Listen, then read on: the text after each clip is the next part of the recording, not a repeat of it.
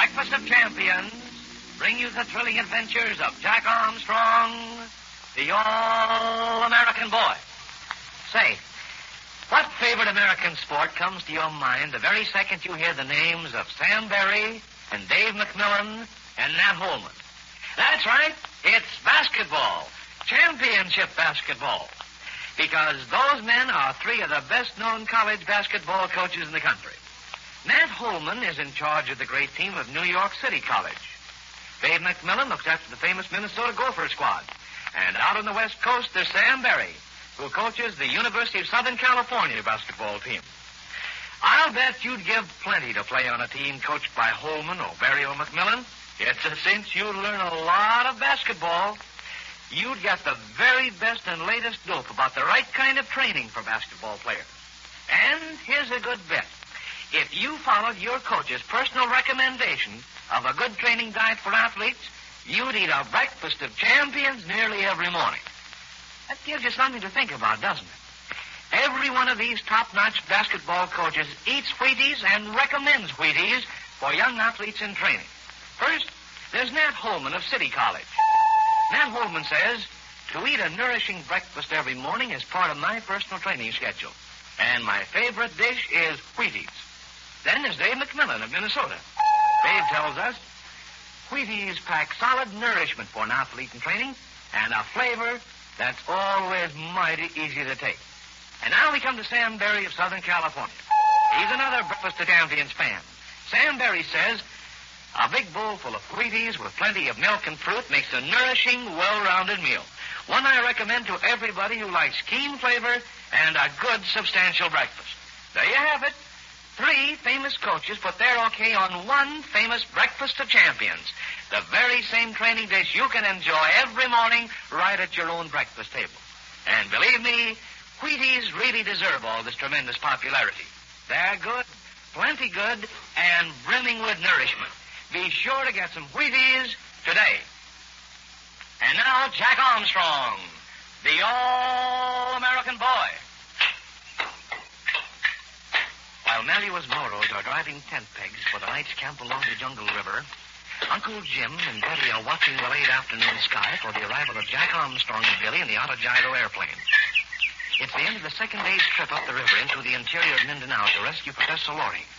And all day long, their heavily loaded Vita, paddled by Malleus Moros, has been skirting the impenetrable jungle. They're making camp on the edge of the river now, and Betty is very much worried because Jack and Billy haven't appeared.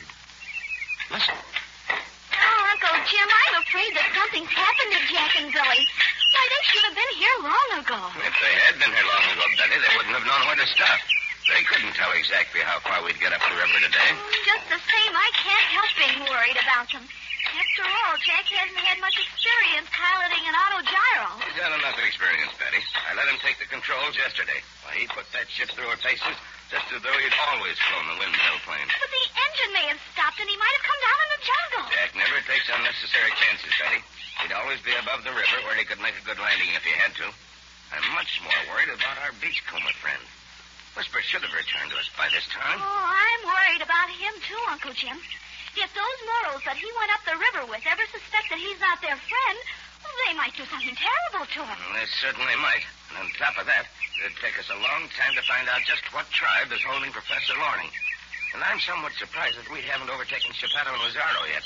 They've got a heavy Vita to paddle, and I figured we'd get inside of them by this time. As soon as Jack and Billy arrive, I'll have them fly up the river a little way and see if they can spot Chesterton's Vita. Oh, look, Uncle Jim. There's the autogyro now. See it? Way down the river, flying close to the tree. I see it, Betty. Jack's flying low to make sure he won't miss it. Well, one of our worries is over. I'd feel better if Whisper'd show up. I'm really uneasy about him. Oh, I am, too. But maybe Jack and Billy will see him when they fly upstream. Jack will be surprised to find that we've stopped so soon in the afternoon. We had good reason to stop so soon, Betty. Do you see that curve in the river just ahead of us? Oh, I see it, Uncle Jim, but I can't see around it. Malua tells me that the Moro village of Colita is just around the bend. Colita? Why, that's the village of the Moro tribe that attacked Cotabango when we were there the first time. It's the village, Betty.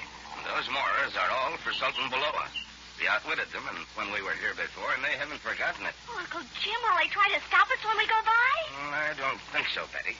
We gave a pretty convincing demonstration of the magic of the luminous dragon's eye ring. They're afraid of the power of the ring. But just the same, Malua sent one of his mortals into the village to get what information he could. Here comes Malua now. Did your man return, Malua? He not come back yet, Uncle Jim. But he comes soon. But maybe they'll capture him, Malua. Maybe he'll never come back. Patty, you very smart girl, but you not know all about Malua. My men go everywhere. My men always come back. Malua seems to have a secret intelligence service of his own, Betty. The man he's sending to the village used to live there. They think he's still one of the village. Oh, I hope he'll come back soon. He may have some information about Geppetto and Lazaro. Here come Jack and Billy in Eagle that flap wing. Pretty soon, everybody in village see Eagle that flap wing. Is that what the Moras call the autogyro, Malua? That's right, Uncle Jim. They call him Big Eagle that flap wing. They afraid of him. They think maybe he comes down, fly away with someone. It's a good thing to remember, Malua. If we ever get in trouble with the Moros, we'll threaten to have the eagle come down and fly away with him. Oh, look, Uncle Jim. Jack and Billy are right overhead. Why, they're going to come straight down. Didn't I take it Jack was an expert with that windmill plane, Patty? Look at him.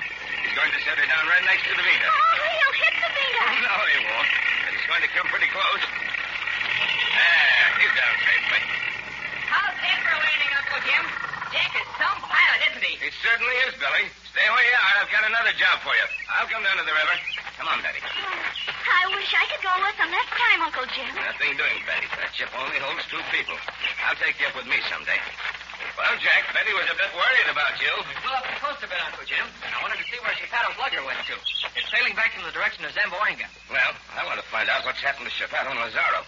We should have overtaken their Vita by this time. Well, shall I fly up the river a little way, Uncle Jim? Well, I wish you would, Jack. And I'm worried about Whisper. He hasn't rejoined us yet. Holy smoke, I hope nothing has happened to him. Keep an eye out for his Vita, too. And remember, the village of Culita's just around the bend. Don't make a forced landing there.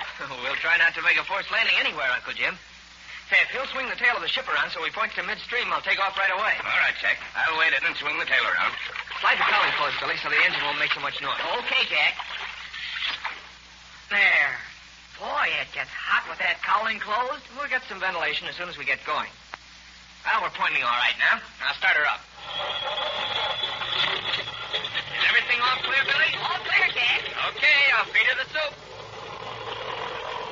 Shall I apply power to the rotors for the takeoff, Jack? Not this time, Billy. We've got room for a long run.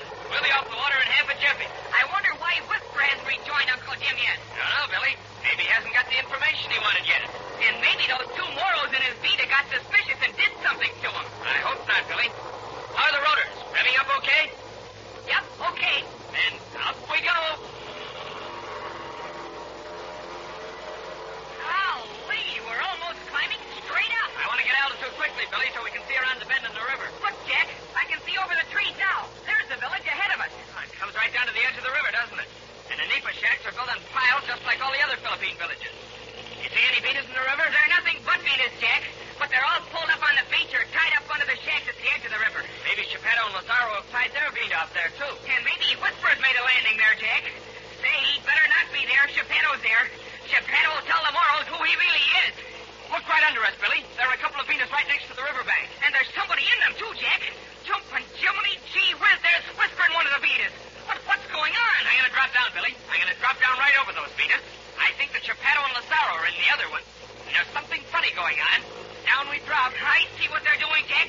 Geppetto and Lazaro are getting into the other Vita. They've told the Moros about Whisper. They see us, Billy, but they know we won't land. They're going right ahead. They're capturing Whisper. Holy mackerel, Jack. Isn't there anything we can do to save them? Now there's not, Billy. There's just the 2 of us against Geppetto and Lazaro and the Pandita and 2 Moros. Well, they'll take him to the village for sure. Maybe we can rescue him there. No, they haven't got him yet, Jack. Boy, oh boy, look at Whisper's scratch. He's knocked Geppetto into the water, and he's knocked the Pandita overboard. But he can't lick them all, Billy. There, Lazaro has a jiu-jitsu hold on one arm, and the 2 Moros are jumping him. Ah, they've got him down. Doggone it, I'd give $1 million if we could get down there and help him, Jack. We have to keep our heads, Billy. We can't risk Geppetto capturing this plane. There, I'm as low as I dare get. Whisper knows we're around. He'll know that we'll try to rescue him. Let's get back and tell Uncle Jim. Let's fly over the village for a minute, Jack. Then we can get the lay of the land. Okay, Billy. Look at the Moros swarm out to watch us. I bet they've never seen an airplane before. Jumping crickets. Look, Jack, they're running. They're running in all directions at once. They must think we're some more magic from Olive. They haven't forgotten the line lions and tigers that jumped around them when we flashed the moving pictures on their sails last time. Let's drop low, Jack. Let's drop low and give them a real scare. Okay, Billy. Down we go. Hey, look, Jack. There are a couple of really brave morals. They're waiting to hurl their spears at us when we come down. Yeah, but most of them aren't so brave. Look at them run. I bet they think we're some gigantic hawk that's swooping down to carry one of them away. Look, they threw their spears at us, but they aren't waiting. They're running, too. Well, I guess we've scared them enough, Billy. Let's get back now. We'll fly over the Venus to see what they're doing with Whisper. Wow, that's a steep turn you're making, Jack. Oh, there. Feel better now. I was afraid that you'd slip right down into the village. Not with this machine, Billy. Now we'll be over Chapato in just a second. What are they doing now? Oh, they've got Whisper and Chapato's Vita, Jack. They must have him tied up. They better tie him up tightly. Ah, I see what they're doing. They're paddling onto the village. They're going to take Whisper to the village. We're going to have to do some tall thinking to rescue him, Billy, and we're going to have to do it quickly. Yeah. I wonder if Whisper found out all about Professor Loring before he ran into Chapato. I bet $1 million he did, Billy. I'll bet everything would have been all right if they hadn't run into Chapato and Massaro. We'd better make it all right anyway, Jack. Hey, look. We passed the bend in the river now. Why, we're almost back to our camp already. I bet Uncle Jim is wondering why we've come back so soon. He'll guess that we have some important news. There's Betty waiting at us, Jack. Hey, look out, Jack. You're getting down awful close to the water. We're all right, Billy. Set the ship down right next to the Vita. Careful, Jack. You're going to come right down snake on the Vita. You haven't got much faith in me, have you, Billy? Yeah, we're all clear now. Slide the car back, Billy, and hop on. I'll make the plane fast. Okay, Jack. Now go out and tell Uncle Jim. Well, Billy, you're back rather soon. You got good news for us? Well, we've got lots of news, Uncle Jim, and it's all bad. Oh, Billy, what happened? Did you see Whisper? We saw him all right just around the bend. He's being captured by Chapato and Lazaro, Uncle Jim. They're taking him into the village right now. Is that right, Billy? That is bad news. We've got to rescue him somehow. Where's Manuel? He went to talk to his man who just came back from the village, Uncle Jim. Oh, here he is. He's coming now. We'll find out what Manuel's man discovered in the village. Manuel, Chapato's captured Whisper and he's taking him to the village. Oh, Manuel, isn't there some way we can save him? Maybe we save him, Betty. My man just come back. He say that all village very much afraid of Uncle Jim. He say everybody still talk about ring that shiny night. So, they're still afraid of the Dragon's Eye ring, eh? And I suppose they were all afraid of the auto gyro, weren't they, Billy? Oh, yeah, Uncle Jim. They ran like mad. They thought that we were going to swoop down and fly away with one of them. That gives me an idea, Billy. We're going into that village right away. Jack will take the Dragon's Eye ring with him. And Betty and I will be hovering overhead in the auto gyro. If Manuel can't make them give up Whisper with all that magic, I miss my guess. Say, it looks as though there's going to be a real magician show put on in the village, doesn't it? But it won't fool Chapato. Do you suppose that he and Lazaro can convince the village dato that they have nothing to fear from the ring that shines in the night or the eagle that flaps its wings? You'll certainly want to be there when the show comes off, so listen in, all of you, at this same time tomorrow for another thrilling episode in the adventure of the missing Professor Loring with Jack Armstrong, the All-American Boy.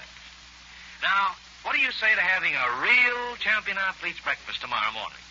That means lots of Wheaties, a big bowl full of those good whole wheat flakes with plenty of milk or cream and a glass of fruit juice. The fellow who named that dish a breakfast of champions really knew how to call them. You just try it and see. Have you tried Wheaties? They're whole wheat with all the bran. This is Franklin McCormick saying goodbye until tomorrow for General Mills, makers of Wheaties, breakfast of champions, who have just presented another episode of Jack Armstrong, the All-American Boy. So just buy Wheaties, the best breakfast food in the land. Wave the flag for Hudson High, boys. Jack Armstrong! Jack Armstrong! Jack Armstrong! Jack Armstrong, the All-American Boy. Wave the flag for Hudson High, boys. Show them how we stand. Ever shall our team be champions, known throughout the land. Wheaties, breakfast of champions, bring you the thrilling adventures of Jack Armstrong, the All-American Boy. Say, you've heard of some mighty strange and mysterious things happening at midnight. But can you imagine a stranger happening than this?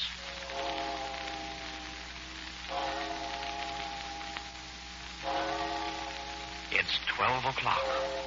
The whole town is sleeping.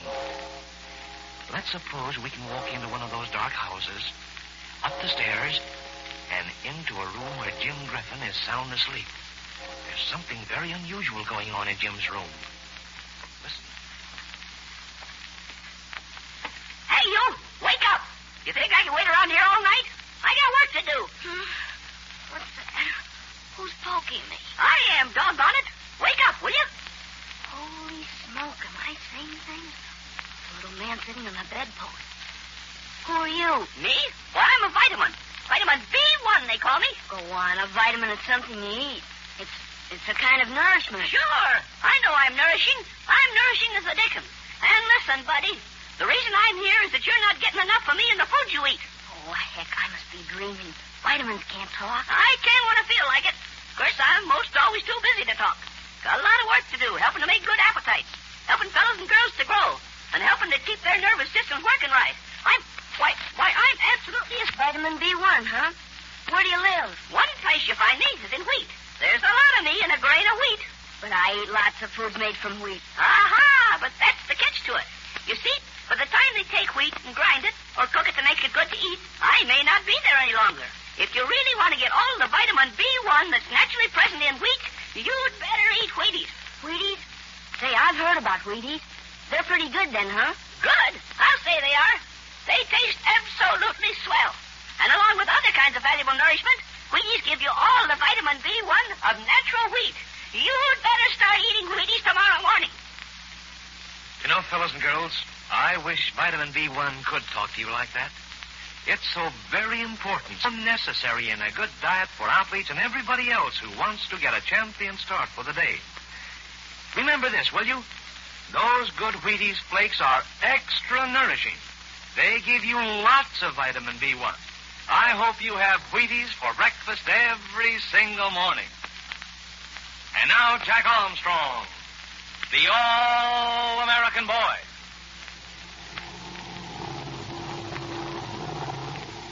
Do you hear Uncle Jim's windmill airplane, the autogyro, as it circles over the Moro village of Colita in Mindanao?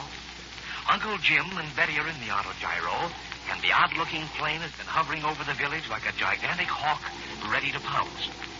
Their friend, the beachcomber Whisperer, is a prisoner in that village, where he's been taken by the notorious adventurer Dr. Shapato and his Lieutenant Lazaro. But Jack Armstrong and Billy and Nellie are about to attempt a daring rescue. Although the village Moros are hostile, Jack has, with him, the luminous dragon's eye ring, which the Moros believe possesses magic from Allah. He's going into the village with this ring and demand the release of the beachcomber. While the attention of the Moros has been diverted by the autogyro, Jack and the others have approached to the very outskirts of the village. Now they are waiting for the autogyro to alight on the edge of the river so they may get final instructions from Uncle Jim. Listen. The autogyro's coming down, Billy. She's floating down like a parachute. And the Moros are coming out of hiding now, Jack. Look at them come out of their nipa shacks. Boy, oh boy, that autogyro threw a scare into them, didn't it, Malua? They very afraid of Big Eagle that flap wing, Billy. They think him got magic from Allah, like ring the China night. Gee, didn't Uncle Jim set her down gently? There, he's opened the cowling. Did you see anything of Whisper, Uncle Jim? I certainly did, Jack. They were just taking him into a large nipa shack when I flew over the village. And what about Chaparro and Lazaro, Uncle Jim? Did you see them? They were all I did see after I hovered over the village for a moment, Billy. The Moros thought I was going to pounce down and swoop off with some of them, and they took to their shacks. Shall we go into the village now, Uncle Jim? Now's the time, Jack. The Moros are pretty well frightened, and I think that Dada will give up Whisper if you put on a big bluff. But what about Chaparro and Lazaro, Uncle Jim? They'll try to tell the Dada that we haven't any real magic. They may make all sorts of trouble. They'll certainly try to make trouble, Billy. But you and Jack and Malua have got enough to convince the Dada that you're more powerful than Chaparro. You've got the dragon's eye ring, which the Dada's afraid of. And Betty and I will be circling overhead in the autogyro. They very afraid of Eagle that flap wing, Uncle Jim. I know they are, Malua. Now, Jack, listen carefully. We've got to exploit their fear of the autogyro. You've got to make them believe that if they don't release Whisper, the Eagle will swoop down and carry off the Dato. I'll do my best, Uncle Jim. Betty and I'll keep an eye on you, Jack. Whenever you hold your arm straight up, I'll make the autogyro come straight down just like a hawk. When you lower your arm, I'll shoot up in the air again. Have you got that straight? You bet I have, Uncle Jim. And I'll make the Dotto believe that the Dragon's Eye ring is doing it all, too. All right, Jack. Betty and I'll take off now. We'll fly up the river a little way. Give you time to get to the Dotto before we circle overhead. Watch yourself, Betty. I'm going to close the cowling. We'll get started right away, Uncle Jim. Goodbye, Betty. We'll get Whisper back or else. Hey, Jack, make certain you've got that ring with you. We're sure going to need it. Here, I'll slip it on my finger, Billy. There's too much daylight for it to shine, but the Dotto will recognize it. Come on. Look at the Moros, Jack. They're watching the autogyro take off. They don't know whether to run back into their shacks or not. They'll see us in just a minute, Billy. Say, Manuel, where will we find the Dotto in the village? You no worry, Jack. We get in village, Dotto find us plenty quick. I bet your Pato and Lazaro will find us plenty quick, too. Where are we heading for, Jack? Well, there's a sort of main street that comes down to the river, Billy. See? Just beyond that first row of Nipa shacks. We'll get to that street and walk up on it. Holy smoke, Jack. The Moros see us. They're pointing at us. They're giving the alarm to the whole village. That's fine, Billy. That'll get the Dotto out to see what all the excitement's about. Me think he out now, Jack. He out see eagle that flap wing. We see him soon. I hope we can see Whisper soon. Say, Jack, do you suppose that before they captured Whisper, he found out what tribe is ruling Professor Loring? I hope so, Billy. It certainly would be a help. Look at the Moros. They're not coming to meet us. They're all crowded together in front of that large shack. That was shock, Billy. Me think that Whisper's somewhere in there. And that's where we're going, Billy, right in front of it. Look, isn't that Chapato I see at the edge of the crowd? It is Chapato, Jack, and there's Lazaro with him and that Pandita from Catabango. But I don't see anyone that looks like the Dotto. Do you, Manuel? You no see him now, Jack, but he come soon. Look, Manuel, there's a large Moro coming out of that shack. He's got a special turban on his head. Is he the Dotto? You're right, Jack. Him Dotto. Him same Dotto we see for when him try burn Cotobango. Golly, I bet you he still hates us for saving Cotobango. You no be scared, Billy. We got a ring that shine a night. Ring save us. I wish I had as much faith in that ring as you have, Manuel. But I'll try not to look scared. That's funny, Billy. All the Moros have stopped talking. They're just waiting for us. They let Dotto make talk, Jack. You'll have to do the talking for us, Manuel. You'll have to act as interpreter. That's right, Jack.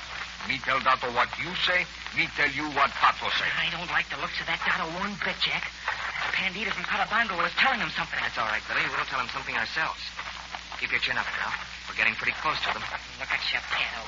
He's going to have something to say, too. Well, Jack Armstrong, you have your nerve coming into this village. Suppose you come after the beachcomber. I'll tell the Dotto why I'm here, Chapato. Do you think he'll listen to you? Why, when I give the word, he'll put you and Billy Fairfield in that shack with the beachcomber. And I rather think he'll be glad to get his hands on Malua, too. We'll see about that, Chapato. All right, Malua, do your stuff. Tell the Dotto that we demand the release of Whisper. Me tell him, Jack. Subango, nekusenegaan politika sang, sola canalgo mirasega. Orienta, pensagane merita riotando. Pure sara. What did he say, Malua? He say he no do, Jack. Oh, suffering catfish, Malua. Doesn't he see the ring on Jack's finger? Doesn't he know that it's the magic dragon's eye ring? He see ring, Billy. But he say him white friend have magic, too. He say they got more magic than ring. Ah, so that's what Chapato's been telling him. What are we going to do now, Jack? I wish Uncle Jim would hurry and get here. I hear the autogyro now, Billy. It'll be here in a moment. Manuel, tell the Dotto that I say Chapato has no magic at all. Tell him that I'm very angry. Tell him that if he doesn't release my friend at once, I'll summon the eagle that flaps its wings. Tell him that the eagle will carry him off into the mountains. He tell him, Jack. Sarang, tuesta capranta, rega sole miranto, en colene morocutechia, Chapato ne segaculita. Now, look at the Dotto, Jack. He looks plenty worried now. He's going into a huddle with Chapato's Pandita. It's a break for us, Billy. He's not sure of himself. He isn't sure that Chapato's magic is greater than ours. Jack, Uncle Jim is dropping down now. Billy, the Dotto has something to say. Oyerekam. Nemegan pulita satova. Engorina segaboram. What did he say, Malua? He say he throw Chipato magic, Jack. He say Chipato magic keep Big Eagle way. All right, Malua. Tell him to look up in the sky. Tell him that I'm very angry and that the big eagle is dropping down to get it. Sarang, duela matoba seba. He's off. He's the autogyro, Jack. They all see him. Oh, look, some of them are running right back into their shack. I think the Dotto'd like to run and hide, too, Billy, but his pride won't let it. Look at him. He's looking to see what Chapato will do. What are you up to, Jack Armstrong? You think your Uncle Jim can fight us with that autogyro of his? He seems to be doing a pretty good job of it, Chapato. Look at these Moros. These Moros, bah. The Dotto isn't afraid. My Pandito's telling the Dotto now that the autogyro's nothing to be afraid of. Your game will be up before the Dado finds out the eagle can't harm him. Jack, Uncle Jim is almost directly overhead now. Watching for your signal. Manuel, tell Ladado that I have no more patience. Tell him that when I stretch the dragon's eye ring to the sky, the eagle will swoop down upon him. We tell him, Jack. Sarang! Elane volanta ang bochila! Sege moralita paque! Recorando! Murekan! And Camila Surveyarde! What did he say, Manuel? He say he still trust magic of him friend. But me see him not very sure, Jack. Good. Here goes, Billy. I'm going to raise my arm and give Uncle Jim the signal. I hope he sees you, Jack. Hooray, Dulcia. He's bringing the plane down. She's coming straight down, Jack, right over our head. Boy, it looks just like a big monstrous bird coming down to swoop away with somebody. Watch the Dow, Jack. He's scared to death. Recorando! What did he say, Manuel? He say he get your friend. He say please tell Big Eagle not come down anymore. He say he get you friend. All right, Manuel. Tell him to get my friend right away. I'll call off the eagle. Sarang! Billy, give it up to Jim. Boy, oh boy, if the Dado had waited an instant longer, Uncle Jim would have had him fly away, Jack. Well, I could have almost jumped up and touched the ship. That was too close for comfort. Look, Billy, the Dado's gone into the shack to get Whisper. Well, Geppetto, I guess your magic wasn't so hot. Why, Easy there, Geppetto. Remember, you've let the Dado down pretty badly. If I give the word to him, he'll put you there in Whisper's place. And say, that's not a bad idea. Manuel, will the Dado do what I say now? That's right, Jack. He do anything you say. Good. When he comes out with Whisper, I want you to tell him that I'm still angry at him. Tell him that unless he obeys me, the eagle will come back. Tell him I don't want Geppetto and Lazaro to go up the river for at least 2 weeks. Will he make them stay here? We think so, Jack. We go tell him now. He not let Geppetto go up river for a long time. Look, Jack, here's Whisper. Oh, look at him grin. White, as cocky as ever. They didn't hurt him, Billy. We'll take him back to our camp and see what he found out about Professor Loring. Come on, let's get Whisper.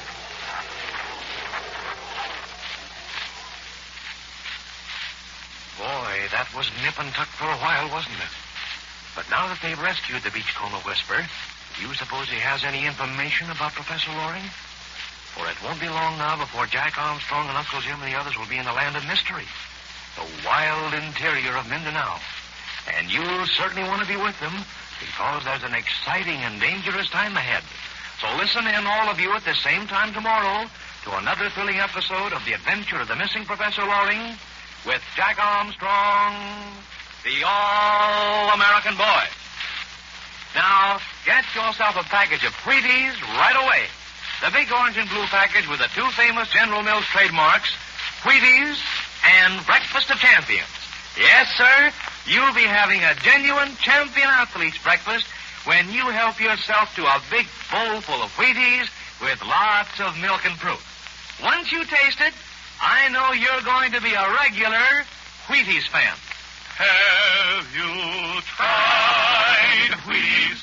They're whole wheat with all the bran. This is Franklin McCormick saying goodbye until tomorrow for General Mills, makers of Wheaties, Breakfast of Champions, who have just presented another episode of Jack Armstrong, the All-American Boy. So just buy Wheaties, the best breakfast food in the land. Wave the flag for Hudson High, boys. Show them how we stand. Jack Armstrong, the All-American Boy. Wave the flag for Hudson High, boys. Show them how we stand. Ever shall our team be champions, known throughout the land. Wheaties, Breakfast of Champions, bring you the thrilling adventures of Jack Armstrong, the All-American Boy. Say, where'd you put that baseball bat of yours and your favorite glove and all the rest of the baseball equipment you stored away for the winter? Well, you better start getting it in shape, because the baseball season will be opening a lot sooner than you think. Yes, sir. Right now, the big league training camps down south are running full blast, and your favorite stars, Jimmy Fox and Bob Feller and Bucky Wallers and all the rest, are working out, getting in top condition for another big year of championship baseball. That sort of starts you thinking, doesn't it? Makes you wonder just what you can do to get in trim for playing games this spring. The answer's easy. Just get in training. Get in training right now, like these famous baseball stars are doing, so that you'll be in better condition to do your stuff when the season starts. Of course, you know the special set of training rules that's recommended for young athletes who want to play better baseball. It's the well-known system of Jack Armstrong, the All-American Boy. Let's run over Jack Armstrong's training rules, shall we? Just so that we can be sure we have them down pat. First, get plenty of fresh air, sleep, and exercise. Second, use lots of soap and water every day to help steer clear of dirt and germs. Third, but say, do I need to remind you what that third training rule is? Hundreds of your favorite athletes have made it a part of their own training programs. Thousands of fellas and girls follow it every day. Yes, sir, it's the rule that says to eat a breakfast of champions every morning. Eat a big bowl full of Wheaties, those super delicious flakes of real whole wheat with lots of milk and fruit. Take my word for it. That keen-tasting breakfast of champions can put a brand new wallop in the old training diet. It's got flavor to it. The rich, toasted flavor of those crunchy Wheaties flakes. Why, I wouldn't blame you a bit if you want 2 or 3 helpings of Wheaties for breakfast. That's how good Wheaties taste. And talk about nourishment. Say, Wheaties are practically made to order for athletes who want a champion supply of bodybuilding nourishment to help them get up and go.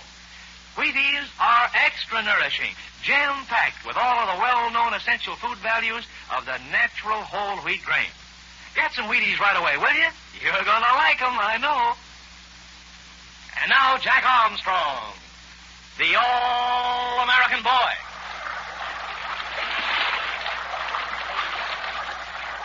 Listen to the Moro boatmen as they paddle their heavily loaded Vita against the swift rapids of the narrow river. It's tough going, because here, the river boils out of the narrow gorge that cuts through the mountain range from the mysterious country of the Mandayas, the pagan tribe that is keeping Professor Loring a captive. Yes, the Beachcomber Whisperer actually discovered that the Mandayas are holding Professor Loring. And for long, hot days, Jack Armstrong and Uncle Jim and the others have been traveling up the river in their Vita, leaving the flat jungle country and climbing ever upward into the mountainous region of Mindanao, which few white men have ever seen. Right now, while Uncle Jim and Betty are overtaking the Vita in their windmill plane, the auto gyro, Malua is urging his boatmen to more powerful strokes. Jack and Billy and the mysterious Beachcomber Whisperer are sitting in the middle of the Vita, wondering if the angry river has finally stopped their progress. And everyone is keeping a sharp lookout for signs of the Mandayas, for they are just entering the country of the hostile pagans. Listen. Suffering catfish, Jack. Look at this river rush past us. Why, we're not making any headway at all. We've got to get through this gorge some way, Billy. We can't dump our equipment and carry it. Both banks are so steep, there's no room to walk at the edge of the river. Oh, I'll say there's not. Why, there's just a vertical cliff on each side of us. Manuel's Moros are doing their best. We've only got a few hundred yards more to go, and then we'll be past these rapids and into quiet water. Yeah, and into the land of the Mandayas, too. I'll bet you that they're watching us this very moment. Let them watch, Billy. They'll see a lot of us before we rescue Professor Loring, if Whisper has the right dope. My dear Jack, my information came from the best possible source. From those delightful moral messengers of Southern law. They've been here. Well, that proves that someone could come into this country and live to tell the tale. Did those Moros tell you anything about the Mandayas, Whisper? Oh, yes, Billy, quite a bit. Charming people, these Mandayas. A bit on the cannibalistic side. You know what I mean? We know what you mean, Whisper. But I'm afraid Billy and I'd make a pretty tough side dish for any cannibal. Jumping Jupiter, Whisper. Do you mean... Wait a minute. There's something we can really get excited about. Oh, what is it, Jack? What do you see? Look up at the top of the right-hand cliff, Billy, near that lone tree that grows out of the rock. Isn't that a man? I don't see... Oh, yes, I do. But I'm not sure that's a man, Jack. It isn't moving. It was moving when I saw it, Billy. At least I think it was. What do you think, Whisper? Such a nuisance to think, Jack. But I know. The valley thing is moving. Oh, you're right, Whisper. It's moving back. It must be a man. Gosh, Willikins. Now he's completely disappeared. He's going back into the hills, Billy. I've bet $1 million he's gone back to warn the tribe. Gosh, so all hemlock, and this gorge would be a dandy place for them to trap us, too. Why, they could roll stones off the top of the cliffs and just about sink our Vita. Yes, we've got to get the Vita through this gorge in a hurry, Billy. And right now, we're hardly moving at all. Let's get out and push. But it looks too deep, Jack. It can't be very deep, Billy, or the current wouldn't be so swift. Say, I wish Uncle Jim and Betty would hurry up and come. Well, what good could they do, Jack? They could always fly above the cliff and frighten off any of the natives. I mean, if any of the natives started to throw large stones at us. Excellent, Jack, most excellent. On the word, we're actually moving backward now. Shall we jolly well go over the side and do our tuppence work? I guess we'd better try it, Whisper. We've got to get through this gorge somehow. Manuel, We're going to hop out and push. Come on, Jack. I'll be the first one over. Now you want, Billy? I am over. Whisper beat us both over. Say, it's only a couple of feet deep. But, boy, is it swift. I say, Billy, old top, are you going to push the Vita or let the Vita pull you? Yeah, I guess at that I'm not much help just holding on to the Vita this way. I had to get used to the swift current, Whisper. There. I'm pushing now, though. Yeah, boy, Billy. Yep. Come on now. All together. Push. We're not making much headway, Jack. This rate, we'll be all day getting through this gorge. Yeah, and by that time we'll have a whole tribe of those pagans on our necks, Billy. Keep on trying. Come on. Hard now. I'm doing my darndest. But the Vita's just holding her own. Why don't our boatmen get out and push, too? They can do more good paddling. Why don't we get the Vita close into the cliff? The current's just as swift over there, Billy. The current catfish will never get through this way. I say, Jack, old boy, we really aren't doing much good.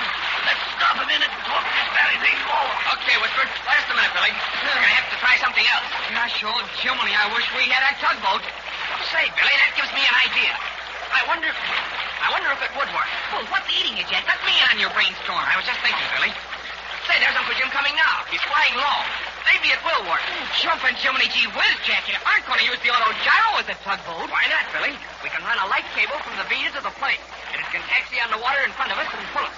But we'll rip the fuselage to pieces, Jack. Now, there must be some way to make it work, Billy. Look up there on top of the cliff. Holy smoke, there are a couple of pagans up there now. There are more than that. Look at them. They're pointing to us. They're talking it over.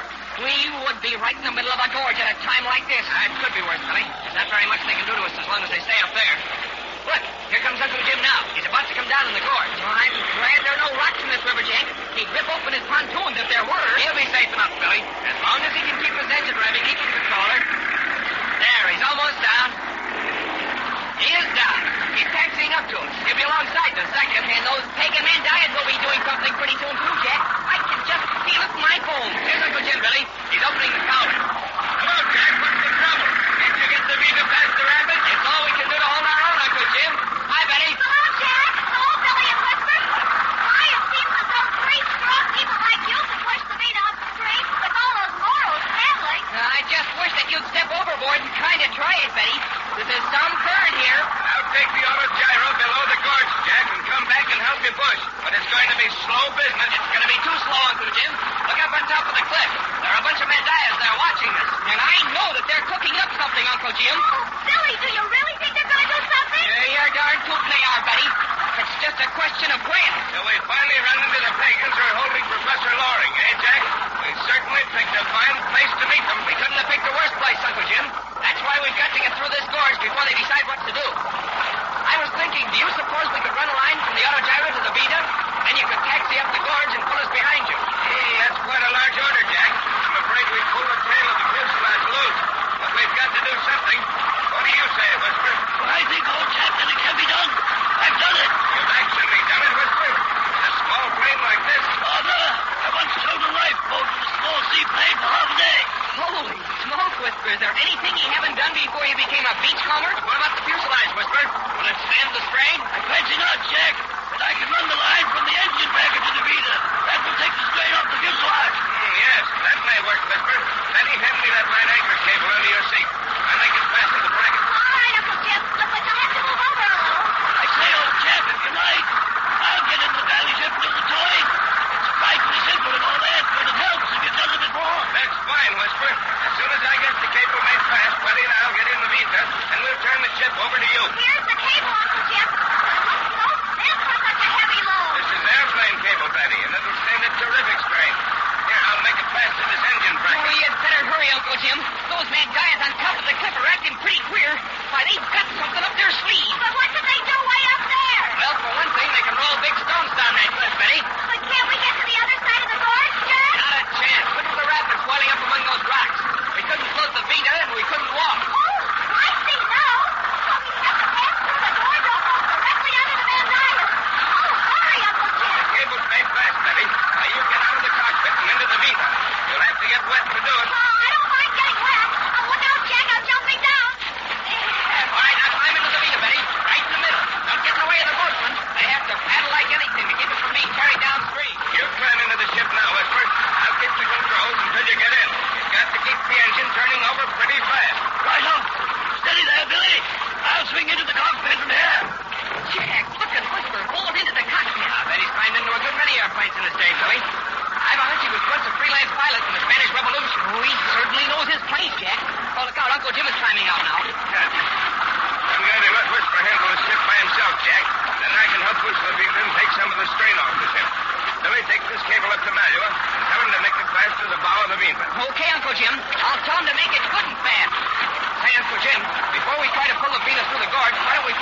ropes to the top of the cliff and frighten the Mandayas away. I thought of that, Jack, but I don't want to risk making enemies of them before we have to. They don't know that we have come here to rescue Professor Loring.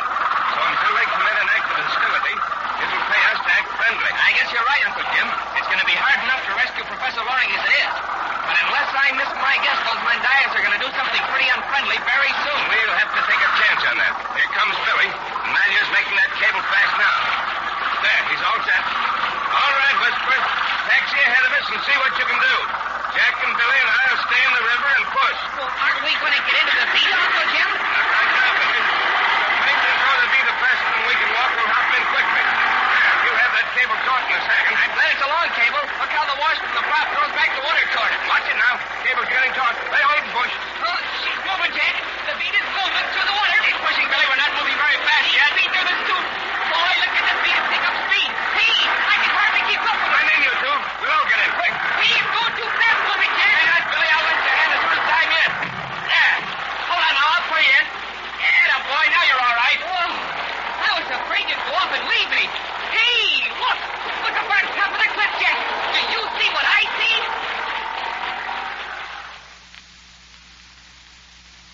Say, what's going on top of the cliff? Billy certainly saw something that upset him. You can bet your boots that those wild Mandayas are up to something. So you'll certainly want to be on hand next Monday because there's going to be plenty of excitement in that gorge in the middle of Mindanao. So listen in at that same time, all of you, for an especially thrilling episode of The Adventure of the Missing Professor Loring with Jack Armstrong, the All-American Boy. Now, be sure to ask Mother to put Wheaties, Wheaties, at the top of her weekend shopping list.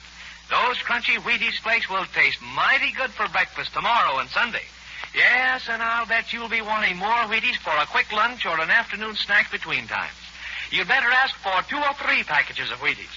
Have you tried Wheaties? They're whole wheat with all of a brand. This is Franklin McCormick saying goodbye till Monday for General Mills, makers of Wheaties, Breakfast of Champions, who have just presented another episode of Jack Armstrong, the All-American Boy. So just buy Wheaties, the best breakfast food in the land. Wave the flag for Hudson High, boys. Show them how we stand. Jack Armstrong! Jack Armstrong! Jack Armstrong, the All-American Boy. Wave the flag for Hudson High, boys. Show them how we stand.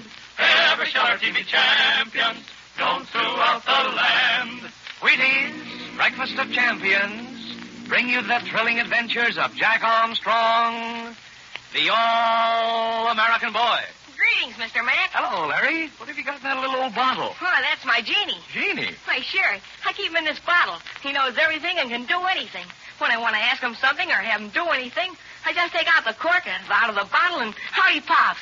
I saw one in the movies, and I figured that whatever they can do in Hollywood, I could maybe do right here. Like to meet him? Well, I don't know, Larry. Oh, here. I'll just take out the cork.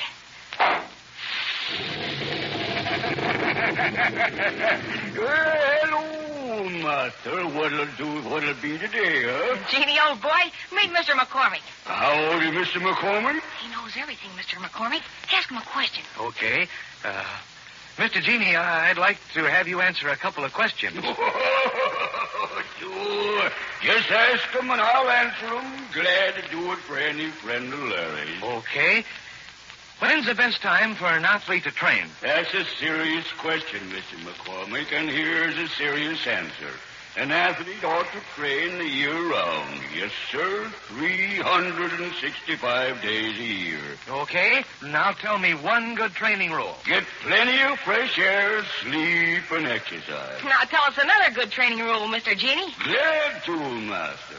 Use a lot of soap and water because keeping clean is mighty important to an athlete's condition. What did I tell you, Mr. McCormick? He knows everything. But, Master, there's another mighty important Jack Armstrong training rule. What's that, Mr. Genie? Eat a breakfast of champions every morning. Yes, Master.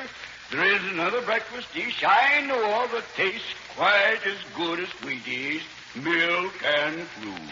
And that championship combination gives you a whale of a lot of mighty important nourishment, too, Mr. Genie. Master, a breakfast of champions gives you all the well-known essential nourishment of choice whole wheat. The kind of nourishment an athlete needs to help him make a real champion. Well, I'll tell you, Mr. Genie, I found that plenty of the fellas and girls are going for a breakfast of champions because it's got such a doggone good flavor. Why, say, that flavor is just as different from other breakfast dishes as night is from day. And that means that when you sit down to a breakfast of champions, you're getting a breakfast dish that gives you plenty of super special flavor, plus a lot of good bodybuilding nourishment. That's why I advise every fellow and girl who has natural ability in sports to start following Jack Armstrong's training rules right away. And say, the best way to start is by asking Mother to serve you Wheaties, milk, and fruit tomorrow morning. Ask her right now, won't you? And now, Jack Armstrong, the All-American boy. Exciting drama is unfolding in a narrow gorge in the country of the pagan Mandias and Mindanao. Melio's Moros have tried to paddle his heavy Vinta against the raging current, but in vain. And so Uncle Jim's autogyro, taxing on the surface of the swift stream 100 feet ahead, is towing the Vinta. The mysterious beachcomber Whisper is in the autogyro, and Jack Armstrong and Billy, Betty, and Uncle Jim are back in the Vinta. But there is danger above them as well as on the river. For they were discovered by a group of Mandias on top of the vertical cliff that rises above the gorge. And now, as the Vinta breasts the swirling current, Billy suddenly sees... Look, Jack. Look at those Mandias up on the cliff. I'm watching them, Billy. They're up to something. Oh, Jack, what are they going to do? I'm not sure, Betty, but I think they're going to hurl down rocks on top of us as soon as we get directly under them. Oh, Uncle Jim, is there anything we can do? There is, Betty, and we're doing it just as fast as we can. We're getting out of this narrow gorge. Such tough-front catfish, Uncle Jim. They'll have a chance to drop down plenty of stones on us before Whisper gets us out of this gorge. I know it, Billy, and Whisper knows it. He's keeping the autogyro as far away from the cliff as he can. But can't we get all the way over on the other side of the gorge? It's too shallow, Betty. Look at all those rocks sticking out of the river. The autogyro would rip a pontoon if we got over any farther. Look at all our Moro boatmen, Uncle Jim. They're looking at us to see what we're going to do. There's nothing else we can do, Billy, except go as fast as we can. And Whisper has the engine wide open now. There's a heavy load in this Vinta. Oh, Jack, look up on top of the cliff. They're getting ready to drop something over. It's a big rock, Betty. They're going to try to push it over so it hits the autogyro. Gosh, all hemlock, if they hit our airplane, we will be in a bad way. Oh, here it comes. It's going to be awfully close. It missed the plane. The rock missed Whisper. It didn't miss him much, Billy. He was just a little too far away from the back of the cliff. I don't think they're going to be able to hit us with any of those boulders they push over. They can't throw them out far enough. Oh, here comes another one. Now, that's a little bit smaller, Betty. I'm afraid to look. Boy, that came close. But a miss is as good as a mile. They'll have to work fast if they want another chance at Whisper. He'll be well past them in just a few seconds. But they're going to have one more try at him, Uncle Jim. They're pushing a large rock over now. They really pushed that one off the cliff. Oh, it looks bad. Wow, that was bad. It didn't miss the plane by more than a foot or two. Well, that's all they can do to hurt Whisper in the autogyro. No, it's not, Uncle Jim. They're throwing smaller stones at him. Look at them splash around it. Oh, if one of them should ever hit him. It'd have to be a direct hit on Whisper to do much harm, Betty. They might punch a hole or two through the fuselage, but they aren't apt to do much damage. It's a good thing the autogyro hasn't any wings. A rock through a wing might break a strut. Oh, Uncle Jim, we're almost directly under the Mandias now. They're getting ready to throw stones down on us. Betty, crawl under the seat. There's just room for one person there, and it may save you from being hit. Oh, Uncle Jim, I don't want to be the only person to be protected. Do as I say, Betty. You can't do us a bit of good by getting hit yourself. Quick now, crawl under the seat. All right, Uncle Jim, but it makes me seem like an awful coward. Jumping Jiminy, Betty. Don't worry about that. If there were room for me, I'd be there, too. Me too, Betty. Look, here's Melua coming back from the bow. Uncle Jim, they throw a rock on us soon. What to do, huh? I'll hope they won't hit us, Melua. They didn't hit Whisper. They throw big stone at Whisper. Too big. They know better now. They throw small stone at us. Maybe they hit, they kill us. But suffering catfish, Melua, what can we do about it? He show you, Billy. Ochita, en maya de coleta and sang, sarango. Well, I'll be... Look, Uncle Jim, we've forgotten all about the Moro shields they keep under their seats. They're getting them out now. Jumping Jupiter, Jack, they're just the thing. Why, they're long and narrow, and we can hold them right up over our heads. I'm afraid they'd crush him, too, if a fair-sized stone hit one of them, Billy. No, Uncle Jim, you're wrong. You hold overhead. You hold tight overhead. Stone hit shield, you say. Stone will break shield. But we don't want to take a shield away from any of your Moros, Melua. That's all right, Jack. You watch my men, see? 2 men get under one shield. Here. You, me, get under this shield. Me hold shield. Uncle Jim, here, one more shield. You, Billy, get on us. You hold tight. Betty, she all right on her seat. All right, Melua. Here you are, Billy. You crowd close to me. I'll hold the shield up. It may do some good. It do plenty good, Uncle Jim. You get close to me, Jack. We look up at cliff now. When they throw stone, we duck under shield quick. Hey, you can trust me to get under that shield pretty quick, Malio. We're almost within range now. Look out, here comes the first volley. It is a volley, too. But they're all small stones. Get under the shield quick, Billy. Look at them splash around it. Like some of those stones are as big as coconuts. Why, they'd kill a man if they hit him. But I didn't hear any of them hit the boat, Jack. Did they hit any of the shield? Now, they missed us all completely, Betty. But they'll get the range next time. Look out, here comes the next volley. Get under here, Billy. Some of those stones are going to hit.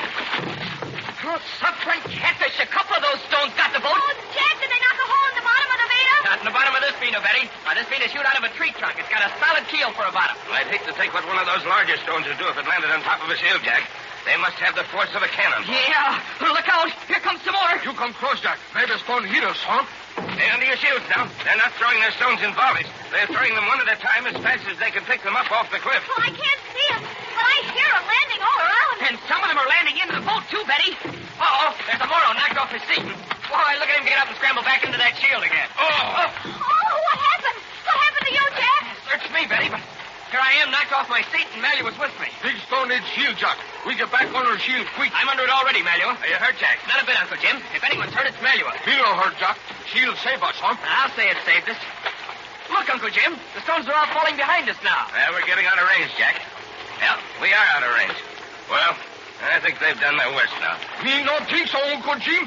Look. Jumping Jiminy gee whiz, what are they up to now? Why, somebody has built a fire on top of the cliff. What are they up to now, Malio? Me think they still try to get us, Jack. But what's the fire for, Malio? They shoot at us with fire arrow, Betty. Sarang! And Colanta le Pavi Sagamea! Hey, whales and little fishes, what's going on now, Uncle Jim? They're going to shoot at us with flaming arrows. Flaming arrows? I think so. Look at Manuel's Moros. They're putting up a parapet of shields around the Vita and over our heads. We all get close together now, Uncle Jim. My men put shield up. Here, Betty, you and Billy crowd together with me and Uncle Jim. That's the way. Give the Moros more room. They're putting up a wall of shields between us and the Mandaya. Great guns, they're starting to shoot at us already.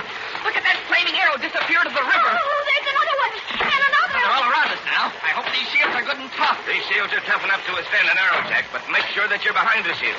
Don't expose even an arm. They're getting the range now. They're hitting the Vita. Oh, there's an arrow right beside me. It's on fire. Stay still, Betty. I'll beat it out with my hands. Don't move. Oh, thanks, Jack.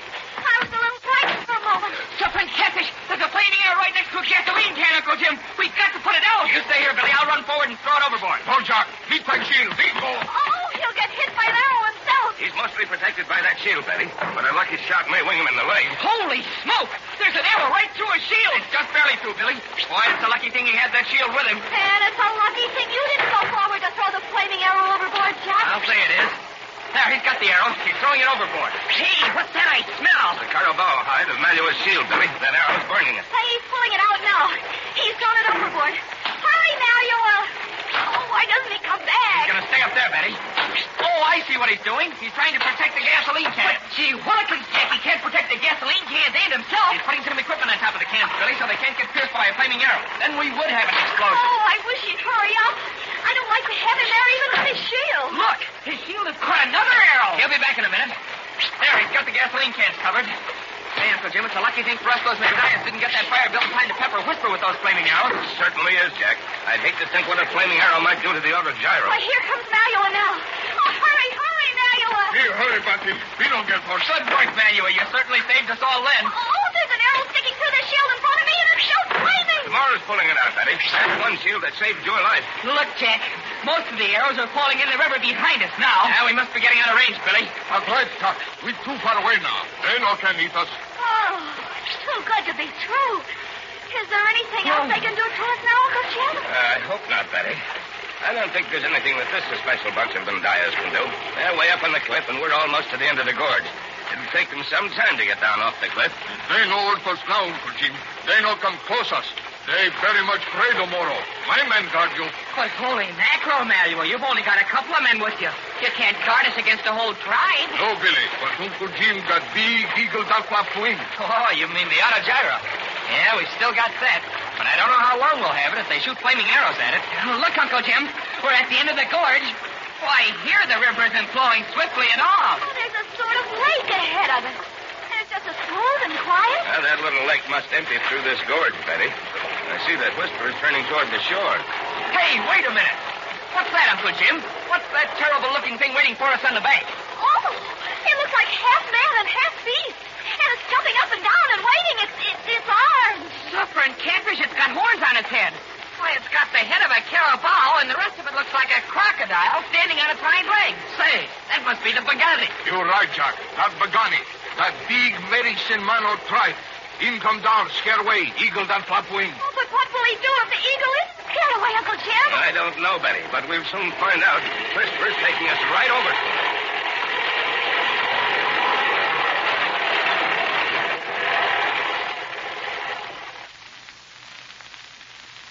What a reception that was for Jack Armstrong and the others. And say, the reception isn't over yet either. There's that remarkable creature, the Pagani, waiting for them on shore, trying to frighten them away. But you can bet your boots it'll take more than that to frighten Jack and Uncle Jim and the others, because they're getting mighty close to Professor Loring. But I don't have to tell you that there's a lot more going to happen before they can get to their friend. So listen in, all of you, at the same time tomorrow for another exciting episode of The Adventure of the Missing Professor Loring with Jack Armstrong, the All-American Boy. What's the breakfast lineup at your house for tomorrow morning? If Wheaties are on the list, you've got a mighty fine treat coming your way. Packed with plenty of downright delicious flavor and a lot of good, solid nourishment, Wheaties, milk, and fruit are leading the breakfast parade in millions of homes these mornings. Get Wheaties from the grocer right away. Have you tried Wheaties? They're whole wheat with all of the brand. This is Franklin McCormick saying goodbye until tomorrow for General Mills, makers of Wheaties, Breakfast of Champions, who have just presented another episode of Jack Armstrong, the All-American Boy. So just buy Wheaties, the best breakfast food in the land. Wave the flag for Hudson High, boys. Show them how we... Jack Armstrong! Jack Armstrong! Jack Armstrong, the All-American Boy. Wave the flag for Hudson High, boys. Show them how we stand. Ever shall our team be champions, known throughout the land. Wheaties, Breakfast of Champions, bring you the thrilling adventures of Jack Armstrong, the All-American Boy.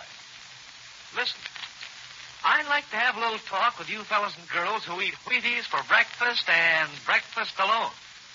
Now, I know, and you probably know, that those famous whole wheat flakes taste plenty good in the morning.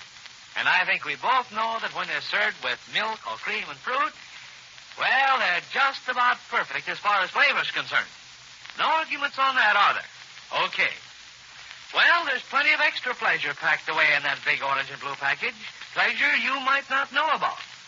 In the first place, Wheaties with milk or cream make an A #1 afternoon lunch. Yes, they're just as delicious, just as nourishing, and just as easy to fix in the afternoon as they are at breakfast time. Now, get this picture set in your mind. You come home from school and you've been feeling pretty hungry for an hour or so. Well, then you hike out into the kitchen, reach for that big orange and blue Wheaties package, and pour a man-sized helping of those keen-tasting whole wheat flakes into a bowl. Add milk or cream, and at just about the time it takes to tell it, you've got one of the most satisfying afternoon lunches I know. Plenty of downright delicious flavor and a lot of good, substantial nourishment. Sounds mighty good, doesn't it? So right now, before you forget it, remind Mother to have that Wheaties package ready when you get home from school tomorrow afternoon. Wheaties for breakfast? Absolutely. And Wheaties to fix that hungry feeling every afternoon. Now you're eating. And now, Jack Armstrong, the All-American Boy. Jack Armstrong and the others have just fought their way through a narrow gorge in Mindanao that guards the entrance to the country of the Mandayas, a pagan tribe who are holding Professor Loring a prisoner. Their heavy meter has been towed through the rapids in the gorge by their autogyro airplane, and they have now reached quiet water and are rapidly approaching the shore. But on the shore, a fearsome creature awaits them. A man dressed in the head of a carabao and the skin of a crocodile, and his arms covered with the wings of many birds. He is the Pagani, the medicine man of the tribe, and he is flapping his arms to frighten off the strange visitors. Right now, while the beachcomber Whisper is piloting the autogyro, Jack and Billy and Betty and Uncle Jim are sitting near the middle of the Vinta and Malua and his Moros are in their seats, ready to resume paddling as soon as the line is cast off. Listen. Suffering catfish. Does that cross between a bull and a crocodile think he can scare us away by flapping his arms? He's doing his best, Billy. I guess his professional reputation is at stake. He certainly looks fierce enough to frighten away almost anything. Does the Pagani dress up like that all the time? Only on special occasions, I imagine, Betty.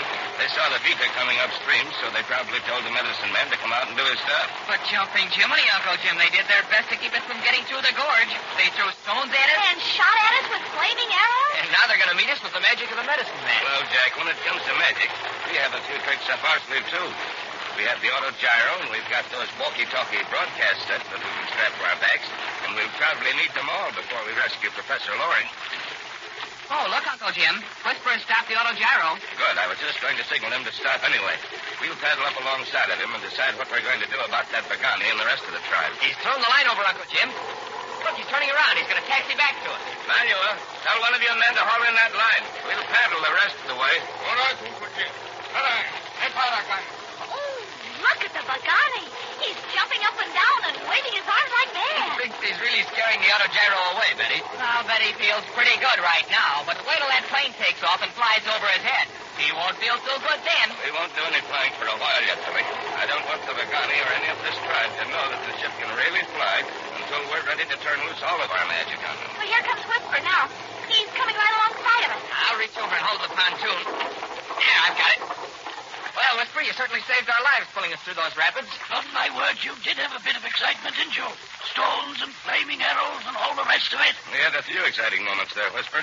Where's Manuel? Oh, here he comes. We've got to decide what our next step will be. I say that's a rather frightful-looking creature waiting for us ashore. He's hopping around as though he had some fighters dance. He thinks he's scaring you and the auto gyro away from the shore, Whisper. He looks rather like a bad dream come to life. Well, Manuel, we've got to decide what to do now. Do you know this country? That's right, Uncle Jim. Me know this country. Me be here for. But where's the village, Manuel? Where's the village where Professor Loring is held prisoner?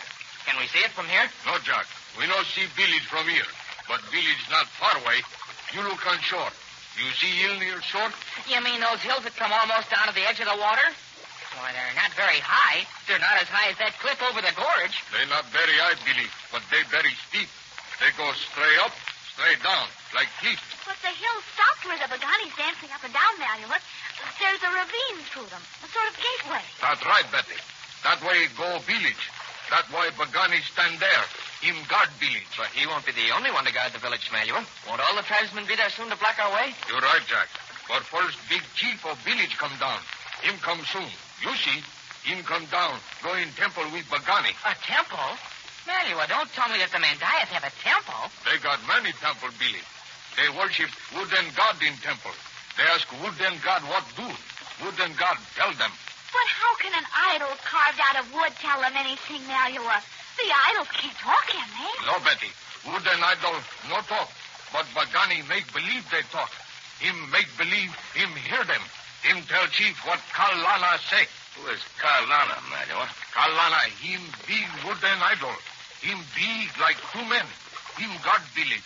Him stay inside temple in hillside, close to Pagani. Let me get this straight now, Manuel. You say there's a temple dug out of the hillside where the Pagani is standing. There's a big wooden idol called Kalana in that temple. And the chief of the tribe will ask Kalana what to do about us before he does anything. That's right, Uncle Jim. But suffering catfish, those Mandayas who shot at us in the gorge didn't ask Kalana what to do. Kalana protect Lake Village, Billy. Kalana no protect God. I get the idea, Manuel. We're not really in Kalana's country until we forced our way through the gorge. But it won't really be Kalana who'll tell the chief what to do. It'll be the Pagani. The Pagani can pretend that Kalana says anything he wants him to say. That's always the way with pagan gods and oracles, Betty. The oracles speak for the gods. Well, then if we could make friends with the Pagani, we'd make friends with the Mandayas. But, my dear Billy, I don't think we're going to make friends with the delightful Pagani. He doesn't look very hospitable now. He's jumping up and down, making carabao faces at us. We'll give it a try anyway, Whisper. Fortunately, he doesn't know that our real purpose in coming here is to rescue Professor Loring. Oh, look, Uncle Jim. There are 3 natives coming through that ravine. They've got their bows and arrows with them. They've got war paint and everything else on them. But only one has a shield. Him chief of village, Jack. Him come see who we are. Pretty soon, him go inside temple with Pagani. Ask Kalana what do. On my God, they look fierce. They've got to be fierce, Whisper. They wouldn't live here sandwiched in among the Moros if they weren't fierce and warlike. Can you speak their dialect, Manuel? Me speak their tongue, Uncle Jim. They know me. But are you friendly with them, Manuel? They not like me, Jack. They like Sultan Baloa. They know me, friend of Sultan Natang. But what are we going to do, Uncle Jim? Are we going to wait until they go into a huddle with the wooden idol, Kalana? I'm afraid I know what Kalana will tell them, Billy. I think our best bet is to go ashore and talk to them before they go into the temple. You're right, Uncle Jim. We go now, huh? We go ashore, for they go in temple. All right, Manuel. Tell your Moros to paddle us ashore to the Bagani. We'll see if we can make friends with them before we try anything else. Let's go. Sarang! Sarango! Oh, Jack, I'm getting nervous all over again. That Pagani's a sight to make anyone nervous, Betty. But we've got one advantage on him. We're not afraid of his magic. Oh, it's not his magic I'm thinking of, Jack. It's his tribe of pagans with the flaming arrows. The pagans aren't down at the temple, Billy. They're staying back at the village until the chief talks with the great god Kalana. Oh, if we could only make the Bagani tell the chief that we're friends of Kalana. There's not much chance of that, Betty. But maybe we can make the chief believe that we're friends in spite of Kalana. There's still less chance of that, Jack. These Mandayas are the most superstitious people in the entire islands. They believe implicitly in their wooden idols. I wish I could crawl inside one of the idols and do a little talking myself. And that'd fool the Bagani. Oh, I just know it would. Imagine his surprise if the idol actually did talk out loud. Uncle Jim, that gives me an idea. Boy, it's a honey of an idea if it'd work. Most ideas are good if they'll work, Jack. What's your idea? If we could make the god Kalana actually talk, then we could out-magic the Bagani. Jumping Jiminy gee whiz. You mean the same way we made the horse talk in Zamboanga? That's just what I was thinking of, Billy. We have those 2 walkie-talkie broadcast sets in the arena with us. We can strap them on our backs when we go ashore. If we get a lucky break and can get inside the temple, maybe we could slip one of those sets behind the wooden idol. Oh, Jack, that's a marvelous idea. If we can do it. What do you think of it, Uncle Jim? I think just as Betty does, Jack. It's a marvelous idea if we can do it. Jumping crickets, if we could get away with that, we could challenge the Bagani to a magic contest. We could tell the chief that the great god Kalana will actually speak out loud for us. I bet you the Bagani has never made the idol speak out loud. Manuel, you've been listening to all this.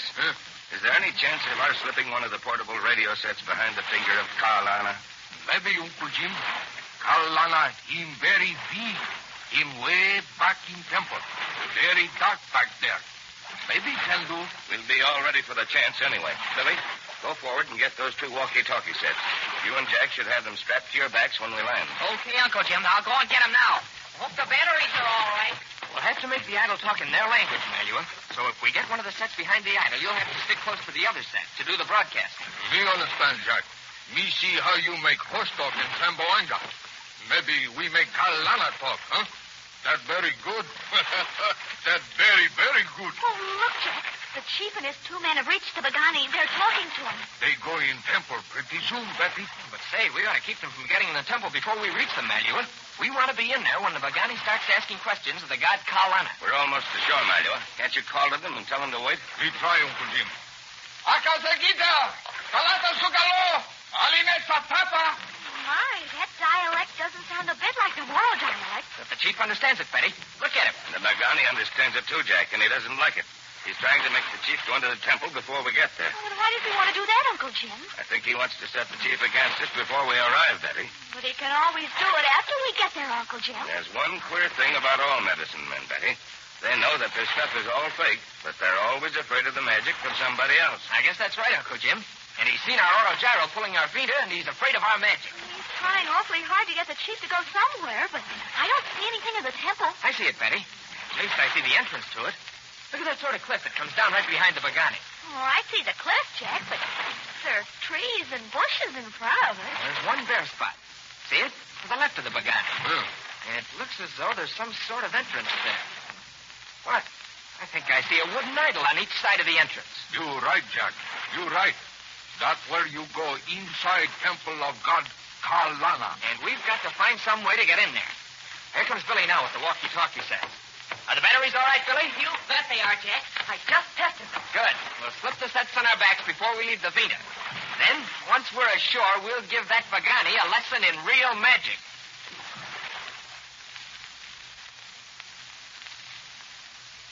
Say, if Jack can really place that little radio set behind the great god Kalana, there's going to be one surprise medicine man in that temple. Just imagine how you'd feel if a wooden idol suddenly started to talk back at you. You'll certainly want to be in on the fun and the excitement in that temple. So be sure to listen in, all of you, at this same time tomorrow for another thrilling episode of The Adventure of the Missing Professor Loring with Jack Armstrong, the All-American Boy. Look, here's a tip. If you'd like a different breakfast every day of the week, just leave it up to a breakfast of champions to fill the bill. For instance, let's say you had a big glass of grapefruit juice with your Wheaties and cream this morning. Well, then, tomorrow, enjoy your Wheaties with bananas. Day after tomorrow, have Wheaties with still a different one of your favorite fruits or fruit juices. Do that starting tomorrow and see how much more you enjoy your breakfast. You'll want to be sure that there's a good supply of Wheaties on hand for you all the time. If the supply is running a little low right now, remind Mother to put Wheaties right at the top of tomorrow's shopping list. Have you tried Wheaties? They're whole wheat with all the bran. This is Franklin McCormick saying goodbye until tomorrow for General Mills, makers of Wheaties, Breakfast of Champions, who have just presented another episode of Jack Armstrong, the All-American Boy. So just buy Wheaties, the best breakfast food in the land. Wave the piper Hudson High, boys. Show them how we stand. Jack Armstrong! Jack Armstrong! Jack Armstrong! Jack Armstrong, the All-American Boy. Wave the flag for Hudson High, boys. Show them how we stand. Ever shall our team be champions, known throughout the land. Wheaties, Breakfast of Champions, bring you the thrilling adventures of Jack Armstrong, the All-American Boy. Hear ye, hear ye. Today I've got a super special piece of news for you girls who listen to Jack Armstrong. And honestly, once you've heard of what I'm going to tell you, I'll bet you'll say to yourself that it's just too good to be true. Now look, how would you like to have a brand new bracelet? One that's absolutely different from anything you've ever seen. Well, here's your chance because General Mills, makers of Wheaties, are making it possible for you to get a brand new luminous gardenia bracelet. Now, I don't have to tell you just how beautiful gardenias are, I know. They might be your favorite flower. Well, the new luminous gardenia bracelet is made of 5 perfectly formed plastic gardenias all linked together. By removing one or more of the gardenias, the bracelet can be adjusted to fit any size wrist. Each gardenia is an inch in diameter and is surrounded by glossy green leaves. Why, say, the waxy, white, ivory-like flowers are so realistic that it's hard to tell them from real flowers. The colors in the bracelet are waterproof and cannot in any way soil the skin or clothing. But here's what's made this luminous gardenia bracelet different from anything you've ever seen. It actually glows in the dark. That's right. The gardenias are made of a special Krugerlite plastic which, after it's properly charged under any electric light, will glow in the dark for several hours. Now, just think how unusual and attractive a bracelet like this must be. It's bound to make you stand right out in any crowd, day or night. But here's another surprising feature of the luminous gardenia bracelet. The links may be separated, and the gardenias worn as a wreath in the hair, as a necklace, or even pinned to your dress. Girls, this is an offer you just can't afford to miss. It's your one and only chance to get one of these amazing bracelets.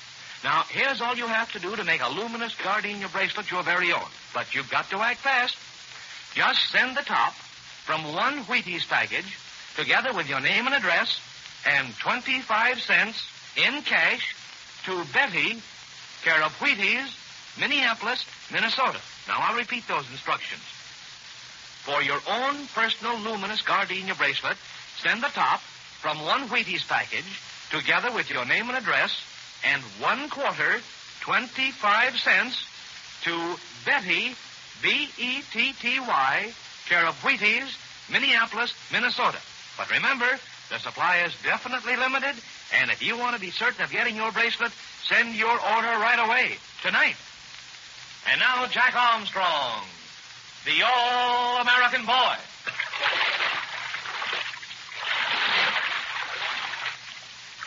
The Bagani, the medicine man of the pagan Mandaeus, is screaming his imprecations to Jack Armstrong and the others as malleous boatmen paddle him to the shore in their quest for the missing Professor Loring. The Bagani is a fearsome sight, all dressed up in his carabao head, the hide of a crocodile, and the feathers of many birds. He's trying to frighten Jack and the others away from the temple of the wooden god Kalana, whom the chief of the tribe has come to consult about the strange visitors. But Jack and Uncle Jim are going to let nothing stop them in their search for Professor Loring. They know he's a prisoner in the Mendayan village, which is located on the other side of the hills which stretch down to the lake. And so, while the fearfully dressed Bagani shouts and jumps up and down, the Vinta makes for shore with Jack and Billy and Betty and Uncle Jim sitting in the middle of the outrigged boat. Listen. Holy smoke, Jack. That Pagani X is always going crazy. He's putting on a good act of scaring us away, Billy. Oh, but look at the chief of the tribe, Jack. He's getting a little nervous. I guess he is, Betty. His warriors are all back guarding the village, and he has just a couple of men with him. For all he knows, Malua's Moros may attack him before he has a chance to consult the wooden idol, Kalana. Isn't that right, Malua? Him not afraid, Jack. Him know me. Him not my friend, but him know me not talking. It's all right, Malua, but he doesn't know us. He doesn't know why we've come here. Him not afraid, Uncle Jim. If him afraid, him call him men. Some him men be very close. Will he really go inside the temple, Malua, and ask Kalana what to do about it? That's right, Betty. Him always ask Kalana what do. And him always do what Kalana say. You mean he always does what the Bagani tells him that Kalana says? That's right, Billy. Kalana, he made wood. Him no talk. Well, if our plan works out all right, Kalana's going to talk this time. Billy, it's time to strap the walkie-talkies on our backs. Okay, Jack. Here's your little broadcast set. I'll put mine on right away. Well, here, Jack. I'll help you strap your set on your back. Thanks, Betty. Don't turn on that switch by mistake. We don't want those batteries to run down. Oh, but don't forget to turn on the switch when you hide the walkie-talkie behind the figure of Kalana in the temple. I won't, Betty. Hey, Malua, we're going to hit the shore. We stop in time, Jack. Akang, Salatanayang Sage, Sarendo! Oh, thank goodness that Bagani stopped screaming. I guess he's decided that he can't frighten us away, Betty. Hey, look. They're coming toward us. We'll get out and meet him on shore. We'll have to get our feet wet. You stick close to me, Betty. Come on. We want to have Malua with us, too. He's the only one who can speak their language. The Bagani is staying back a little way, but the chief is going to talk to Malua. Malua Kalit. Kaya Senega Politenesa. Alo ne Kalit. Alo ne Kalit. Sakita e Salang Kalit. Oh, that's queer. Malua and the chief are walking away. They're walking back to where the Bagani's standing, Jack. I guess they're going into a huddle. Uncle Jim, what do you suppose they're talking about? They're probably talking about us, Betty. The chief will want to know who we are and why we're here. Suffering catfish. I hope Malua doesn't tell him why we're here. He won't, Billy. He won't tell the chief why we're here until after we've gone into the temple. But where is the temple, Jack? I don't see a sign of it now. Well, there's not much to see from here, Betty. But there's the entrance Malua told us about over there in the cliff with the two wooden idols in front of it. Here comes Malua, Jack. Now we'll find out what's up. But the chief isn't with them. The chief is talking to the Bagani. They're having quite an argument there. It looks as though the Bagani wants one thing and the chief wants another. Well, Malua, what did you and the chief say to each other? We say, hello, Jack. Chief say, hello. Me say, we come in peace. Him say, him greet me in peace. Well, that's a good start, Malua, but what did you say after the formalities were over? Chief say, why white people here? Me say, you come in peace. You want be friend. But what about the Bagani, Malua? What did he say? Bagani say, we not come in peace. Bagani say, we not friend. Me tell Bagani, him lie. Well, then what did the chief say, Malua? Chief say, him ask great God Kalana what do. Soon him go in temple. Ask Kalana. Bagani tell him what Kalana say. Yeah, and I know what he'll tell the chief, too. But did you arrange it so we could go in the temple too, Malua? Me fix, Uncle Jim. Me say you big medicine man. Me say, great God Kalana like speak you. Oh, my. What did the Bagani say to that? Lie. Bagani say, great God Kalana speak only him. Me tell Chief, Kalana speak you. Me tell Chief, Kalana speak out loud to you. Oh, now we've got to make that wooden god talk. I'll say we have, Billy. If we don't, it'll prove that the Bagani's right. And we'll never get Professor Loring without a fight of some kind. But what are we going to do now, Malua? Are we all going into the temple? We go in temple, Betty. But me no like you in temple. Better you stay here with my men. Oh, Uncle Jim, I don't want to stay here. Can't I go in the temple with you? I'm afraid Manua's right, Betty. If anything goes wrong, there's no telling what may happen. If you're here, Manua's men can always take you out to Whisper. See, he's still waiting out in the lake in the auto gyro. He can fly you to safety if anything happens. Oh, all right, Uncle Jim. But I know that if anything happens, Whisper won't just stay out in the lake and do nothing. Perhaps not. But you'll be safer in the airplane. Are they waiting for us, Manua? They wait, Uncle Jim. We go now, huh? Yes, we'll go now. Come on, Jack. Come on, Billy. We'll have to keep on our toes when we get in the temple, Billy. We've got to plant this radio set behind Kalana somehow. Yeah, I hope it's dark in that temple, Jack. Yeah, it's bound to be half dark in there, Billy. Say, Manuel, will you ask the chief if Billy and I can take a walk around the temple? Tell him we've never seen a real temple before. Me ask him, Jack. But Bagani, him no like. But we've got to do it whether he likes it or not. We've just got to make that great god Kalana do some talking. Me try fix, Jack. Uncle Jim, you, Jack, and Billy walk behind Chief and Bagani. We go ahead. Walk with them. That way, better. All right, Manuel. We'll walk a little behind you. Gosh, all hemlock, I hope that Manuel can fix it up all right with the chief. If he doesn't, we'll have to arrange it another way. And say, Uncle Jim, we'll have to have Manuel at the mic of one of the walkie-talkies. It wouldn't do to have the great god Kalana speak out in English. It certainly wouldn't, Jack. We'll have to make him speak in a language that the chief can understand. There's the entrance to the temple, Jack. I'm getting nervous again. I guess we're all a bit nervous, Billy. We'll be inside that temple in a minute, so keep your chin up. Well, here's the entrance, Jack. The Bagani and the chief and Manuel are going inside now. Come on, let's follow them. Holy mackerel. It is dark inside here. Your eyes will get used to it in a minute, Billy. Remember, that's a bright tropical sun outside. But I still can't see anything, Jack. Oh, now I'm beginning to see a little. There's Manuel and the others right in front of us. I can see quite a bit now, Billy. Why, the temple is a huge cave in the hillside. And look, Billy. Look way back in the cave, right between the double row of wooden figures. Do you see it? Holy smoke, yes, Jack. It's like a great big giant sitting down with his legs crossed. It must be the great god Kalana. Is that right, Manuel? That's right, Jack. That Kalana. I'm glad he's way back in the temple where it's kind of hard to see. Say, Manuel, did you ask the chief if Jack and I could take a walk around the temple? Me ask him, Billy. Chief say no. Him say many men go back there, but no man come back. I'll bet the Bagani told him to say that. You're wrong, Jack. Bagani say you can go. Oh, jumping Jupiter. You mean the chief said it wasn't safe for us to go, and the Bagani said to go ahead? That's right, Billy. Well, I don't get that at all. I figured it'd be the Bagani who wouldn't want us to go. So did I, Billy.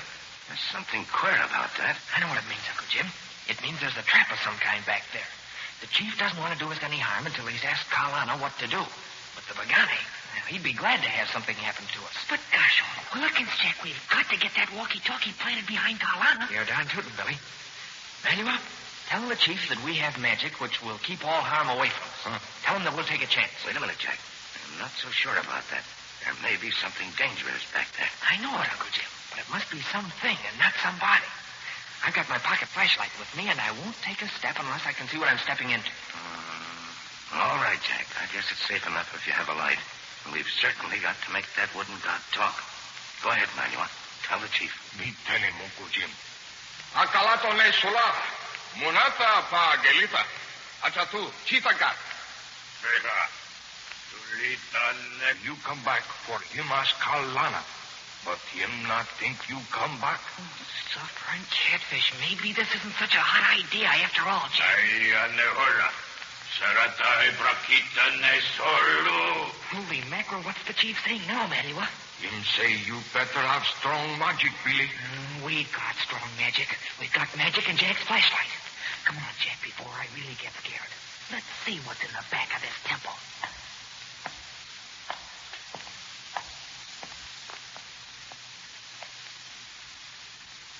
Well, what is there in the back of that temple that's so dangerous? There must be something there, or the Bagani wouldn't be so willing to have him go. But Jack has his flashlight with him, and you can bet that he and Billy will find out what's going on. And say, if they can get their portable radio set in place behind that great wooden god, well, you can just guess what'll happen when the chief begins putting questions to Kalana. You'll certainly want to be there, so listen in, all of you, to another exciting adventure of the missing Professor Loring with Jack Armstrong, the All-American Boy. Hurry, hurry, hurry. Yes, that's what you're going to have to do to get a luminous gardenia bracelet. And I don't want a single one of you to miss out on this opportunity to get this unusual bracelet. Remember, it's not just an ordinary bracelet, but a beautiful piece of plastic jewelry that actually glows in the dark. It's absolutely new, different, and smart. So do this now.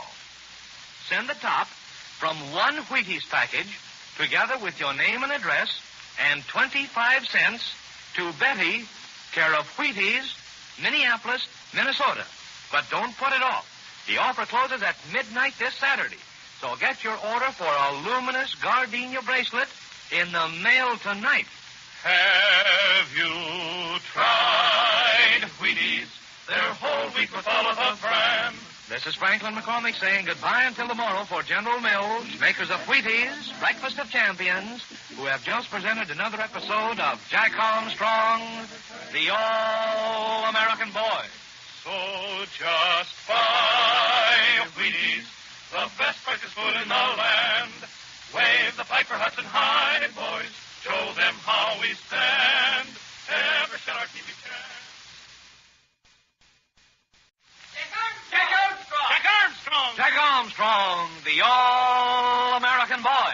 Wave the flag for Hudson High, boys. Show them how we stand. Ever shall our TV champions, known throughout the land.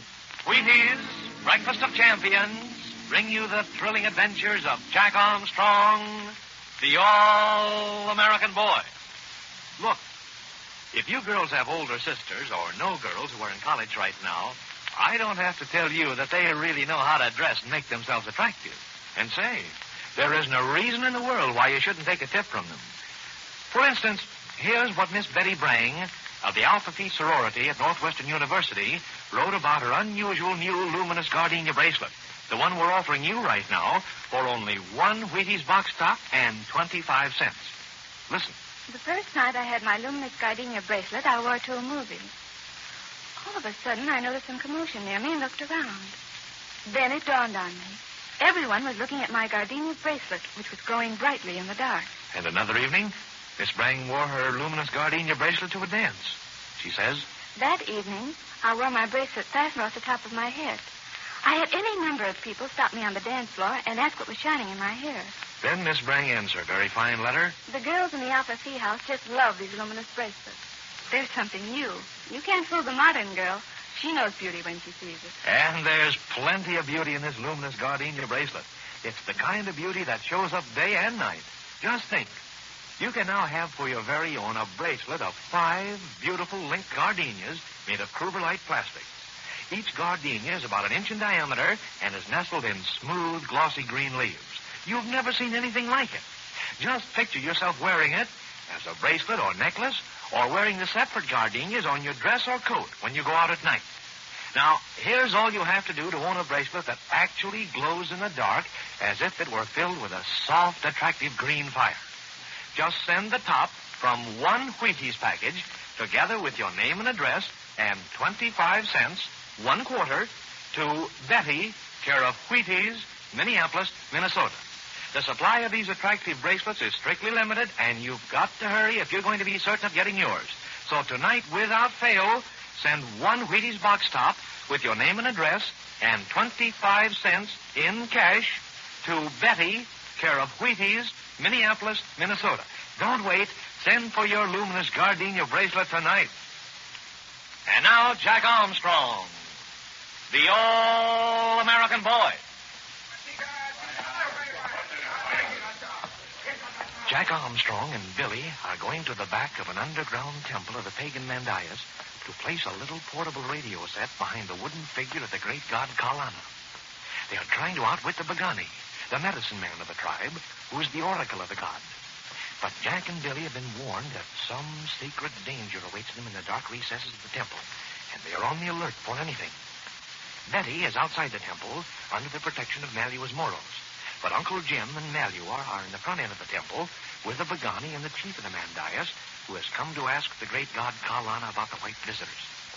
Since the chief is holding Professor Loring prisoner in this village, Jack and Billy are determined that the wooden god shall give the chief the right answer. Listen.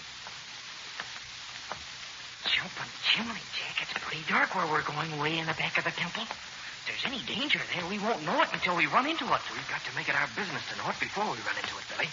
That Bagani was just too doggone anxious to let us explore back there. I know there's some real danger somewhere near the wooden god Kalana, and we've got to find it. Say, we're getting pretty far back in the temple now, Jack. It's pretty dark. Yeah. I'm going to use my flashlight on the floor of the temple, Billy. Don't take a step unless you can see just where you're stepping. Okay, Jack. Doesn't seem to be anything ahead of us but the pedestal of the idol. I'm not so sure, Billy. I have an idea that the god Kalana is a sacrificial god. I mean, the Mandayas may sacrifice prisoners to him. There's probably something in back of it. But gosh, all hemlock, Jack. We don't want to explore all through the back of the temple. All we want to do is place that walkie-talkie radio set behind Kalana. That's all we're going to do, Billy. But we've got to be careful just the same. Here, we can walk behind Kalana now. Flash your light on him for a second. Why, he's all hollowed out in back. That's odd. He's hollowed out in the shape of a man. Why, a man could stand up in his back. Well, that's just the place for the radio set, Jack. I'll swing my set off my back and put it right in. All right, Billy. Don't forget to turn on the switch. I won't. There, I'll turn it on. And now... Billy, wait a minute. Holy mackerel, Jack. Don't scare me that way. What's the trouble? Look, Billy. Look where I flashed my light. Right at the base of Kalana. Do you see that? Jiminy gee whiz. It's something cut out of the floor. Looks like a slide to me. Like a coal slide into a cellar. Stay where you are, Billy. Don't move until we see where it leads to. I'll flash my light. Whew. What is it, Jack? What do you see? Look, Billy. There's a pit of some kind in the floor. That slide leads to the pit. Oh, golly. If I'd taken another step, I would have hit that slide and slid right down into the pit. I'll say you would. Easy now. We'll step over carefully to the edge of the pit and see what's in it. Jack, I'm almost afraid to look into that pit. So am I, Billy. But here goes.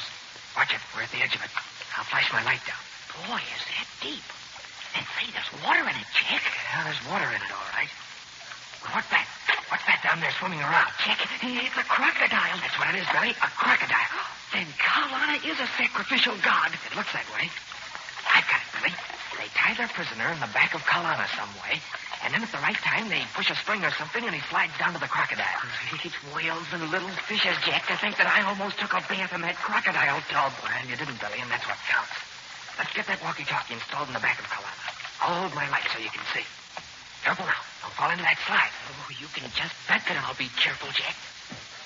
There. And wait, Jack. I'll turn up the volume good and loud so that when the great god speaks, everybody can hear him. I'd like to see the Bagani's face when Kalana starts talking. Well, you won't, Jack. Not unless he takes off that carabao head he's wearing. Come on, let's get back. Let's jump over to the other side of the slide and go back that way, Billy. Just to show the chief that our magic got us safely by the crocodile pit. All right, Jack. We can just about step over the slide. There. I'm over. I'm over too, Billy. I'll turn off the light now. We'll let the chief and the Bagani think we've got some real magic here. I hope the chief doesn't start asking Kalana questions until we get back. He told Manuel he'd wait for us, Jack. Say, Billy, when we get back, always face the chief and the Bagani. If you don't, they might notice that the radio set's gone from your back. Okay, Jack. But they'd think it's just a hiking pack anyway. Say, how you going to work the broadcast? Manuel will have to talk into my mic, Billy. He's the only one who can speak the Mandayan dialect. It wouldn't do any good if the great god Kalana spoke English and the chief couldn't understand it. Oh, I'll say it wouldn't. Look, there's somebody coming to meet us. I think it's Uncle Jim. Hello, Jack. I'm glad to see that you're back all right. Did you get the walkie-talkie installed back of Kalana? It's all ready to sound off, Uncle Jim. Just as soon as somebody talks into the mic of my set. Good. We'll get back to the chief now. Oh, boy, I'd like to see the Bagani's face when the great god Kalana really speaks out loud so the chief can hear him. Billy, you stay here with me and the chief. Jack, you and Malua had better go near the entrance with your radio set. Wait a minute, Uncle Jim. Here comes Malua now. Is the Bagani still talking against us to the chief, Malua? Him say bad thing, Uncle Jim. Me come back for make sure everything all right. Because if everything not all right, me got do something quick. Everything's all right, Malua. The walkie-talkie is all installed in back of the island. That's very good, Jack. Me tell chief now, Uncle Jim, the big medicine man. Me tell chief, Uncle Jim make great god Kalana talk. Saya tunata, ala tune lata sa bitang, mecha lunita kepola. Tulitan palo prepun, prepunarat kovato, asachi. What did he say, Manuel? Him say Kalana not talk. Him say Kalana never talk. Well, he's got a surprise coming to him. Shall Manuel and I go out now, Uncle Jim? All right, Jack. Billy and I'll stay here with the chief. Don't get too far away. You've got to hear what the chief says. Come on, Manuel. We'll go near the entrance to the temple where the chief can't hear you. What do you want me to do now, huh, Jack? I want you to tell me what the chief says, Manuel, just as soon as he says it. I'll tell you what to say. Then you speak into this mic that I'm getting out of this set. And the great god Kalana will seem to say everything that you say.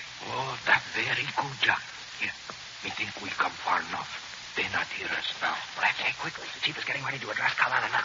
Here, Manuel. Here's the mic he's speaking to you. Hold it away from you, except when you're talking.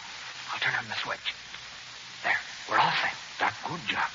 Oh, Sati Kalana. Chief, him as Kalana now. Necha neprita. Salatu mevos. Chalita. What did he say, Manuel? Him as Kalana. Our white man friend or enemy? Tell him we're friends, quick. Nico Chalita. Ahola sakevu megu. Kalana knocked him for a loop when he spoke, Manuel. Look at the chief. He looks scared to death. And I'll bet the Bagani isn't feeling any too happy either. Kalana talk good, huh, Jack? Oh, Sati Kalana. Chief, him talk again. Rushali. Net punita poyet. Chief, ask why white men come here. I don't want to tell him yet. Tell him we come with much magic and that our magic is stronger than the Bagani's magic. Neko chilita. Rapanko sanea punata. Vitane paga. The great God, Kalana certainly sounds convincing. Let's hear what the chief will say to that. Oh, Sate Kalana. Akalya lo mekaswaran. Neakit. Chief say he's white man magic, good magic, or bad magic. Tell him it'll be good magic for the chief if he does what Kalana tells him to do. Neko chalita. Kaya sanita abaya Kalana. What's going on in there, Manuel? Why is the Bagani so excited? Him afraid, Jack. Him tell Chief Kalana no should talk. Him tell Chief only him can hear Kalana. What's the chief say? Chief tell him hear Kalana. Chief say Kalana mighty God. Oh, Sati Kalana. Listen, Chief talk again to Kalana. Asanre akalet. Sayane Kalana. Chief say, what great Kalana want him do? Now we're getting to it. Tell him that Kalana wants him to give his white prisoner to the white stranger. Me tell him. Neko chalita. Arang me kashang me gasulita ave. Listen to that Bagani. He's about to throw a fit. What's he saying, Manuel? Him say, white man put evil voice in Kalana mouth. Him tell Chief not listen Kalana no more. Chief say, him not listen no more. Him look worried. Look, here comes the chief now. Give me that mic. I'll slip it back in the radio on my back. There we are. I think the chief wants to talk to you, Manuel. Me think him plenty scared, Jack. Here him come. Akula malua. Nesangatita losanava. What did he say, Manuel? Him say, him one white man come village. Him say he be friend white man. Do you think he'll turn Professor Loring loose, Manuel? Me not know, Jack. Right now, maybe yes. But Bagani, him make trouble. You watch out for him. Did you hear that, Uncle Jim? The chief wants us to go to his village as friends. And the great god Kalana told him to turn over Professor Loring to us. Good work, Jack. We'll take a chance and go with him. But we better keep an eye on that Pagani. Come on, we'll get Betty.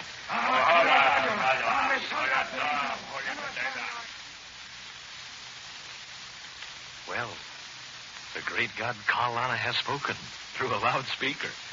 But it looks as though the chief may be just worried enough to release Professor Loring. But say, that Bagani isn't through yet.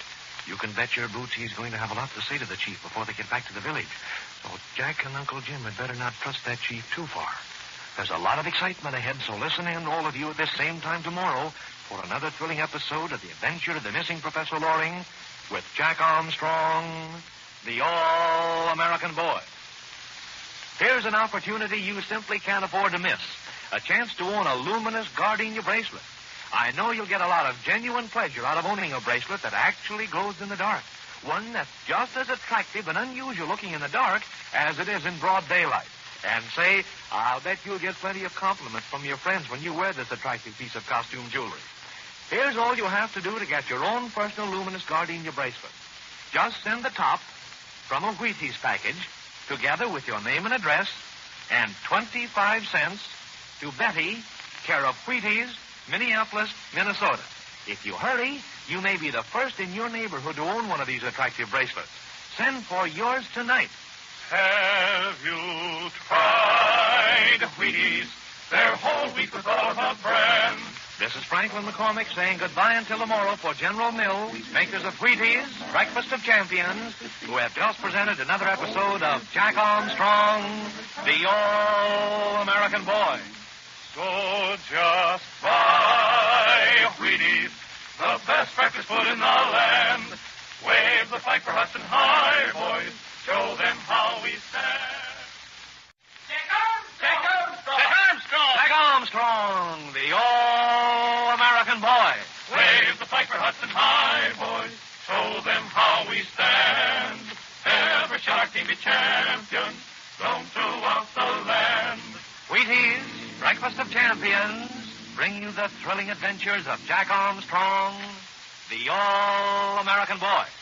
Look, I want every girl within the sound of my voice to listen very carefully to what I'm going to say. Today is the last chance I'll have to urge you to send for your luminous gardenia bracelet. Now, I know that once you've seen and worn this unique bracelet, you'll be mighty enthusiastic about it. The luminous gardenia bracelet is made of 5 beautifully designed Krugerlite plastic gardenias. Each little flower has a glossy green background of realistic gardenia leaves. Just think of owning a bracelet that actually glows in the dark as if it were filled with a soft green fire. A bracelet that can be taken apart and worn in your hair or as a necklace or as a decoration for your dress or coat. Why, there are a number of different ways you can use this bracelet. And when you're not wearing it at night, it can be used as a luminous decoration in your own room. But remember, the luminous gardenia bracelet is just as attractive in the daytime as it is at night. The ivory-like plastic flowers against the smooth, glossy green background of leaves gives the bracelet a natural beauty that will make your best-looking clothes even more attractive. You'll be able to wear it to school, to parties, to the movies, and, well, just about everywhere you go. It'll give a touch of spring to your late winter outfits and harmonize beautifully with your spring clothes. And say, here's a mighty good idea for you fellows. Why not order a luminous gardenia bracelet as a surprise for Mother? She'll get a lot of real pleasure out of it. You can take my word for that. Now, this offer absolutely closes tomorrow at midnight. That gives you less than 36 hours to get your order in the mail. So do this right now for sure. Just send the top off one Wheaties package together with your name and address and 25 cents, 1 quarter, to Betty, care of Wheaties, Minneapolis, Minnesota. That's all there is to it. Your bracelet will be on its way to you just as soon as we can get it packaged and mailed. Now, remember those instructions.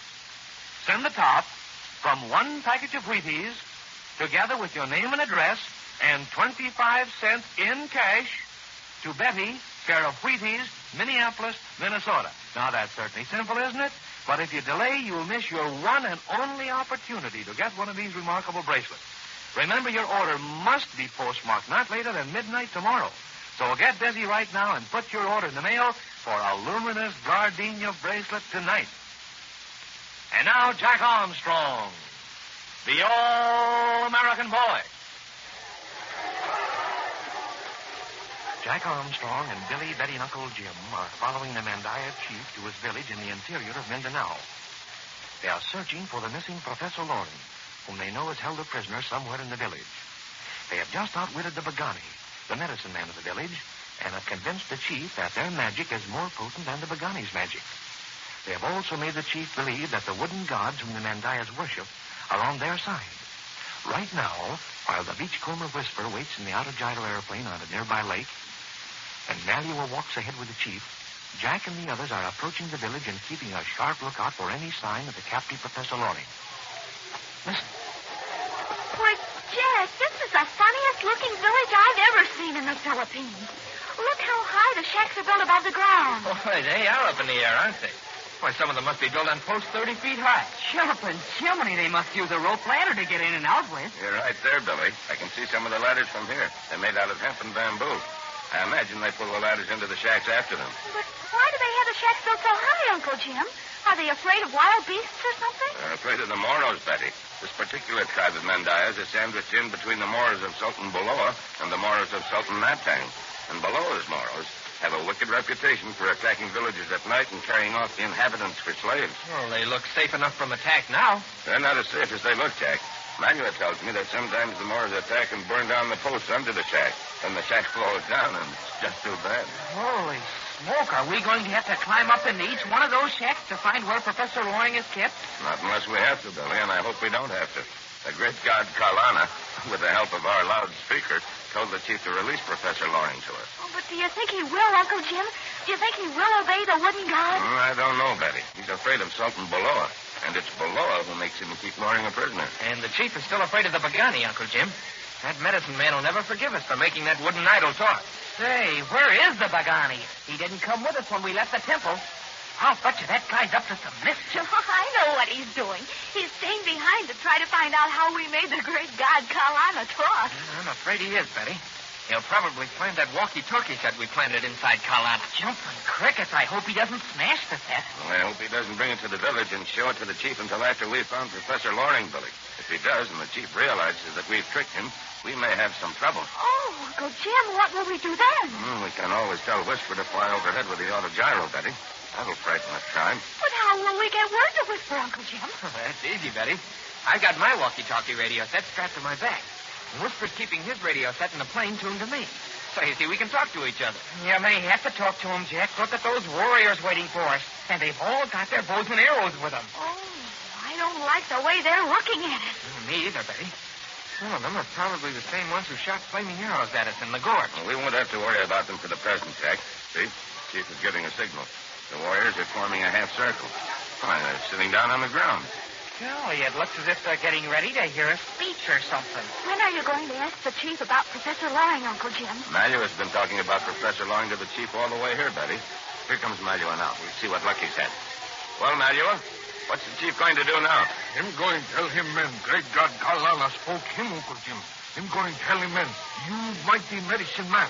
Him tell him men, they no must hurt you. Is he going to tell his men what Kalana said about giving up Professor Loring? No, Jack. Him not tell him men about that. Oh, but why not, Malua? Isn't he going to give up Professor Loring? Me ask him, Betty. Me tell him white medicine man wants him white prisoner. What'd he say to that, Malua? Him say him no got white prisoner. Him say him never have white prisoner, but him lie. Me know him lie plenty much. But suffering catfish, Malua, isn't he afraid to disobey Kalana? Him afraid, Billy. But him afraid of Sultan Balor, too. And him still afraid of Bagani. Oh, what are we going to do, Uncle Jim? The chief won't let us search all of the shacks of the village. You're wrong, Betty. Chief say, if white man not believe him, white man can search all through village. If the chief says we can search all through the village, it's a sure sign that Professor Loring isn't in the village.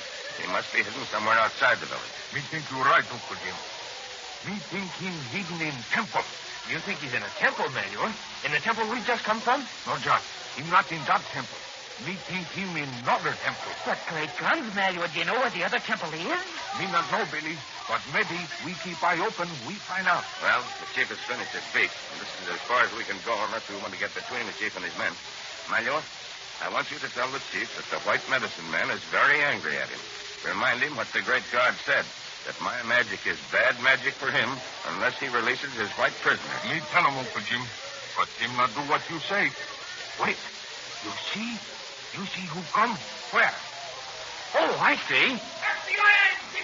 Oh, what's that? Jumping Jiminy gee whiz, Betty. Here comes the Bagani. And he's still dressed up in his carabao head and crocodile skin. But that isn't all, Billy. Look what he's got in his arm. Holy smoke, he's got a portable radio set with him. He's taking it from the inside of Kalana. Oh, Jim, what's he going to do with it? I don't know, Betty, but I can guess. He's going to show it to the chief. He's going to tell the chief that the great god Kalana didn't really talk at all. But neither the chief nor the Bagani have ever seen a radio before, Uncle Jim. It'll still seem like magic to them. That's right, Jack. It'll still be magic to them, but that's not the important thing. The important thing is whether Kalana actually spoke to the chief or not. Do you mean if the chief believes it wasn't Kalana who spoke to him, but just our magic radio set, and the chief won't do what Kalana told him to do? That's exactly it, Billy. He may still be afraid of the sound magic, but he won't be afraid of the anger of the wooden god. Oh, isn't there anything we can do to keep the Bagani from explaining it all to the chief? I'm afraid not, Betty. We can't very well stop the medicine men by force. I've an idea, Uncle Jim. Maybe we can keep the chief from listening to the Bagani. Maybe we can make him good and mad at the Bagani. How'll you do that, Jack? I'll show you. Where's Manuel? Oh, here he is. Manuel, I want you to say something to the chief that'll make him mad. Jack? Me no understand. Here, I'll show you. I'll get out the mic to my set. Here it is. Now, just as soon as the Bagani gets to the chief and starts to tell him about finding that radio set inside Kalana, I want you to call to the chief. Oh, I see what you're doing, Jack.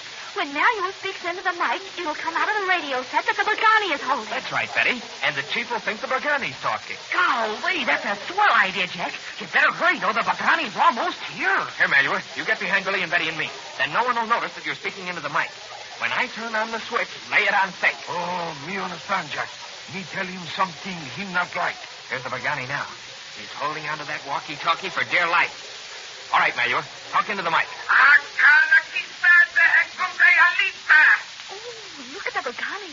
Staring at the walkie-talkie. Oh, but look at the chief, but he can hardly believe his ears. Say, look at that scowl on his face. Tell him some more, Manuel. Oh, look at the natives. They're jumping to their feet. Stop front catfish. We've started something now, Jack. Say, this is getting serious. The chief is reaching for his knife. Oh, look at the Burgani. He's taken off his carabao head.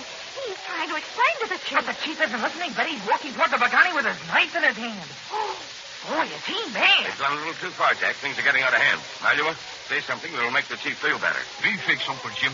Me laugh. Me make 'em all laugh. You see. All right, Manuel. Laugh into the mic. See if it'll work.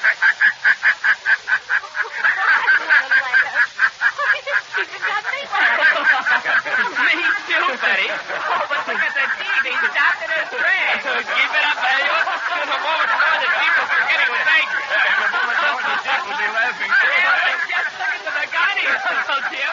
Why, even his own little face is starting to smile. So keep it up, Manuel. Everybody's going to laughing. How are we ever going to stop this? I can't even stop myself. Manuel really started something this time. I don't know how he'll stop it.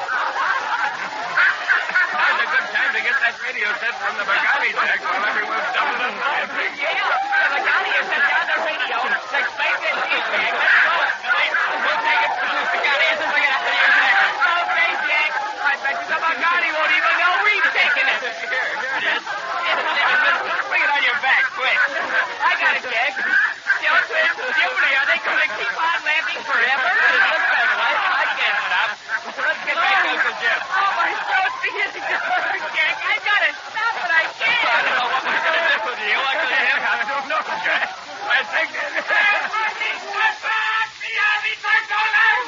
What's happened? What's everyone looking at? Look, Uncle Jim. Look coming through the village. Why, it's a Moro. I see him, Jack. From the way he's dressed, I'd say he was a high-ranking Moro. Who is he, Manuel? Do you know him? Me know him, Uncle Jim. Him come from Sultan Boloa. From Sultan Boloa? What's he doing here? Me not know, Jack.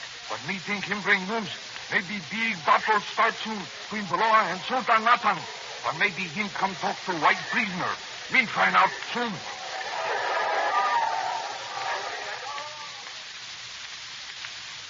Say, what's up now? Has this important-looking Moro from Sultan Boloa brought news of the impending battle? Or has he come to make one final effort to get Professor Loring's secret from him? In either case, there are going to be exciting doings in that Mandayan village very soon. So be sure to listen in, all of you, at this same time next Monday for another thrilling episode of The Adventure of the Missing Professor Loring with Jack Armstrong, the All-American Boy. Look, this is absolutely the last call on the luminous gardenia bracelet. Yes, it's the very last time I can tell you about it, so listen carefully. This is your grand opportunity to own a bracelet that's absolutely new and different from any you've ever seen. Just think, you can now wear a beautiful plastic gardenia bracelet that actually glows in the dark. One that's just as lovely at night as it is in broad daylight. So if you girls want one for yourself, or if you fellas want to order one for Mother, this is your last chance. Your order must be in the mails not later than midnight tomorrow. Now, there's no time to wait. Send the top from one Wheaties package, together with your name and address, and 25 cents, 1 quarter, to Betty, care of Wheaties, Minneapolis, Minnesota. But hurry, after midnight tomorrow, you'll be too late. Get your order for a luminous gardenia bracelet in the mail tonight. Have you tried Wheaties? They're whole wheat with all of the brands. This is Franklin McCormick saying goodbye till Monday for General Mills, makers of Wheaties, Breakfast of Champions, who have just presented another episode of Jack Armstrong, the All-American Boy. So just buy Wheaties, the best breakfast food in the land. Wave the flag for Hudson High, boys. Show them how we stand. Armstrong! Jack Armstrong, the all-American boy. Wave the flag for Hudson High, boys. Show them how we stand. Ever shall our team be champions, known throughout the land. Wheaties, Breakfast of Champions, bring you the thrilling adventures of Jack Armstrong, the all-American boy. You know, fellas and girls, the thought just struck me this morning. Spring is just around the corner. Look what's happening down in the big league training camps. Your favorite baseball stars are busy getting in shape for another great season. And right now, young athletes all over the country are working out in school and college gyms so they'll be set for early spring track meets and tennis matches. Yes, sir, spring is definitely on the way. And let me ask you, what are you going to do about it? Well, if you're planning to make a name for yourself in school sports these next few months, if you want to start getting in tip-top condition for all the fun that's coming, the thing to do is get in spring training. That's right. Get in spring training just like Joe DiMaggio and Bucky Walters and Bob Feller are doing. These champions know the value of training. They know how it helps to give you a head start toward better performance at your favorite game. And, of course, the training system lots of your favorite athletes recommend is, sure enough, the 3 famous training rules of Jack Armstrong, the all-American boy. Champion Joe DiMaggio himself says, I put my okay on Jack Armstrong's training rules as one of the very best training systems I know for young athletes. You can really learn a lot about training for champion baseball when you start following those swell rules. Here's the system Joe DiMaggio advises. First, get lots of sleep, fresh air, and exercise. Second, use plenty of soap and water every day. Third, eat a genuine breakfast of champions every single morning. A big bowl full of nourishing whole wheat, those crunchy flakes called Wheaties with milk or cream and the fruit you like best. I'm telling you, that breakfast of champions has put a brand new kick into the training schedule of hundreds of great athletes. And it's sure to make training more fun for you, too. Talk about winning flavor. I miss my guess if you don't agree that Wheaties hand you the grandest flavor treat you've ever enjoyed. And nourishment. Well, it would be mighty hard to find a breakfast dish that can top Wheaties at giving you real bodybuilding nourishment. Those toasted Wheaties flakes are a preferred cereal, brimming with all the well-known nourishment of the natural whole wheat grain. You'd better get yourself some Wheaties right away quick. They're swell for training. And now Jack Armstrong, the all-American boy. A high-ranking Moro messenger from Sultan Buloa had just come to the Mandayan village in the interior of Mindanao. While the chief and his tribesmen are waiting to receive the Moro messenger, Jack Armstrong and Billy, Betty, Uncle Jim, and Malua are waiting on the outskirts of the crowd to see what news the messenger brings. They have come to the village to rescue Professor Loring, whom they believe to be held prisoner there, although the chief has denied having any white prisoner. The Beachcomber Whisperer is waiting on a nearby lake in the Outer Gyro, prepared to fly over the village to help Jack and the others if necessary. This Moro messenger from Sultan Buloa is walking imperiously toward the chief. He may bring him news of impending war between Buloa and Sultan Natang, or he may have come in a final effort to extort Professor Loring's secret from him. While Jack and the others wait a little distance from the chief, Malua is preparing to edge up and listen in on whatever the messenger has to say. Listen. Jumping crickets, Jack. The messenger looks as though he has something important to say. It must be important, Billy, or he wouldn't have come here. Maybe he came here to try to get Professor Loring to talk, Jack. That may be one of the reasons, Betty, but I'll bet there's another reason, too. I'll bet it has something to do with this war that's about to break out between Sultan Buloa and Sultan Natang. Don't you think so, Uncle Jim? Well, shouldn't be surprised, Jack. Hey, Malua, I thought you were going over there to see what that Mora has to say. Me go soon, Uncle Jim.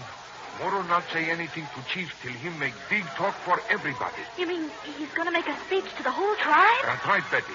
Moro always make big talk for everybody first, then him talk to Chief. You see. I guess you're right, Malua. He's holding up his hand for quiet.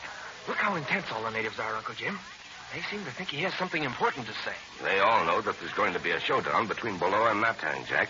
And since they're allies of Buloa, they'll have to fight if the war starts. Sounds to me as though he's talking the Moro dialect. That's right, Billy. Him speak Moro tongue, but everybody understand him just same. Well, can you understand what he's saying from here, Melua? We understand, Daddy. Soon me tell you what him say. Me no like it. But why don't you get closer to him, Melua? Don't you want him to see you? You're right, Jack. Me no want him see me yet. Him know me. Him know me, be friend Sultan Natang. Oh, but the chief is bound to tell him you're here, Melua. That's right, Betty. But Chief not tell him yet. If Chief had told him not talk like him talk now. You mean he's giving away secrets, Manuel? That's right, Uncle Jim. Him tell many important things. Gee, Melua, I don't see how you can listen to him and listen to us, too. Moro talk come in one ear, Billy. English talk come in other ear. Me hear both talk. He's finished his speech now, Manuel. He's just standing there watching to see how the Mandayas took his talk. What'd he say? Him say war, Uncle Jim. War? That's what him say. Him say very soon Sultan Paloa called together all tribes. They get many word in that. They get on big river, go to big lake where Sultan Natang stay. Then they have big battle. Suffering catfish, Melua. Does Sultan Natang know that Sultan Paloa is going to attack him? Him know Billy, but him not know when. Now soon, him know when. Me go Sultan Natang. Tell him when. But you're not going until we rescue Professor Loring, are you, Melua? No, Jack. Me help you get Professor Loring first. The Moro sees us. He's pointing at us. Look sharp there, everyone. We don't know what's going to happen now. Oh, the smoke. He's coming over toward us. And the chief is coming with him. What do you think that Moro will try to do, Melua? Him try get Chief tie me up, Jack. Then him take me Sultan Paloa. Oh, Melua. But you don't seem a bit afraid. Him not afraid, Daddy. Chief, him afraid Uncle Jim. Chief think Uncle Jim big medicine man. Chief afraid do anything me. Suffering catfish. If that Moro finds out that we're here to get Professor Loring, he'll want the chief to make us prisoners, too. You know it, Billy. Chief still think great God Kal Lana our friend. Him still afraid white man magic. The chief and the Moro have stopped to talk things over. Chief tell him we here get white prisoner. Did he say he's going to give us the white prisoner, Manuel? Him say he not give us white prisoner, Uncle Jim. Oh, Jimonetti, now we've got to discover some way to rescue Professor Loring in spite of the chief. But first, we've got to find out just where they're keeping Professor Loring, Billy.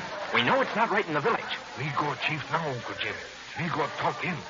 Me show him Manuel, not afraid him. Me tell him again, you big medicine man.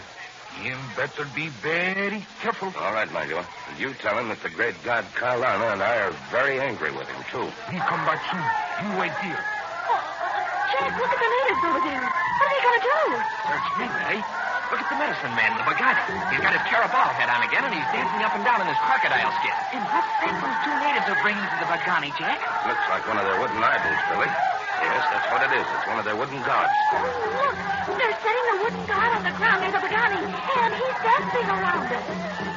Big whales and little fishes. Now the natives are hopping up and down. Well, Jim, what are they going to do? It looks as though they're going into a war dance of some kind, Betty. That's what they're doing, Uncle Jim. They're going into a war dance because of the news the Moro messenger brought them. Oh, I don't like it. They look so fierce and ferocious. I don't like it either, Betty. Sometimes they get very much excited after a war dance. Then not even the chief can control them. Here comes Melua now, Uncle Jim.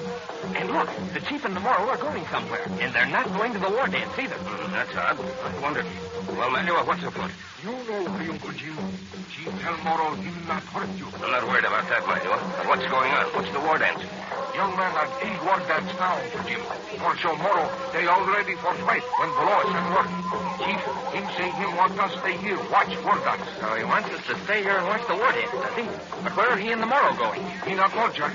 But me think they go for top white prisoner. What's that, Melua? They're going to Professor Loring? Me think so, Uncle Jim. That's why Chief say we stay here watch war dance. Super, if we can watch where they're going, we'll know where Professor Loring is. We've got to follow them, Billy. We've got to find out where they're keeping Professor Loring. That's right, Jack. You and Billy and me follow Chief and Moro. We not let them see us. We find out. I don't know about that, Melua. That's pretty risky. You trust me, Uncle Jim. No one see us. Everybody in village have war dance now. They'll not see us when we go. But suppose the Moro and the chief see him, Melua. Chief, him not do anything. Him afraid white man magic. But what about the Moro? He doesn't believe in our magic. You trust me, Uncle Jim. See? Me got sharp polo and sash. We take care of Moro if him get bad, but him not see us. We be very careful. You stay here with Pappy. Jack and Billy come with me. We find out something. Well, all right, Manuel. I'll let Jack and Billy go with you. Billy, unstring your walkie-talkie set, put it back and give it to me. You keep your set, Jack, and we can talk to each other if anything happens. We can talk to Whisper, too, and get him here with the auto gyro if we need him. Here's my radio set, Uncle Jim. Switch it off. We go now, Uncle Jim. You trust Value. Come on, Billy. Say, where did the chief and that Moro go to? They've disappeared. They go this way, Jack. They go downhill this way. But I don't see anything but trees over that way, Manuel. That's right, Billy. We go through tree. Then we come Little Creek. Maybe temple somewhere on Little Creek. So you still think that Professor Loring is kept in some temple, do you, Manuel? We think so, Jack. We find out soon. Are all the temples just like the one we saw, Manuel? Are they all just caves in the hillside filled with wooden gods? That's right, Billy. Some temple big, some temple little. But all temples got wooden god inside. We know at least one temple has got a crocodile inside it, too, Manuel. A crocodile in a deep pit. All temple got crocodile, Jack. Mandaya think crocodile belong wooden god. Oh, so that's why they feed their prisoners to the crocodiles. To make the wooden gods happy. You're right, Billy. But we no let crocodile eat us. You can bet we won't, Manuel. Not if I can help it. Look back at the village, Billy. That ward hens is getting to be something fierce. Gee, whittaker, it sure is. I hope they don't forget themselves and bother Uncle Jim and Betty. You know worry, Billy. When my Moro at lake hear war dance, they come see what trouble. They ain't not let anything happen, Uncle Jim. You've only got a handful of Moros, Manuel. But they brave Moro, Jack. Mandai afraid of Moro. You see. I hope we don't have to see Manuel. I'd hate to see your Moros fighting this whole tribe. Watch these thorny pines between the trees, Billy. They'll tear your clothes off. I'll say they will. Hey, there's a kind of path right here through the trees. The vines and bushes aren't so thick here. This where Chief and Moro messenger go, Billy. We be careful now, huh? We not let them see us. Where are they, Manuel? I don't see them anywhere. They go downhill, Jack. They downhill by creek. Soon we see. I want to see in that temple. Hey, Manuel, do you really think there'll be crocodiles in that temple? That's right, Billy. But you know see crocodile. Maybe. Maybe? Jiminy gee whiz. Somebody's always trying to scare the daylights out of me. Manuel, do you suppose... I mean, they won't let the crocodiles do anything to Professor Loring, will they? Me no think so, Jack. Not yet. Maybe later, when they finish with Professor Loring, then they do something. Suffering catfish and assault and below is about to declare war on Sultan Atang. They must be about through with Professor Loring. We see, Billy. We almost near creek now.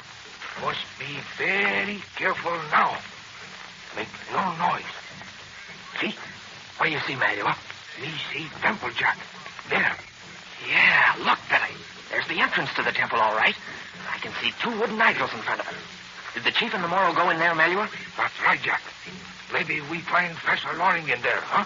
Come. We go there now.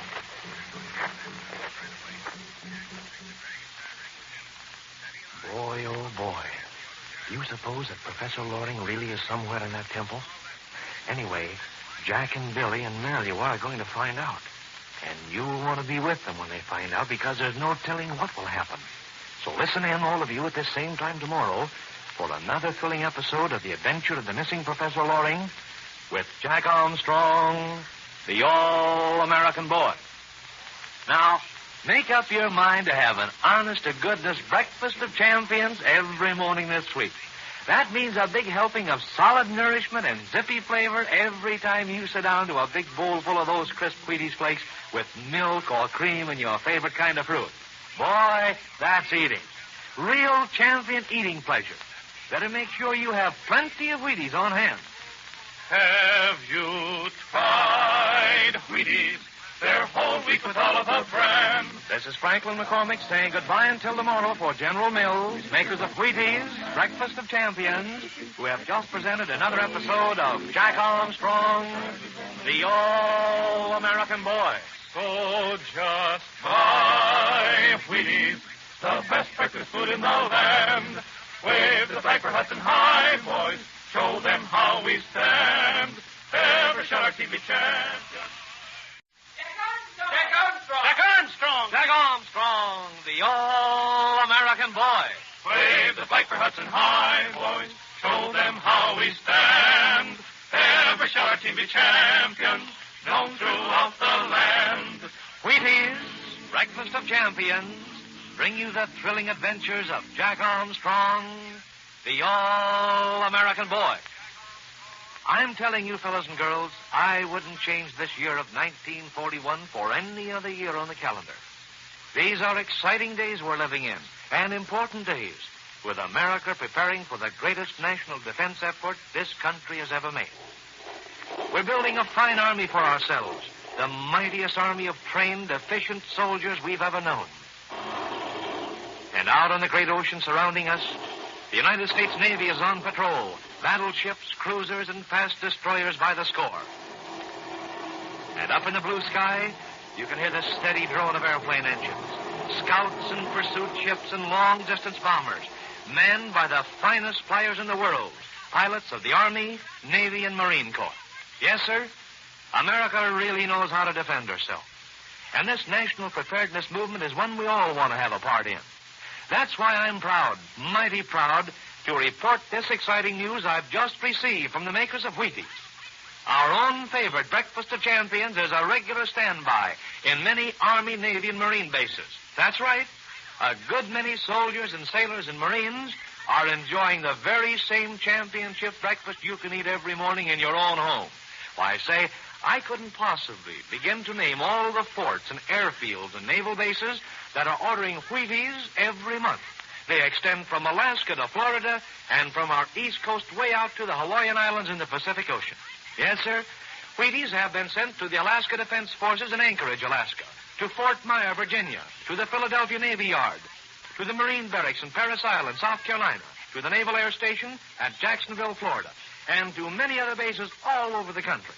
Of course, you know that Wheaties are tops at handing out the kind of bodybuilding nourishment active men need. And you can make up your mind to it.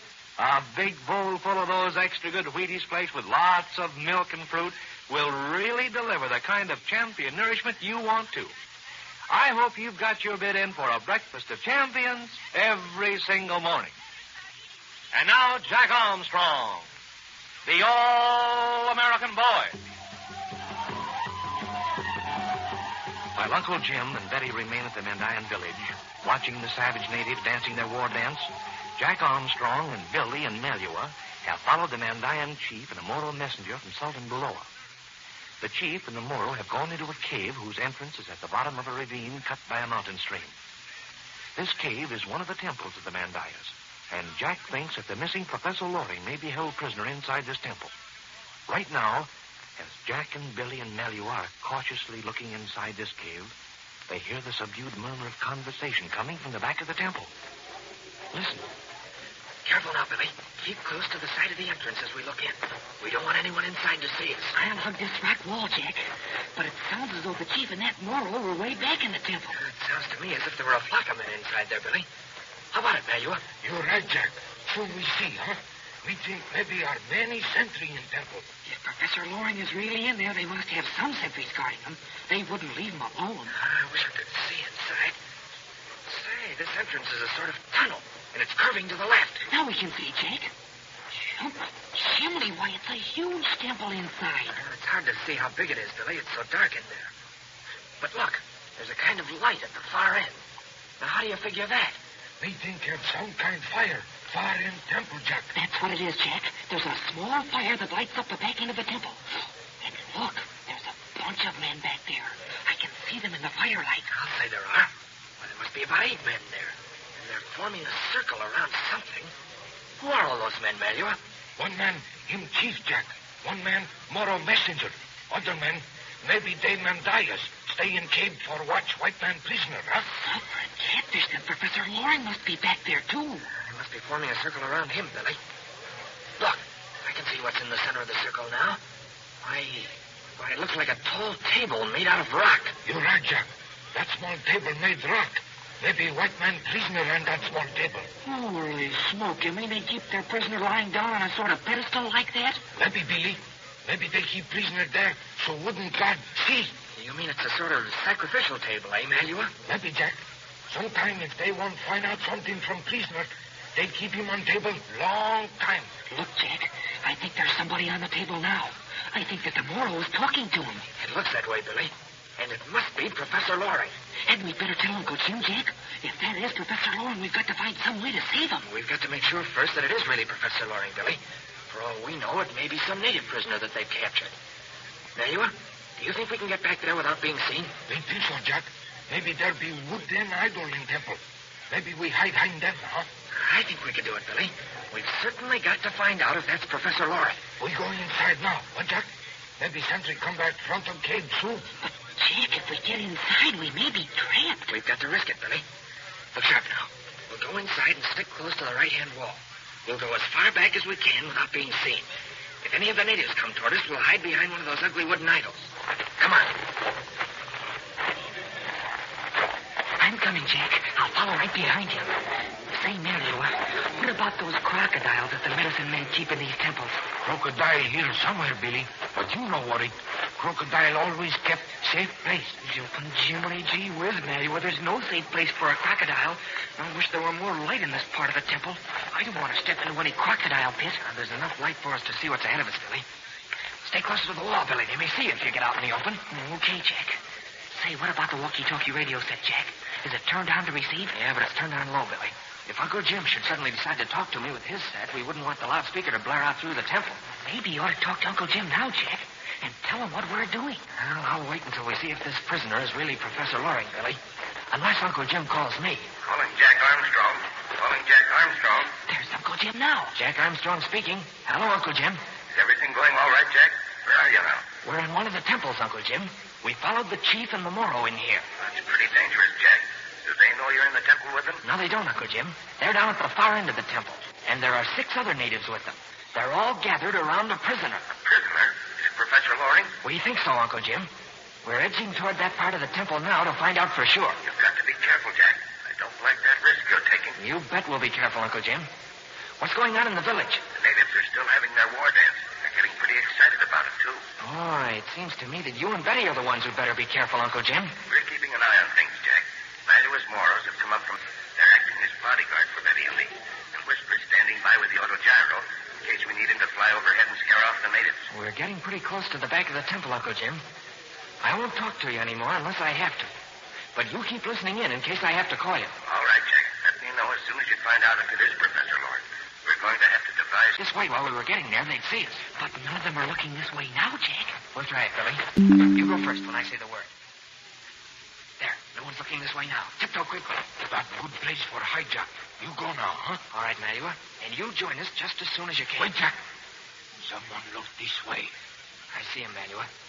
Billy got over there just in time. I'll keep behind this wooden idol until that native looks away. Him look away now. Jack, you go. Okay, Malua. Hurry, Jack. That's all sorry. I'm all right now, Billy. Now, let's take a look at...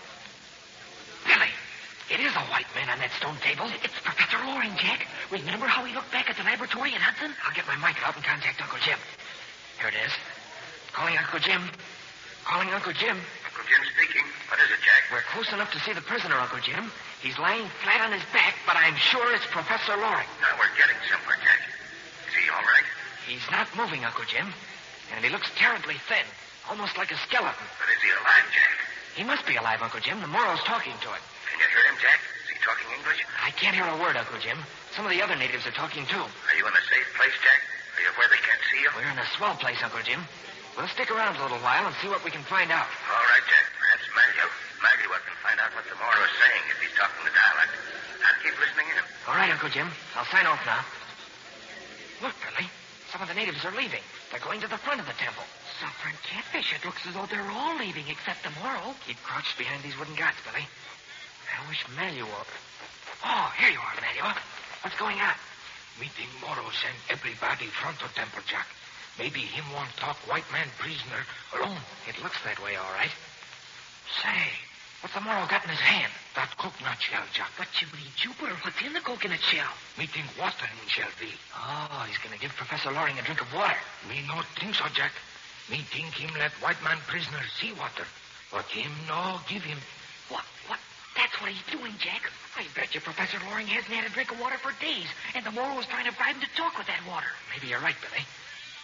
Say, look how Professor Loring is made fast to that stone table. Why, he's fastened with an iron chain and a great big padlock. Gosh, old Willikins, where on earth did the Mandayas ever get a chain and padlock? Maybe all Spanish chain, Billy. When Spanish here, they use planishing. That's where it came from, all right. From the days when the Spaniards ruled the country. But that means we've got to get the key to the lock before we can get Professor Loring loose. Me think key somewhere in Temple, Jack. Great whales and little fishes manual. It'll be some job to find it. Shh, Billy. White man want drink, huh? Yes. Give me a drink of water. Me give you drink. Me give you drink when you tell where Magic Land is. What does he mean by the magic lane, Jack? He must mean the place where the uranium deposits are, Billy. That's the information Geppetto's been trying to get. What you say, white man? You tell me where Magic Land is, huh? Then me give you a drink. No, I won't tell you. I won't tell Balloa. Then you no drink. Look, me put drink here. Me put drink here where you see. But you no get drink. How you like that, huh? Jack, we've got to do something. We can't just stay here and see Professor Loring suffer that way. Keep your head, Billy. Let's see what's going on at the front end of the temple. Why, everyone's gone. They've left the temple. They don't go far, Jack. They go outside, so no one else come in while Moro talk white man prisoners. Oh, look, Jack. Professor Loring's head has dropped back. His eyes are closed. We've got to help him soon, Jack, or it may be too late. You're right, Billy. Say, since that messenger is a Moro, maybe he's afraid of the dragon's eye ring. What about it, Malua? That's right, Jack. All Moro afraid of ring the Chinese knife. I've got it here in my pocket. Here it is. Look at it burn with its green fire. Malua, now's the time to use this ring. You're right, Jack. You give me ring. Maybe we got big surprise for Moro, huh? But we've got to get the key to that padlock, Jack. We can't rescue Professor Loring without that. The first thing to do is to get some water to him before it's too late, Billy. And maybe that Moro knows where the key is hidden. Here, Malua, here's the ring. And just in case that Moro doesn't believe in the magic of the ring, you'd better have your bolo ready for action. Now, go ahead and do your stuff. Say, didn't Jack forget one thing? Didn't he forget to tell Uncle Jim what they're going to do? Because that Moro isn't by himself. Don't forget that the native sentries are just outside the temple, and a single outcry will bring them in. You certainly won't want to miss what's coming in this exciting rescue of Professor Loring. So listen in, all of you, at this same time tomorrow for another thrilling episode of The Adventure of the Missing Professor Loring with Jack Armstrong, the All-American Boy. Now, let's have Wheaties for breakfast tomorrow morning. A big bowl full of those extra good Wheaties flakes with lots of milk or cream and a glass of fruit juice. On every count, nourishment and satisfaction and keen, fresh flavor. That's your breakfast of champions. Have you tried Wheaties? They're whole wheat with all of the brands. This is Franklin McCormick saying goodbye until tomorrow for General Mills, makers of Wheaties, Breakfast of Champions, who have just presented another episode of Jack Armstrong, the All-American Boy. So just buy Wheaties, the best breakfast food in the land. Wave the flag for Hudson High, boys. Show them how we stand. Ever shall our team be champions. This is ChestertonRadio.com. Jack Armstrong! Jack Armstrong! Jack Armstrong, the All-American Boy. Wave the flag for Hudson High, boys. Show them how we stand. Ever shall our team be champions, known throughout the land. Wheaties, Breakfast of Champions, bring you the thrilling adventures of Jack Armstrong, the All-American Boy. Look, I'm just wondering if you ever thought what these three important words, Breakfast of Champions, really mean.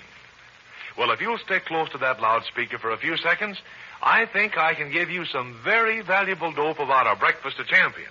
Ready? Okay.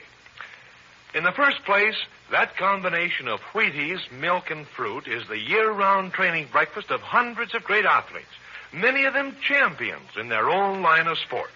Great baseball heroes like Bob Feller, Johnny Mize, and Frank McCormick. Football champions like Cecil Isbell, Don Hudson, and Parker Hall. Top-flight golfers like Patty Berg and Byron Nelson. And, Why, say, I could go on from now until the cows come home just naming the great sports stars who go for their breakfast of champions almost every morning. But there's another mighty important reason why the name Breakfast of Champions fits this combination of Wheaties, milk, and fruit like nothing else. You see, this extra good breakfast is made up of 3 champion foods: whole wheat, milk, and fruit. It gives you a lot of good bodybuilding nourishment, the kind of nourishment every athlete needs to help make him a real winner. In a Breakfast of Champions, you get every bit of the well-known essential nourishment of 100% choice whole wheat.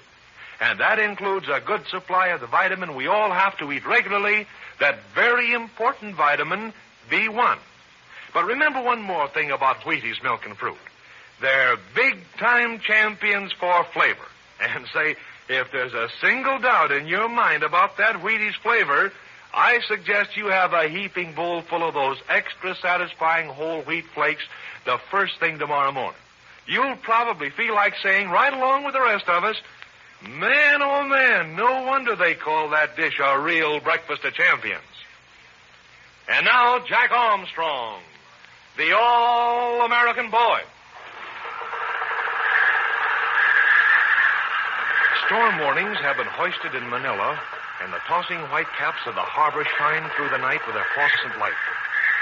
Jack, Billy, Betty, and Uncle Jim have returned to Manila from the headhunting country and are about to shove off in a schooner spindrift to find Professor Loring's wrecked ship. The spindrift is straining at her anchor in the harbor as wind and wave buffet her. But not far away, but hidden by the darkness of the night, the power schooner Black Shark rides at anchor with the unscrupulous adventurer Dr. Chesterton and his crew aboard, determined to follow the spindrift to the uranium treasure in the Sulu Sea. And now, while Uncle Jim is ashore in Manila to arrange for clearance papers, Jack and Billy are in the main hold of the spindrift, checking supplies and the diving equipment which have just been loaded. Listen. Well, Jack, that finishes the diving equipment. Everything is here to the last air hose. And Betty's checked all the food supplies, Billy. Move out of the light now. Look over this list that Uncle Jim gave us. Wait a minute, Jack. Betty is looking down the hatch. Wants to tell us something. Hi, Betty. What's the trouble? Jack, can you and Billy come up on deck for a moment? Well, I guess we can, Betty. But is it important? I want to make sure we've checked everything by the time Uncle Jim gets back. Well, it may be awfully important, Jack. I can't tell. Jiminy cricket, something seems to have scared Betty, Jack. Let's go up and see what the trouble is. Okay, Billy, you climb up. I'll follow you. I hate to... Jump on giraffe. This wind is something fierce. And just look at those waves. It's too dark to see much of the waves, Billy.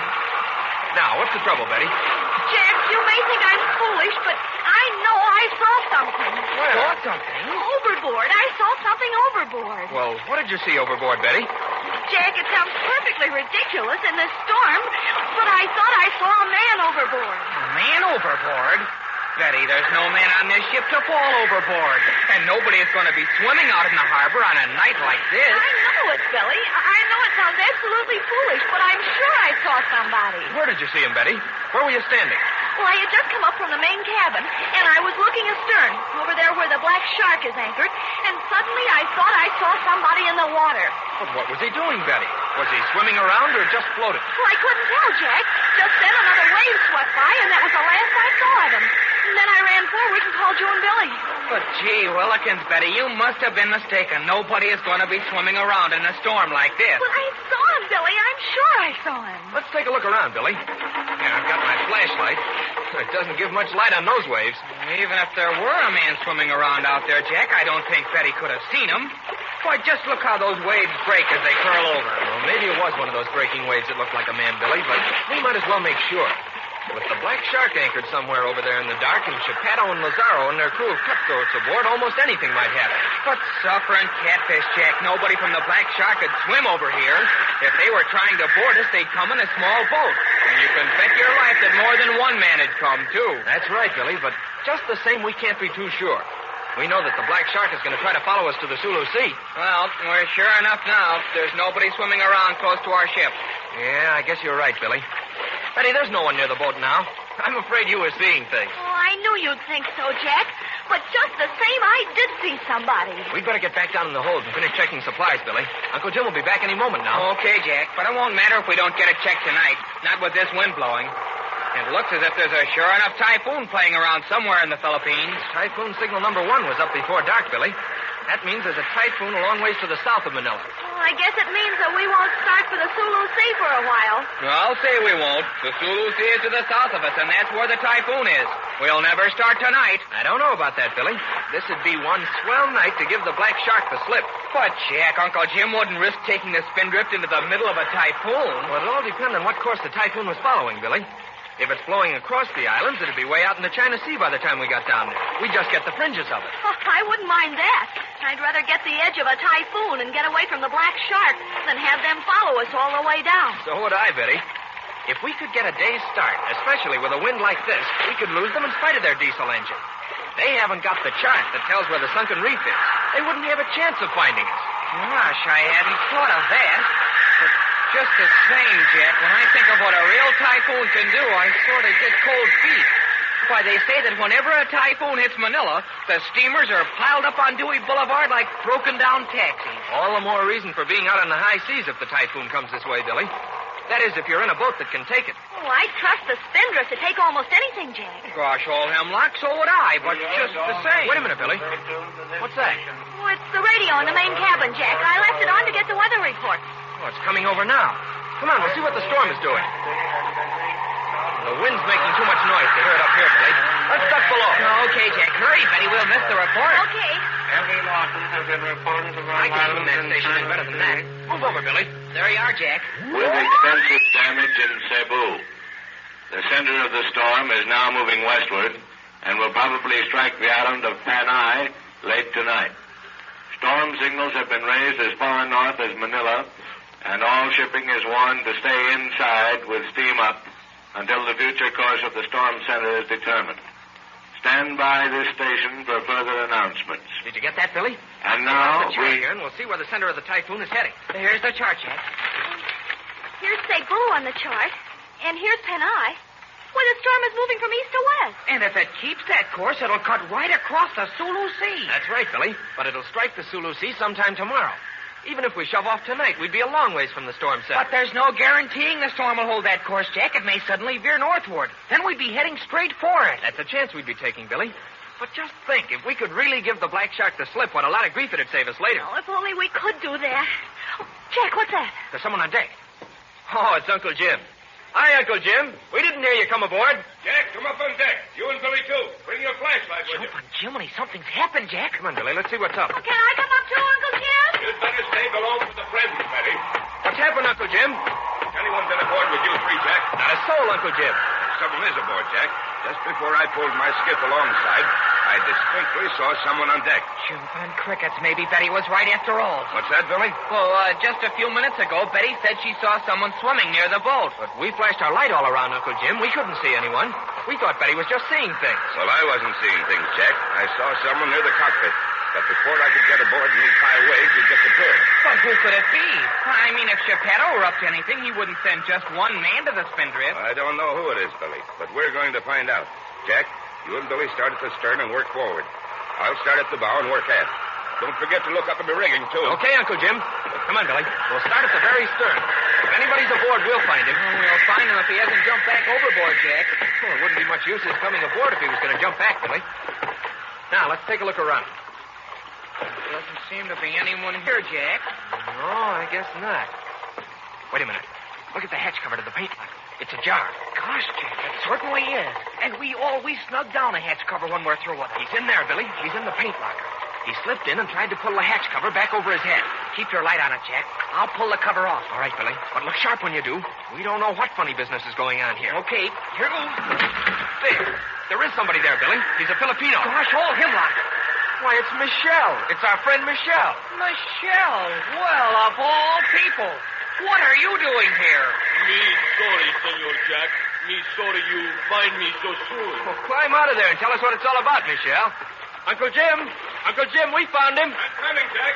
Here, Michelle. Take my hand and pull yourself out. Say, you are wet. So it was you who Betty saw swimming around. That's right, Senor Jack. When she look, me swim back a little way. You got him, Jack. Don't let him get away. You won't try to get away, Uncle Jim. It's Michelle. How's that, Jack? Oh, it is Michelle. What are you doing here, Michelle? Me go with you, Captain Fairfield. Me go with you and Senor Jack and Senor Billy and Senorita Betty. You want to go with us, Michelle? Do you know where we're going? Me know. You go to Sulu Sea. You go hunt for sunken ship. You go find treasure on ship. It is treasure, Michelle, but it's not the kind of treasure you're thinking about.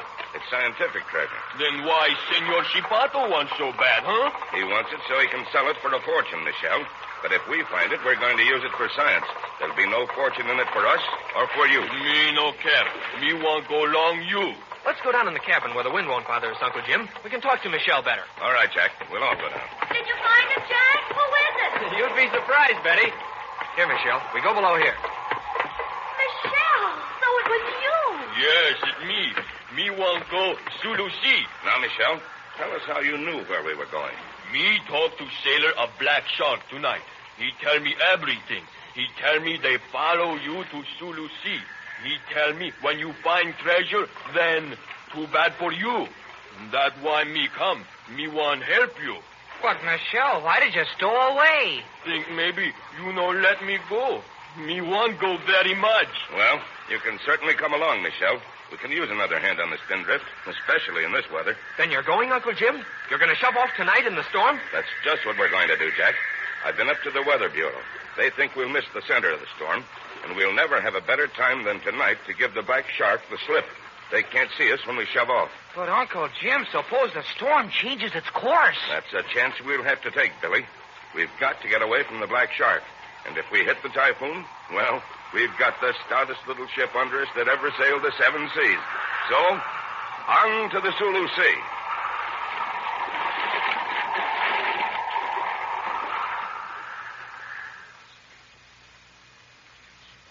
Boy, how'd you like to take off from Manila Harbor in the teeth of a gale? And that's just the beginning of the big wind if the typhoon changes its course and heads north. But say, suppose the black shark also heads out to sea. You can bet that Chipato will do just that if he discovered the spindrift is leaving. Then the spindrift will be in double danger. You won't want to miss what's coming, so be sure to listen in at this same time tomorrow to another exciting episode of The Adventure of the Sunken Reef with Jack Armstrong, the All-American Boy. Listen, here's a reminder that you ought to get your Wheaties Champ Stamp album right up to date as quickly as you can. So if your Wheaties Champ Stamp album isn't complete, right up to date, ask Mother to get a couple of packages of Wheaties for you the very next time she shops. Remember, you can't buy Wheaties Champ Stamps anywhere. The only way you can get them is to buy Wheaties. Have you tried Wheaties? They're whole wheat with all of the bran. Won't you try Wheaties? This is Franklin McCormick saying goodbye until tomorrow for General Mills, makers of Wheaties, Breakfast of Champions, who have just presented another episode of Jack Armstrong, the All-American Boy. The best breakfast food in the land. Wave the flag for Hudson High, boys. Show them how we stand. Jack Armstrong! Jack Armstrong, the All-American Boy. Wave the flag for Hudson High, boys. Show them how we stand. Ever shall our team be champions, known throughout the land. Wheaties, Breakfast of Champions, bring you the thrilling adventures of Jack Armstrong, the All-American Boy. Meeting of the Sideliners Club will please come to order. This is the first meeting of the Sideliners Club of the Air. I'll ask Larry here to tell you what it's all about. Okay, Larry, go ahead. Well, a sideliner is any normal fellow girl who's got natural ability in sports, but who just isn't in good enough physical shape to get on the team. Well, he's the fellow girl who's always sitting on the sidelines, watching his friends winning their letters and enjoying themselves plenty. And we want to tell the sideliners just how they can help themselves get out of the Sideliners Club, Mr. McCormick. And believe me, this is one club everyone wants to get out of. Swell idea, Larry. Go ahead.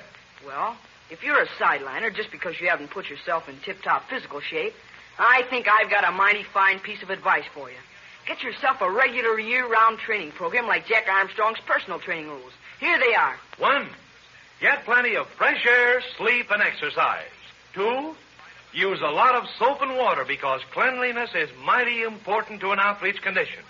3, eat a breakfast of champions every morning. And say, that rule number 3 is plenty swell.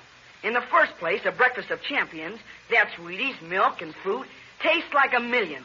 Honest, I don't know of any other breakfast dish that's got such a keen flavor as a breakfast of champions. Is that all, Larry? Oh, gosh, no, Mr. McCormick. You've said yourself that Wheaties give us all of the well-known essential nourishment of real whole wheat. And from what I've learned in school, that's a lot of doggone good nourishment. Yes, Larry, a breakfast of champions gives you a lot of good bodybuilding nourishment. The kind an athlete needs to help make him a real winner. And that's just what our Sideliner Club needs to know. And listen, don't put off training. Start your Jack Armstrong training program tomorrow morning for sure. You can do it by having yourself a real breakfast of champions. Okay, Larry, and thanks from all the Sideliners for a great piece of advice. So long, Mr. McCormick. Meeting's adjourned. And now, Jack Armstrong, the All-American Boy. While a distant typhoon sends warning signals flying over Manila, Jack, Billy, Betty, and Uncle Jim are preparing to shove off on their two-masted schooner Spindrift for the Sulu Sea. They're going there to search for some precious uranium-235 lost on Professor Loring's ship when it sank off an uncharted reef. On board the Spindrift is a Filipino named Michelle who had joined forces with him against the unscrupulous adventurer Dr. Chapato. Riding at anchor nearby in the darkness of the stormy harbor is the power schooner Black Shark, on which Chapato and his crew are determined to follow the Spindrift to rob Uncle Jim of his precious uranium. And now, on the Spindrift, while Betty is below checking the last of the supplies, Uncle Jim and Michelle are unfurling the foresail, and Jack and Billy are fighting the whipping canvas of the mainsail, keeping a sharp lookout through the darkness for any sign of the Black Shark. Listen. Don't let the sail get away from you, Billy. We've got to take a reef before we hoist her. Boy, oh, boy. Are we going to need that reef? I bet you we'd have our lee rail under even with a double reef. We may have the double reefer before we get out of Manila Bay. This wind isn't slackening a bit. Now, Billy, you pull the canvas in and I'll make the reef points fast. Okay, Jack. But this canvas is fighting like a tiger. There. Now you can fasten them. I'll work fast, Billy. But it's hard to keep a footing on the deck with the boat rocking so. Look, Jack. There's a light moving about on the deck of the Black Shark. And maybe Chapato or Blackbeard or some of their crew have just gone aboard, Billy. I guess that's it. I wish we could use a light here. It'd certainly help in getting these sails reefed. Sure it would. But also, it'd tell Chapato what we're doing. Here, pull in that canvas some more. I'll try, Dick. There. How's that? That's fine. If we don't want the Black Shark to follow us, we've got to clear Manila Bay without them seeing us. Once we're in the China Sea on a night like this, they'll never pick us up. There's another light moving about on deck over there. Where, Billy? Oh, I see. One's forward and one's aft. Jumpin' Jupiter, Jack. Do you suppose that means... I was just thinking of that, Billy. I'll bet they're getting their sails reefed, too. They're going to be all set to slip their moorings in case we try to make a getaway. But they wouldn't need sails, Jack. They've got their diesel engine. Their sails will help, Billy. They can sail as fast in this wind as they can go under power.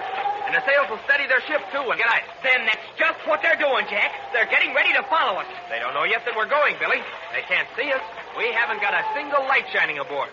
Even Betty's working with a shielded flashlight below. Well, I'll bet $1 to a donut they'll have some way of finding out. They'll guess that we might try and slip out tonight in spite of the typhoon. We'll try and get out without their knowing it, Billy. There, that's the last of the mainsail reef. The big sail's all ready to go up. Here comes Uncle Jim and Michelle. They must have the foresail reefed, too. Ahoy there, Jack. How's the job coming on? She's all reefed, Uncle Jim. We can hoist her any time you say so. Good. Michelle and I have put tucks in the foresail and jib. Say, what are those lights on the Black Shark? We were just talking about them, Uncle Jim. We think that they're getting their sails reefed, too. I shouldn't be surprised. They're not going to take the chance of our slipping away from them tonight. Though I'll warrant that Chapato and his crew aren't too happy about putting to sea with that typhoon playing around down south. But they won't be able to see us when we shove off, Uncle Jim. No, I don't believe they will, Jack. We couldn't see them now if it weren't for their cabin lights and those lights on deck. Well, if Betty's through checking that list I gave her, we can slip our moorings and get away. Here's Betty now, Uncle Jim, just coming above. Hi there, Betty.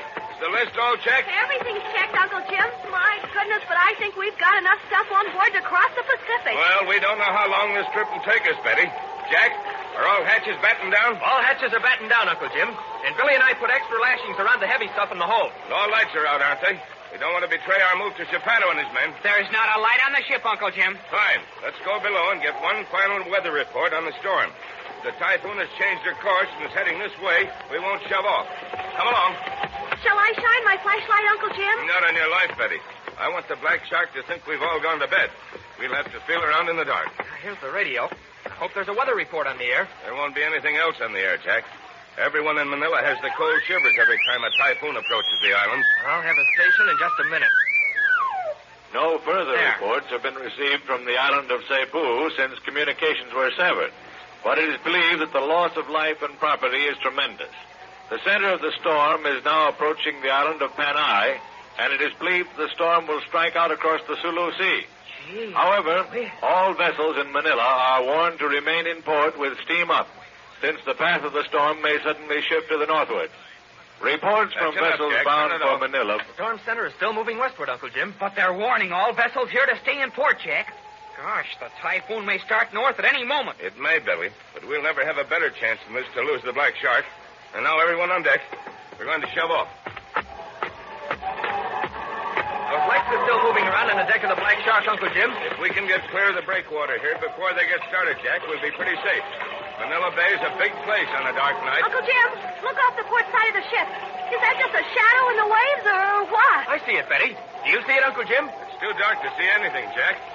Wait a minute. There is something there. It's a small boat, Uncle Jim, and there's somebody in it. He's trying to row closer. Flash that light there for a second, Betty. Just for a second. All right, Uncle Jim. There. Look, there's a Filipino in the boat. Turn the light off quick. Michelle, did you recognize the man in that skiff? We know him, Captain Fairfield. He come from Black Shark. He comes from the Black Shark? Then he's one of Geppetto's crew. Jumping crickets. What does he want here? I know what he wants, Billy.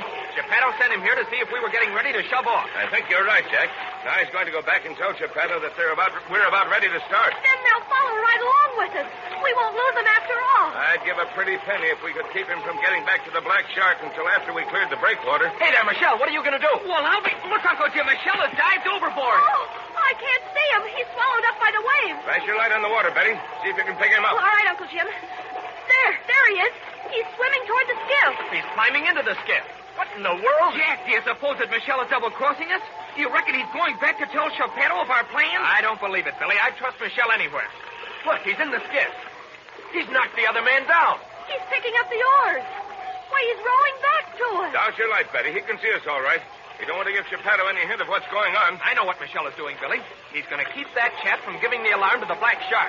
Didn't I tell you we could trust him? But what can we do with the other man? We can't take him to the Sulu Sea with us. Gosh, all fish hooks, Betty. We don't have to take him to the Sulu Sea. We'll just take him with us a little way and then let him go. No, we won't, Billy. We're not kidnapping anybody, even for just a little while. Michelle, come back on board and let that man go. But Captain Fairfield, me hit him hard. He no can row. Did you hear that, Uncle Jim? Michelle has knocked him cold. Well, that's different. We'll bring him aboard, bring him to his senses, and then send him back. Lend him a hand, Jack. Come on, Billy. Help me get this man on board. No, okay, Jack. Here, Michelle's alongside now. Hey, what a punch you carry, Michelle. Me hit him plenty hard. Grab hold, Billy. Okay, up we go with him. There. Well, not here, Jack. Let me look at him. He's all right. He'll come to in a minute. Tie his skiff astern, Billy. We'll let him go when he comes to. But we don't have to wait, do we, Uncle Jim? No, Jack, we can start now. He'll come to before we hit the harbor breakwater. You and Michelle go forward. Stand by to slip the mooring. Billy and I'll hoist the mainsail. Aye, aye, sir. Come on, Michelle. Lend a hand forward. Say, Michelle, is there anything you can't do? You can swim like a fish. You can fight sharks. You can hit like a prize fighter. What else can you do? Me do many things, Senor Jack. Me sail boat, too. Me sail Filipino schooner. I'll bet you've never sailed a Filipino schooner in a typhoon, Michelle. No, Senor Jack. Only crazy people take boat out in typhoon. That makes us pretty crazy, doesn't it? You're right. But me go anywhere you go. Atta boy. Now, lend a hand here. You pull in the mooring lines from that buoy and I'll untie her. We'll let her go the moment Uncle Jim gives the word. All right, me pull hard. That's the ticket. There, she's untied. I'll take a turn around the bit until we get the word to let go. Captain Fairfield, pull big sail up now. Feel the ship heel over, Michelle? Boy, what a time we're going to have. Me no like. But me trust Captain Fairfield. Me trust you. And we trust the spindrift, Michelle. Typhoon or no typhoon. There, the mainsail's up. Slip the mooring, Jack. Hoist the jet. Quick. Aye, aye, sir. Come on, Michelle. Let's get the jib up. Throw out that line and I'll take the halyard. We got it, Senor Jack. Up we go. Pull in that jib sheet, Michelle. Attaboy. You good sailor, Senor Jack. You know what to do. You're not bad yourself, Michelle. There, the jib's up. Up to the forecastle now, Jack. Aye, aye, sir. You take the throat halyard, Michelle. I'll take the peak. Ready? Up we go. Boat lean way over, Senor Jack. That's all right, huh? She'll lean further over than this when we get outside, Michelle. But don't worry. The spindrift can lay over on her beam's end and still come up for more. Filipino schooner turn over then, Senor Jack. But a Filipino schooner hasn't a heavy keel, Michelle. There, the forecastle's up. Belay your halyard on this pin. All right. Here comes Senor Billy. Anything I can do, Jack? Not a thing, Billy. Michelle is a first-class sailor. The Black Shark hasn't discovered that we're going yet, Jack. At least her lights haven't moved. She'll discover it fast enough when that sailor doesn't get back on schedule. Let's go aft now with Uncle Jim. That Filipino is gaining consciousness, Jack. We'll have to let him go in a minute. We'll be out of the breakwater pretty soon, Billy. Watch it. Slide overboard in the sloping deck. I won't. Here that chap is now. He's setting up. He's all right now. That Filipino in his boat, Jack. I'll luff up for a moment. Aye, aye, Uncle Jim. Come on, you. The skip is made fast astern. I'll help Uncle Jim with the sheets, Jack. Why, Betty? What's the trouble? Look, Billy. Look at the black shark. Oh, what's the matter? Look at all those lights moving about on deck. They've discovered we're gone, Billy. They're going to follow us. Well, they haven't moved yet, Betty. It'll take them a little while to get started. Trim out sheets, Billy. The Black Shark is starting now. Will be starting soon, and we've got to get clear of that breakwater before she gets underway. Aye, aye, Uncle Jim. Trim full sheets, Betty. I'll take the main sheet. We're going to give the Black Shark the run of its life.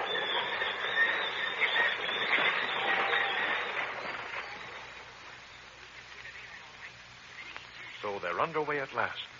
With reef sails and lee rail awash, the Spindrift is heading for the Sulu Sea.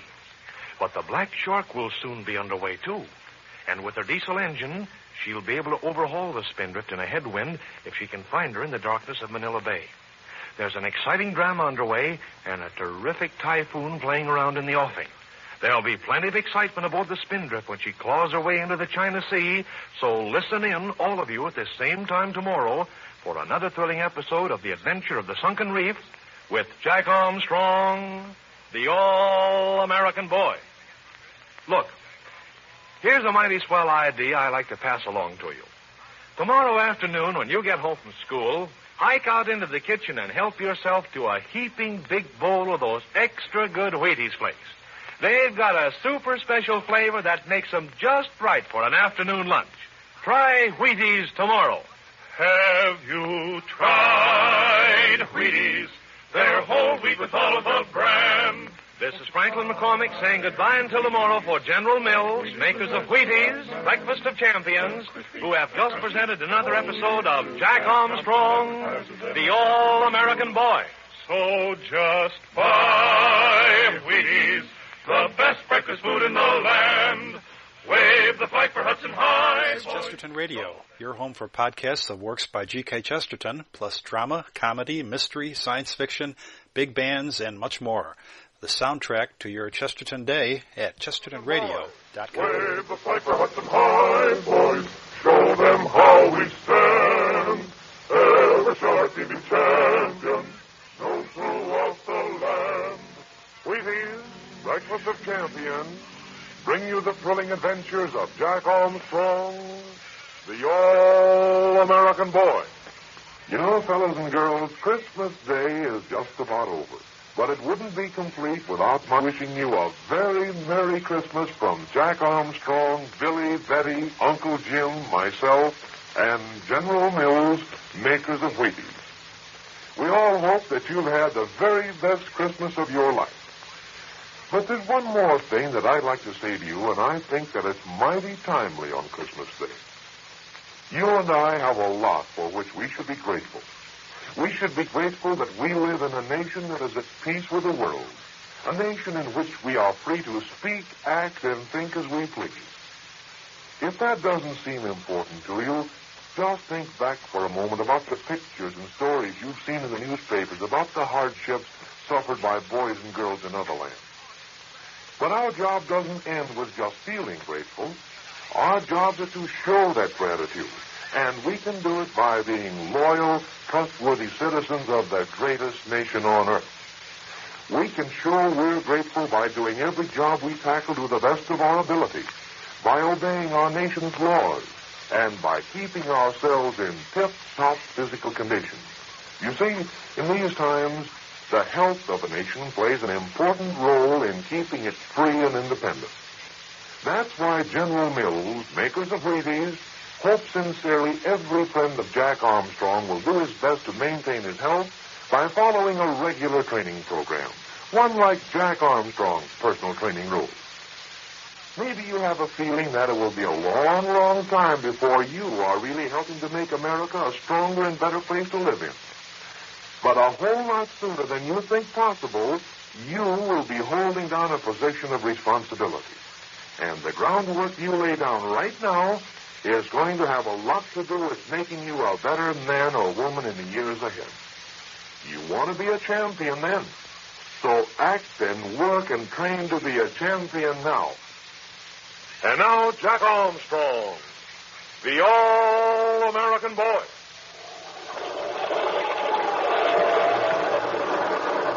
The two-masted schooner Spindrift, under reefed sails, is driving through the darkness of Manila Bay while a half-gale keeps her lee deck awash. Aboard her are Jack and Billy and Betty and Uncle Jim and Michelle on their way to the Sulu Sea to recover some precious uranium-235 lost on Professor Loring's wrecked yacht. Somewhere in the stormy darkness of the bay is the power schooner Black Shark, belonging to the unscrupulous adventurer, Dr. Chesterton. Chesterton and his crew are determined to follow the Spindrift to the Sulu Sea and rob Uncle Jim of the uranium. Uncle Jim is risking the fury of a typhoon in order to slip away from the Black Shark. And now, as they approach the China Sea, Uncle Jim is at the wheel, and Jack has just come up from the radio. The others are tending sheets and keeping a sharp lookout for any sign of the Black Shark. Listen. Well, Jack, what are the radio reports on the typhoon? Not very good, Uncle Jim. The typhoon is still to the south of us, but they think it may be heading north. But gosh, Jack, don't they know? Can't they tell? They haven't received any reports since it passed over the island of Panay, Billy.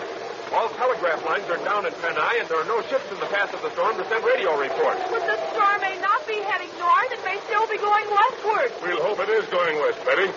What about the barometer, Jack? Is it still stationary? No, it's not, Uncle Jim. The glass is dropping a little. Jumping Jupiter, and it was low enough already. It'll drop a lot lower if the typhoon is really heading toward us, Billy. How about the Black Shark, Uncle Jim? Have you seen any sign of her since I went below? Not a sign, Jack. Apparently she doused all light. And in this darkness, we'll never see her. Unless what, Uncle Jim? Unless the coast defense searchlights of Corregidor pick her up. You can see those great searchlights now stabbing into the darkness at the entrance to the bay. But, Uncle Jim, if the searchlights pick up the Black Shark, they might pick us up, too. They certainly will, Billy. If we go too close to the fortified waters. And then the Black Shark will see us. They'll be able to follow us. That's right, Betty. So our cue is not to get too close to one of those fortified islands. We're almost out of the bay, Uncle Jim. We've got to make up our mind which channel we want to take. I've been thinking it over, Jack. The north channel between Corregidor and Miradones is 3 miles wide. The south channel is 7 miles wide. But there's a small fortified island in the middle of that, a regular concrete battleship. If we only knew where the Black Shark was. I wish one of those searchlights would pick her up just once. Perhaps she's still behind us. Perhaps she's zigzagging back and forth across the bay trying to pick us up. Not on your life, Betty. She's somewhere in front of us. Oh, what makes you think that, Jack? Just think a minute, Billy. She followed us out of the Manila breakwater. She couldn't see us in the darkness, but she knew we were making a break for the open sea. She knew we'd have to tack back and forth to get out to sea against these headwinds. So she... Well, Jack, you mean to say that you think she headed straight for the mouth of the bay with a diesel engine to wait for us? I think Jack's right, Billy. And I think we'll take the south channel. We'll have more room to avoid her. Ease out on all sheets. Jack, you take the main sheet.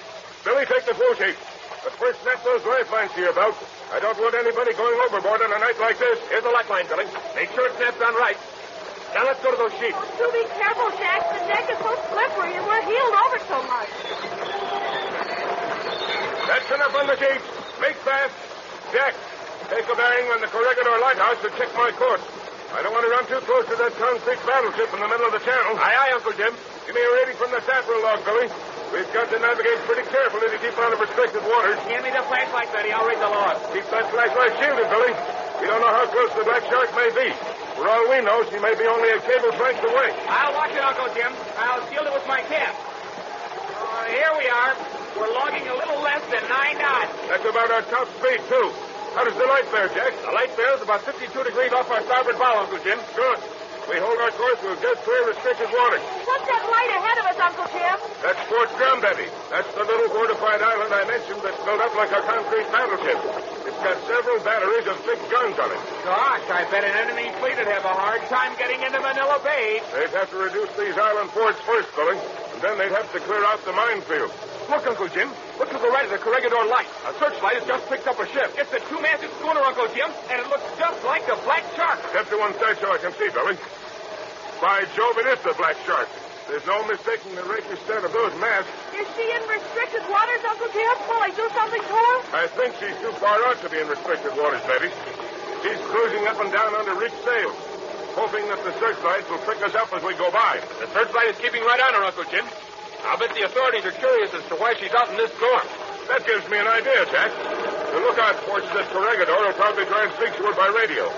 See if you can tune into their wavelength and see what the Black Shark says. That's a corking idea, Uncle Jim. Hand me your flashlight, Billy. We don't want to show any lights yet. You go below with Jack, Billy. If I need you on deck, I'll call you. Hurry or you'll be too late. Come on, Billy. Bring your light along. Boy, oh, boy. I hope they aren't talking already. Hold the light over here, Billy. I'll look through the book for the Corregidor wavelength. Gosh, old fishhooks, I hope you can find it, Jack.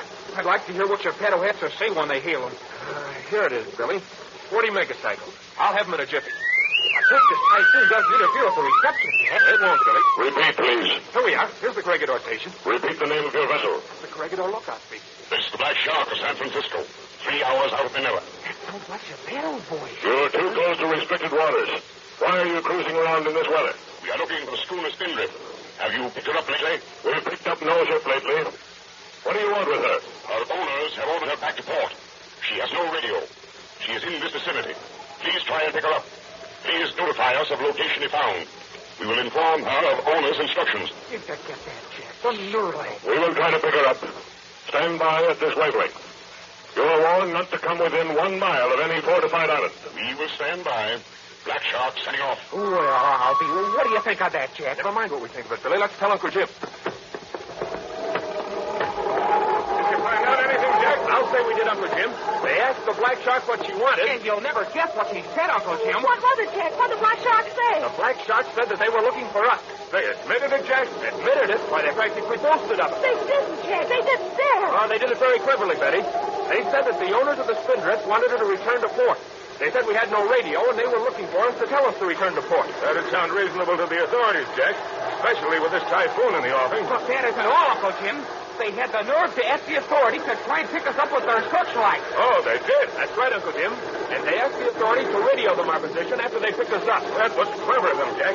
And the request sounds so reasonable that no one would suspect anything. Look, Uncle Jim. Some of the searchlights are beginning to sweep in this direction. That settles it. They are trying to pick us up. And they'll do it in a minute, too. Maybe we're too far out for the searchlights to reach us, Uncle Jim. Not on your life, Betty. Those searchlights can reach out for 15 miles in good weather and about 5 miles even on a night like this. One of them is sweeping this way now. It'll pick us up in half a moment, Jack. Jack, will the Black Shark see us? I guess it will, Betty. Even if it doesn't, the authorities will radio them where we are. Here comes the light, Jack. You and Billy get below and listen in on that radio again. We've got to find out if the Black Shark learns where we are. The light's on us now. Hey, it is bright. I bet they can see us for miles. The lookout on Corregidor will certainly see us, Jack. The light's staying right on it. Get below to that radio. Come on, Billy. I'm sending a message to the Black Shark in just a minute. We don't need the flashlight now, Jack. There's enough light from the searchlight coming in through the porthole. They aren't going to lose it, Billy, now that they've picked us up. Hurry up, Jack. Get them tuned in. There's the wavelength, Billy. The station is silent. Maybe they're not going to tell the Black Shark. Black Shark, stand by. There they are, Billy. Black Shark, stand by. They're trying to pick up the Black Shark now. Is the Black Shark standing by? And there is the Black Shark. We've picked up the schooner Spindrift. She's about 2 miles east of Corregidor. Her course is apparently south-southwest. She's reaching for the South Channel. Please acknowledge. Message acknowledged. Can you intercept her? Or shall we send a boat to instruct her to return to port? No. Don't send a boat. We will intercept her before she leaves the bay. That threw a scare into the Black Shark, Billy. The last thing they'd want would be for an army boat to come out and speak to her. Black Shark, attention. Typhoon signal number 3 has been hoisted in Manila. You and schooner Spindrift are advised to return to port with least possible delay. Please acknowledge. Message acknowledged. Please keep searchlight on Spindrift until we intercept her. Black Shark setting off. Get that, Jack. Why, they're going to keep that searchlight on us until the Black Shark finds us. That's right, Billy. Boy, but I wish the Army weren't so doggone obliging to us poor sailors. Come on, let's kill Uncle Jim. Well, Jack, suppose we told the Black Shark all about it. They certainly they have, Uncle Jim. They gave our location, our course, and said we were heading for the South Channel. And that isn't all, Uncle Jim. The Black Shark asked them to keep their searchlight on us until they intercepted us. And they're going to do it, too. I get blinded every time I look into that light. And typhoon signal number 3 is up in Manila, Uncle Jim. We won't get alarmed about that typhoon until number 5 goes up, Jack. That's the real danger signal. But, Uncle Jim, what are we going to do? The Black Shark will reach us before we get out to the China Sea. No, she won't, Betty. Not the way I'm going to work it. What are you going to do, Uncle Jim? We're going to cut straight across to the South Shore, Jack.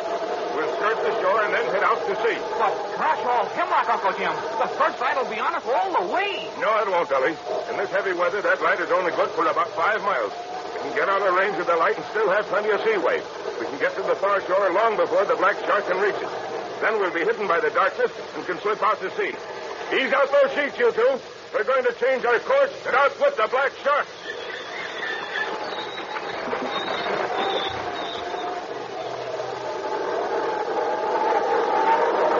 Listen to that wind blow. And typhoon signal number 3 is up, too. Even if Jack and Uncle Jim do get away from the Black Shark, they're going to have their hands full by the time dawn breaks. But say, perhaps they won't give the Black Shark the slip. Geppetto is a mighty smart man. He likely guessed what the spindrift will do in the darkness. If he heads out to the open sea himself, he may pick up the spindrift at daybreak. And if that typhoon does swerve northward, it'll take a lot of nerve to stay out and face it. There's an exciting time ahead, so be sure to listen in at the same time tomorrow for another thrilling episode of The Adventure of the Sunken Reef with Jack Armstrong, the All-American Boy. You know, there's nothing like combining 2 good things in one. And that's exactly what you do when you eat a breakfast of champions. Yes, you get all of the extra satisfying flavor of Wheaties, milk, and fruit, plus the important nourishment nature has packed away in whole wheat and those other 2 champion foods. So if you'd like to get in on some mighty swell eating and a lot of good bodybuilding nourishment, eat Wheaties, milk, and fruit tomorrow morning. You'll be treating yourself to a real breakfast of champions. Have you tried Wheaties? They're whole wheat without a brand. This is Franklin McCormick saying goodbye until tomorrow for General Mills, makers of Wheaties, Breakfast of Champions, who have just presented another episode of Jack Armstrong, the All-American Boy. So just Jack Armstrong! Jack Armstrong, the All-American Boy. Wave the flag for Hudson High, boys. Show them how we stand. Ever shall our team be champions, known throughout the land. Wheaties, Breakfast of Champions, bring you the thrilling adventures of Jack Armstrong, the All-American Boy. Say, here's an imaginary scene that's probably pretty familiar to you. It's about 7 in the morning. Chuck Hale is sound asleep, the covers pulled tightly over his head.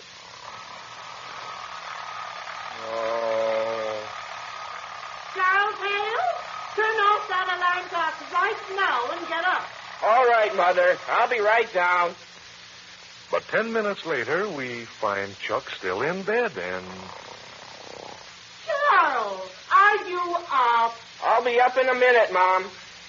The next week, Mrs. Hale had a swell idea. Guess what it was yet? Okay, I'll tell you. She saw to it that Chuck got a big breakfast of champions every morning. Yes, sir, a big bowl of crisp, crackling Wheaties with lots of milk and topped off with sliced bananas or some other fruit. Now, here's what happened when Chuck knew that a breakfast of champions was waiting for him every morning. Listen. Boy, that floor is cold. Where's my slippers? Here's one fellow that's going to get dressed in record time. Mom! Mom! What is it, Charles? Have you got my Wheaties ready? They're on the table waiting for you. I'll be there in just a second. Hot dog, Wheaties with bananas. Hey, Mom. Yes, Charles? Better get me a couple of helpings of those Wheaties. I'm hungry as a bear. Yes, I don't know of any breakfast that makes quite such a solid hit with a high-powered appetite as this breakfast combination of Wheaties, milk or cream, and fruit. It's got the kind of flavor that ought to make second helpings a regular thing at your house. Why, say, once you've tasted a breakfast of champions, I'm willing to bet my old mustache cup you'll be an A-number-1 Wheaties fan from here on in. Now, look, why don't you ask Mother right now, before you do another thing, to get the makings of a breakfast of champions from the grocer the very next time she shops. Then eat a man-sized helping of Wheaties, milk, and fruit every morning from now on. See about getting that supply of Wheaties right now. And now, Jack Armstrong, the All-American Boy.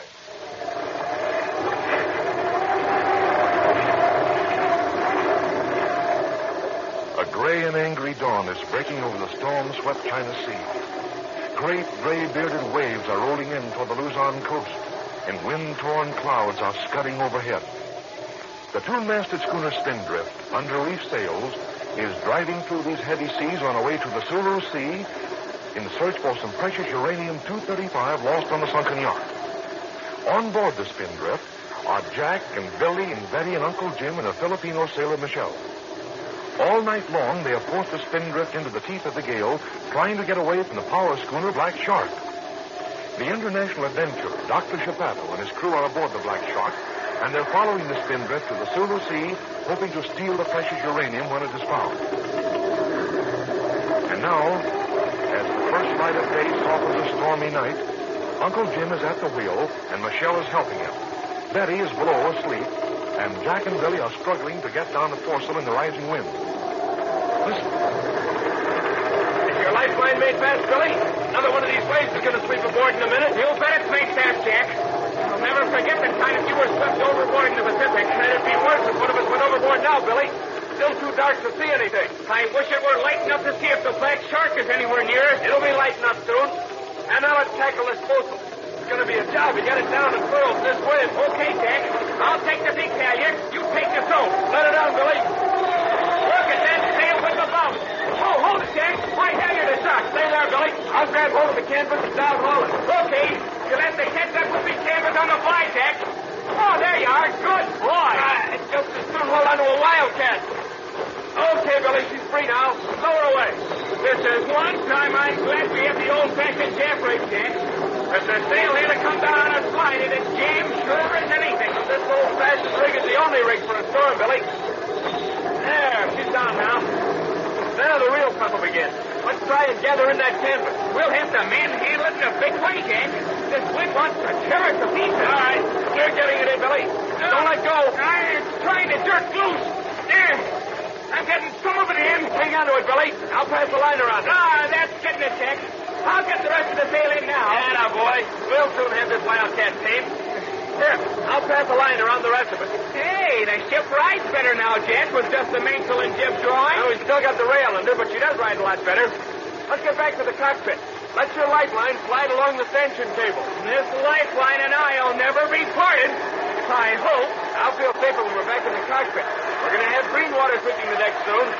The postal's all tucked away, Uncle Jim. Good work, Jack. That takes some of the strain off the ship. And it hasn't cut our speed any either, Uncle Jim. This double reef mainsail will give us all the speed we can manage in this sea, Billy. You haven't picked up the Black Shark yet, have you, Jack? It's still too dark to see much, Uncle Jim. All I can see are the tops of the waves and the spray flying about. I think I can make out the Luzon coast against the eastern sky several miles off the port. Jumping Jupiter, we're quite a ways out to sea. That's where we want to be, Billy. The lee shore is a dangerous thing in a storm. Suppose I go below and try to get another radio report on the typhoon, Uncle Jim. No, let Billy go, Jack. I may need you here on deck to help Michelle if we have to run up a storm sail. I'll go, Uncle Jim. Let me know if you see the Black Shark. We'll tell you if we see her, Billy. You get to that radio. Wait a minute. Don't forget to unsnap your lifeline. Here it is, Jack. I hope that typhoon isn't getting any closer. If the Black Shark is close to us, Uncle Jim, we'll see her soon. Help me look for her, Michelle. Hey, look, Senor Jack. But maybe Black Shark got sense. Maybe she go back to Manila. Well, that would be the sensible thing to do, Michelle. But I'll bet $1 million the Black Shark doesn't go back to Manila. I'll bet she's somewhere in the offing hoping to catch sight of us when daybreak. I'm afraid you're right, Jack. The Black Shark isn't going to give up until she knows that the typhoon will swoop down on us. Say, Uncle Jim, look how that mainsail is straining. No wonder the canvas doesn't rip to pieces. It will rip to pieces if this wind gets much worse, Jack. Take a look at the barometer and see what the bad news is. Hand me the barometer, Michelle. It's hanging just inside the companion hatch. We get barometer. Here it is. Me don't like what it say. Boy, I don't like it either. It's dropped 3 points, Uncle Jim. At this rate, it'll soon be down to 27 inches. That's a typhoon reading in any ocean, Jack. But if the center of the storm is still moving westward, it won't get any worse. And if it suddenly moves north, it's just too bad. Look, senor. Me see black shark. You see the black shark? Where, Michelle? Over this way. See? There she is, Jack. To windward of it. What? Why, she's close to it. The wonder we didn't see her sooner. We're between her and shore, Jack. She'll never let us out of her sight again if she can help it. What we do now, Captain Fairfield? We go back to Manila, huh? No, Michelle. We're not turning back to Manila now. We'll get another chance to slip away from her tonight. It'll be too good a chance to miss. We'll never get away from her in good weather. But what if typhoon comes this way, Captain Fairfield? We'll decide about that after we get the latest radio reports from the storm, Michelle. I'm not afraid to take the Spindrift into a typhoon, but I don't believe the black shark would dare to face a real blow. Look, Uncle Jim. I think the black shark is changing her course. She's going to close in on us. It looks that way, Jack. She wants to get as near to us as she can, naturally. Well, here comes Billy from below. Hi, Billy. What we picked up off the starboard. Well, for a catfish. How did the black shark get so close to us without our seeing her? It was just too dark for us to see her before, that's all. Did you get any reports of the typhoon on the radio, Billy? I'll say I did. I just came up to tell you all about it. Did the report say which way the storm was heading, Billy? No, it didn't, Uncle Jim. But a tanker sent out an SOS in the North Sulu Sea. She reported that she was in the exact center of the typhoon. In the North Sulu Sea, eh? That's not so good. Must be moving northward, Uncle Jim. Not quite, Jack. More northwestward. If it holds that course, she'll still miss us. What if it bears north, Uncle Jim? We'll run right into it. Perhaps, Billy. Watch it. There's a big wave coming aboard. Hold on, Billy. She's going to sweep the deck. Look at her come.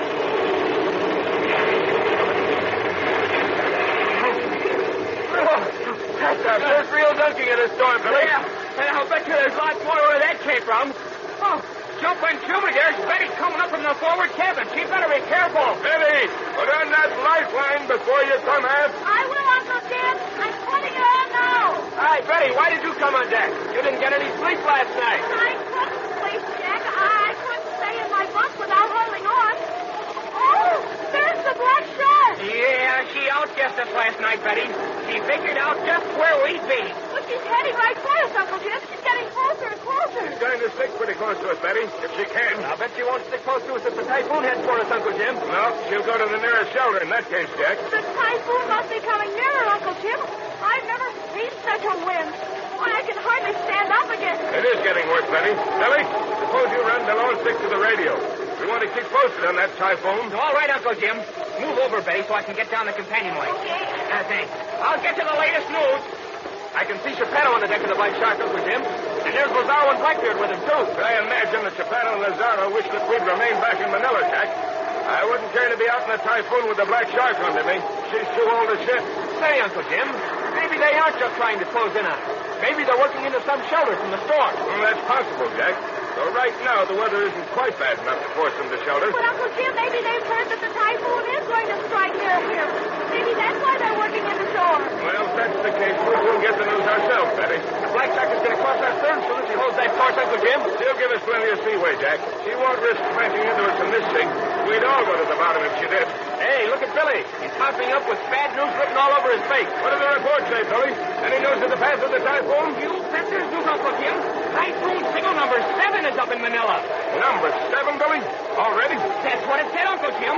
And everyone in Manila is warned that the typhoon may strike somewhere around here this afternoon. Get back to the radio, Billy. Get all the latest reports. I'll stick by it, Uncle Jim. That explains why the Black Shark is working toward shore, Uncle Jim. They received word of the typhoon. We go back, Captain Fairfield. We go back to Manila now? We haven't time to get back to Manila, Michelle. That typhoon will be passing away at us in a few hours. We just get caught in Manila Bay with a lee shore and not enough steam room. But what can we do, Uncle Jim? We've got to get to shore somewhere. I don't know about that, Betty. I don't want to find myself beating off a lee shore when the typhoon strikes. Every bit of canvas will go by the board. A dozen anchors wouldn't hold us. There's a landlocked cove in the Luzon shore not far from here, Uncle Jim. Maybe we can get in there. That's probably where the Black Shark is going, Jack. Come below with me and we'll take a look at the chart. Michelle, take the wheel. Hold her on this course until I come back. I shall be on board. Come on below, Jack. Watch your step, Uncle Jim. Well, Jack. Stick to that radio, Billy. Never mind us. Now, pull out the chart of these waters, Jack. It's the one on top. All right. Here it is, Uncle Jim. I'll spread it out on the table. Better hold on tight. We're pitching like a bucking bronco. Yeah. Here's that landlocked cove, Jack. I'm sure the Black Shark is going to find shelter there. We certainly don't want to be in there with her. Not with that band of ruffians aboard. Well, here's another cove further down the coast, Uncle Jim. We could go in there. No, not on your life, Jack. It's not protected enough. We'd be caught there when the typhoon struck, and we'd drag every anchor and be smashed on the rocks. But there are no other coves, Uncle Jim, and we haven't time to get back to Manila. I know, Jack. There's only one thing for us to do now. We've got a few hours before the typhoon hits. We can carry sail all morning. You mean that... I mean the safest thing for us to do now is to get as many miles as we can between us and shore. Then when the typhoon hits, we'll hold to with a storm trysail. And when that blows to pieces, we'll put out our sea anchor in a bag of oil and ride the typhoon out. This storm may be a blessing in disguise.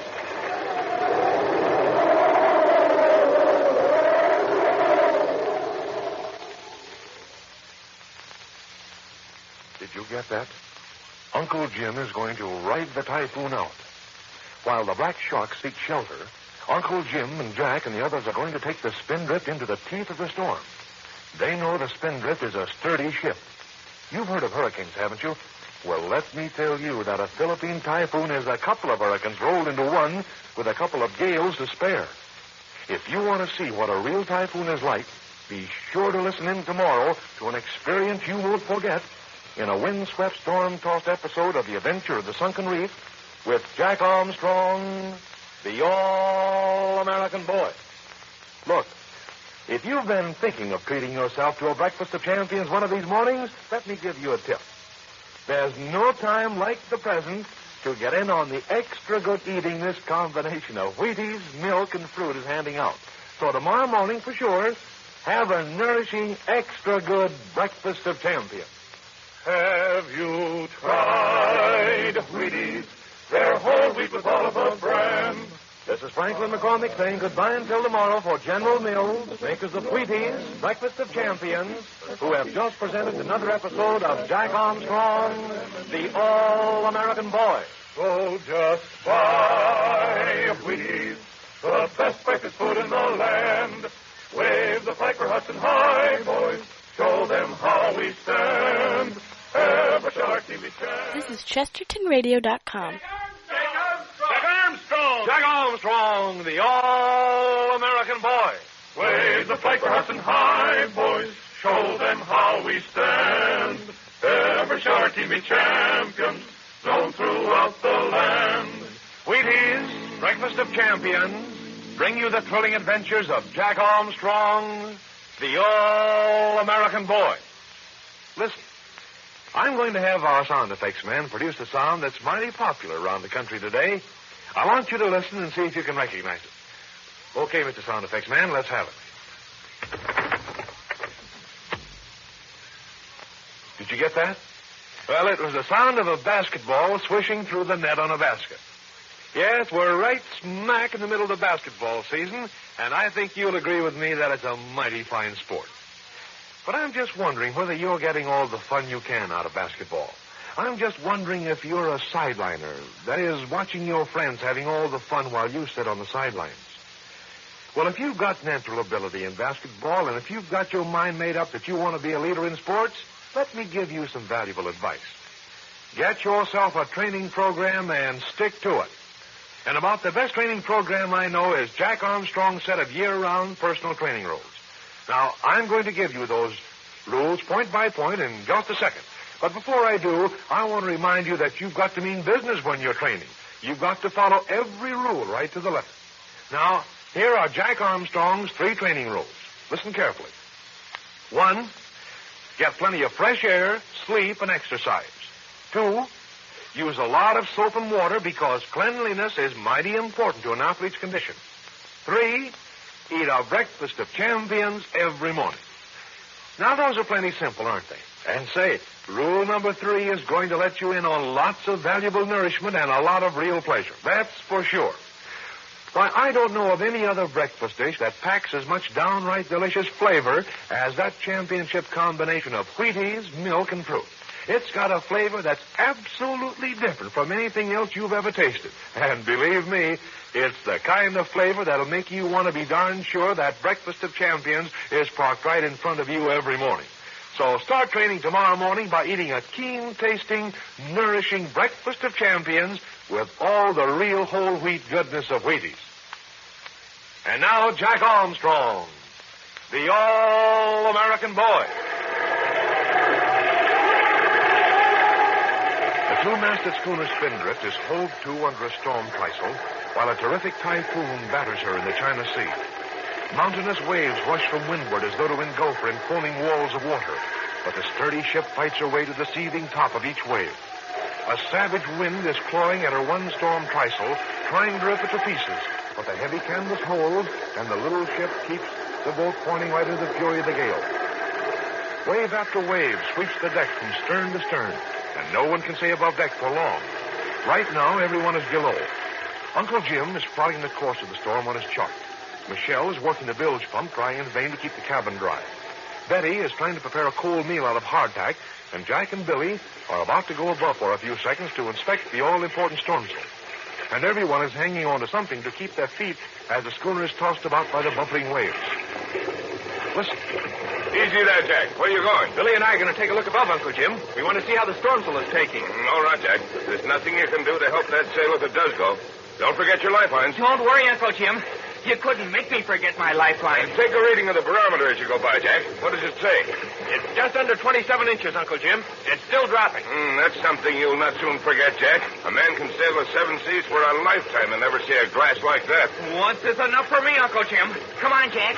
Pull the hatch back quickly, Billy. We'll get up in the cockpit and close it before the next wave comes aboard. Here, I'll lend you a hand. Okay. Oh, boy, what a wind. It blows the print right out of your body. Close the hatch, Billy. Quick, here comes a large wave aboard. Okay. Now snap that lifeline to your belt quick before the wave hits us. Snap, Jack. Hang on. The storm sail is still holding, Billy. It may see us through. It ought to hold. It's 4 thicknesses of heavy canvas. Did you ever see such waves in your life, Billy? Oh, I didn't realize the ocean had kicked up so much, Jack. And look what the wind does to the tops of the waves. Why, it cuts them flat. If this sail ever goes, Billy, we'll have to get that sea anchor overboard in a hurry. We'll broach, too, broadside to these waves. Why, the whole ship will be knocked flatter than a pancake. Do you suppose we turn over, Jack? I don't know, Billy. If we do, it's all over for us. But we'll certainly be knocked over on our beam's end. Let's go back below, Jack. I can't catch my breath in this wind. Okay, Billy, wait till we get to the top of this wave. Grab hold of the hatch. As soon as the wave sweeps us, we'll open up and duck below. Don't forget to unsnap your lifeline. I won't. Say, there's a real wave coming out. Oh, all right. Let's slide the hatch back. Come on, Billy. Get below, quick. Okay. Now, push her shut. There. Everything all right, Jack? The sail's still holding, Uncle Jim. But if this wind gets any stronger, it won't hold for long. If that sail goes, we'll be in for some real punishment, Jack. I think we'd better get that sea anchor overboard now. Oh, what was that noise? That's the sail, Betty. It's gone. Hold on, everyone. We're going to broach. Oh, what's happening to the boat? It's turning over. Hold on, Betty. We're broadside to the waves. We're being knocked over on our beam's end. Everyone all right? I guess I'm all right. I cracked my head, Uncle Jim, but it's still alive. We're all right, Uncle Jim. But half the stuff in the cabin is broken loose. Hold on. Here we go again. Look sharp, Jack. We'll go to the bottom if this keeps up. We've got to get that sea anchor overboard. You and I'll go on deck and do it. Can I help, Uncle Jim? Yes, Billy. While Jack and I are getting the sea anchor overboard, you fix up the oil bag. Oh, you mean that bag full of oakum, Uncle Jim? That's the one. It's in this locker here with a can of oil. Pour the oil into the bag of oakum and bring it forward to us. But don't forget that lifeline. Hold on. We're about to be knocked over again. Quick, Jack. Open the hatch. It's open, Uncle Jim. Grip on that lifeline when you get in the cockpit. All right. Let's go. Here's the lifeline for you, Uncle Jim. I've got my line made fast. Good. Line snap. Look out. We're going to be knocked flat again. Are you all right, guys? I'm still with you, Uncle Jim. We'll work our way forward. Keep on your hands and knees. Never let go of anything for an instant. Come on. This wind wants to pick me up and throw me overboard. I can hardly crawl against it. Keep on, Jack. You're doing fine. I hope the sea anchor isn't fouled. It shouldn't be. It's lashed down, all ready to go overboard. Hold on, Jack. Here comes another wave broadside to us. It's going to break completely over the ship. I'm holding on with two hands. Here she comes. Are you still there, Jack? Still here, Uncle Jim. Get forward before another wave hits us. Quick! I'm crawling as fast as I can. This wind is something else. Is the cable to the sea anchor all ready to run out once she goes overboard, Jack? You bet it is, Uncle Jim. I checked it myself. We'll be up there in a second. If we stay broadside to these waves, in another moment we'll founder. The Spindrift can't take many more of these.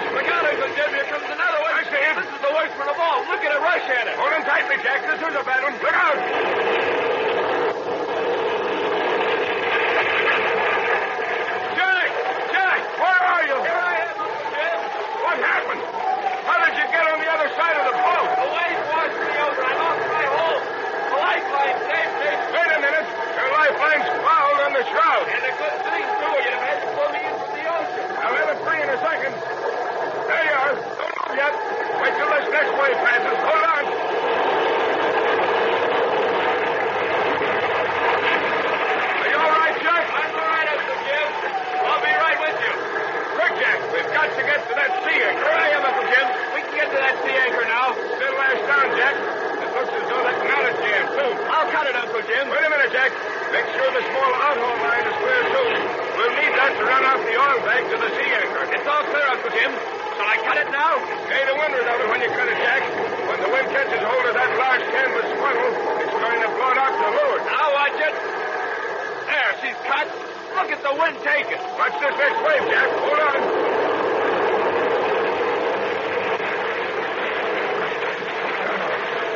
We won't have many more of those. When the wind blows us to leeward of the sea anchor, we'll point into those waves again. Look, Uncle Jim, the sea anchor's floating to windward of it. No, it's not, Jack. It's standing still in the water. The wind is blowing us to leeward. Makes the line fast. I'll take a turn around the bit. There, she's fast. Hold on, Jack. When the slack is taken up and the sea anchor bites into the water, there's going to be quite a jerk. Hold on. Oh, boy, that was a jerk. Look, Uncle Jim, the ship is swinging. We're swinging to meet the waves. Here comes one now, Jack. This won't be so bad. We're nearly pointing into it, but hold on. Oh, that wasn't half bad. But that line to the sea anchor took a beating. That was bad enough, Jack. I didn't like the way that line jerked when the wave hit us. That line will snap in two if that jerking keeps up. We'd better put out the oil bag quickly, Uncle Jim. When we get an oil slick on the water, it'll take the jerk out of those waves. Here comes Billy now with the oil bag. He's having a hard time getting here against this wind. I hope he doesn't lose that oil bag. Get it lashed to it. Hold on, there's a wave coming aboard. I don't mind that kind of a wave. It gets a clean sweep of the deck. But when we're broadside and the ship can't rise to meet the wave, that's something else. That wave gave Billy a bat. He'll be here with that oil bag in a second. The out-haul line all clear? It's clear, Uncle Jim. Good. We won't take such a beating if we get an oil slick on the surface of those waves. Here comes Billy now. Here's the oil thing, Uncle Jim. I just about hit his hand on my head in the cabin to fill it. Good work, Billy. Hand it here. I'll make it fast to the out-haul line. Here it is, Jack. I don't see what... This out-haul line goes out to the sea anchor and back, Billy. We'll tie the oil bag to one end of the line and then pull in with the other end. Oh, I get you, Jack. We pull the oil bag right out to the sea anchor. That's the idea. Then the oil spreads all over the waves in front of us. Hold on, there's a wave coming aboard. Will the oil help much, Uncle Jim? You'll see, Billy. Keeps the wind from biting into the waves. The waves are just as high, but they're much smoother. The oil bag is made fast, Uncle Jim. Pull it out, Jack. That's the way. How far out is the sea anchor, Jack? It's out quite a ways, Billy. It's out beyond the next wave. No punch, crickets, look at that oil spread out. That's what it's supposed to do, Billy. Makes a large slick area ahead of the boat. Why, it's doing some good already, Jack. That last wave is hardly breaking at all. You're right over the top of it without getting the dunking, Billy. Say, this is wonderful. Why, it makes all the difference in the world. We're safe for a while now, Jack. Is the oil bag all the way out to the sea anchor? As far as it'll go, Uncle Jim. Good. Then let's get back to the cabin and see if Betty and Michelle are all right.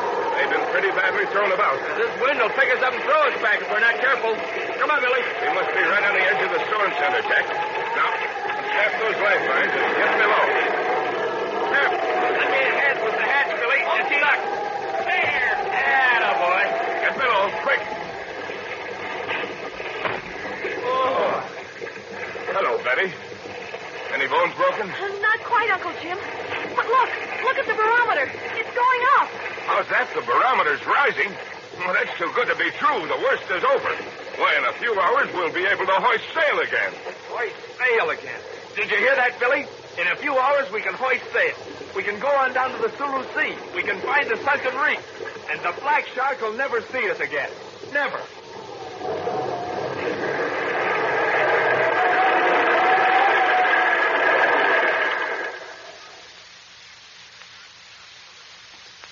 Never? Well, hardly ever. Has Jack forgotten that the Black Shark has a radio on board? And if the Spindrift is seen by another vessel, she'll certainly be reported. So there's a pretty good chance that when the Spindrift arrives in the Sulu Sea, the Black Shark won't be far behind. And you won't want to be far behind either, for there's a wrecked yacht on that sunken reef and a treasure of uranium aboard. So listen in at the same time next Monday when the Spindrift reaches that sunken reef for another exciting episode in the adventure of the sunken reef with Jack Armstrong, the All-American Boy. Listen, if you like good things to eat, here's a plan that ought to make a big hit with you. Eat a breakfast of champions tomorrow morning. That championship team of Wheaties, milk, and fruit make one of the best tasting breakfast dishes I know. Then, tomorrow night, just before you go to bed, have a big bowl of those extra good whole wheat flakes with milk or cream. But right now, I suggest you check up on the supply of Wheaties and make certain that there are plenty.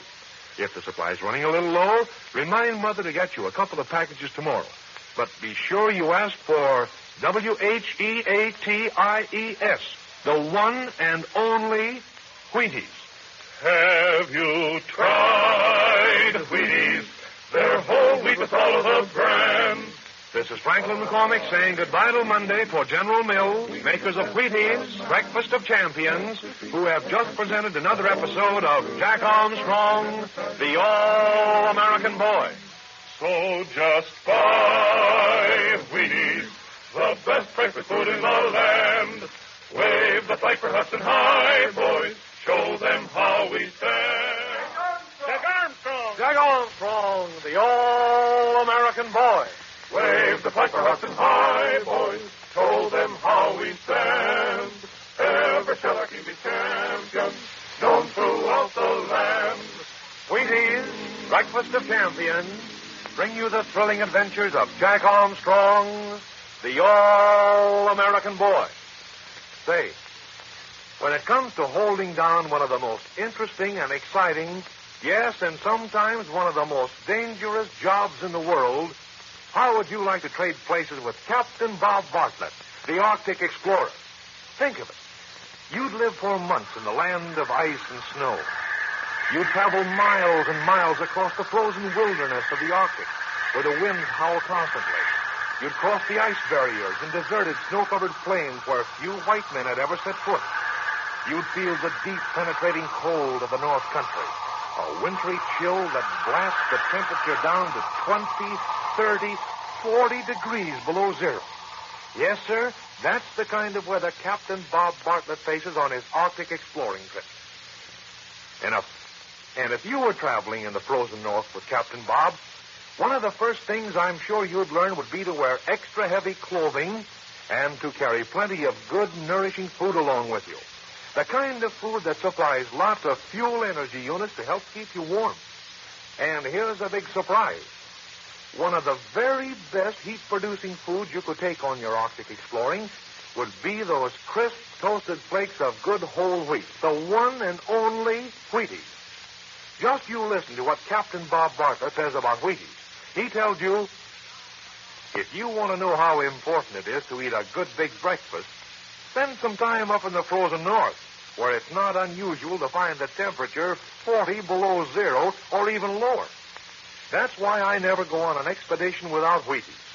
A heaping bowl full of Wheaties with plenty of milk or cream, sugar, and fruit is a real breakfast of champions.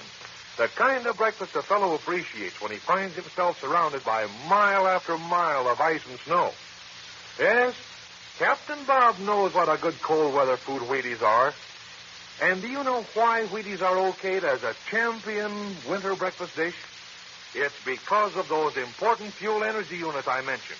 Wheaties are jam-packed with fuel energy units to help keep you warm. This means if you prefer those extra good Wheaties flakes in chilly weather, you don't need to switch over even once to a hot-cooked breakfast. Wheaties are every bit as good at helping to keep you warm as an equal serving of hot whole wheat. You see, it's a mighty wise idea to stick to Wheaties this time of year. You're getting all of the well-known essential nourishment of real whole wheat. You're getting a flavor that hits the spot every morning. And you help yourself to a big supply of fuel energy. Ask for Wheaties tomorrow. And now, Jack Armstrong, the All-American Boy. The two-masted schooner Spindrift, with Jack, Billy, Betty, and Uncle Jim and the Filipino Michelle aboard, has fought her way through a terrific typhoon and has now arrived in the Sulu Sea. A gentle breeze has carried her along over smooth seas, and she has now arrived at the exact spot in the ocean where Professor Loring's chart indicates that his yacht was wrecked. In that yacht is a quantity of precious uranium-235, which Uncle Jim needs to recover for his experiments in atomic power. But there is nothing to indicate the presence of the submerged reef on which the yacht was sunk. And so now, while the Spindrift is standing by with all sails down, while her crew unload the autogyro plane, which Uncle Jim brought along to help find the sunken yacht, the foresail gap, which has been rigged up as a derrick boom, And Jack and Billy and Uncle Jim are hoisting the autogyro out of the ship's hold while Betty and Michelle stand by to assist. Listen. Uncle Jim, I told Billy to sit on the tail of the fuselage to keep it down as we hoisted her. Good. Help me pull and we'll hoist her up. Betty, you and Michelle stand by to keep the fuselage from scraping on either side of the hatch. All right, Uncle Jim. I'll stand on this side, Michelle. You stand on that side. Everyone all set? All set, Uncle Jim. All right, Jack. Heave. She's coming up. Oh, my, Jack, I don't see how just you and Uncle Jim can raise her by yourselves. Block and tackle does the trick, Betty. Watch it, Betty. She's swinging too much to your side. I'll push her over, Uncle Jim. There. She's right in the middle of the hatch now. Keep on pulling, Jack. We'll have her above deck in a moment. We were lucky the typhoon didn't smash her up, Uncle Jim. We can thank you and Billy for that, Jack. You did a splendid job of lashing down everything in the main hold. Keep the tail of the fuselage down, Billy. She's going to scrape. I'll do my best, Jack. There. She's clear now. We'll raise her just a little higher, Jack. Then we can inspect her pontoons before we swing her overboard. Well, they looked all right in the hold, Uncle Jim. But maybe they won't look so well in this bright sun. All right, Jack. This is high enough. I'll swing her over the starboard deck, and we'll look at the bottom of the pontoons. This pontoon looks all right, Uncle Jim. I don't see a scratch on it. That's great. This one looks sound as $1, too. I think we can set her overboard now, Jack. Swing the gaffway out. Watch out for your head, Michelle. Here goes. That's enough, Jack. Now lower her away. We'll put her in the water and gas her up. It's a good thing the sea is so calm. Oh, we couldn't have set her overboard in a rough sea, Betty. Easy now. She's almost touching the water. There she is, Michelle. Climb down to her and unhook the block and tackle. Then make a breastline fast. While you're doing that, Michelle, I'll have Billy get up the gas cans in the hose. Billy, bring those gas cans on deck. All right, Uncle Jim. Do you think it'll take long to find the submerged reef in the sunken yacht, Uncle Jim? We may never find them, Betty. Professor Loring may not have been sure of his position when he marked it on the chart. On the other hand, we may spot them at once. Or we may have to hunt for days. But we can't hunt for days. Chapato and Blackbeard and their crew may get here any time. That's a chance we've got to take, Betty. We can assume they're somewhere in the Sulu Sea looking for us, Jack. If they happen to be at their radio when that transit steamer saw us and reported us, they'll know exactly where we are. Oh, it's too bad that little old steamer had to radio that they saw us. That's the duty of all ships at sea, Betty. We were reported lost in the typhoon by the Manila authorities. All vessels were asked to be on the lookout for us. And you can just bet that the Black Shark was all tuned in, waiting to hear where we were. Billy has the gas cans on deck, Jack. You and he gas up the tank while I check over the engine. We don't want to lose any time hunting for that reef. All right, Uncle Jim. Here's the gas, Jack, and the hose and funnel, too. Okay, Billy. I'll take the hose to the autogyro. Betty, you hold the funnel in this end of the hose while Billy pours the gas. All right, Jack. Give me the end of the hose, Billy. I'll lash it to the rail. Okay. It won't take much gas to fill that tank, Betty. I put some gas in before we hoisted her out of the hose. Now, I'll hold the funnel, Billy. Are you ready, Jack? Just a minute, Betty. Got to unscrew the top of the gas tank. I still don't understand how the autogyro flies without wings, Billy. It's all in the rotors, Betty. They go round and round like a windmill and keep it up. I know. I've seen her fly, but I just can't get used to an airplane without wings. All right, Billy. Start pouring the gas. You hold the funnel there, Betty. There, that's right. Keep your eye on that funnel, Betty. Oh, I'm sorry, Billy. I was looking around the horizon for the black shark. I just know she's going to appear the moment we find the sunken yacht. Well, that's why we've got to hurry. If they catch us on the high seas out of sight of land this way, they'll be a tough bunch to handle. But there's not a sign of her on the horizon. And I'm afraid of sharks, too, Billy. If Uncle Jim and Jack have to put on those diving suits and go way underwater, the sharks may come around. Well, I know, Betty, but... Oh, wait a minute. Here, we need another can of gas. This can ought to fill the tank. Hold that funnel up. There are sharks here, aren't there, Billy? Yeah, you bet there are, Betty. But Michelle says he can scare them off, and he can fight them off with his knife, too. I've seen him do it. Easy there, Billy. She's almost full. She is full. If the engine runs all right, they're all set to start off, Betty. And I still don't see a sign of the black shark on the horizon. Billy, come down here a moment. Oh, coming, Uncle Jim. Pull the hose on deck, will you, Betty? I'm going to board the autogyro. What can I do, Uncle Jim? Jack and I are all set to take off, Billy. We're going to search in a wide circle, keeping the schooner in the middle of our circles. You keep an eye on us. If we have to make a forced landing, you and Michelle hoist sail and come and pick us up. But gosh whiz, Uncle Jim, you don't expect anything to happen, do you? Well, I don't know, Billy. This engine's been shaken about quite a bit in that typhoon. Anything might happen. But you keep an eye on us. If we come down and don't go back up in a minute or two, come and get us. I'll keep an eye on you every second, Uncle Jim. And you can keep an eye out for the black shark. Maybe you can see her when you're up in the air. We'll do that, Billy. Hop off now. I'll unfold the rotors as soon as we drift away from the schooner, Uncle Jim. All right, Jack. Cast off. This breeze will push us away in no time. Stand by for the line, Billy. I'll heave it to you. I've got it, Jack. You can start unfolding the rotors, Jack. I'm doing that, Uncle Jim. Oh, say, they just spring out into position, don't they? Now sit down in the cockpit beside me. Pull that cowling back over our heads. The engine noises won't bother us then. Back she comes, Uncle Jim. Hey, it gets hot in here in no time. We'll get ventilation when we get going. Let's see if the inertia starter works. The starter works all right. The engine's working too, Jack. Hey, this noise-proof enclosed cockpit is something. Will it take long to warm the engine up? She's warm before she starts in this climate, Jack. See how she's revving up already. That oil temperature's climbing, too. We'll taxi along the water for a while until she gets good and warm. Boy, oh boy, I'd forgotten what speed is like. Look at those pontoons knifing through the water. A little faster than the schooner, eh, Jack? Watch those rotors pick up speed as they go around. I won't apply the power to for this tack off. We're off, Uncle Jim. We're off the water already. That's the auto gyro for you, Jack. You can go straight up and down, almost like a helicopter. We're certainly going up fast. I'm going to fly in circles, Jack, getting further and further away from the spindrift. You keep a sharp lookout to the right. I'll keep my eyes glued to the left.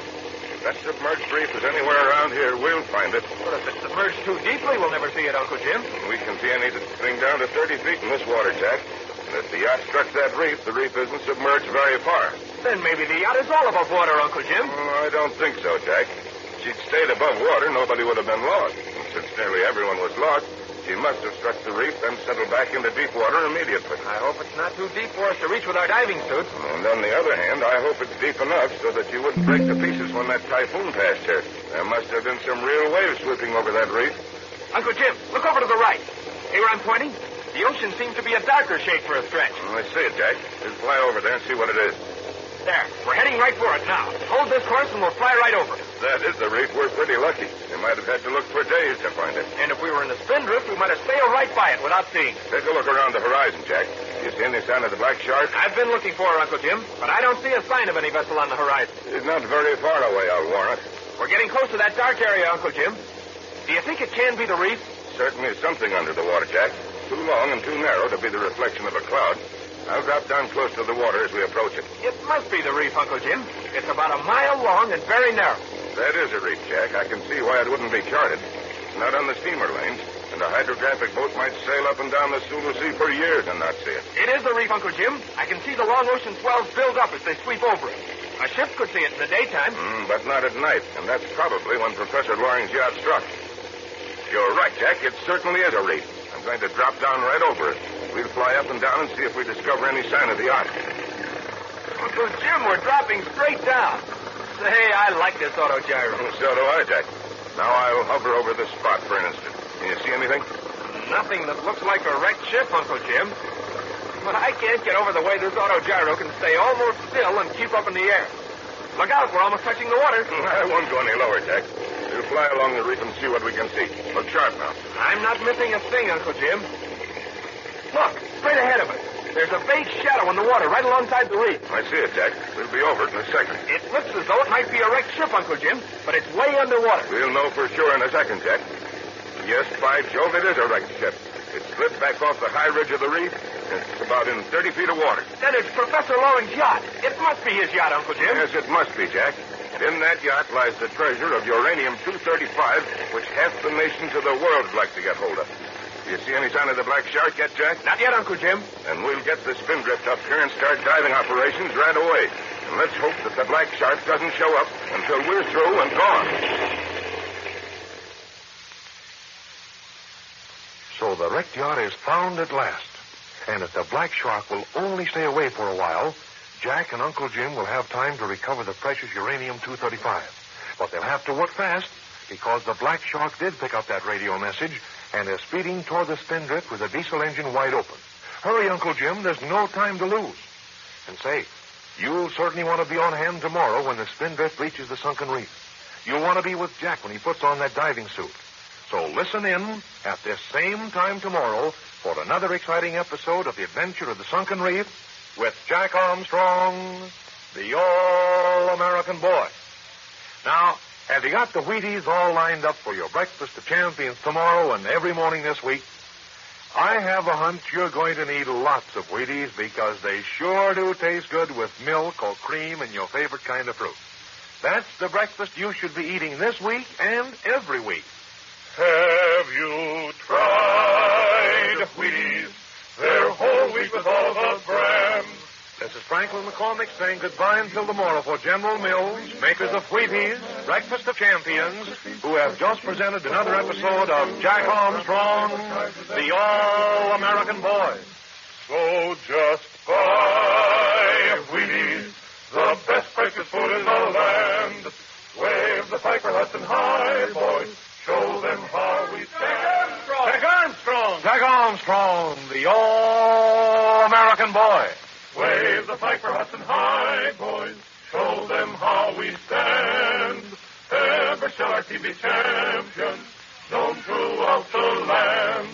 Wheaties, Breakfast of Champions, bring you the thrilling adventures of Jack Armstrong, the All-American Boy.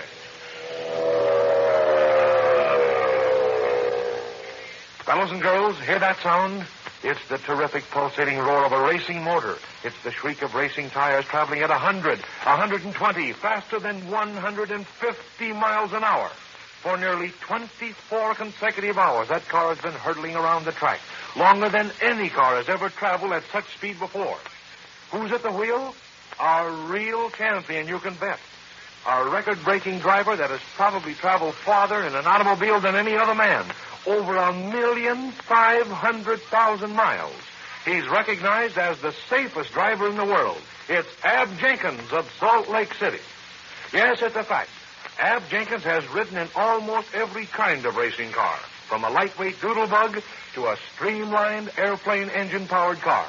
And in years of speed driving, he has never had a single accident.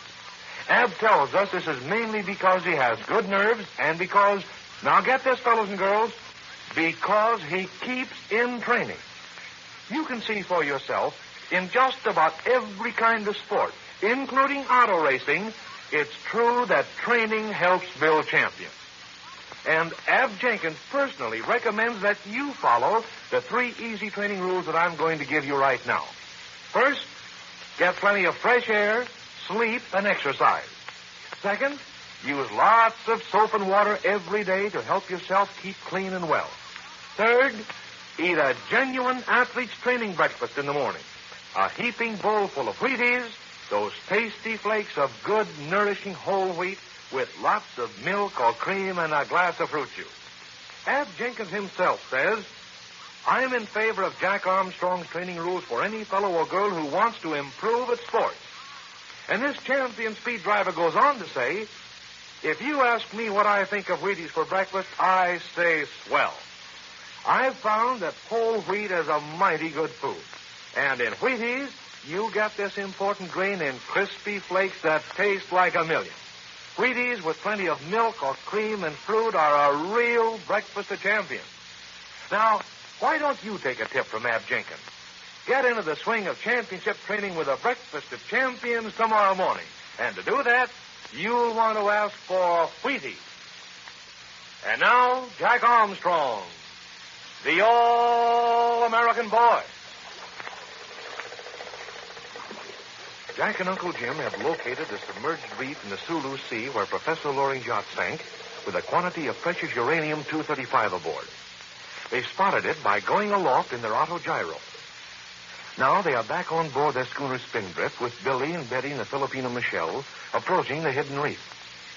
As they sail along over the smooth, sunlit seas in a light breeze, they are also keeping an eye on the horizon for any sign of the power schooner Black Shark, which, with Dr. Chapato and Blackbeard and a band of ruffians aboard, is following to rob them of the valuable uranium.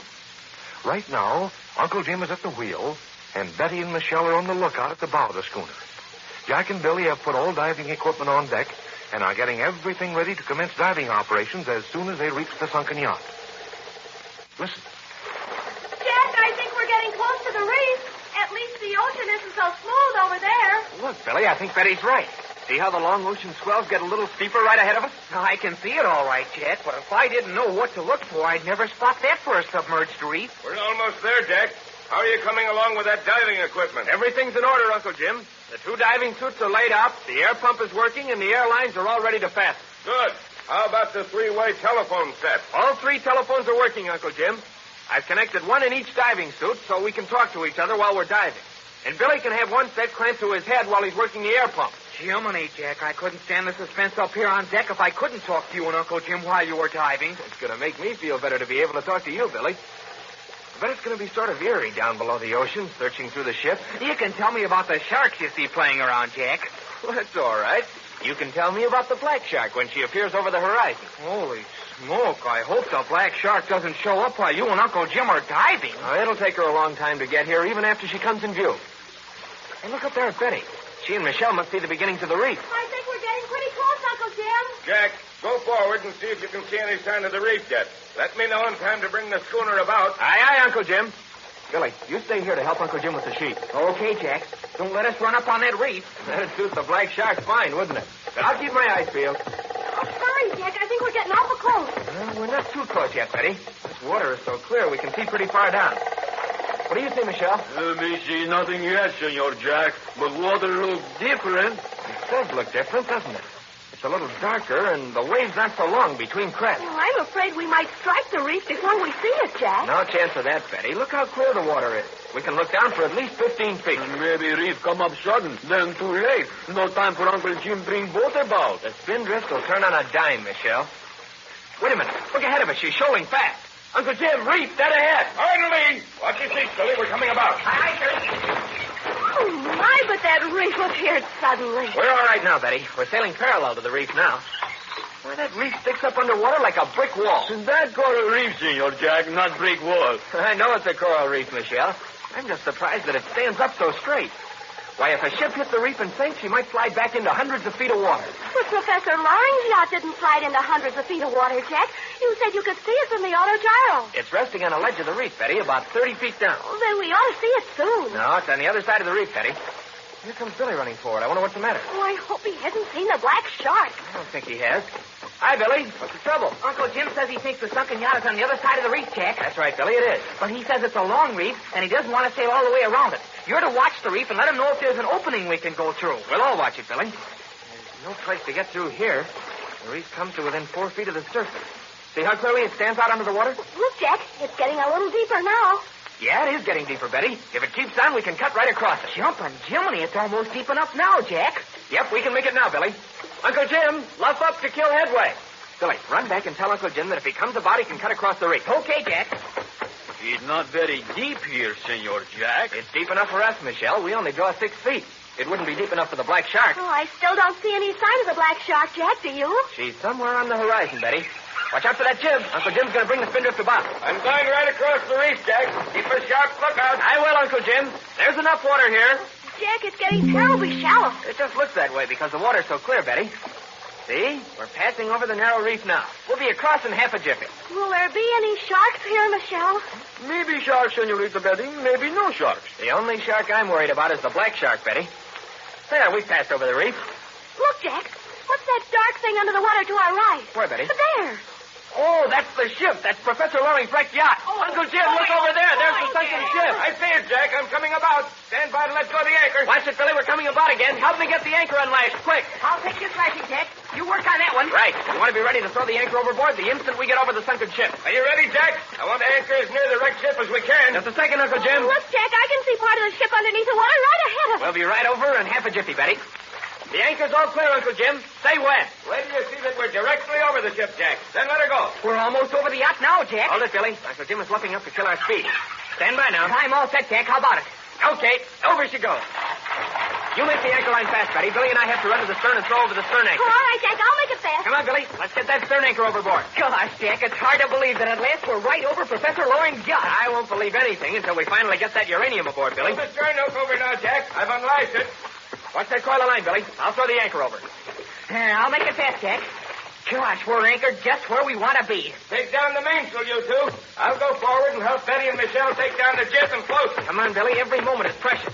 How long will it take to rig up the diving equipment, Jack? Not very long, Billy. Everything's all laid out. After we get these sails down, we'll be overboard before you know it. Oh, you'd better not be. After all, I've got to pump the air down for you. Don't bother to tie up the sails, Jack. If the black shark shows up, we may want to get away in a hurry. All right, Uncle Jim. There we are, Billy.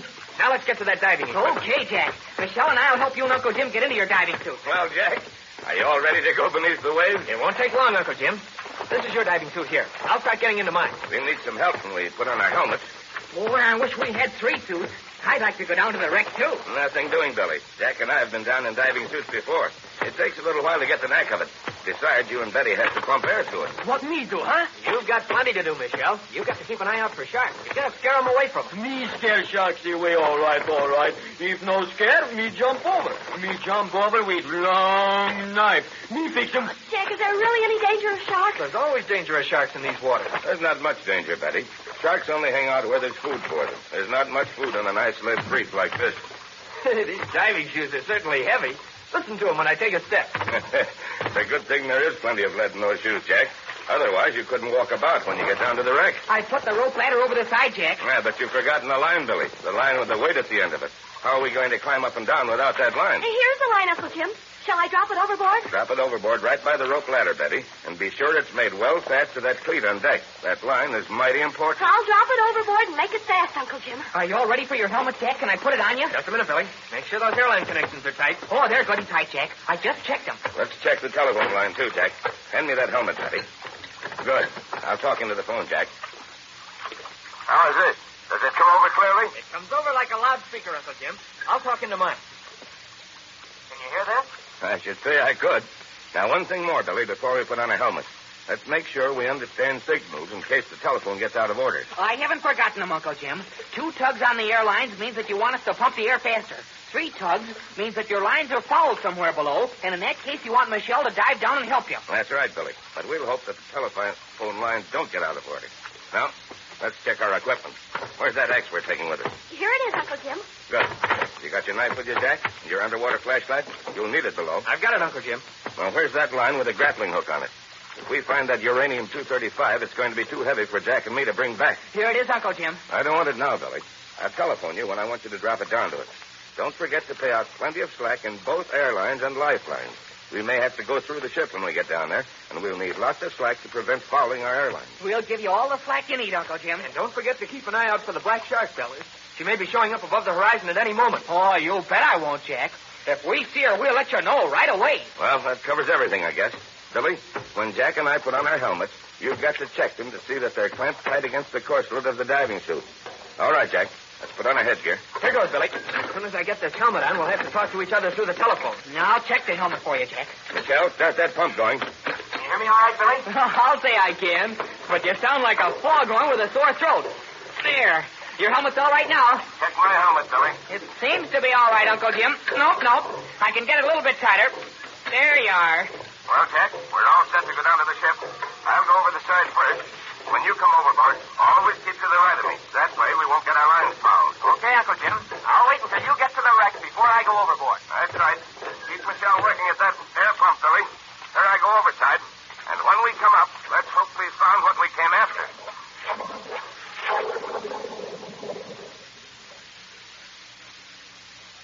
Uncle Jim has gone over the side, and Jack is just about to follow him down to the sunken yacht on that submerged reef. I don't have to tell you fellas and girls that there's an especially exciting time ahead, what with looking for the lost uranium and perhaps a few sharks playing about, and above all, the chance that Chepato and his crew are speeding through the reef just as fast as a black shark can take them. You certainly won't want to miss all that, so listen in, all of you, at this same time tomorrow to another thrilling episode of The Adventure of the Sunken Reef with Jack Armstrong, the All-American Boy. Now, don't let anything keep you from following a regular athlete's training program all winter long. Have a heaping bowl full of Wheaties for breakfast, Wheaties with milk and a glass of fruit juice. That breakfast of champions is tops in good eating. You'll like it. I know you will. Have you tried Wheaties? They're whole wheat with all of the bran. This is Franklin McCormick saying goodbye until tomorrow for General Mills, makers of Wheaties, Breakfast of Champions, who have just presented another episode of Jack Armstrong, the All-American Boy. So just buy Wheaties, the best breakfast food in the land. Wave the flag for Hudson High, boys. Show them Chesterton Radio, the true, good, and beautiful at chestertonradio.com. Jack Armstrong! Jack Armstrong, the All-American Boy. Wave the flag for Hudson High, boys. Show them how we stand. Every shark team be champions. Known throughout the land. champions bring you the thrilling adventures of Jack Armstrong, the All-American Boy. Well, it looks as if we have a visitor in the studio today. The little old man with white whiskers coming this way. Wonder what he wants. Hello there, young fella. Are you the man who tells all the boys and girls about that breakfast dish, Wheaties? That's me, all right. Well, you're just the fella I want to see. My name's Thomas. Doubting Thomas, they call me. My business is doubting things. You mean you make a business of doubting everything you hear? That's right, young fella. And I've got a lot of followers, too. Boys and girls who doubt things just like I do. That's what I want to see you about. I understand you've been telling a lot of my young friends that Wheaties are extra nourishing. You say that Wheaties give you more nourishment than many other whole wheat breakfast cereals do. Now, I doubt that. How can Wheaties be more nourishing than some other whole wheat dish? Listen, old-timer. When you walk into a store and look at an automobile or a bicycle or a suit of clothes, how do you make up your mind to buy it? Well, I look for the one that gives me the most for my money. Okay. And you're getting more for your money in real champion nourishment when you buy Wheaties. Did you ever hear of vitamin B1? That's a vitamin you and I and everyone else can't get along without. Vitamin B1, eh? I doubt that. What's it good for? We need vitamin B1 for good appetite and to help keep our nervous system in good working order. Those toasted Wheaties flakes with the extra good flavor give you every bit of the vitamin B1 found in the natural wheat grain. All right, I'll believe you there, but I doubt that Wheaties give you more vitamin B1 than other wheat cereals do. Well, here's the answer to that. You know, whole wheat is naturally rich in vitamin B1. But when we harvest it and cook it and transform it into foods we like to eat, lots of that important vitamin B1 may be lost. Now, Wheaties are made by a special process. They're guaranteed to give you all of wheat's vitamin B1. Extra nourishment you don't get from lots of other wheat foods. Oh, doggone it, young fella. Every time I get set to doubt something you say about Wheaties, you come up with a fact to prove that Wheaties are extra good. It looks like I've got to try Wheaties myself. Yes, sir, and I'm advising every fellow and girl who wants an extra good supply of bodybuilding nourishment, the kind champion athletes need, to eat Wheaties for breakfast every morning. Remember, Wheaties are extra nourishing.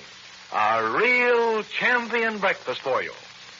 And now, Jack Armstrong, the All-American Boy.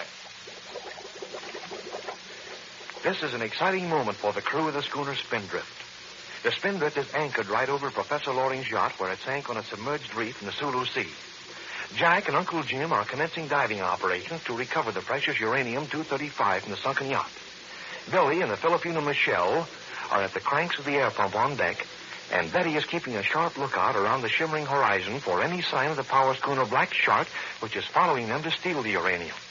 Right now, Uncle Jim has just descended below the surface of the sea, and Jack, hidden in his diving suit, is standing on the rope ladder over the side of the schooner, waiting for Uncle Jim to reach the bottom. Uncle Jim and Jack and Billy can talk to each other by means of a three-way telephone set contained in each diving suit. Listen. Are we pumping enough air to you, Jack? I'm all right, but I'm not underwater yet, Billy. So ask Uncle Jim.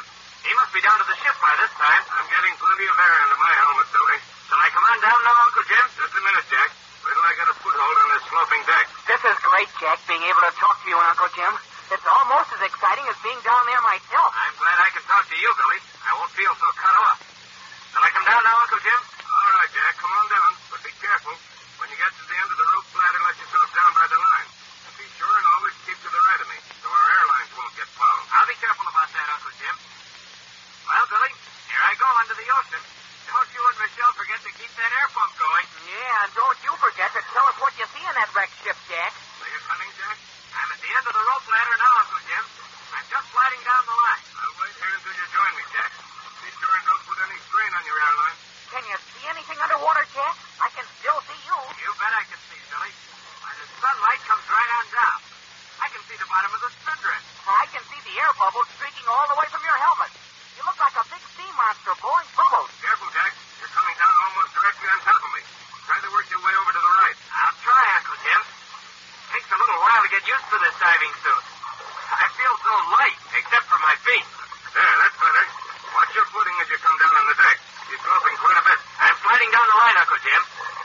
plenty of slack in that air hose, Billy. Betty is paying out the slack, Jack. She's giving you plenty. Are you all the way down to the wreck yet? Almost. I'm down now, Billy. I'm standing on the deck of the sunken ship. Can you balance yourself all right, Jack? It's a little bit hard at first. I'm getting the knack of it, Uncle Jim. Hey, it is hard to walk about, especially when everything is so sloping. Can you see way down there, Jack? I can see Uncle Jim, Billy. He looks like an underwater monster with bubbles squirting up from his helmet. You look rather handsome yourself, Jack, in that diving suit. You got your balance now? Can you walk around all right? I think so, Uncle Jim. I can certainly stay upright. The lead shoes keep my feet down, and the air in my helmet keeps my head up. We'd better try to get inside the ship now, Jack, and see if we can find the box that contains the uranium-235. But how will we know when we find it, Uncle Jim? We'll know it by its weight, Jack. It'll weigh a ton or more. Boy, that uranium-235 must be plenty heavy. It's one of the heaviest of all elements, Jack. But that's not what will make the box weigh so much. It's the lead sheathing inside the box that'll make it heavy. Where should we look first, Uncle Jim? We look in the captain's cabin, Jack. That's where anything valuable can be kept. I can see the wheelhouse of the ship, Uncle Jim. The captain's cabin ought to be just after the wheelhouse. That'd be my guess, Jack. We'll have to enter by the wheelhouse. We'll walk along the deck until we get there. Remember always to keep on my right. Come on. You certainly can't walk fast underwater, can you, Uncle Jim? I hope we don't have to fight off any sharks. If we see any sign of a shark, Jack, we'll duck into one of these cabins that face out on deck. Here we are at the door to the wheelhouse, Uncle Jim. But it's shut, and I can't punch the door handle. It's all rusted from the salt water, Jack. I've hit it a few times with my axe. Look out. Don't get too close to me. They aren't very heavy bullets, Jack. You can't swing an axe with any force underwater. Just the same, you've broken the lock, Uncle Jim. Here, I can swing the door open slowly. That's fine, Jack. I'll go in the wheelhouse first. You follow me. We'll soon see if the uranium's in the captain's cabin. Shall I come in now, Uncle Jim? Come in, Jack, but watch your airline. Don't let it snag against the cabin as you come in. Billy, are you still listening? Jumping Jiminy, yes. What's the matter down there? I need more slack in my airline. Tell Betty to pay it out. Lots of it. Jack needs more slack in the airline, Betty. Pay it out. You better give Uncle Jim plenty, too. I'm coming in now, Uncle Jim. Hey, it's dark in here. I can't see through the water at all. We'll need that underwater flashlight now, Jack. Unhook it from your belt and flash it around. Here it is. Yeah, that's better. Works fine down here under the water, doesn't it? Hey, Uncle Jim. There's a door leading aft from the wheelhouse. Maybe the captain's cabin is there. We'll soon see, Jack. Just a minute. Look, I'll have the batter open with the axe. Look out. Now, Jack, lend a hand and we'll see if we can both push it open. All right, Uncle Jim. It's hard to push with much force underwater. Boy, she is stuck. We've almost got her, Jack. One more big shot. She still won't budge. Stick the edge of the axe in the door jamb, Uncle Jim. Maybe we can pry it open. I'll try it. That's better. She's opening a little. Now let's both push. Brace yourself against the foot of the shark net. There we are. She's open. Jack, Uncle Jim. What's the matter, Billy? Betty has just seen something on the horizon. It looked as though a ship of some kind is coming this way. Does she look like the black shark, Billy? Has she any sail up? Well, she hasn't any sail up, Jack, and she's too far away to see if she's a schooner or not. Betty has just gone below to get the binoculars. Here she comes now. I'll let you know what she looks like in just a second. What are we going to do if she is the black shark, Uncle Jim? I don't know, Jack. Can you see her through the glasses now, Billy? I can see her, Uncle Jim. Yep, she's a power schooner, all right. I can see her masts, and she's coming under power. But what about her hull, Billy? Has she a black hull? Just a minute, Jack. There's not much of her hull showing above the horizon yet. Yep, she has a black hull. She's a black shark, all right. No doubt about that. Uncle Jim, hadn't we better get back to the spindrift right away and come back to the reef later? That wouldn't do any good, Jack. If we can see the black shark, you may be sure that she can see us. She'll know where the reef is. She'll come here and get the uranium herself if we leave now. But if we take the uranium aboard the spindrift and sail away with it, the black shark will certainly overhaul us with her diesel engine. That's right, Jack. We'll have to trust to our wits as we have before. If that fails us, we'll have to throw the uranium overboard in deep water where they'll never be able to get it. Then we'll be sure that no other nation gets it to use against our country. Well, we'd better hurry and find the uranium then and get it aboard the spindrift before the black shark gets here. We certainly have. We've got time to do that. It'll take the black shark some time to get here. Let's get inside this cabin and see if the uranium's in there. Billy, I'm not getting any air. Have you stopped pumping? Gosh, no, Jack. Michelle and I are both at the pump. I'm getting plenty of air,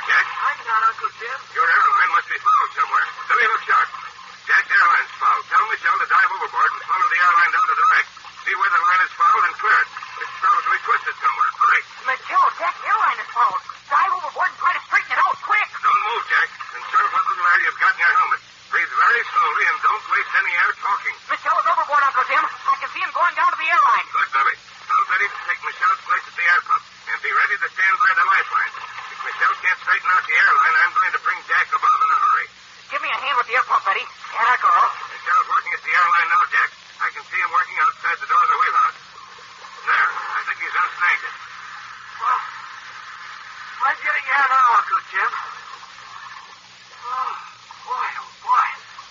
Does that air feel good? Are you all right now, Jack? Yeah, I feel like a million now, Billy.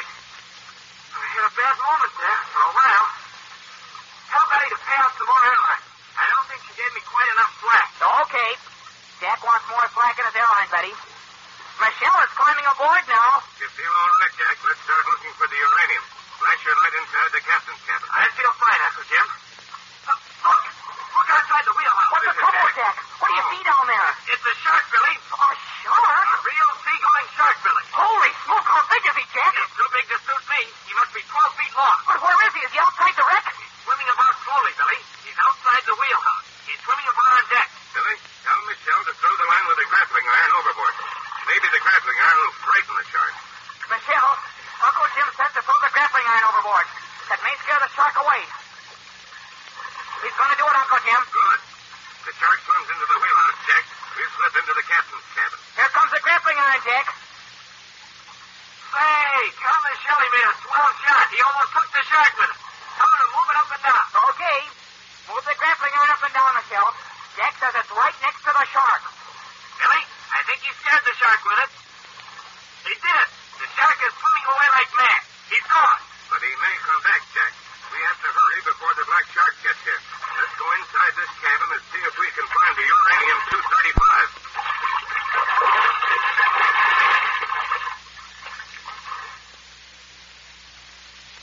Boy, it isn't all fun exploring that sunken ship in a diving suit.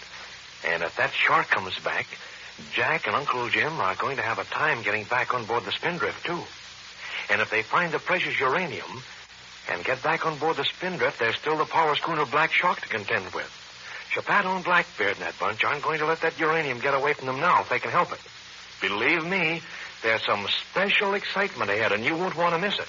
So be on hand, all of you, at the same time tomorrow for another thrilling episode of The Adventure of the Sunken Reef with Jack Armstrong, the All-American Boy.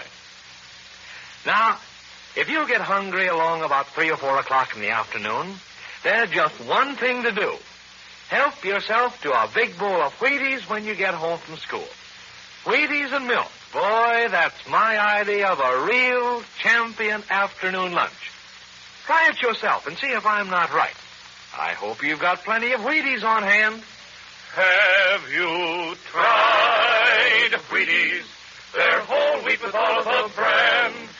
This is Franklin McCormick saying goodbye until tomorrow for General Mills, makers of Wheaties, Breakfast of Champions, who have just presented another episode of Jack Armstrong, the All-American Boy. So just buy Wheaties, the best breakfast food in the land. Wave the flag for Hudson High, boys. Jack Armstrong. Jack Armstrong. Jack Armstrong, the All-American Boy. Wave the flag for Hudson High, boys. Show them how we stand. Ever shall our team be champions, known throughout the land.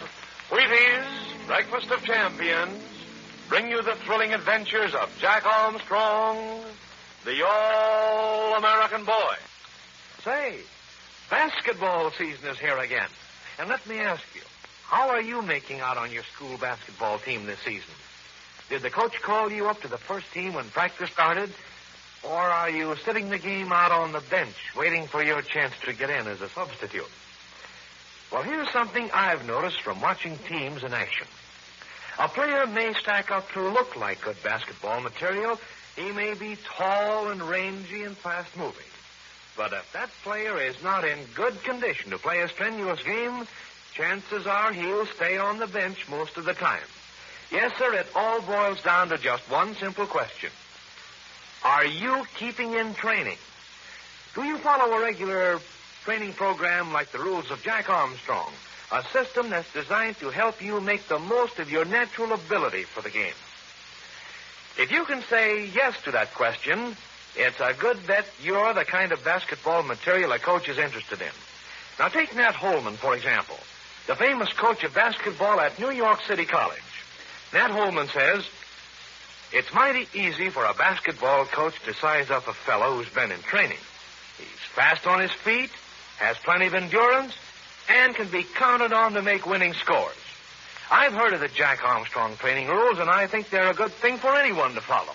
You see, Nat Holman recommends for young basketball players the 3 famous training rules of Jack Armstrong, the training system I ask you to follow. And see what Coach Holman says about that special training breakfast you're advised to eat. A heaping bowl full of Wheaties with lots of milk or cream and fruit. Nat Holman says, to eat a nourishing breakfast every morning is part of my personal training schedule. And my favorite dish is Wheaties. I like whole wheat, and Wheaties bring it to me in about the best form I've ever tasted. No wonder they call it a champion's breakfast. And I check with Nat Holman all the way. No wonder they call Wheaties a champion's breakfast. You've got all the well-known important nourishment of real whole wheat in those crunchy toasted flakes. You've got a flavor that keeps millions of fellas and girls just like you happy mornings. And you've got a breakfast that's a steady favorite with probably more great athletes than any other dish of the kind. Wheaties, milk, and fruit. You bet that's a breakfast of champions. The breakfast for you every morning. And now, Jack Armstrong, the All-American Boy. Jack and Uncle Jim are on the bottom of the ocean. Encased in diving suits, they are searching through Professor Loring's sunken yacht for the valuable uranium-235, which was on board when the yacht hit a submerged reef in the Sulu Sea. The schooner Spindrift is anchored above the reef, over them. On the deck of the Spindrift, Billy and the Filipino Michelle are working at the air pump to send air down to Jack and Uncle Jim, and Betty is keeping a watch on an ominous power schooner, the Black Shark, which is coming up fast. And now, as air bubbles streak up through the water from their diving suits, Jack and Uncle Jim are in the sunken yacht, about to explore the cabin leading off from the wheelhouse.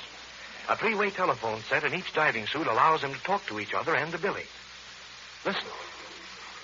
Flash your underwater light into this cabin, Jack. There. Hold it just that way for a moment. This looks like the captain's cabin, Uncle Jim. It was the captain's cabin, Jack. And this is where anything valuable would usually be kept. That box of uranium-235 is probably in here somewhere. But I don't see anything of a box large enough to hold the uranium-235, Uncle Jim. It won't be a very large box, Jack, but it'll be heavy as lead. In fact, it'll be mostly lead. Uranium-235 will be encased in lead to protect everyone from its radioactive properties. We'd better go inside the cabin, Uncle Jim, and look around carefully. All right, Jack. Billy, are you listening to us? You bet I'm listening, Uncle Jim. I'm not missing a word. Good. Tell Betty to pay out some more slack in our airline. We're going inside the captain's cabin. Okay. Jack and Uncle Jim need more slack in the airlines, Betty. Pay it out. She's doing it, Uncle Jim. That's fine. Come on, Jack. I'll go first. Can you see anything, Jack? I mean, can you see anything of that box with the uranium? Oh, give us time, Billy. All we can see is some brightly colored fish swimming around the cabin. Flash your light under this bunk, Jack. That'd be a likely place to store a box. I don't see anything under... Yes, I do. There is a box under there. A good-sized box, too. I see it, Jack. Must be pretty heavy, too, or it'd be floating around the cabin. Is that the box, Jack? Is that the uranium? Give us a chance to find out, Billy. We're as excited about it as you are. Let's try to move it, Jack. We'll have to bend over and get a hold of it. Then pull it out if we can. Boy, it's hard bending over in this diving suit. Wait, I'll adjust the air valve and let a little air out of the suit. That's the idea, Jack. Now let's try to move that box. Hey, it must weigh a ton. This must be the uranium, Uncle Jim. I think it is, Jack. I'm sure it is. It's too heavy to be anything else. Betty, Michelle, they found the box with uranium. They found it under a bunk. Let me have the axe, Uncle Jim. Maybe I can pry it out a little way. There. She's coming some. Now you pry your end out some. Here's the axe. We can move it out from under the bunk this way, Jack. Now she's coming out. Oh, Jack. Is that you speaking, Betty? What are you doing at the airport? I made Billy give them to me, Jack. I just had to listen for a little while. Have you really found the box? We found it all right, but it weighs a ton. It's all we can do to slide it out to the middle of the cabin, even underwater. You better hurry. The Black Shark's getting nearer and nearer. Are you sure it's the Black Shark now, Betty? We're absolutely sure, Uncle Jim. We can see her through the binoculars plainly. We can't waste any time getting this box aboard the Spindrift, Jack. We don't want to be under the surface once Geppetto and this gang gets here. We've got to get a line down here now, Uncle Jim. That'll help us get the box outside the cabin in the wheelhouse. Then we can go above and hoist it up. Betty, tell Billy to lower the line with the grappling iron on it. Jack, you step outside the wheelhouse and bring it in when they lower it. And keep your eyes open for that large shark we saw playing around. You can bet I'll watch out for that shark, Uncle Jim. Is Billy lowering the grappling iron, Betty? He's just about ready to, Jack. I'll get on the deck of this wreck and grab it. Don't go out of the wheelhouse with that shark around, Jack. Trust me for that, Betty. But I don't see a sign of the shark now. Billy's lowering the grappling iron, Jack. Can you see it? Yep, I can see it coming down, Betty. I can see a lot of things when I'm outside the wheelhouse. The water is clear and everything's as bright as green moonlight. Billy says to let me know when it's down far enough. I've got it now, Betty.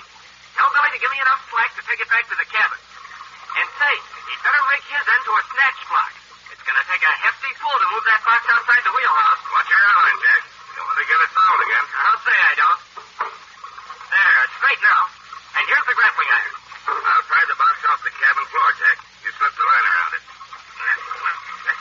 That's the idea. Now wedge the grappling iron into the box. There. He's all set now, Uncle Jim. Let's see if we can drag it out to the wheelhouse. It's going to be hard to pull it underwater, Jack, without something to brace on, but we'll try it. Lay hold. Didn't move an inch, Uncle Jim. How about that snatch block, Betty? We'll have this block rigged in just a second, Jack. Billy's working on it now while Michelle and I work the air pump. Tell Billy to hurry. How far away is the black shark, Betty? He's 5 or 6 miles away, Uncle Jim. Hey, I don't like that one bit. Tell Billy to hurry with that snatch block. It's all rigged now, Jack. There, he's pulling the line in now. He says to help him all you can. Lay hold, Jack. You tug away at the line, too. She's moving, Uncle Jim. She's moving right along. We'll have her in the wheelhouse in a jiffy. Then we'll get her on deck of the wreck, and you and I can go above and help hoist it. Is the box moving all right, Jack? Yep, we're coming along fine, Betty. We're in the wheelhouse now. We'll have her outside in half a minute. Look, Uncle Jim. Look outside the wheelhouse. I see it, Jack. Tell Billy to stop hoisting, Betty. Stop hoisting, Billy. Something's happened. What's the trouble, Jack? That same shark, Betty. He's back again. Oh, can he get to you? He's swimming around outside the wheelhouse, Betty. I don't think he'll come inside. We're safe as long as we don't go outside. It's the shark, Michelle. He's back again. Oh, Michelle is going overboard, Uncle Jim. He's got a long knife in his hands, and he's going overboard after the shark. Tell him he mustn't, Betty. I won't have him risk his life that way. It's too late, Uncle Jim. He's dived overboard already. Here he comes down now, Uncle Jim. I can see him through the water. He's got that long knife of his in one hand. He shouldn't do this. He won't have a chance. I don't know about that, Uncle Jim. Remember, he fought a shark in Manila Bay, and that was at night, too, when he couldn't see much. Tell me what's happening, Jack. I can't see Michelle now. He's gone down too deep. Oh, I'm afraid he won't have a chance. The shark sees him, Betty. The shark is swimming toward him. Michelle is watching him.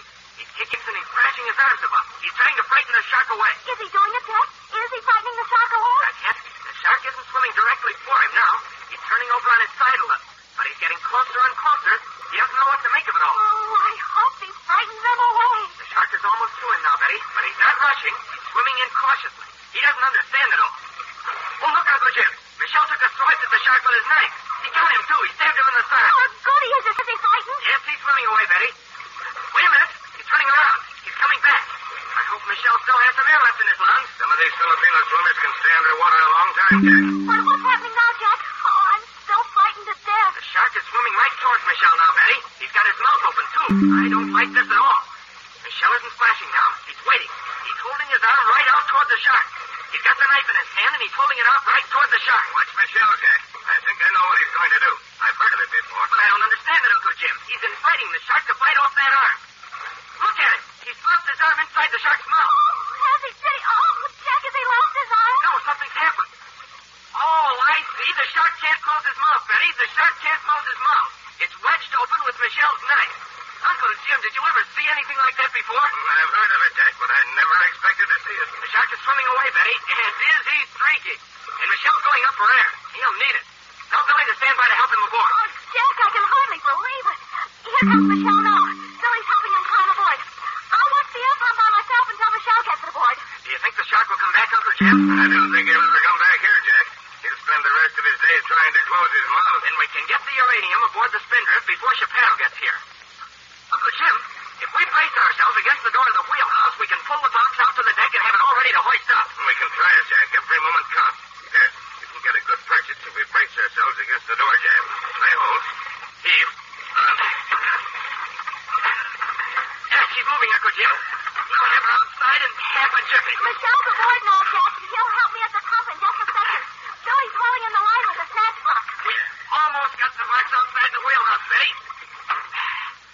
There, it's outside. We can hoist it straight up to the spindrift.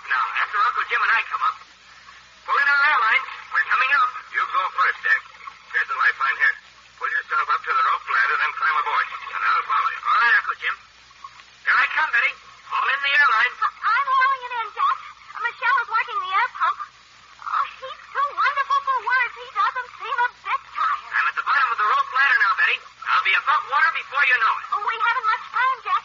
The black shark's getting closer and closer to us. What are we going to do when we get the uranium aboard? We'll have to figure out something to do, Betty, to keep Geppetto from getting the uranium. Well, here I am up in the sunshine again. Tell Billy to lend me a hand. This diving suit is plenty heavy above water. Gosh, Miss Jack, we're glad to see you safely up. Here, I'll unclamp your helmet. Stand still now while I take it off. Oh, Jack, I'm so glad you're back aboard safely. There, Jack, your helmet's off. How's that? Oh, boy, does that feel good. Here comes Uncle Jim up. Let's lend him a hand. We'll have him on board in a split second, Jack. Then we'll get the uranium. But then, for Pete's sake, tell me how we're going to get away from Geppetto and his crew. I don't know, Billy. We'll figure it out somehow. And if we can't get away, we'll dump the uranium in the bottom of the ocean where Geppetto will never lay hands on it. Come on, let's help Uncle Jim aboard.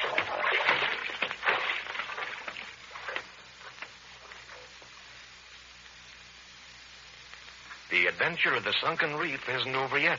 No, siree. The black shark with Geppetto and Blackbeard and the others on board is speeding toward the spindrift under full power. If Jack and Uncle Jim want to save that uranium, they've got to think fast. There's an especially exciting time ahead, and you can bet you won't want to miss it. So be sure to listen in at the same time tomorrow to a bang-up finish of the adventure of the sunken reef with Jack Armstrong, the all-American boy. Now, you've got a swell breakfast coming to you when you ask for Wheaties. Those toasted Wheaties flakes hand you a flavor so downright keen and satisfying it's hard to describe, but mighty easy to enjoy, as you're going to find out if you'll get some Wheaties right away quick. Have you tried Wheaties? They're whole wheat with Oliver brand. This is Franklin McCormick saying goodbye until tomorrow for General Mills, makers of Wheaties, Breakfast of Champions, who have just presented another episode of Jack Armstrong, the All-American Boy. So just buy Wheaties, the best breakfast food in the land. Wave the flag for Hudson High, boys. Show them how we stand. Jack Armstrong! Jack Armstrong, the All-American Boy. Wave the flag for Hudson High, boys. Show them how we stand. Ever shall our team be champions, known throughout the land. Wheaties, Breakfast of Champions, bring you the thrilling adventures of Jack Armstrong, the All-American Boy. Hey, Ken! Come on out here in the ice. Let's get some practice. Hey, Ken, did you hear me? Take off that overcoat and get going. Go on and play by yourself. It's too cold for hockey today. Ooh, I'm almost freezing. And I'm going home the minute I get these skates off. And you were the guy who was going to show me what a good hockey player you are. Why, you don't even know how to keep warm in cold weather. Hey, listen, Ken. Did you have any breakfast this morning? No, I was in too much of a hurry. Promised you I'd meet you here at 8:30, so I skipped breakfast. Besides, I don't like the kind of breakfast my mother gives me in the cold weather. No breakfast, huh? Now, maybe that's the reason why you're feeling cold. Don't you know a hockey player needs a good breakfast in the morning? Now, why don't you eat Wheaties like I do? A good big bowl of Wheaties with some milk and fruit. Well, what do you mean, Wheaties? That's the kind of breakfast dish you eat in the summer. My mother says I need a hot breakfast in the wintertime. Hi there, fellas. Did I hear somebody arguing about breakfast? I'll say you did. Ken here says you got to have a hot breakfast in winter. And I tell him you can go right on eating a dish like Wheaties if you want to. Who's right? You are, 100%. Wheaties are just as good as a hot-cooked breakfast dish for helping to keep you warm. You see, a large serving of Wheaties hands you a big supply of fuel energy units. Well, what are fuel energy units anyway? Well, they're a kind of nourishment you burn up in your body, just like a furnace burns up other kind of fuel. As long as your breakfast gives you enough of these fuel energy units, it doesn't matter whether you take that breakfast right out of the package or heat it on the stove. The heat of cooking doesn't count for a thing. But listen, you can feel the heat in a hot-cooked dish. Sure you can. But that kind of heat disappears in practically no time. Now, what you really want in cold weather is a breakfast like Wheaties, one that's rich in fuel energy units along with other kinds of nourishment an athlete needs. I'll bet that's it, Ken. if you eat Wheaties like I do, you won't mind the cold so much. Come on over to my house and we'll have some Wheaties now. Okay, fellas, and I can promise you that you're going to have a swell meal. I wish every fellow and girl in America could know what a real champion winter training dish Wheaties are. And you're mighty lucky to get all the Wheaties you want this time of year. And now, Jack Armstrong, the All-American Boy.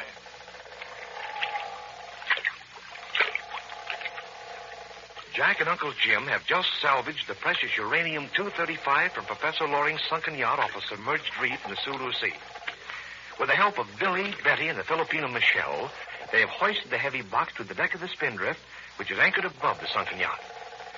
Jack is lashing the valuable box to the deck cleats, and Uncle Jim and the others are anxiously watching the approach of the power schooner Black Shark. On board the Black Shark are Chapato and Blackbeard and others of their crew have been following Uncle Jim to steal the precious uranium. And now, while the shimmering horizon of the Sulu Sea shows no sign, no help in sight, the crew of the Spindrift is about to up anchor and sail away from the submerged reef. Listen. There, Uncle Jim. The box of uranium is all lashed down on deck. We may have to cut those lashings in a hurry, Jack.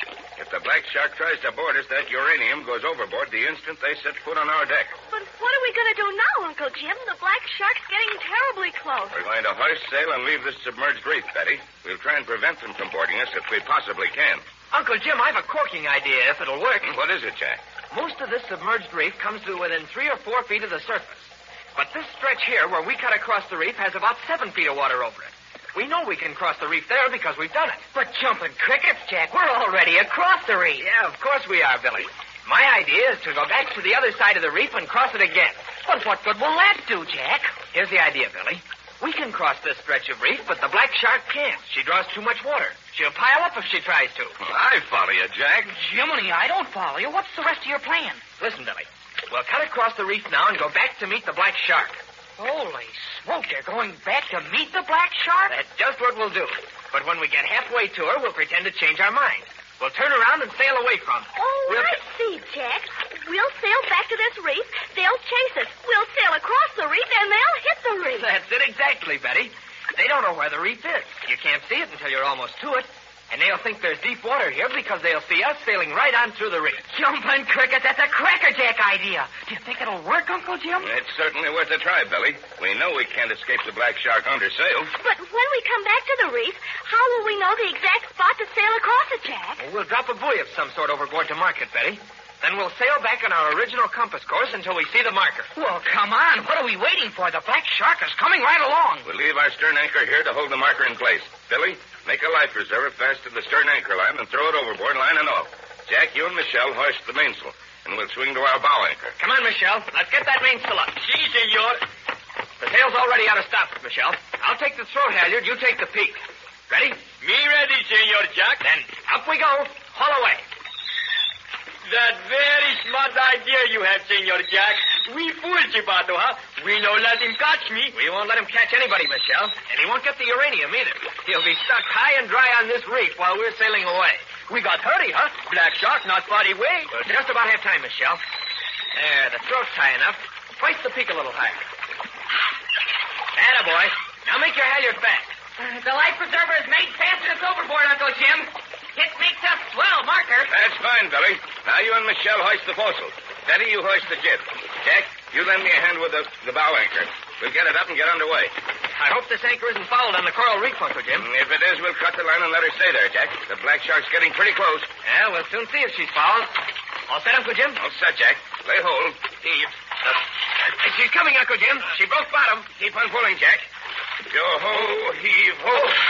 Yo-ho, heave, ho. Ships up, Uncle Jim. We're underway. We're moving. I'll go back and hold the wheel. The boat's up, Uncle Jim. I'll help with the anchor. Me help with that too, huh? There. She's broken water. She's almost up. Everyone lay hold and we'll haul the anchor on deck. Lay hold. Okay, Uncle Jim. Now I'll go back and take the wheel from Betty, Jack. You and Billy trim in those sheets. Michelle, you stay here and lash down the anchor. Sheet, Officer Fairfield. I'll take the full sheet, Jack. You trim in the main sheet. Okay, Billy. How flat do you want him trimmed, Uncle Jim? Trim an easy sheet, Jack. The wind will be dead abeam when we head back for the Black Shark. How's this, Uncle Jim? A little more, Jack. There. That sounds about right. Stand by. I'm going to come about. Look sharp, Jack. We're about to cut across the reef. See that we've got enough water under us. This is the right place, Uncle Jim. We've got about 7 feet under it. I hope you'll get right, Jack. We don't want to be stuck now. We're all right, Billy. See, we're over the shallowest part now.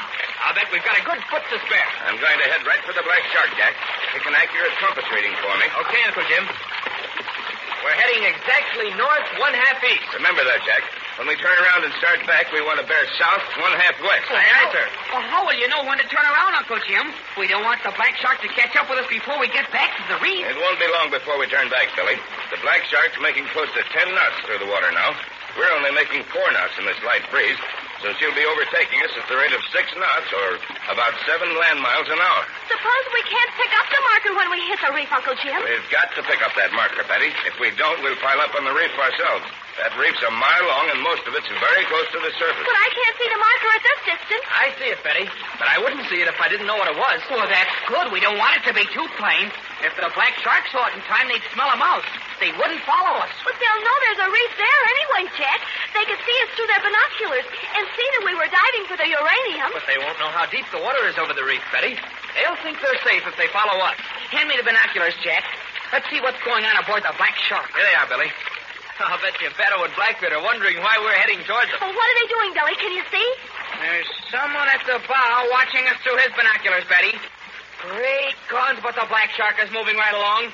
You ought to see that bone in her teeth. Let's fly the jib sheet, Jack. It's time for us to come about and start back. Aye, aye, Uncle Jim. She's free. Hard to lee. We're coming about. All right, Jack. Come in your main sheet. Oh, I hope we're heading back in the right direction. We are, Betty. Our course is south 1/2 west, plus a quarter point for drift to leeward. Jack, if they don't follow us over the reef, if they don't get stuck on the reef themselves, they'll board us just like pirates. Now, look at Michelle. He's keeping calm. And if Geppetto catches him, there's no telling what they won't do to him. Oh, Betty's not feeling calm. Are you, Michelle? Me trust Senor Jack. Me trust Senor Uncle Jim. They very smart man. They fool Chipato. They don't let Chipato catch me. That's a talking, Michelle. You saved Jack and Uncle Jim from the shark, and now we'll save you from Chipato. But the black shark will catch us before we get back to the reef. She's getting so close. I can see everyone aboard her. There's one thing I'm certain of, Betty. I'm certain that as long as this breeze holds, we'll get to the reef before the black shark does. Can you see the marker now, Jack? I can't see a sign of it. We won't see it until we're almost there, Betty. Hand me the glasses, Billy. I'll see if I can pick it up. Okay, here you are, Jack.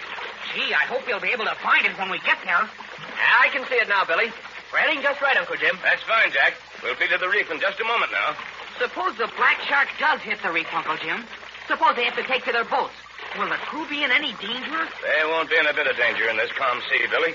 They can get to one of the islands in their lifeboats with no trouble at all. They got one lifeboat with engine, Captain Fairfield. Then we surely won't have to worry about their safety, Billy. Look sharp now, everybody. We're getting close to the reef. Well, I'll say we are. Why, I can see the marker. See it, Betty? Just off the starboard bow. We want to hit the reef about 100 yards to the left of that marker, Billy.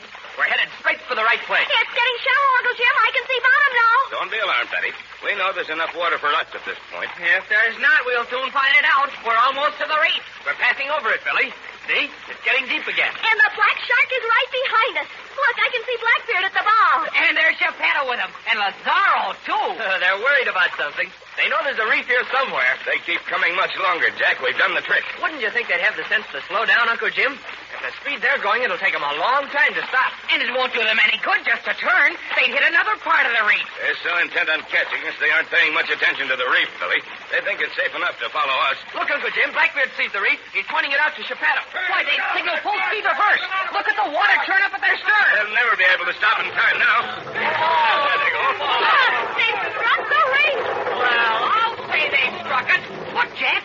The bow of the black shark is lifted high up out of the water. They've come halfway across the reef, Billy. Look, Uncle Jim, they'll never be able to get off. It wouldn't do them any good to get off, Jack. The bottom of the black shark must be ripped from stem to stern. If she slid off the reef, she'd sink like a stone. Are they in any danger, Uncle Jim? Not a bit, Betty. They can take to their lifeboats and get to safety any time they want to. But take a good look at the black shark, all of you. You've seen the last of her.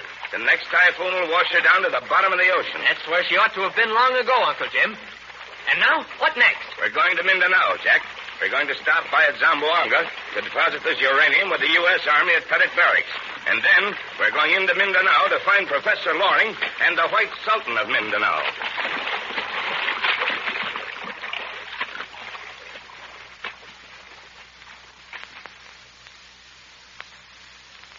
so, while the crew of the Black Shark are taking to their lifeboats, Jack and the others are sailing for Mindanao. Half of their task is done, but a still harder task lies ahead. They must find the missing Professor Loring, held captive by some Moro tribe in the interior of Mindanao. And they must find out something about the legendary White Sultan of Mindanao and locate those rich deposits of uranium that lie in the interior. Impenetrable swamps, trackless jungles, hostile Moros all lie in their path. Strange adventures await them, and you won't want to miss a single exciting episode of all this.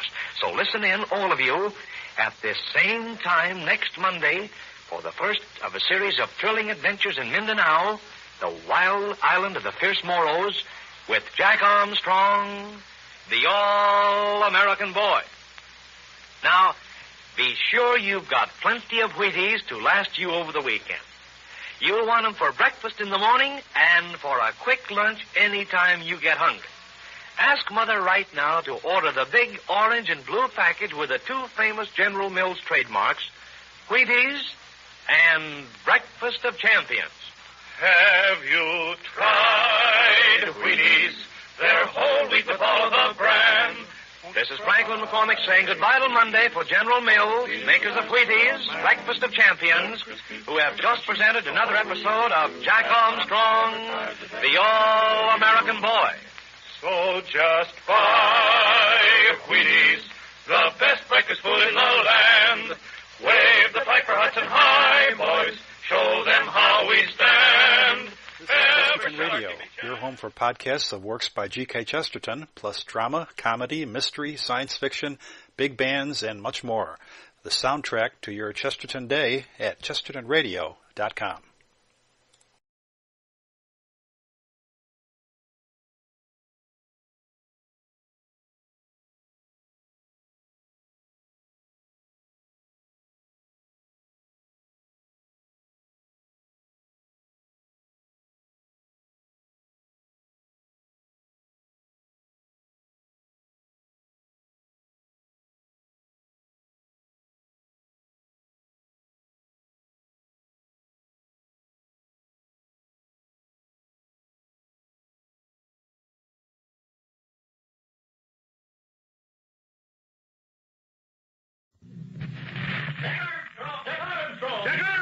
Jack Armstrong, the all-American boy.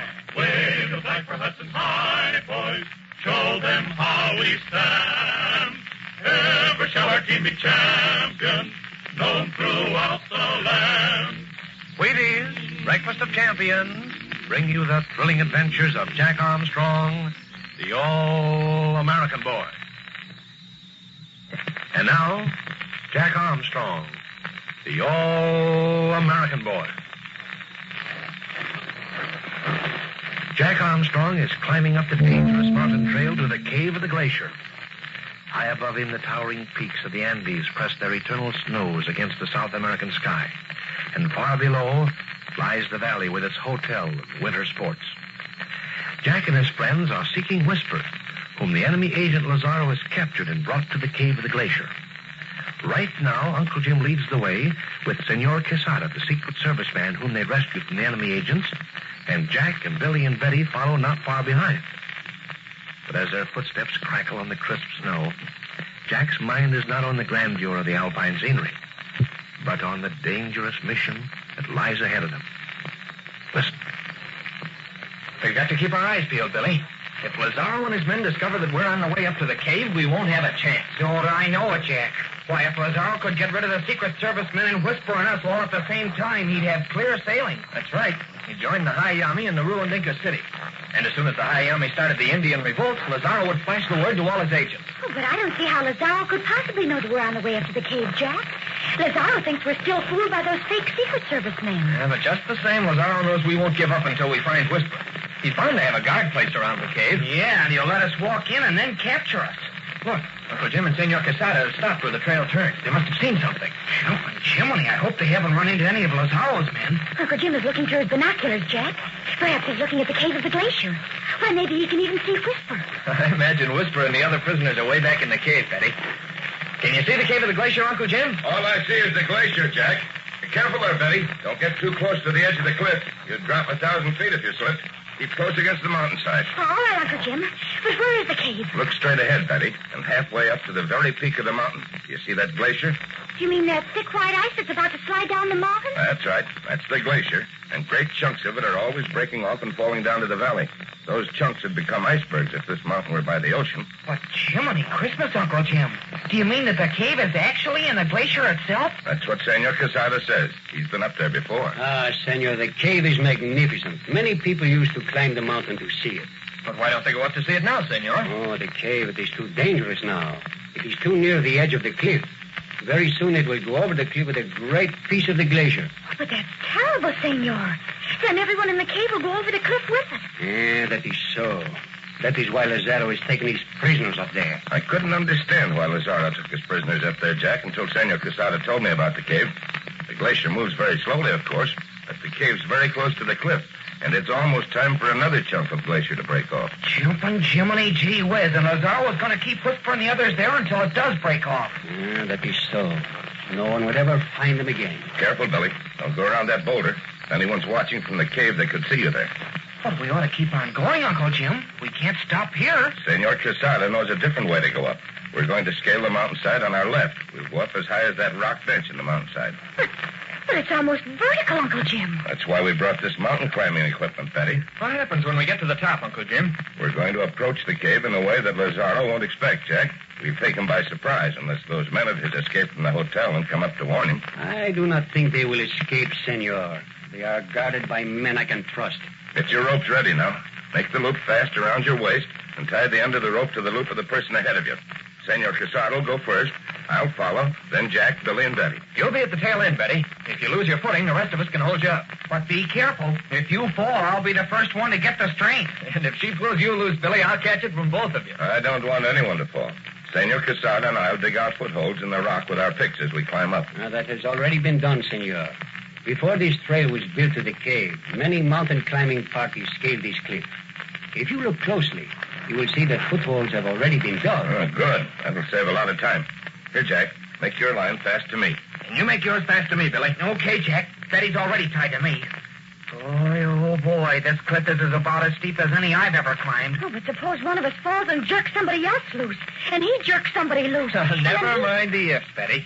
If all that happens, our worries will be over once and for all. We're all ready, Senor Quesada. That is good. You must not look down now. It is looking down that makes people dizzy. We've all done a little mountain climbing before, Senor. Bueno. Then I shall start. If the foothold is not good, I shall dig it out. I'll follow as soon as the slack in the line's taken up, Jack. All right, Uncle Jim. Billy, you stay far enough behind me to take up most of the slack in your line. Same goes for you, Betty. Then if anyone slips, it won't be so much of a jerk on the rest of us. Okay, Jack. But it's all right with me if nobody slips. Well, I'm going up now. Keep your pick strapped to your back.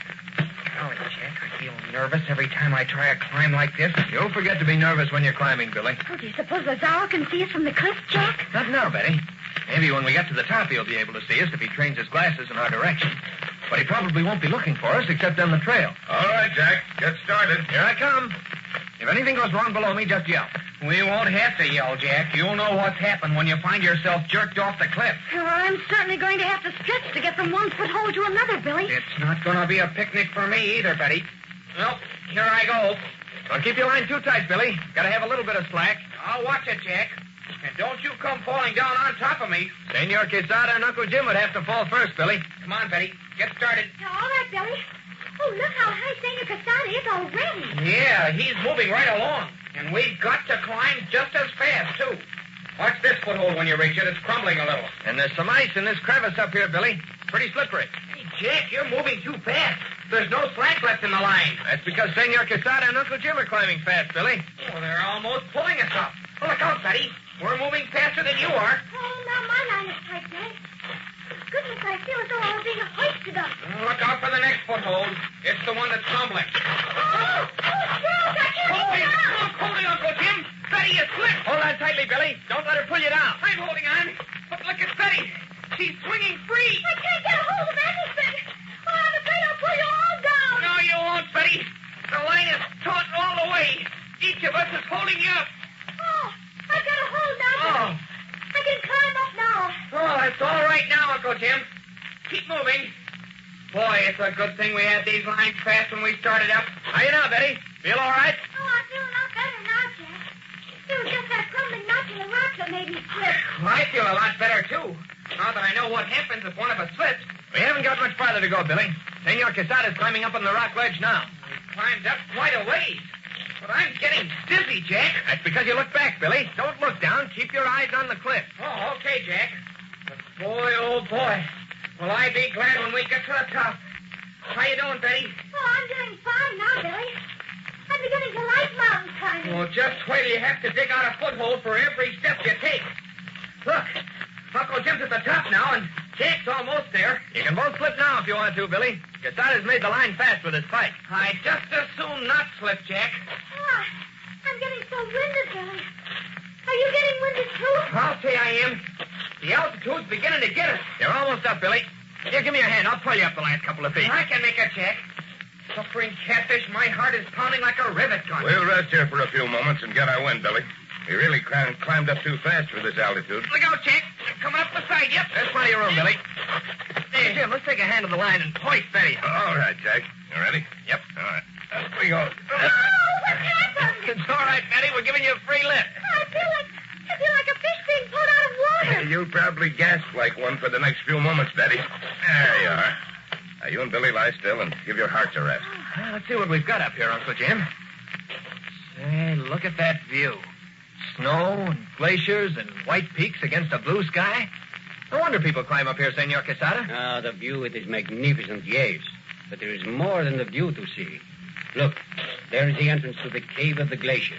And it's right on the edge of that distant cliff, too. Say, that's still a long way from here. Do we have any more cliffs to climb to get up there? Ah, there is much snow, senor, but no cliffs. We will walk a long ways through the snow where they cannot see us. We will come upon them from behind. I'll take a look at the cave through the binoculars, Jack. I'd like to make sure that no one's looking at us now. And look, Jack, look far below so we can see the hotel and the airfield and the hangars. Oh, they look like little toys. Is anyone at the cave using binoculars, Uncle Jim? Entrance, Jack. One of them has binoculars, but he's looking down toward the hotel.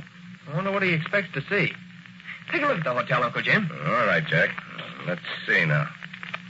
I don't see anything that... Yes, by Jove, I do. There's someone on top of the hotel, and he's signaling in semaphore. Jumping Jiminy, gee whiz, Uncle Jim. That means that one of Lazzaro's men is signaling up to the cave. Then they must be signaling about us. They've discovered that we're on the way to the cave of the glacier. I'm afraid you're right, Betty. Yes, you are right. He's semaphoring about us. Well, can you beat that? Now Lazzaro will be on the lookout for us. That's right, Billy. And he'll lay some kind of a trap to get us in that cave with Whisper and the others. But that will not stop you, senor. You will go to the cave? You bet we'll go to the cave, Senor Quesada. And if there's anyone in that cave when the glacier takes it over the cliff, it won't be Whisper or us. So Lazzaro knows that Jack and his friends are on the way up. But there's one thing he doesn't know. And that is that Jack is going to drop in on him in a very unexpected manner. Not even Jack himself knows that now. But there are some startling developments waiting for everyone up there in those snow-clad peaks of the Andes. And you'll really miss something if you're not there. So listen in, all of you, at this same time tomorrow, to another exciting episode of The Land of the Sky with Jack Armstrong, the All-American Boy. Now remember, you start tomorrow morning. Follow Jack Armstrong's training rules for physical fitness and eat Wheaties for breakfast. A big bowl full of those good whole wheat flakes with milk and fruit. That's the dish for you. Wheaties, breakfast of champions. Have you tried Wheaties? They're whole wheat with all of the bran. This is Franklin McCormick saying goodbye until tomorrow for General Mills, makers of Wheaties, breakfast of champions. We have just presented another episode of Jack Armstrong, the All-American Boy. Just buy Wheaties, the best breakfast food in the land.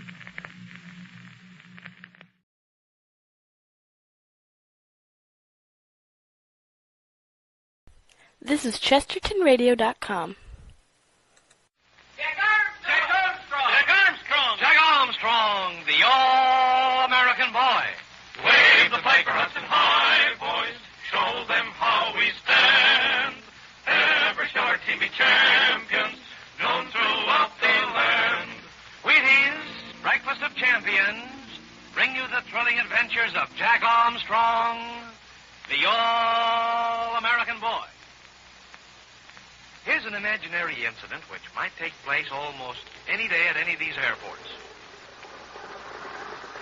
A small yellow training plane has just glided into a perfect three-point landing. It taxis up the runway, and as it stops in front of the hangars, Fred Hale, its pilot, steps out.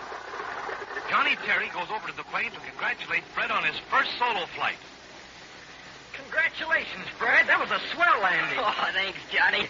Boy, what a thrill. How bet it was. Hey, where's your parachute? I thought you were going to solo today, too. I guess I won't. Well, how come? I just don't feel up to it, you know. Oh, yeah. Yeah, I know. Same way you felt when we tried to get you to go out for football last year. Oh, it isn't that. It's just... Listen, Johnny, you're not fooling me at all. You're not in good condition. Oh, I'm not sick or anything like that. But you just haven't got what it takes. Look, you want a good piece of advice?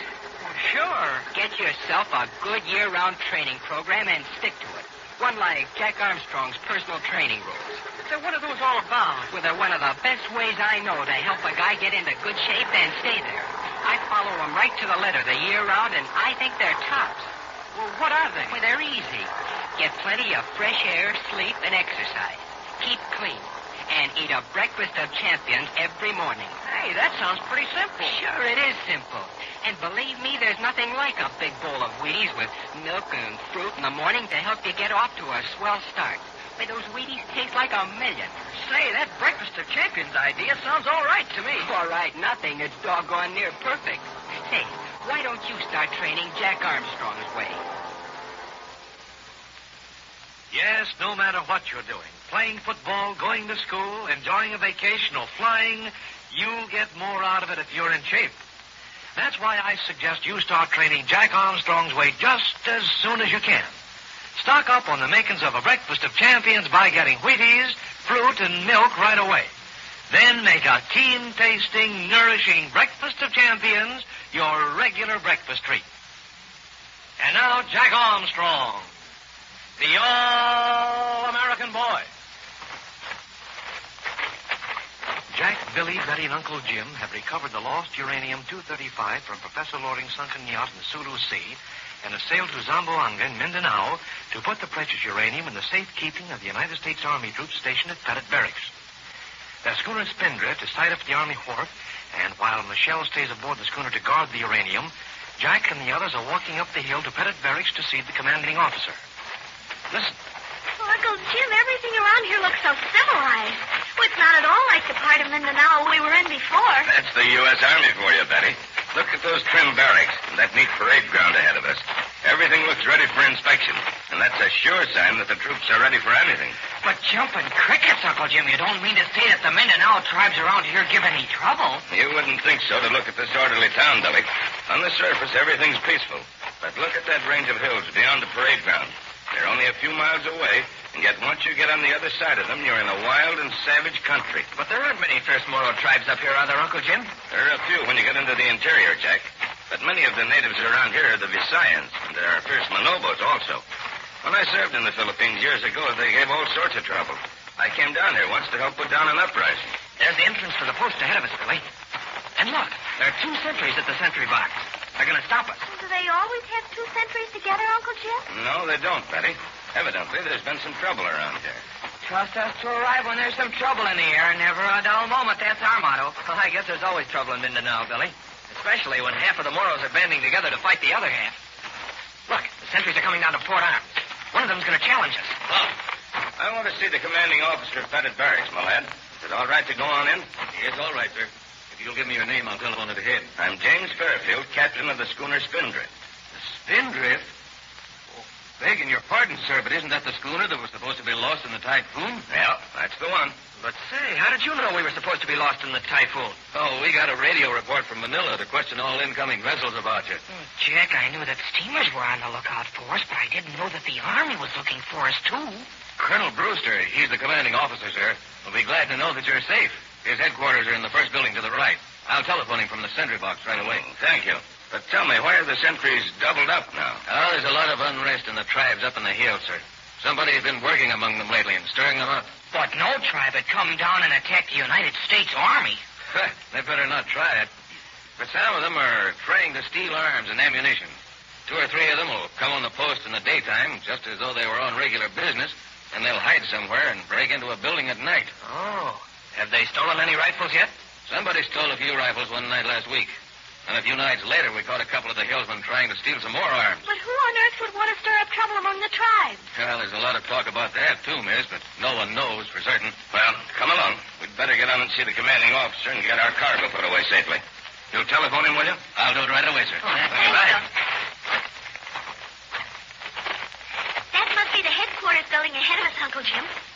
Look at the funny-looking iron cannon in front of it. Here comes a soldier down the steps, Uncle Jim. Why, he's coming to meet us. I bet the commanding officer sent him to meet us when the sentry telephoned, Jack. Here he comes. Colonel Brewster asked you to come right into his office, sir. It's the first door to the left. Oh, thank you. I guess he expects us, Jack. We'll go right up these steps and see him. Well, I hope it's cool in the colonel's office. This hot sun's terrific. Gosh, yes. Say, it looks pretty cool in there.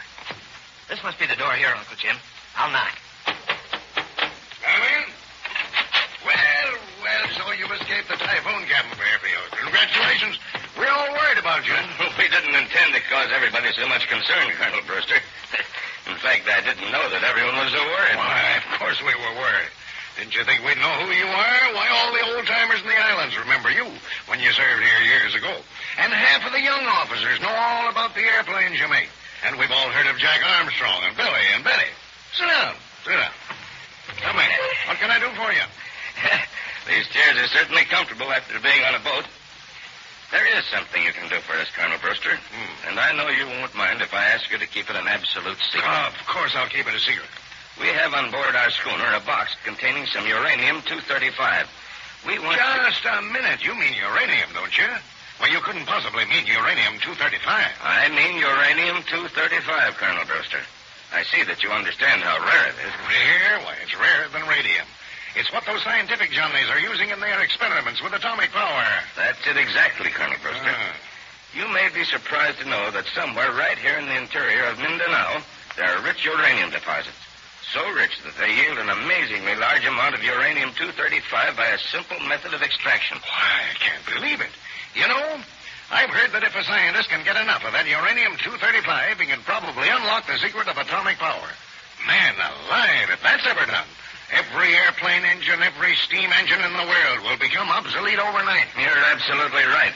So you can see how important it is that we don't permit it to fall into the hands of anyone except the United States government. Important? It's the most important thing in the world. There are a group of unscrupulous adventurers who know that I have this uranium-235, however, and they'll never give up trying to get it from me. So I want you to keep it for the time being. Well, why don't you take it right back to the United States? I can't right now. The scientists who discovered this rich deposit of uranium and who extracted this uranium-235 that we have aboard is somewhere in the interior of Mindanao. He's held captive by some Moro tribe. He's Professor Loring, and I've got to find him and find those uranium deposits. He's held captive by some Moro tribe, huh? Why, I'll send troops to find him. I'll send my whole regiment into the interior if necessary. Well, I'm afraid that wouldn't do any good.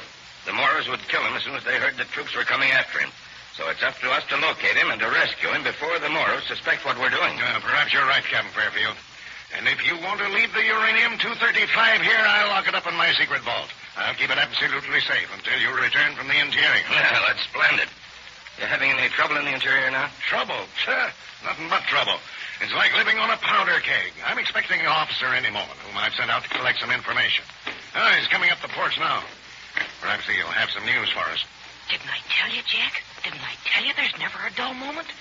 We don't live on a powder keg. We carry the darn thing around with us. Come in. I thought it was you, Lieutenant. Captain Fairfield, this is Lieutenant Rawlings. How do you do, Captain? What's the bad news today, Rawlings? More unrest, sir. There's trouble fermenting somewhere near here. But I haven't a clue yet as to who's causing it. Yeah, but you found out something, Rawlings. I can see it in your face. I think I've located the village where the trouble starts, Colonel. After I confirm some rumors I've heard, I'm going back to it. Yeah, but what's the village? Where is it? It's called Mulita. I had to leave my horse at the main trail and hike through a jungle path to get to it. Here. I can tell you exactly how far it is from the main trail.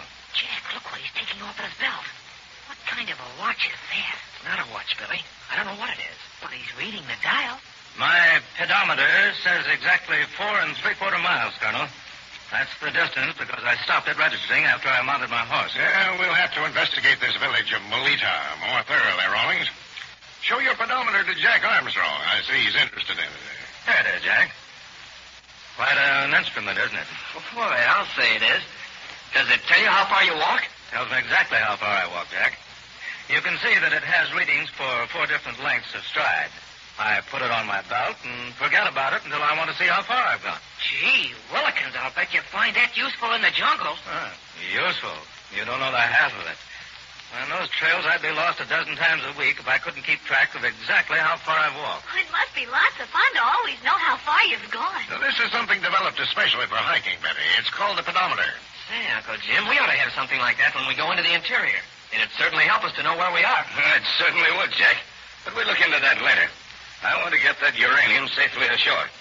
Let's see what time it is. It's now... Say, where did you get that? Get what? Oh, my wristwatch. Why, it was a present from a scientific society. Why are you so interested in Captain Fairfield's wristwatch, Rawlings? Why, I can hardly believe it. It's an amazing coincidence. Coincidence? What do you mean? I saw one exactly like that just a few minutes ago. You saw one just like... Wait a minute, Lieutenant. Are you sure? I'm absolutely positive. There's no mistaking that peculiar shape. It had a stop second hand on it, too. I could swear it was the same watch. Oh, but you must be mistaken, Rawlings. Why didn't you... Colonel Brewster, there's just one chance in a million that he's right. And if he is, it's of the utmost importance to me. But could there be another watch in Mindanao just like yours, Captain Fairfield? There could be, Colonel Brewster.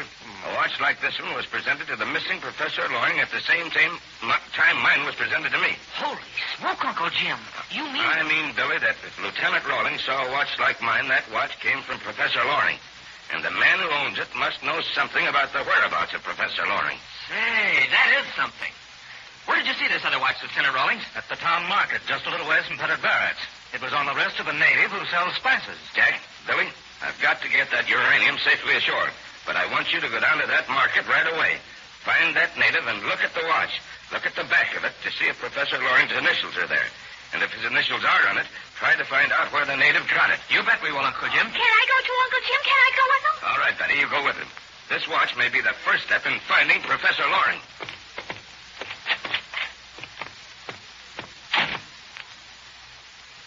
Say, if that watch really is Professor Loring's, it looks as though Jack and Uncle Jim have picked up a red-hot trail.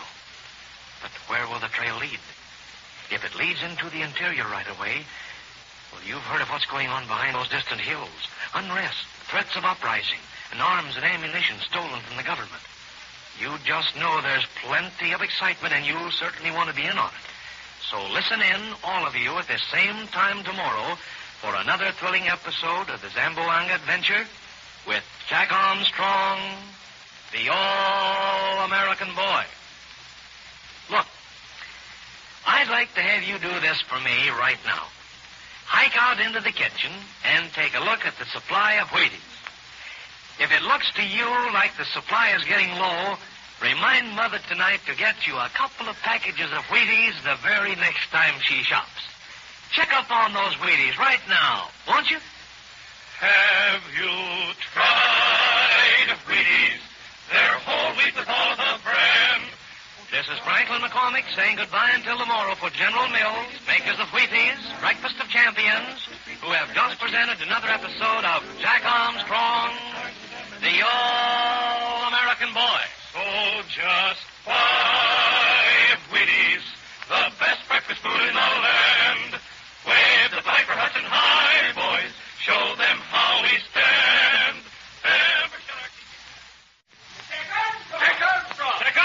Jack Armstrong, the All-American Boy. Wave the flag for Hudson High, boys. Show them how we stand. Ever sure to be champions, known throughout the land. Wheaties, Breakfast of Champions, bring you the thrilling adventures of Jack Armstrong, the All-American Boy. Look, remember the story about a fellow named Diogenes who went around with a lamp looking for an honest man? Well, right now, I'm looking for a fellow or girl who wants to have some real fun, but I'm doing my looking with a microphone. Now, here's the idea. Printed on the back of each Wheaties package now on sale is a set of 3 large champ stamps. They carry pictures of some of the greatest champions of all time, big colored drawings of your favorite athletes. But that isn't all. No, sir. Right alongside every Wheaties champ stamp are printed a number of interesting and unusual facts about these great champions. Little-known facts that you'll be proud to know and tell your friends. For instance, did you know that Joe DiMaggio once had his mind made up to be a fisherman instead of a ball player? Did you know that Bernie Bierman, football coach of the great Minnesota Gophers, has coached his team into 5 Big Ten championships? And did you know that Jimmy Fox started his major league career as a catcher and is now a first baseman? Well, those are just a few of the interesting facts you'll find on your Wheaties champ stamps. Remember, there are 13 sets of these stamps. That makes 39 champ stamps in all. And believe me, when you get them all bound together, you'll have a mighty fine collection of stamps. So if you haven't started your Wheaties champ stamp album already, I suggest you get busy right away. Ask Mother to get you a couple of packages of those extra satisfying Wheaties the very next time she buys groceries. And now, Jack Armstrong, the All-American Boy.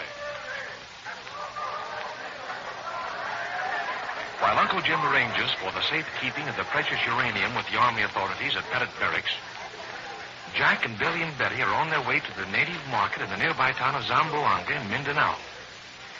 They're looking for a native who was seen wearing a wristwatch which they think may have belonged to the missing Professor Loring, who is held captive by some Moro tribe in the interior of Mindanao. They're walking toward the busy marketplace down a street lined with coconut palms, and the inhabitants of the town, Moros, Manobos, and Visayans, watch them with suspicious curiosity. Listen. Say, Jack, do you think Lieutenant Rawlings was right? Do you think he really saw Professor Loring's wristwatch? Well, that's what we've got to find out, Billy. Professor Loring's watch was just like Uncle Jim's. And Lieutenant Rawlings was certain that the watch he saw on the wrist of that native was identical with Uncle Jim's. But how on earth could he have gotten it, Jack? We're so far away from the central part of Mindanao, and that's where we think Professor Loring is being held prisoner. I can't imagine how he got that watch, Betty, if it really is Professor Loring's watch. But if we can discover where he got it, it'll certainly help in finding out just what tribe of Moros is holding Professor Loring. But, Jack, how are we going to find out anything? We can't talk any of the native dialects, and I'll bet this native can't talk a word of English. Well, we'll find out somehow, Billy.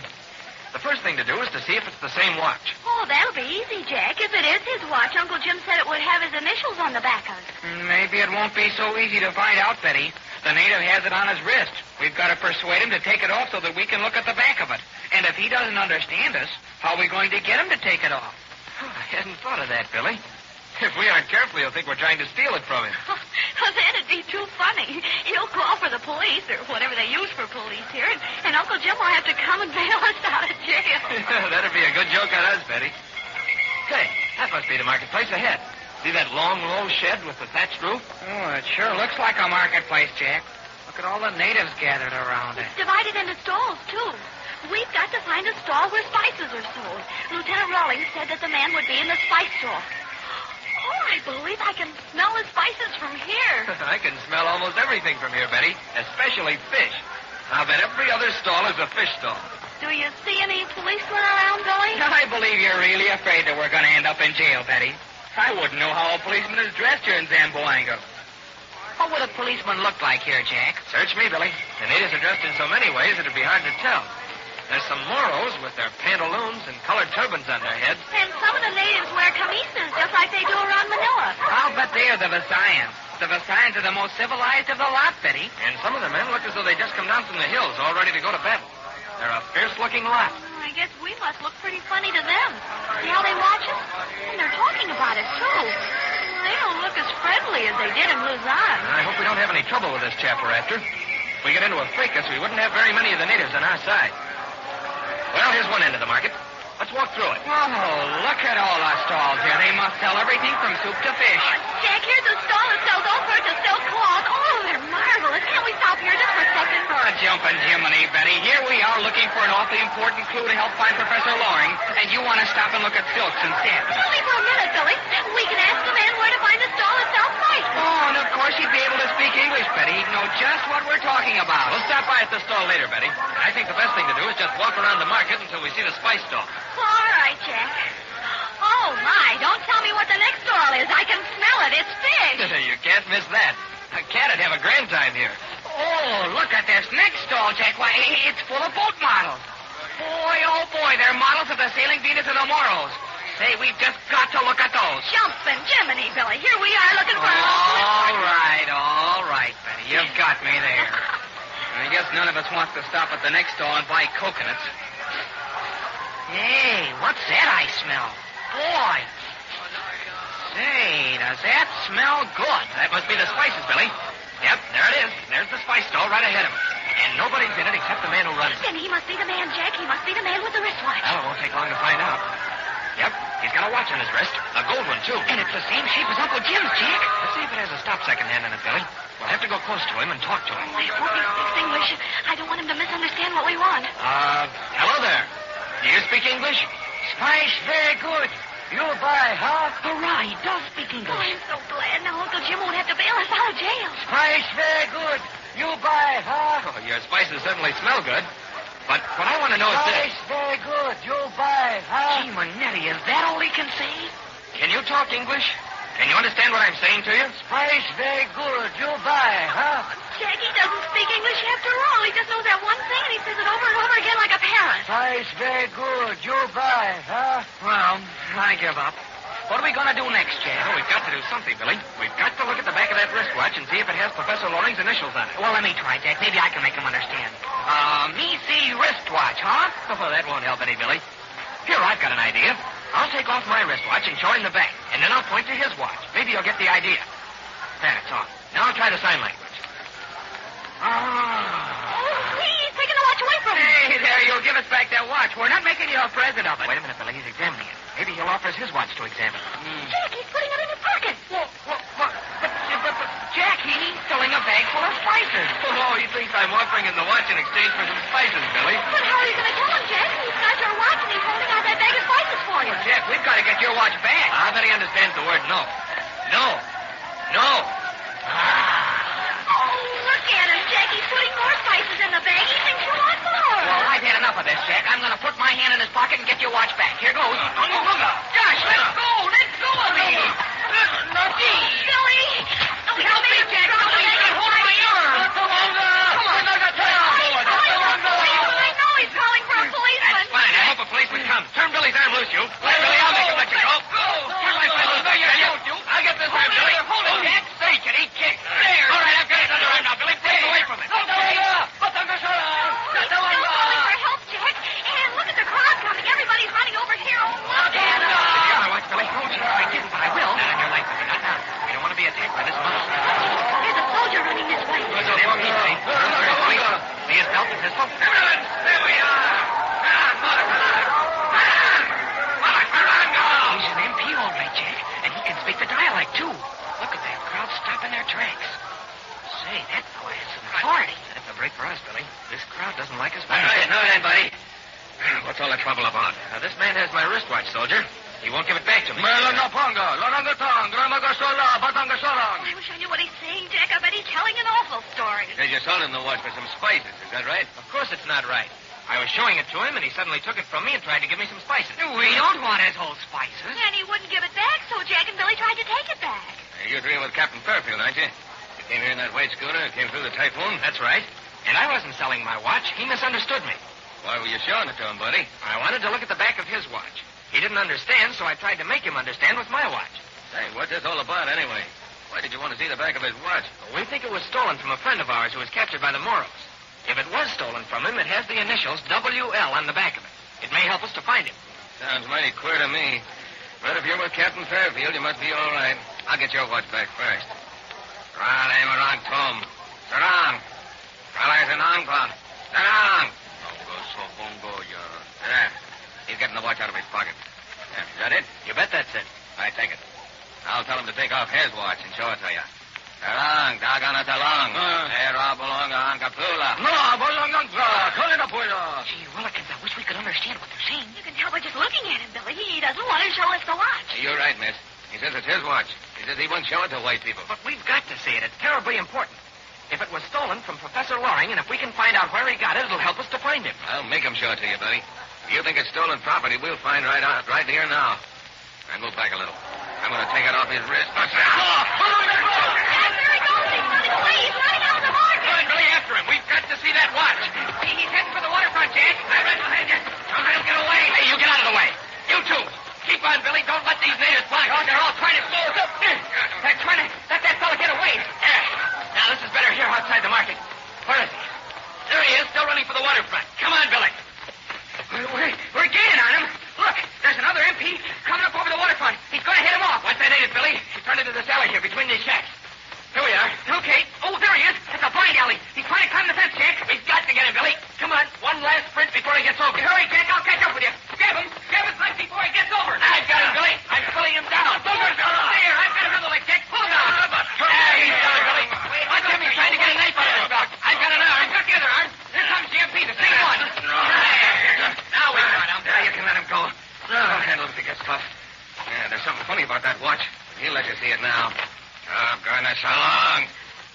There.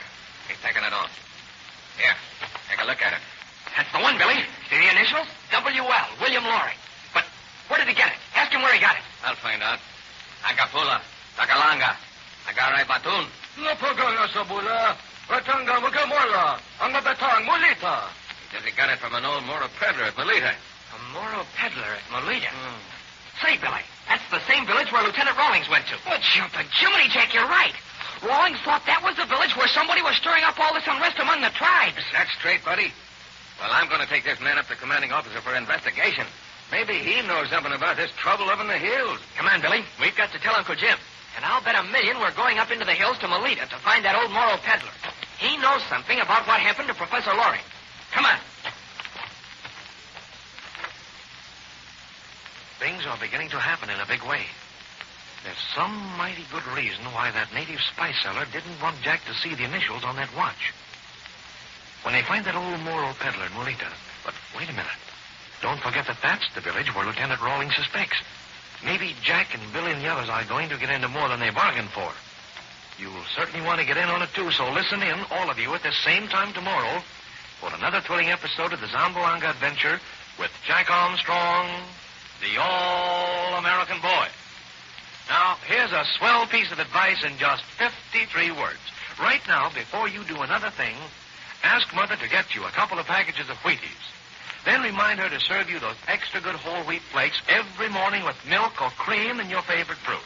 That's a real breakfast of champions. Have you tried Wheaties? They're whole wheat with all of the bran. This is Franklin McCormick saying goodbye until tomorrow for General Mills, makers of Wheaties, Breakfast of Champions, who have just presented another episode of Jack Armstrong, the All-American Boy. So just buy Wheaties, the best breakfast food in the land. Wave the flag for Hudson High, boys. Show them how we stand. Jack Armstrong! Jack Armstrong! Jack Armstrong! Jack Armstrong, the All-American Boy. Wave the flag for Hudson High, boys. Show them how we stand. Ever shall our team be champions, known throughout the land. Wheaties, Breakfast of Champions, bring you the thrilling adventures of Jack Armstrong, the All-American Boy. Look, if I were to step up to you tomorrow morning at school or on the street and ask you just what you wanted in a breakfast dish, you might give me any number of good answers. But I'm willing to bet that one of the first things you'd say to me would be, Mr. McCormick, the most important thing about a breakfast dish is its flavor. You know what I'd say to that? Well, it would be something like this. Look, I'd say, I've got just the dish for you. It's a breakfast of champions.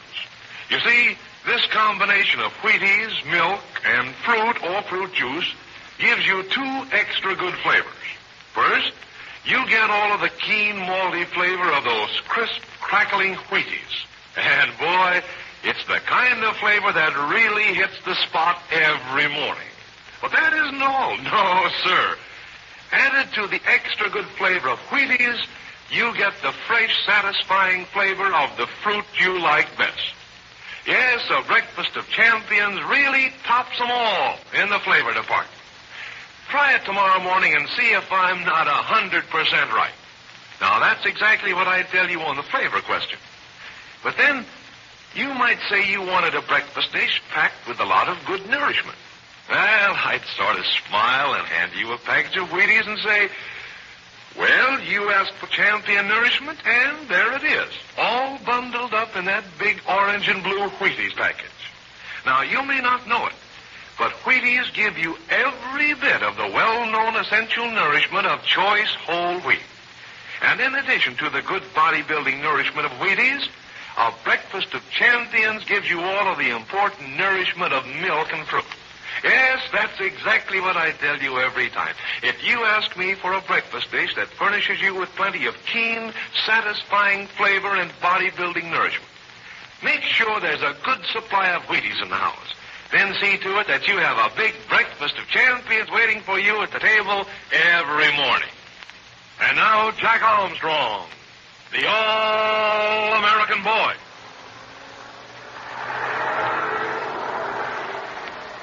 army truck is backing up to the schooner Spindrift, tied up at the dock at the town of Zamboanga, Mindanao. Uncle Jim and Michelle are on the Spindrift, preparing to load on the truck a heavy box containing some precious uranium-235, which they're going to leave for safekeeping with the Army troops stationed at nearby Pettit Barracks. Jack and Billy and Betty have just turned in the dock the tall palm trees that line the waterfront. They've come back from the native marketplace at the Philippine town, and they have some important news for Uncle Jim. Listen.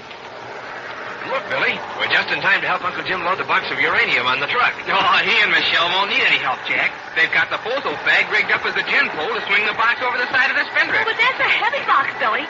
Don't forget that it's lined with lead to protect everybody from the uranium-235. I'll bet he and Michelle will be glad to get some help. And Uncle Jim will be glad to get our news, too. It's the first real clue we found concerning Professor Loring. But it doesn't prove that Professor Loring is still alive, Jack. Gosh, he may have been killed by the Moros who were holding him prisoner. Yes, but it proves that he's actually been somewhere in Mindanao, Billy. And if we can find that old Moro peddler, we'll get some real news about him. Uncle Jim sees us now. Say, look how he's perspiring. He and Michelle have really been working with that box of uranium. Hello, Jack. You've come just in time. We certainly can use you and Billy. We're coming right aboard, Uncle Jim. That's a whopping big truck the Colonel sent down for the uranium. He sent down a couple of soldiers with rifles, too, Jack. See? They're just getting out of the truck. Oh, I know who they are. They're an armed guard. Uncle Jim told Colonel Brewster how valuable that uranium was. That's right, Betty, he did. He told him that Geppetto and his gang were after it, too. Well, Geppetto will have a merry time trying to get it after it's locked away in that big vault. Here we are, Uncle Jim. Come on aboard, Jack. I need you and Billy to help hoist this box with the snatch block. Watch this gangplank, Betty. It's pretty steep since the tide dropped. I'll watch it, Jack. I don't want to fall overboard and let a hungry shark take a bite out of me. Did you find out anything important at the marketplace, Jack? You bet we did, Uncle Jim. But first, we had quite a time getting that native... Well, let's get this box loaded first, Billy. Then I'll hear what luck you had. It's all made fast. Jack, you and Billy take hold of this line with Michelle and me. Here you are, Billy. Grab a hold here. All set. Lay hold. Heave. Gee whillikins, I'd forgotten how heavy this box is. It must be full of lead, Uncle Jim. It's almost full, Billy. Remember all those lead plates we saw inside it, protecting that uranium? Well, that gap is bending terribly, Uncle Jim. It looks as though it might break. It won't break, Betty. It held before. We're almost high enough, Jack. Another foot more will do it. There we are. Now belay the line, and we'll swing the box right over the truck. I'll belay the line, Billy. There it is. Now take this guy line and swing the box out. Oh, we didn't hoist it high enough to clear the truck. Yes, we did, Billy. See? Clearing by a good 3 inches. The soldiers have it now. That's far enough. She's just over the truck. Release your line, Jack, and we'll lower it into the truck. Hold on to it. There, she's free. Lower away.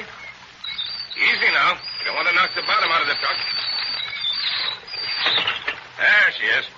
All right, men. Throw the line off and take the box up to post headquarters. I'll be up there in a few minutes. But those soldiers won't be able to unload that box by themselves, Uncle Jim. I've arranged for a whole squad of soldiers to help put it in the vault, Betty. Oh, boy, it certainly feels good to have that uranium in the care of the U.S. Army. Yes, it takes a load off my shoulders, Jack. And now, tell me what you found out in the marketplace. Did you find the native who had the wristwatch? We found him, all right. And what a time we had with him. He couldn't speak English, and when Jack so I tried to explain what he wanted by using his wristwatch, the native took it from him. He thought Jack wanted to swap it for some of his spices. And then I tried to get Jack's watch back, but the man called for the police. Wait a minute. This sounds like a riot act. You're telling me everything except what I want to know. Suppose I ask questions. In the first place, did you see the watch? We saw it, Uncle Jim, and it's exactly like yours. Good. Did you see the back of it? We saw the back of it, too, after a chase and a fight. And it had Professor Loring's initials on it, W.L. So it did have Professor Loring's initials on it. That means a great deal. Now for the most important question. Where did the native get the watch? Or couldn't you understand him? There was a soldier, a military policeman who helped us, Uncle Jim. This MP could speak the native dialect.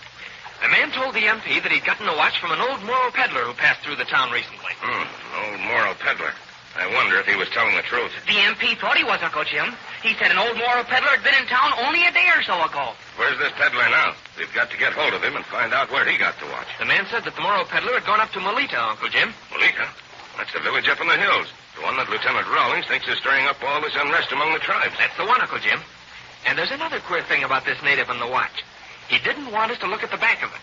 He tried to run away, and then he tried to fight. And so the military policeman took him to the Army headquarters to investigate him, Uncle Jim. So he tried to run away. It's interesting.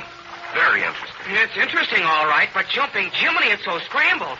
Doesn't make any sense to me. It could make sense in one way, Billy.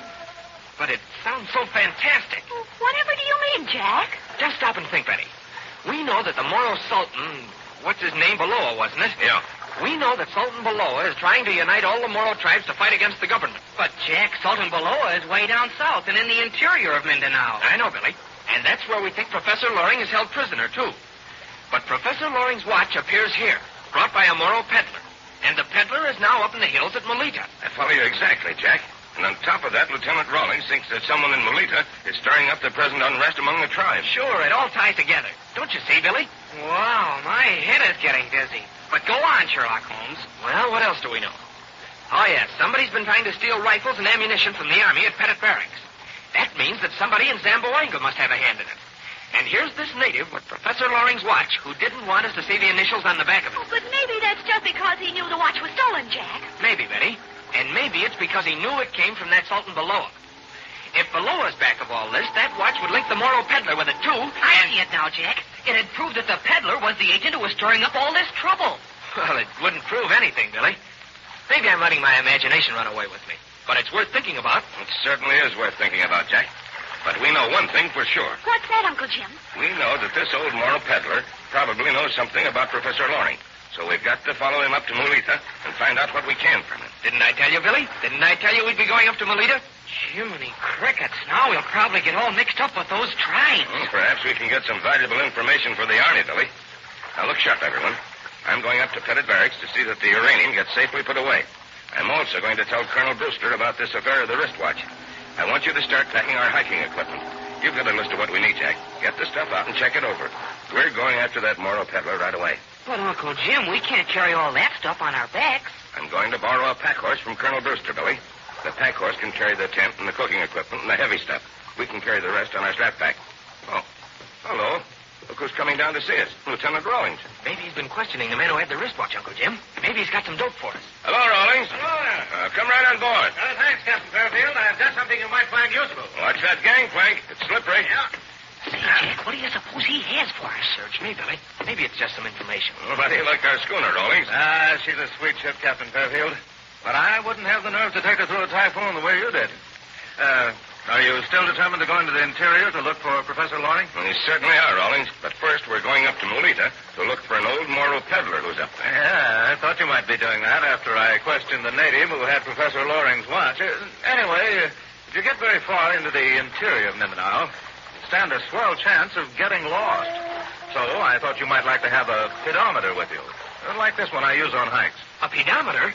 You mean that instrument you use to tell how far you walk? That's the one. You'll find it very useful. You'll always know exactly how far you've walked at the end of an hour or a day.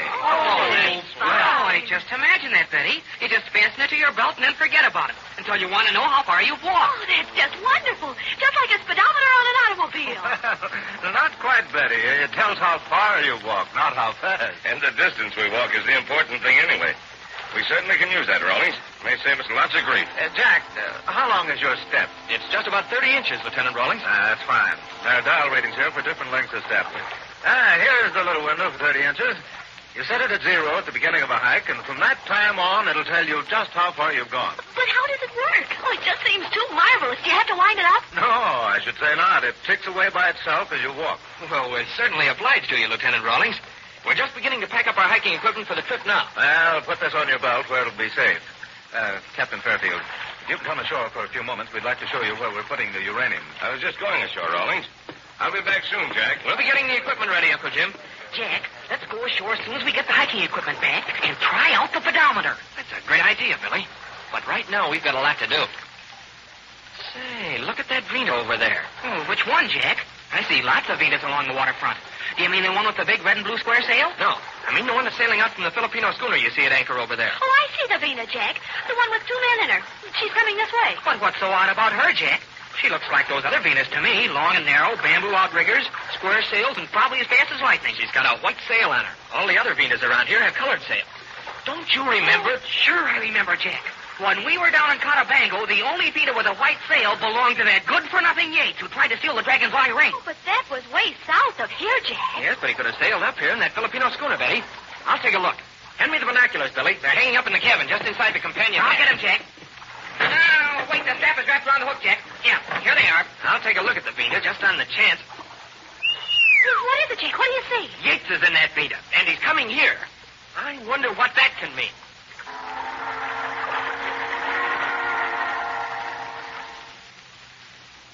Well, what can that mean? Yates certainly has his nerve coming over to the Spindrift after all he did down in Catabango. Say, what's he doing up in this part of Mindanao anyway?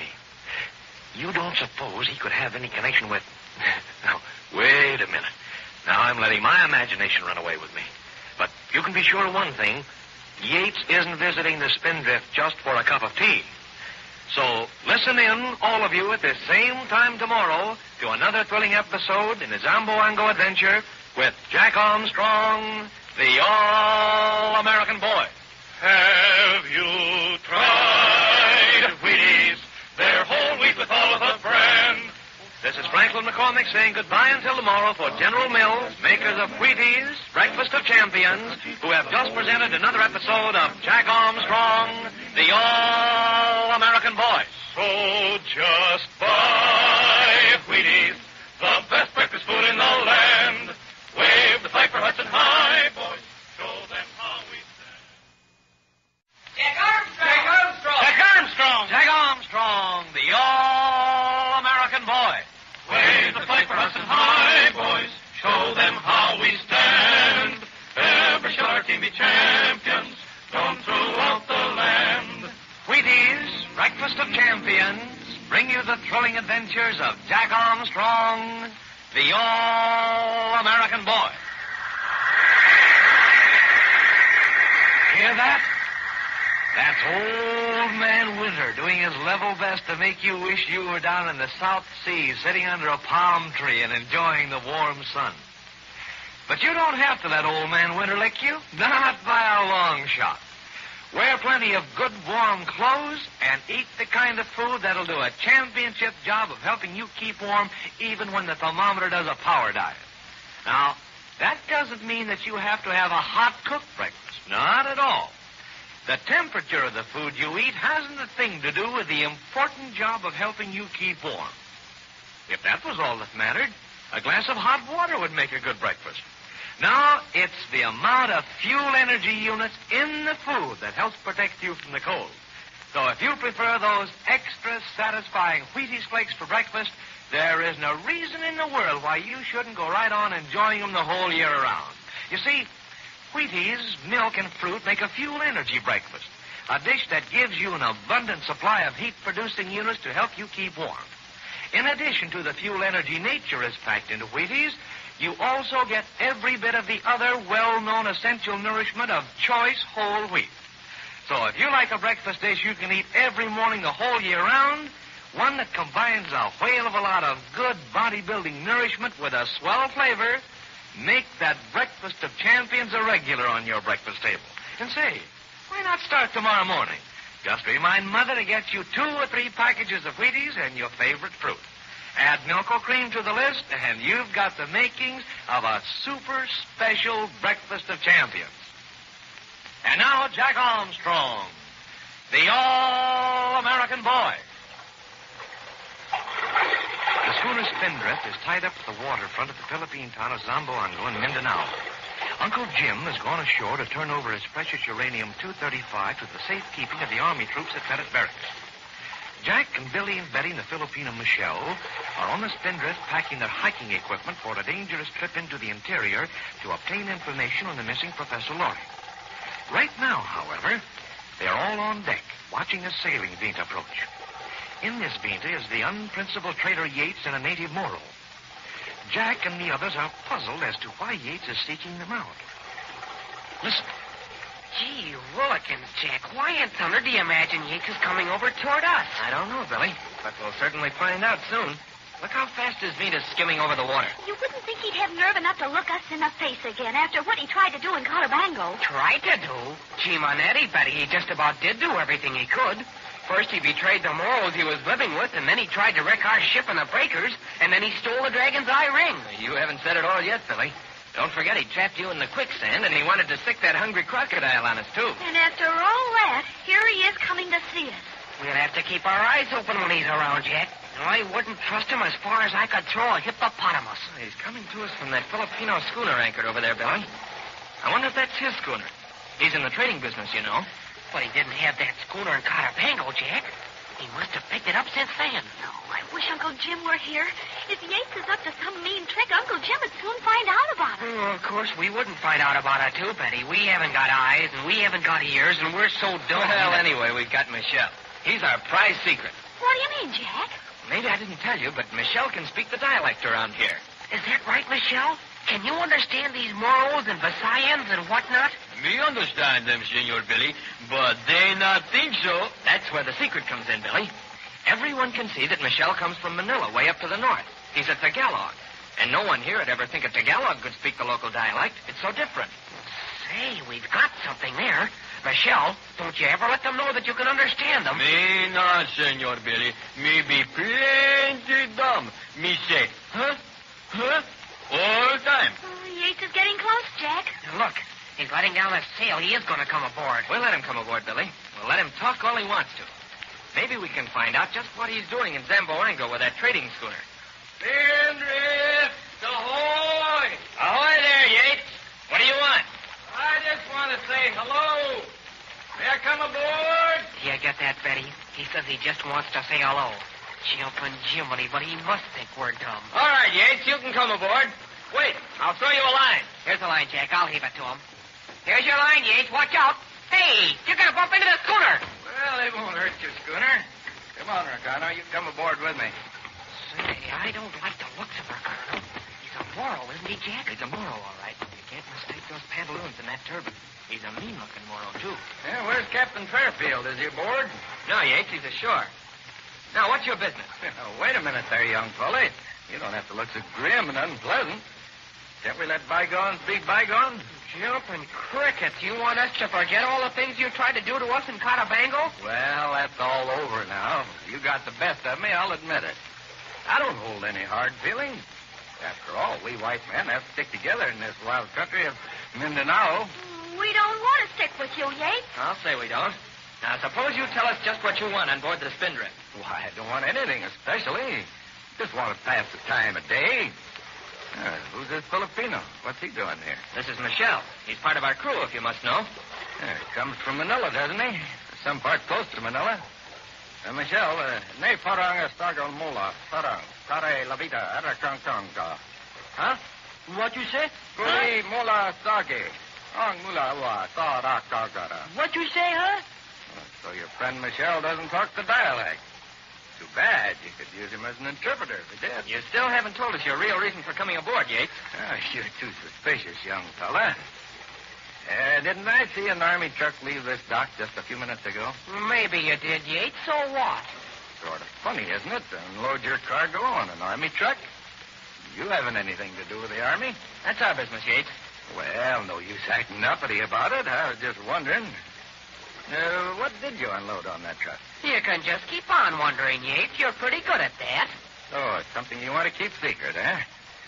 Well, I'm not interested. It's no business of mine. Suppose I ask a few questions, Yates. I don't mind answering questions. I haven't anything to hide. Is that your trading schooner anchored over there? Why, sure, that's my trading schooner. You didn't have that schooner when we saw you in Cotabango. What's that to you, Billy Fairfield? Oh, nothing. I was just wondering, too. Well, if you want to know, I'm in a little different form of trading now. I collect stuff up and down the coast and sell it here in Zamboanga. What kind of stuff do you collect, Yates? What's that? What business is it of yours? You said you were willing to answer questions, but that question seems to upset you. Upset me? Well, of course it didn't upset me. I don't mind telling you. I haven't anything to hide. I collect and sell spices. Spices? Well, what's so funny about that? Why are you staring at me so? What's so strange about collecting spices? Well, what do you know about that? Spices of all things. Why, isn't that odd, Jack, after what happened in the marketplace to find... Never mind about that, Betty. If Yates says he's trading in spices, then maybe he really is trading in spices. Of course I'm trading in spices. What's that on your belt? Isn't that one of those pedometers some of the soldiers use around here when they go up in the hills? Sure it is. Tells how far you walk. Well, if you haven't anything to do with the Army, it's mighty queer that you have one of those pedometers on your belt.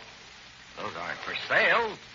Why do you want to see how far you walk? We like to walk around and around the deck of the schooner, Yates, and see how many laps to a mile. All right, don't tell me. I'm trying to be friends with you. If you want to be friends, well, that's your lookout. You mind if I take a look around deck? Go right ahead, Yates. Look all you want. Maybe you can figure out what we loaded on that army truck. Come on, Ricano. I heard this ship went through a typhoon. Let's see how well it stood it. I don't believe him one bit. He wants to find out something else. Of course he does, Betty. We'll keep an eye on him and try to figure out what he's looking for. Jack, he was certainly interested to know what we put in that army truck. Do you suppose he knows anything about the uranium? I don't believe he does, Billy. If he knew we'd recovered that uranium from the sunken ship, he could have guessed what was in that truck. Jack, wasn't that a funny coincidence that he's trading in spices? I'm wondering if it isn't more than just a coincidence, Betty. That's why I stopped you before you could tell him what happened at the market. I don't want him to know that we found Professor Loring's watch and the wrist of the native who sold spices in the market. Jumping Jiminy, I hadn't thought of that angle of it. Do you suppose Yates really has something to do with that native? Well, we know one thing, Billy. We know that he sells spices to that man, and we know that man had Professor Loring's watch. But he said he got it from an old Moro peddler, Jack. That may be true, Betty. But if there's anything funny about that man at the market, then it certainly looks as though Yates might have something to do with it, too. There's a whole lot that needs explaining. Well, I'll say there is. For one thing, how did Yates get hold of that trading schooner? We know he didn't have it before. And another thing, why is Yates so interested in finding out if we have anything to do with the Army? He's awfully worried about that. And he keeps saying all the time that he hasn't anything to hide. So I just know that he's got a whole lot to hide. Jack, look at Yates. He's trying to open the hatch to the main hold. He's got his nerve.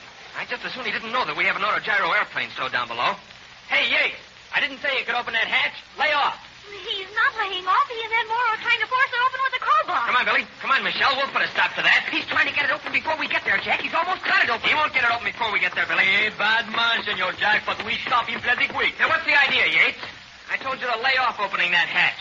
So you have got something to hide in this ship, eh? Well, I'm going to find out what it is. Open it up, Ricano.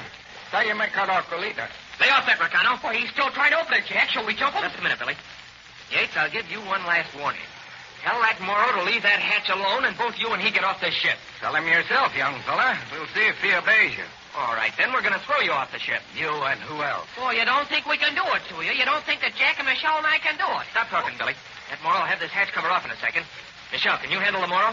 Me handle him very good, Senor Jack. Good. Billy and I will take care of Yates. Well, I'd blast your hides. I'll knock your heads together for this. I'll teach you to interfere with me. Look out, Jack. Watch him. Take this, you young... There, boy. I'll give you a tackle. That's it. Grab his leg, Billy. I'll get his arm. Now, boy. Go. Here, fire. I get him down. Now, we've got him, Billy. Where's Michelle? How's he getting on with that Moro, Betty? He chased the Moro back into the Vina, Jack. He took the crowbar from the Moro and chased him back into the Vina. See, he's standing on deck to keep the Moro from coming back aboard. That's great. Let Yates up, Billy. Yeah, I guess he'll leave the ship now. I'll get you for this, Jack Armstrong. I won't forget. I don't care what you don't forget. Will you get back, or shall we throw you overboard? Yeah, I'll get back. But you'd better keep out of my way hereafter, young fellow. We ought to throw him overboard anyway, just for good measure. I would if it weren't for the sharks. All right, Yates, get back to your Vina. Quick, on the run. Come on, Jack. Let's see that he does shove off. There he goes over the side. He must think we'll change our minds and really throw him to the sharks. No, tula, kia, salabun. No panga me, cigar. What's he saying to the Moro? I wish I knew. Look at him shove off. Here comes Michelle. Maybe he could understand them. How about it, Michelle? Do you know what they were saying? Me know, Senor Jack. Yates say we come back later and see if rifles on schooner. Rifles? Why does he think we have any rifles on board? Billy, that gives me an idea. I think I know what Yates is up to. Come on, we're going to see Uncle Jim. Say, Jack really thinks he knows what Yates is up to. And Jack must think it's pretty important, too, because he's going to see Uncle Jim right away. There's something mighty mysterious about Yates and that trading schooner of his. You'll certainly want to follow this through and see what it's all about. So listen in, all of you, at this same time tomorrow for another thrilling episode of the Zamboanga Adventure with Jack Armstrong, the All-American Boy.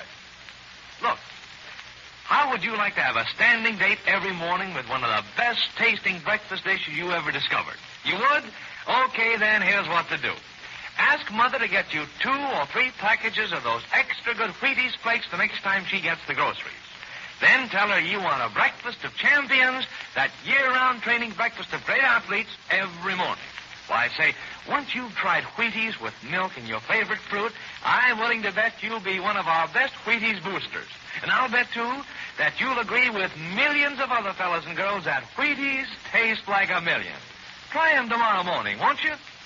Have you tried Wheaties? They're whole wheat with all of the bran. This is Franklin McCormick saying goodbye until tomorrow for General Mills, makers of Wheaties, Breakfast of Champions, who have just presented another episode of Jack Armstrong, the All-American Boy. So just buy Wheaties, the best breakfast food in the land. Wave the flag for Hudson High, boys. Show them how we stand. Jack Armstrong! Jack Armstrong! Jack Armstrong! Jack Armstrong, the All-American Boy. Wave the flag for Hudson High, boys. Show them how we stand. Ever shall our team be champions, known throughout the land. Wheaties, Breakfast of Champions, bring you the thrilling adventures of Jack Armstrong, the All-American Boy. Look, if someone would invent a gadget that would let the radio listener, that's you, talk back to the announcer, that's me, you'd probably hear something like this today. Fellows and girls, if you'd like to get in on one of the best-tasting breakfast dishes I know... You better try Wheaties. Right, Mr. McCormick? Who said that? It's me, Larry. I'm sitting right here at home. I'll be doggoned. Okay, Mr. McCormick, go right ahead with your announcement. Thanks, Larry. Well, as I was just about to say, that combination of Wheaties, milk, and fruit is a real champion for flavor. That's for sure. Well, I'd say when you taste the key malty flavor of Wheaties and milk and the flavor of the fruit you like best, you've got a dish that tops them all in the taste department. That's putting it mildly, Larry. A breakfast of champions, fellows and girls, gives you the kind of extra good flavor that ought to make second helpings just about a regular thing at your breakfast table. What's more... I mean, Mr. McCormick, the time's a-wasting. And flavor is just one of the reasons why so many fellas and girls eat a breakfast of champions every morning. That's right, Larry. There's another point that ought to make a big hit with every one of Jack Armstrong's friends. You see, a breakfast of champions gives you the kind of nourishment that helps make an athlete a real winner. And that means... That means all the well-known essential nourishment of real whole wheat. Right. In Wheaties, you get every bit of the well-known essential nourishment nature packs into the whole wheat berry. Well, Larry, that's about all I've got to say. Anything you want to add? Just one thing, Mr. McCormick. I think it'd be a great idea if every one of Jack Armstrong's friends had a big breakfast of champions tomorrow morning. Hey, that's an A-number-1 suggestion, Larry. How about it, fellows and girls? Join Larry and millions of Jack Armstrong's friends in a keen-tasting, nourishing breakfast of champions tomorrow morning for sure. It's a date, Mr. McCormick. And now, Jack Armstrong, the All-American Boy. Jack, Billy, Betty, and Uncle Jim are returning to the schooner Spindrift, which is tied up at the Army dock in the Philippine town of Zamboanga in Mindanao. Near the Spindrift, but anchored out from the waterfront, is a Philippine coasting schooner owned by the unprincipled trader Yates. Yates has recently visited Jack aboard the Spindrift and acted in such a suspicious manner that Jack and Billy and Betty went up to the Army post at Pettit Barracks to get Uncle Jim. Now, as they approach the dock, Uncle Jim is trying to figure out what mischief Yates has in mind. Listen. Let me get this straight now, Jack. When Yates and his Moro came aboard the Spindrift, he was very much interested in what we'd just unloaded on that Army truck. That's right, Uncle Jim. Of course, he didn't know anything about the lost uranium which we recovered and which the Army's going to keep for us. But he was awfully curious about that Army truck, Uncle Jim. Then he said that he was using his trading schooner to collect and sell spices. That's just what he said, Uncle Jim. He tried awfully hard to make us believe him, too. That's very important, especially since we know that the native spice dealer here in Zamboanga was wearing Professor Loring's wristwatch. Uncle Jim, maybe that spice dealer was lying when he said he got that watch from an old Moro peddler. Maybe he got it from Yates. Maybe Yates knows whether Professor Loring is dead or alive. No, Billy. The spice dealer did get the watch from an old Moro peddler. We found that to be true. But to get back to Yates, what did he do then? He tried to open the hatch to the main hold of the schooner and see what was inside. We didn't let him, and Billy and Michelle and I made him and his Moro leave the schooner. Was that when he told the Moro that they'd come back later? That's it, Uncle Jim. Yates didn't know that Michelle understood the dialect. So he told the Moro in dialect that they'd come back later and see if we had any rifles aboard. That's odd. That's very odd. Maybe you're right, Jack. Jumping Jiminy, Uncle Jim. You think there's a chance that Yates may be using this spice trading as a blind? You think he may really be trying to get some guns into the hands of those tribes up in the hills? There's a chance of it, Billy. We know that someone's stirring up these tribes. We know that the Moro Sultan below is trying to organize a rebellion against the government. And we think that the old Moro peddler came up here from the interior of Mindanao, where Sultan Beloa or someone else is holding Professor Loring captive. If we could only get on board Yates' schooner, we could soon find out if he was just trading in spices. Jack, I don't see Michelle on board our ship, and we told him to wait for us. Maybe he's below deck somewhere, Betty. Hi, Michelle. We're coming aboard. That'll bring him up. He doesn't answer, Jack. Maybe he couldn't hear us below, Billy. We'll go aboard and see where he is. Watch his gangplank. It's steep and slippery. You go first, Betty. Watch your step. Oh, gangplank is slippery. I do hope nothing's happened to Michelle. Oh, nothing's happened to him unless Yates and that Moro came back. Michelle would put up a good fight if they tried to come back aboard. Watch out, Billy. Let Uncle Jim get aboard. I'm all right, Billy. Feels good to be on deck again. Michelle, are you on board? Jack, I don't believe he is on board. But he must be, unless something's happened to him. Jack, the main hatch cover has been pulled to one side. Did you do that? Why, the hatch cover is off. It was on tightly when we left the ship, Uncle Jim. Oh, Uncle Jim, that means that Yates and that Moro did come back. Oh, I just know something terrible's happened to Michelle. Yates came back all right. He said he was going to come back and see what was in our main hold. How long were you gone from the ship, Jack? I didn't look at my watch, Uncle Jim.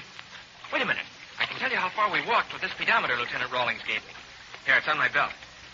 We've walked exactly 2.25 miles to Pettit Barracks and back. That'd take about 50 minutes. And we were there about 10 minutes. We've been going just an hour, Uncle Jim.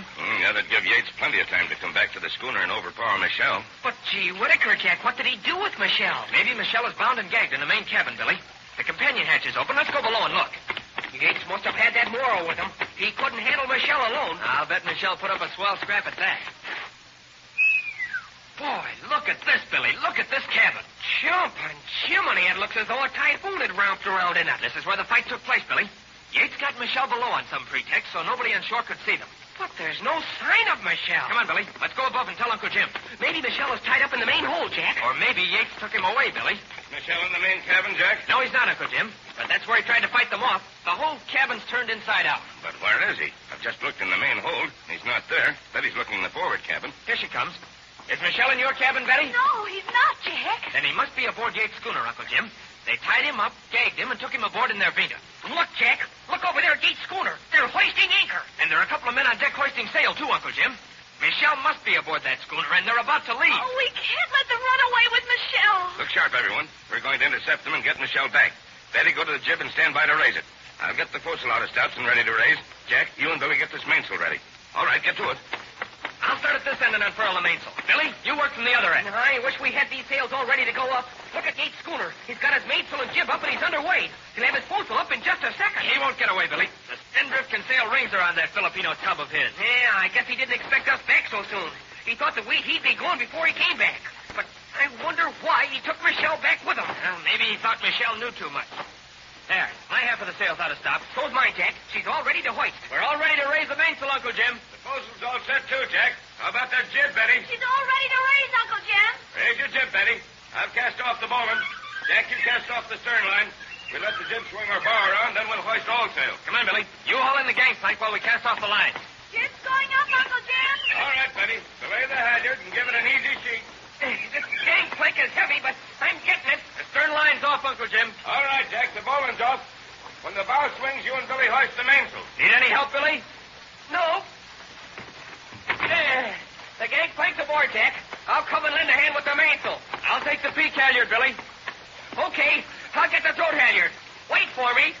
Here, I've got both halyards free. Take the throat. Ready? Up we go. Yates' schooner's under full sail, Jack. They're heading out to sea. It won't take us long to overtake them, Billy. That schooner's half as broad as she is long. She pushes the whole ocean before her. Jiminy, Jack. I hope Michelle is safe. He'd better be. Maybe Michelle can learn something important. If they don't know that he can understand their dialect. I was thinking of that, Billy. He may be able to find out a whole lot about Yates. There. That's as high as I can get the throat. I'll make it fast. And the peak's all the way up. Look, Uncle Jim has the foresail up. We're picking up speed. Take the wheel, Jack. Billy, you stay with him to handle sheets. Aye, aye, Uncle Jim. Uncle Jim. Trim in your main sheet some, Billy. I'm going to point a little ahead of Yates' schooner. In she comes, Jack. Stay weighing. A little more, Billy. Okay, just the way Uncle Jim has the postal trip. There, that's enough. Okay. We are going faster than Yates' old tub. Oh, we'll overhaul him in no time, Billy. You're pointing just right, Jack. Hold that course. Aye, Uncle Jim. Watch your step, Betty. Did I trim the jib sheet all right, Jack? It's trimmed just right, Betty. We'll overhaul that antique barge before you know it. Oh, I hope they haven't hurt Michelle. I hope we get him back all right. We'll get him back all right, Betty. Look at the excitement on the deck of Yates' schooner, Jack. Some of the Moros are arguing with Yates. They know what we want. I bet they're trying to persuade Yates to let Michelle go. But, Uncle Jim, aren't you going to board the schooner and see what Yates is up to? Not unless we have to save Michelle, Billy. That'd be piracy. We'll let the proper authorities handle Yates. Look, Jack. Aren't they bringing Michelle up on deck? Isn't that he? It certainly looks like him. What's going on aboard that schooner? Why, they're making Michelle jump overboard. Oh, he's jumped. He's swimming. He's swimming toward us. Won't the sharks get him? There's a chance of that, Betty, but Michelle's one man who's not afraid of a shark. Change your course a little, Jack. There, that's just right. We'll pick him up in a moment. Trim the main sheet a little, Billy. I'm getting off the wind a trifle. Okay. There, that's enough. Betty, tie a bowline in that line, will you? We'll need it to haul Michelle aboard. All right, Jack. Oh, I hope a shark doesn't get him. Give me the wheel, Jack. I'll come up into the wind alongside of Michelle. You and Billy haul him aboard. Here you are, Uncle Jim. We're getting pretty close to him. We'll pick him up right here at the stern. Stand by. I'm roughing up. All right, Jack. We're swinging into Michelle. Look sharp. That's perfect, Uncle Jim. You got him right alongside. Here, Michelle. Here's a line. Slip your foot through the bite of the bowline and we'll haul you on board. All right, Senor Jack. Me hold on. You pull me up. Come on, Billy. Lend a hand. Hey, hold. Okay. Heave. Watch it, Billy. Not too hard. Okay. There. Got hold of the rail. Give me your hand, Michelle. Up you come.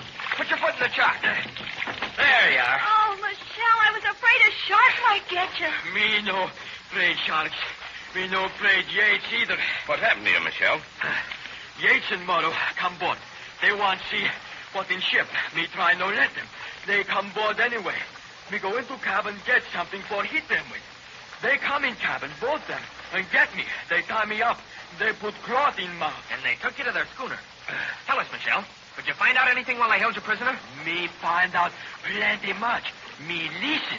They no think me understand, but me understand whole lot. But Chilpin Giraffe, Michelle, tell us what you learned. Is Yates really in the spice business? He got spice on board. He sells spice. But is that all he has on board, Michelle? That's all he got on board now, Senor Jack. But me listen. Me know he bring other things to Zamboanga. Other things? What other things, Michelle? He bring rifle. He bring ammunition. Rifle go up in hill country. Chilpin Crickets, you were right, Jack. You guessed it right. What else did you learn, Michelle? Yates no understand what you do here. He think maybe you bring rifle too. He think maybe you bring rifle for give other tribes that want help soldiers. So that's why he was so interested in it. One thing more, Michelle. Did you learn anything about the old Moro peddler that brought Professor Loring's watch to Zamboanga? Me no learn much about him, Senor Jack. But me think he bad man too. Me think we find out something more about him. That's just what we're going to do, Michelle. We're going up into the hill country and find this Moro peddler and see what he knows about Professor Loring. But first, we're going back to Pettit Barracks to tell the Army what we know about Yates. Look sharp, everyone. Trim all sheets. We're going back to the dock, and then we're going to find this old Moro peddler. Did you hear that? Jack and Uncle Jim and the others are going into the wild hill country to find that Moro peddler. Say, there's some strange connection between that peddler and Yates and the native spice seller who had Professor Loring's watch. It looks as if this search for a clue, the missing Professor Loring, will lead to a lot more excitement than Jack and Uncle Jim figured on. You'll want to be with them when they get into that dangerous hill country, so be on hand, all of you, at this same time next Monday for another thrilling episode of the Zamboanga Adventure with Jack Armstrong, the All-American Boy. Now, here's a red-hot tip for some extra pleasure you can have tomorrow afternoon. Along about 3 or 4 o'clock, hike out into the kitchen and help yourself to a heaping big bowl of those keen-tasting Wheaties flakes. Those good whole wheat flakes pack a flavor wallop that just hits the spot in the afternoon. Try Wheaties tomorrow in the middle of the afternoon, won't you? Have you tried Wheaties? They're whole wheat with all the bran. This is Franklin McCormick saying goodbye till Monday for General Mills, makers of Wheaties, Breakfast of Champions, who have just presented another episode of Jack Armstrong, the All-American Boy. So just buy Wheaties, the best breakfast food in the land. Wave the flag for Hudson High, boys. Show them how. Jack Armstrong, the All-American Boy. Wave the flag for Hudson High, boys. Show them how we stand. Ever shall our team be champions, known throughout the land. Wheaties, breakfast of champions, bring you the thrilling adventures of Jack Armstrong, the All-American Boy. Okay, you table tennis shark. Let's see you get this one. Doggone it, I missed it again. Hey, listen, Charlie, where'd you learn to play this game? You're beating a hide off me. Say, you didn't expect a win from me, did you? Why, heck, I've been practicing my strokes all winter. And I've been keeping in training, too. You mean you've been training to play table tennis? Oh, that's the funniest one I've heard all week. Cheapers, I'll bet you'd want to get in training before you shovel the snow off the front steps. Well, you're the trainingest guy I ever met. Listen, I didn't get in training especially so I could play table tennis with you. I just naturally am in training, and, well, I think it helps me play a better game. You see, I've got a training program I follow all year round, and that way I'm always ready to play any game that comes along. Yeah, but training is hard work. Not the way I do it. Listen, Joe, did you ever hear of the 3 training rules of Jack Armstrong? They're a swell system to follow, and it's easy as anything.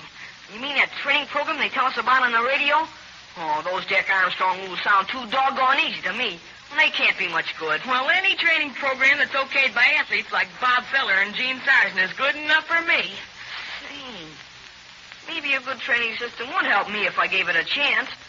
Well, what do you have to do, Charlie? Well, it's just like Franklin McCormick tells us on the Jack Armstrong broadcast. I'm sure that every fellow and girl will get real benefit from following the 3 training rules of Jack Armstrong. That's why I'm advising you to, first, get plenty of fresh air, sleep, and exercise.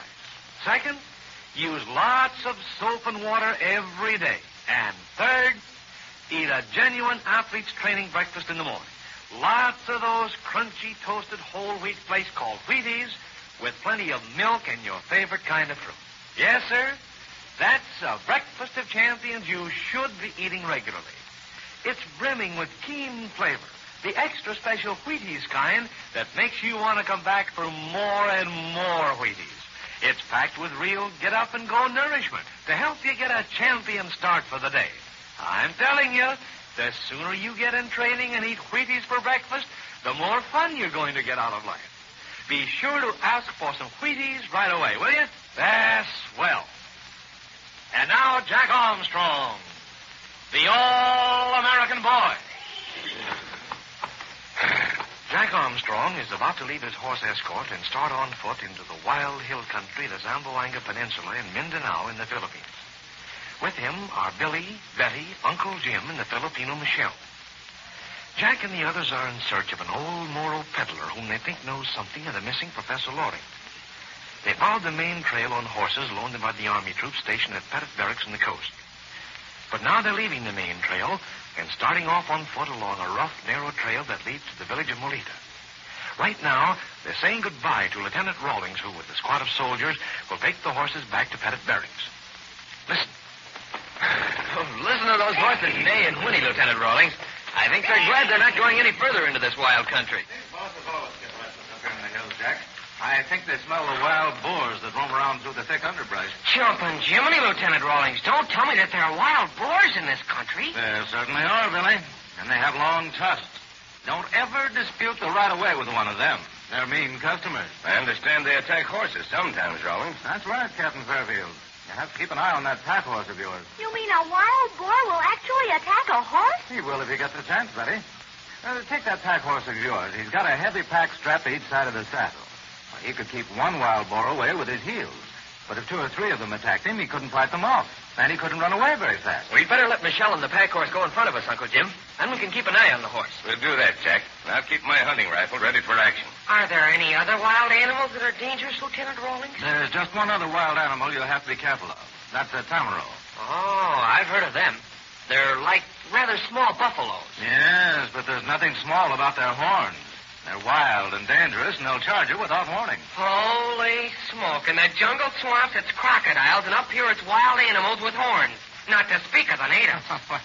You'll find the natives safe enough, Billy, if you don't antagonize them, and if they haven't started their uprising yet. Well, Rawlings, we'll try not to antagonize them, but we're going to find that old Moro peddler. And don't forget that you're going to keep an eye open for any sign of gun smuggling in the interior.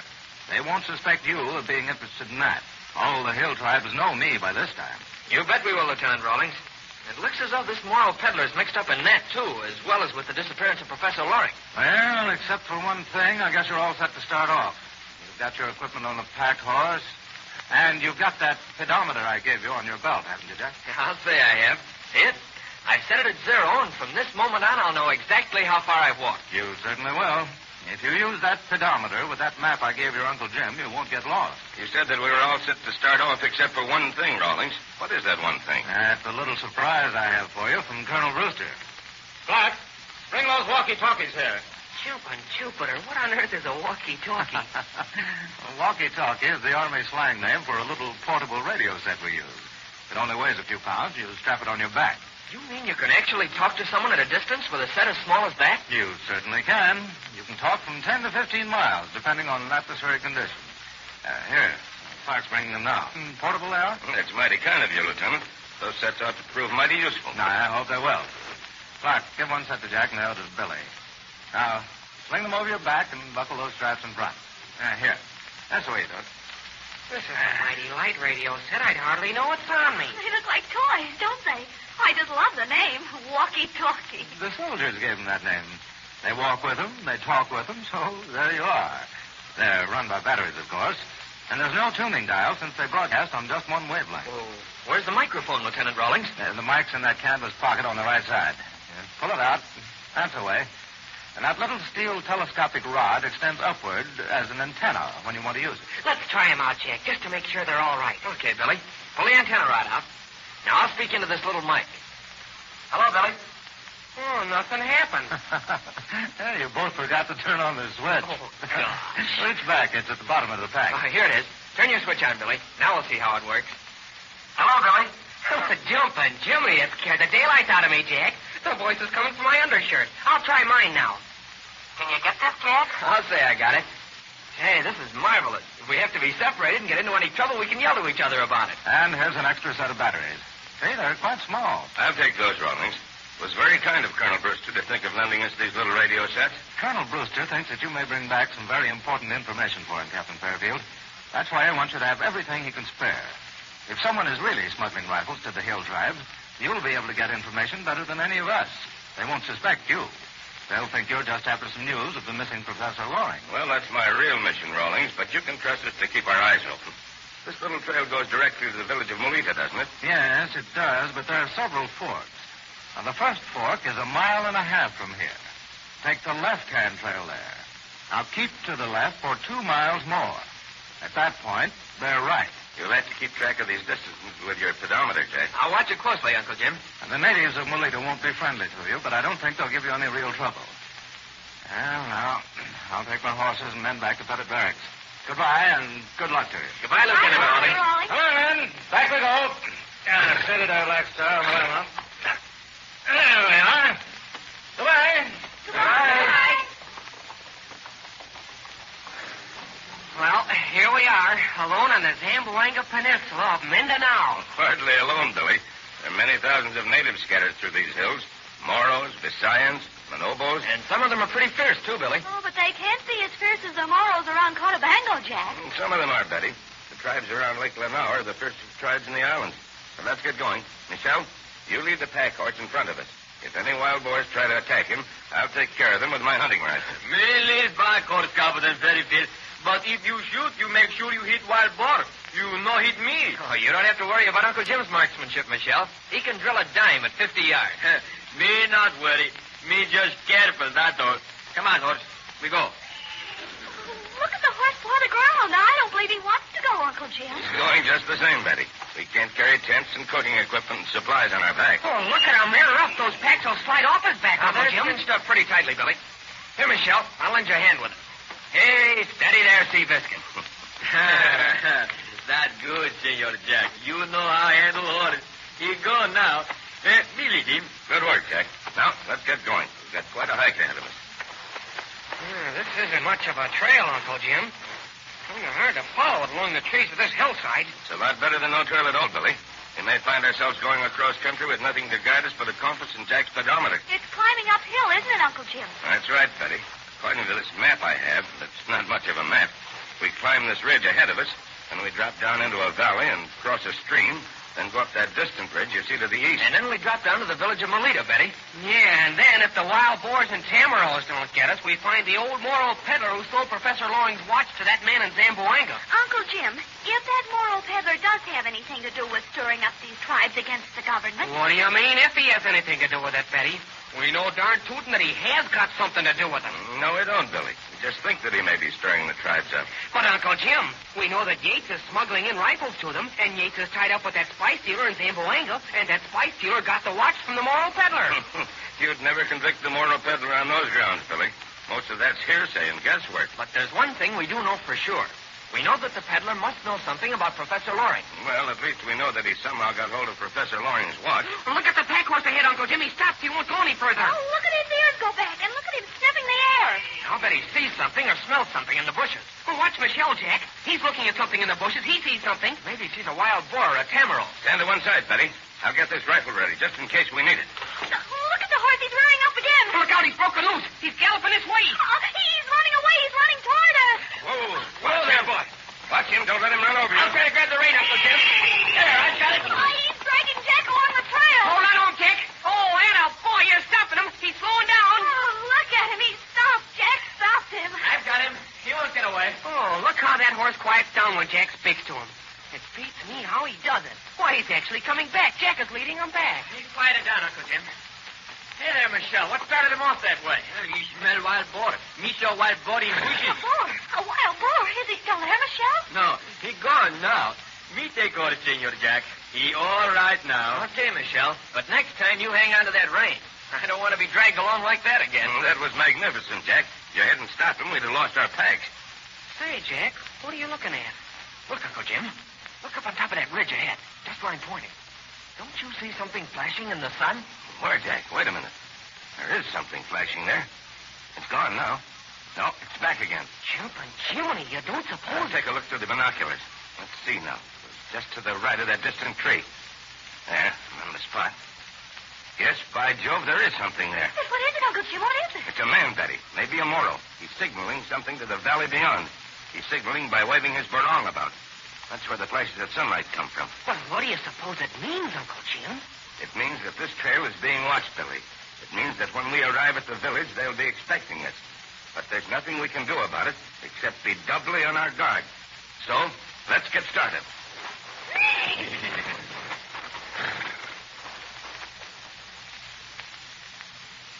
That's mighty queer that the natives should have a lookout posted to watch that trail. What do you suppose it means? But there's one thing certain.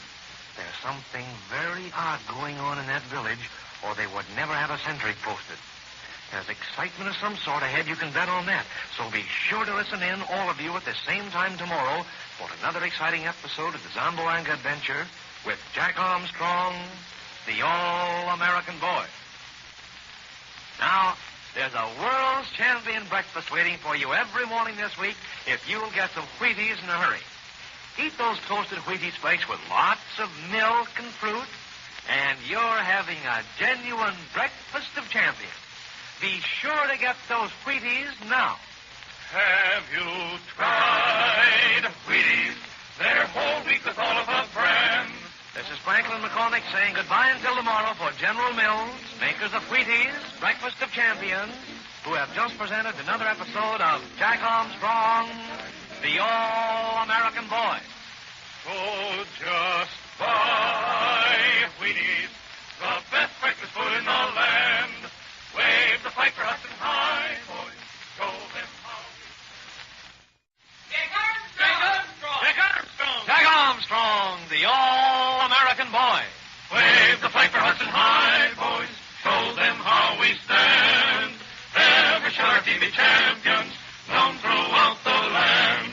Wheaties, Breakfast of Champions, bring you the thrilling adventures of Jack Armstrong, the All-American Boy.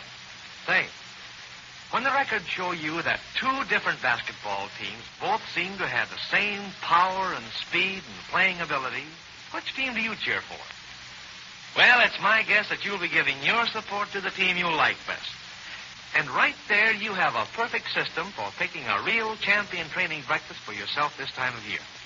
When you make up your mind to eat a training breakfast of whole wheat, the nourishing grain recommended in the winter diet of many great athletes, you'll want to know whether you should take that whole wheat breakfast in hot-cooked form or in a tempting, crunchy, ready-to-eat form like those toasted flakes called Wheaties. Well, here's the answer for you, straight from headquarters. In the first place, we find that the heat of cooking doesn't count for a thing in helping to keep you warm in chilly weather. It's the number of fuel energy units a food gives you that's most important. And listen to this. Wheaties hand you the same number of these valuable fuel energy units to help keep you warm as you'd get from an equal amount of whole wheat served steaming hot from the kitchen stove. You see? That leaves the choice of your whole wheat training breakfast for winter strictly up to you. If you've been eating Wheaties for breakfast, if you prefer the champion flavor of those good whole wheat flakes, you can go right on enjoying your Wheaties all winter long without having to switch over even once to a hot-cooked breakfast. Now I'm asking you, isn't that the kind of a break a fellow or girl could want? You help yourself to a big bowl full of nourishing whole wheat, just the kind of food champion athletes need to help them keep on the go. And with that fine whole wheat nourishment, you're getting all the extra special goodness of those crunchy Wheaties flakes. All the keen flavor and real satisfaction you'd expect in a champion training breakfast these winter mornings. You'd better put in your bid for Wheaties right now. Eat them with lots of milk or cream and a glass of fruit juice. That's a real athlete's fuel energy breakfast, a genuine breakfast of champions. And it's yours to enjoy the minute you get those Wheaties.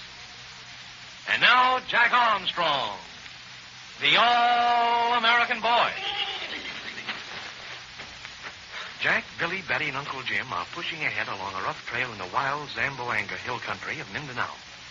Michelle, their Filipino friend, is leading the way with a pack horse that carries their supplies and equipment. They're going to the village of Molita to find an old Moro peddler who knows something of the missing Professor Loring, and they suspect this peddler of having a hand in a threatened uprising among the tribes. Jack and Uncle Jim know that their progress has been observed by watchers stationed in the hills, and they're keeping a close eye on the trail ahead. Right now, they are approaching a questionable fork in the trail, and they are deciding which fork to take. This fork in the trail looks like all the other forks we've passed, Jack. Which one do we take, the right or the left? Wait a minute, Billy. I'll unhook the pedometer from my belt and see what it reads. Here, it says exactly 3.5 miles. Then we bear right here, Jack. Take the right fork, Michelle. You can persuade the pack horse to go that way. All right, Captain Fairfield. We go right. My guess that we'd be in a pickle if we didn't have that pedometer. It certainly helps, Betty. Of course, if we didn't have it, we could figure out some way to know where we were. But, Chet, we might figure wrong. We might have turned to the right on the wrong fork and be really lost. With the pedometer, we know exactly where we are. That's right, and I'll bet the natives who are watching this trail know exactly where we are. They ought to.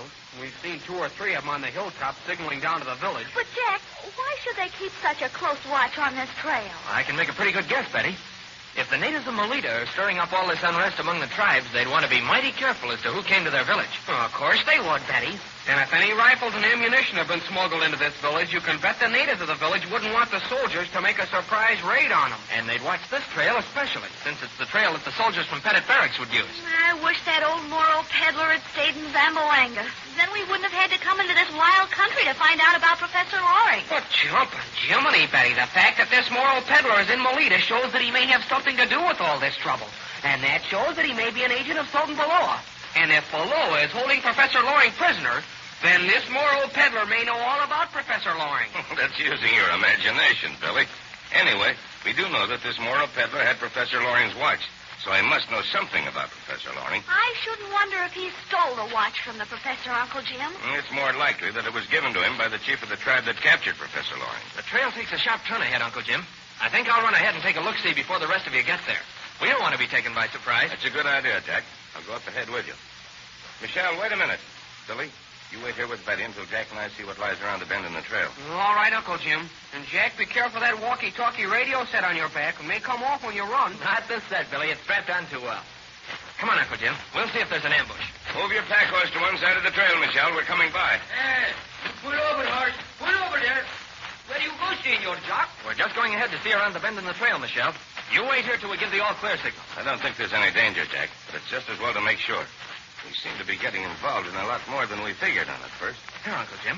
There's a thick cluster of bushes just where the trail turns. We can look out from behind those bushes. We'll do that, Jack. If I remember that map correctly, this trail should be dropping down to the creek pretty soon. It does drop down to the creek, Uncle Jim. Why, we're almost there.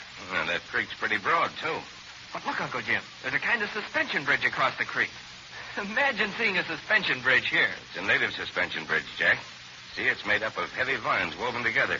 But you'd never get a horse on that bridge.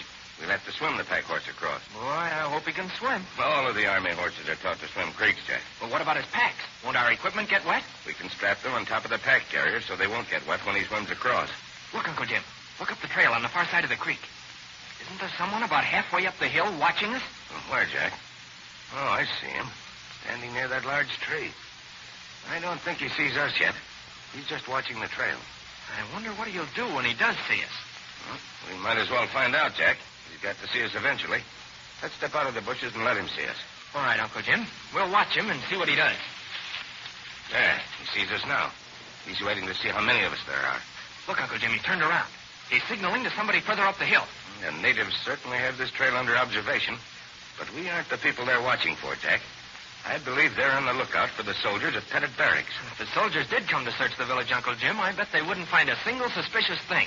If there were any arms or ammunition there, they'd all be hidden somewhere else before the soldiers could arrive. No doubt about that, Jack. You may as well signal Billy and the others to come along. But wait, Uncle Jim. This is a dandy chance to try out that walkie-talkie radio set Colonel Brewster gave us. And wait till I get this mic out of the pocket of the set. There. Now pull out this rod antenna. Billy sees what you're doing, Jack. He's getting his set ready to talk, too. Of course, this is no real distance at all, but we'll see how it sounds. Hey, Billy, are you listening? I'm listening, Jack. What can you see around the trail? Gee, this is spooky, Uncle Jim. Billy's voice seems to be coming from the small of my back. I heard that, too, Jack. Why, I bet I can even read your thoughts with this walkie-talkie, if you think out loud. Is anybody in sight around the trail? The trail drops down to a creek, Billy. There's a native on the trail on the other side of the creek, halfway up the hill. He signaled to somebody else that he saw us. Is it all right to come ahead, Jack? Yeah, Uncle Jim says to come on ahead. And say, you'd better be prepared to get wet. We've got to swim the pack horse across the creek. Oh, swim would feel mighty good now. I'm signing off, Jack. We'll be right along. Okay, signing off. Uncle Jim, shall we go down to the creek? We can pick out a good place to swim the horse across. We'll do that, Jack. I shouldn't wonder if we have some company before we get across that creek. Company?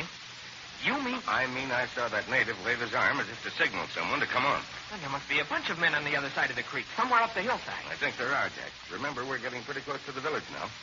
If they're on the alert, they'll want to know who we are before we get across this creek. I hope that old Moro peddler doesn't learn who we are before we get a chance to speak to him. He'll certainly take to his heels if he does. I don't think he'll try to get away. If he's mixed up with this trouble, he'll be sure to stick around to see who we are.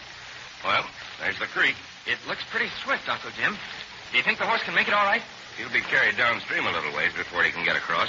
You and Billy and I'll have to see that he makes it somehow. There comes Michelle and the pack horse now, Uncle Jim. And there's Billy and Betty. Yes, and there's another native halfway up the hill on the other side of the creek, Jack. The tribe's beginning to assemble. Let's stop now. Well, they're not really afraid of an attack yet, or they'd have cut this suspension bridge. Hey, this is some bridge. It's darn clever the way they've used the vines to hold it up. They've made a very good suspension cable from those vines, Jack. See how they've twisted them together for the main cable? We can let Betty go across on the bridge, Uncle Jim. No use her getting all wet, too. And she can take the walkie-talkie sets and my pedometer. We don't want those things getting wet. Should say we don't. Come on, Michelle. They've got to swim that horse across. We be there soon, Captain Terry. Jumping Jiminy, Jack. Are we going to swim the horse across that creek? That's just what we're going to do, Billy. Too bad he isn't a trick horse. We could take him across that homemade suspension bridge. Well, that bridge was put there just for Betty. Listen to the horse. He doesn't want to swim that creek, Jackie. He's telling you he doesn't want to. Yeah, he's certainly making himself heard. But he'll swim it. Jumping Jiminy. Look across the creek, Betty. Over there where the trail goes up the hillside. There are two natives just standing there watching. Oh, I see him, Billy. What are they going to do, Jack? I hope they're not going to do anything, Betty. Uncle Jim thinks there'll soon be a bunch of natives here. Gee willikins, I hope they're friendly natives. I don't know how friendly they'll be, Billy, but I don't think they'll try to harm us. The soldiers managed to keep these tribesmen in order in this part of the country. Here, Betty, you take this pedometer and these portable radio packs, too. You'll have to carry them across the bridge to keep them dry. All right, Jack. You and Billy take the walkie-talkies off your back. Here, I'll help you unstrap them. Michelle and I'll rearrange these supply packs on the horse while you're doing that, Jack. Here, Michelle, lend me a hand with the surcingle. We've got to readjust the pack carrier. We don't want these packs to get wet when we come across.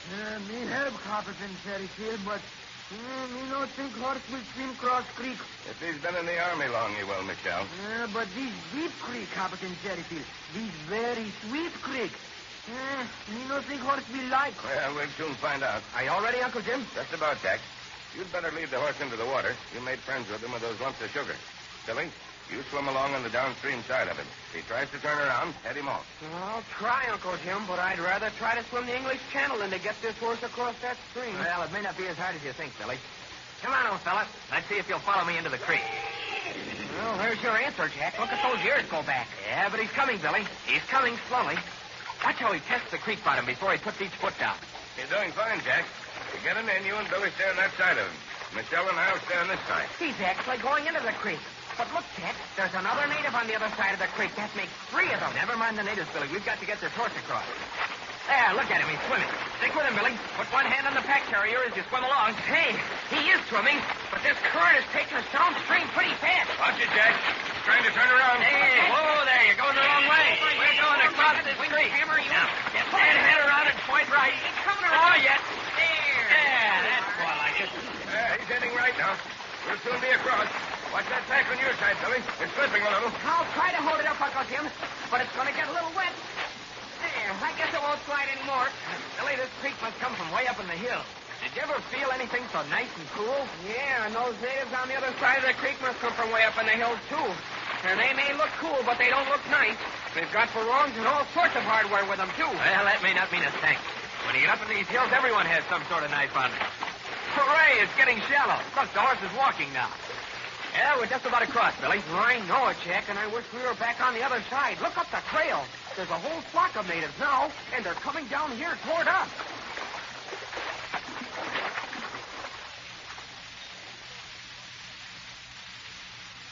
Well, they got the pack horse across the stream all right, but what next? There's a flock of tribesmen from the village coming down to meet them. And there's more than an even chance that they're not especially glad to see Jack and Uncle Jim and the others. But you can bet that Jack and Uncle Jim aren't going to turn around and go back until they find that old Moro peddler. Be sure to listen in at this same time tomorrow to another thrilling episode of the Zamboanga Adventure with Jack Armstrong, the All-American Boy. Now, have you got the Wheaties all lined up for your breakfast of champions tomorrow morning? A big bowl full of those extra good whole wheat flakes, lots of milk or cream, and a glass of fruit juice. That's your all-year-round breakfast of champions. The right breakfast for you every morning.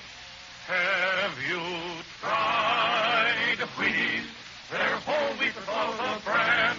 This is Franklin McCormick saying goodbye until tomorrow for General Mills, makers of Wheaties, Breakfast of Champions, who have just presented another episode of Jack Armstrong, the All-American Boy.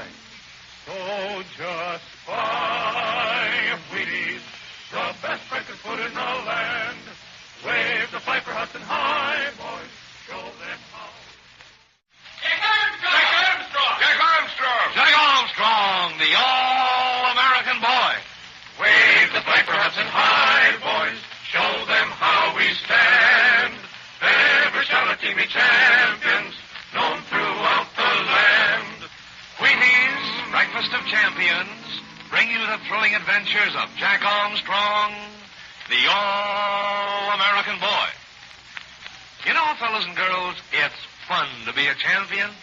A lot of famous athletes can tell you what a real kick they get out of delivering top-notch performance at their favorite sports.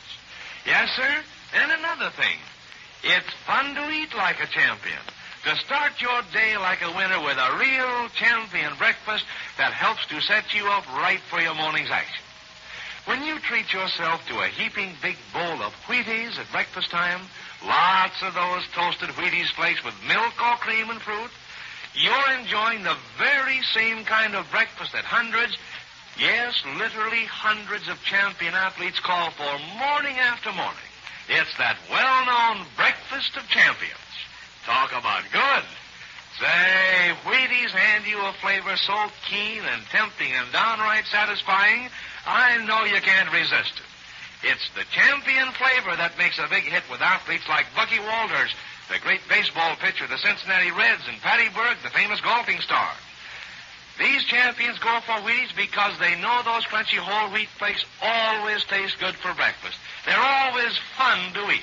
But listen, don't think a breakfast dish can earn a champion rating on flavor alone. What you want in a real athlete's training breakfast is lots of bodybuilding nourishment, too. Well, this breakfast of champions has it, and plenty. It's an actual fact that Wheaties give you more complete, honest-to-goodness nourishment than you'd get from many other whole wheat cereals I can think of. Wheaties are extra nourishing. Get that? Wheaties are extra nourishing because they give you all the well-known important vitamins and minerals of the natural whole wheat grain. You see? Wheaties take the honors on every single count. Keen flavor, genuine satisfaction, and an athlete's supply of get-up-and-go nourishment. No, sir. You don't need to spend a lot of time wondering what's the right kind of breakfast for you these mornings. Just reach for that famous orange and blue package and help yourself to a big bowl full of Wheaties with plenty of milk and some kind of fruit. That's your breakfast of champions, and I mean champions. And now, Jack Armstrong, the All-American Boy. Jack, Billy, Uncle Jim, and the Filipino Michelle have managed to swim their pack horse loaded with supplies across a swift creek in the wild hill country of Mindanao. They're on their way to the village of Molita to find an old Moro peddler who knows something of the missing Professor Loring. They also suspect this Moro peddler of being involved in a threatened uprising among the hill tribes. While they're swinging the pack horse across the stream, Betty has been crossing by means of a crude native suspension bridge. Now, as they wade through shallow water to the further bank of the creek, they see several natives coming down the trail to meet them. Listen. Jiminy cricket, Jack. Look at those natives come down the trail. And they've got bows and barongs and other mean-looking weapons with them. Yeah, but they've got their knives in their belts, Billy. They're not going to start a fight now. Let's get this pack horse up to high ground. He's acting restless. Okay. I think he'd like to turn around and swim back to the other side again. Where's Betty? Is she across the bridge yet? Oh, yes, there she comes. She's loaded down with those walkie-talkie radio sets. Oh, they're light sets, Uncle Jim. I hope she hasn't let anything happen to that pedometer of ours. That's the most useful thing we've got with us. Yeah, if we have to chase that Moro peddler into the middle of Mindanao, we'll need that pedometer to keep track of how far we go. Look, Jack, those natives will be down at the creek in just about a minute. And we'll be up on high ground to meet them in just about a second. Boy, are my clothes wringing wet. But it feels good in this hot climate. Bring the horse back to the trail, Michelle. We'll stop there and see what these natives are up to. Me no like these men, Captain Fairfield. They not come here to say hello. They come here to take one big look-see. Well, we'll take one big look-see at them, too, Michelle. We've got to make friends with them. They come from the village, and we've got to get to that village and see the peddler. You can speak their dialect, can't you, Michelle? Maybe, Senor Jack. Me try. Me see. Here comes Betty, Jack. Let's take those radio sets from her and sling them on our backs. Okay, Billy. But what I want most is that pedometer. Hi, Betty. You didn't drop that pedometer into the creek, did you? Of course I didn't, Jack. Here it is. Put it back on your belt. Oh, you bet I'll put it back on my belt, Betty. I feel much safer about it when I can hear it ticking away as I walk. Oh, I'll take my radio pack now, Betty. Here, Jack. Help me sling it on my back, will you? Okay, Billy. Here. Slip your arms through the straps. There. That's the way. You'd better put yours on, too, Jack. We don't know what's going to happen when these natives get down here. And if we get separated, well, we want to be able to talk with each other. I'm putting it on now, Billy. There, slide it to the center of my back, will you? Just to... There. That's right. Check your switch and see that it's not turned on. We don't want to run down those batteries. Oh, my switch is off. Jumping Jupiter, those natives are almost here. We'll soon see why they came to meet us. I hope some of them speak English, Billy, but I doubt it. I don't like their looks one bit, Uncle Jim. I'm not concerned about their looks, Betty. It's their actions we've got to watch. Yeah, if they knew that we suspected their village of bringing in rifles to use against the soldiers, well, they'd be mean customers. They may be pretty mean anyway, Billy. If they're planning an uprising, they'll be suspicious of any white men coming into this country. Oh, they look awfully fierce, Jack, with those long knives stuck in those red sashes. Well, we'll soon know the worst. Here they are. That big fella's going to talk to Uncle Jim. Welcome, white man. Me say to you, hello. He does speak English, Billy. And I say to you, hello. My name Karang. Me Baganyo Molita. What does he mean, Michelle? What's a Bagani? A Bagani mean head of village. My name is Fairfield. We're going to your village. You go Molita? Why you go Molita? Jack, look how Garang is scowling. Gee, Willikins, he can sure look fierce when he wants to. Shh, Billy, he may understand you. Why white man go Molita? We're going there to see an old Moro peddler. We heard he was there. Jumping crickets. Look at the expression on Garang's face now. Why you go see Moro? Oh, then the Moro peddler is in Molita, is he? Maybe. Why you go see him? I've got something important to ask him. Maybe not want see you. Maybe not, but I want to see him, and I intend to see him. Why you want see him, huh? I have a friend. He's lost. He's lost in the middle of Mindanao. The Moro peddler knows something about him. That's why I want to see him. Does white man speak truth? Of course I speak the truth. What are you worried about? That's the way to talk to these fellas, Billy. Put him on the defensive. Garang looks sort of doubtful, Jack. He's going to speak to his men. Try hard to understand it. What did he say, Michelle? Did you get it? We understand little. He tell his men, give us big look-see. Well, what does he mean, Jack? Is he going to look us over? I guess he's curious about what we've got in those packs on the horse, Billy. Uncle Jim, they're coming toward us. What are they going to do? Keep your nerve up, Betty. They're probably just going to look at our equipment. If worst comes to worst, I've got my hunting rifle, but I don't think we'll need it. Hey there, keep away from that pack horse. We don't want you messing up our pants. Easy there, Billy. We've got to convince these chaps that we're not a menace to them. Let them look our stuff over. There's nothing in there but supplies and camping equipment. We're making such a mess of our packs, Jack, and we had everything packed so neatly. We can fix those packs up later, Betty. But we want to keep an eye on them so that they don't steal anything. Jack, Garang has his eye fixed on you. Look, he's coming over. I don't like the way he's looking at you, Jack. I don't like it at all. He's not looking at me, Betty. He's looking at something on my clothes. I know what it is. He spotted that pedometer. He sees it on my belt. Gee, look, and Jack, he's coming right for it. What's these, huh? It's a pedometer, Garang. Here, I'll take it off my belt and show it to you. See it? What for, huh? It tells me how far I walk. Me like. Me walk very much. Me like see how far me walk. You give me, huh? Not on your life, Garang. I'll give you something else, but not this. I need this too much. Me like. Me want you give me. Sorry, nothing doing. That's worth its weight in gold to me. Here, I'll take it back if you don't mind. Jack, I never thought he'd give it back to you without a fight. He certainly wants it. Where's he going now? He's going back to the pack horse where his men are. He's telling them something. What's he saying, Michelle? They come here, Senor Jack. They're coming here to take that pedometer away from me. They no fight, Senor Jack. Me not know why they come here, but you be careful. Don't start a fight, Jack. I don't want to have to use this hunting rifle unless I have to. You be careful, too, Billy. Oh, Jumpin' Jimmy, Uncle Jim, I don't want to start a fight with that bunch, but we can't just stay here and see them steal our stuff. I don't intend to let them steal anything, Billy. You've got to be firm with them, and yet we mustn't incur their hostility if we can help it. Here they come, Jack. They're coming right for you. They're talking like a house of fire. I wonder what they're going to do. Now, they haven't drawn a knife or anything, Billy. Maybe they're going to try and talk me into giving that pedometer to Karan. Me think that what they do, Senor Jack. But you no give it. I'll say I won't give it. That pedometer stays with me. They're all around. What are they talking about? What are they going to do? Hey, they're getting away from Jack. Look, Uncle Jim, they're surrounding Jack. They're just talking to him, Billy. But they're getting pretty excited. I think they've gone far enough. Karan, leave my friend alone. Tell your men to get away from him.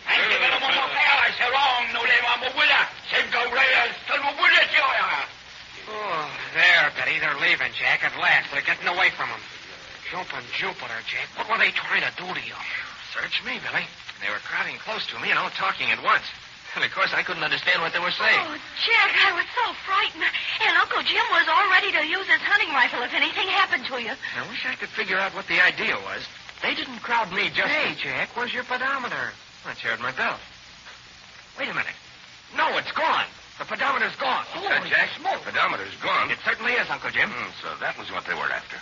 When they crowded around you, one of them must have slipped it off your belt. Yes, and Karan told them to do it too, Uncle Jim. He asked Jack for it just a moment ago, and Jack wouldn't give it to him. I want to get that pedometer back, Uncle Jim. I don't want Karan to get away with anything like that. Neither do I, Jack. If he gets away with stealing that, he'll steal something else.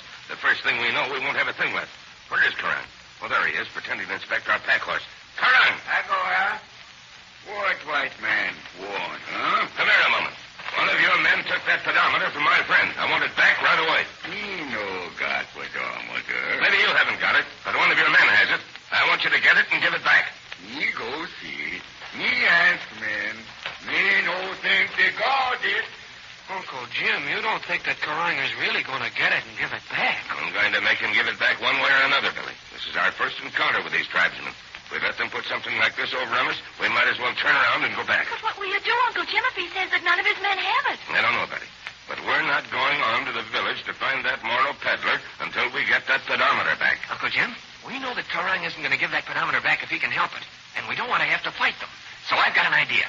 Good idea is just what we need right now, Jack. Let's play a little magic on him. Let's scare the daylights out of him. But we're not magicians, Jack. Oh, yes, we are, Betty. And we've got just the magician set we need here. We've got these two portable radio sets. But how in thunder? Here comes Karan. I'll tell you quickly. You pretend to straighten out those packs on the horse's back. As you straighten them out, slip your radio set into the pack and turn the switch up.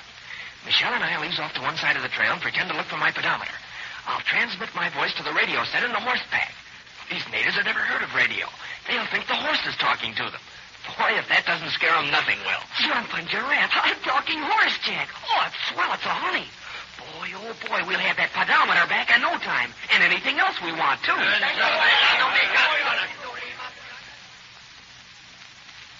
Say, that was a brainstorm Jack had, wasn't it? Suppose you were a native in the wilds of Mindanao and heard a horse talking to you. Boy, would that scare you.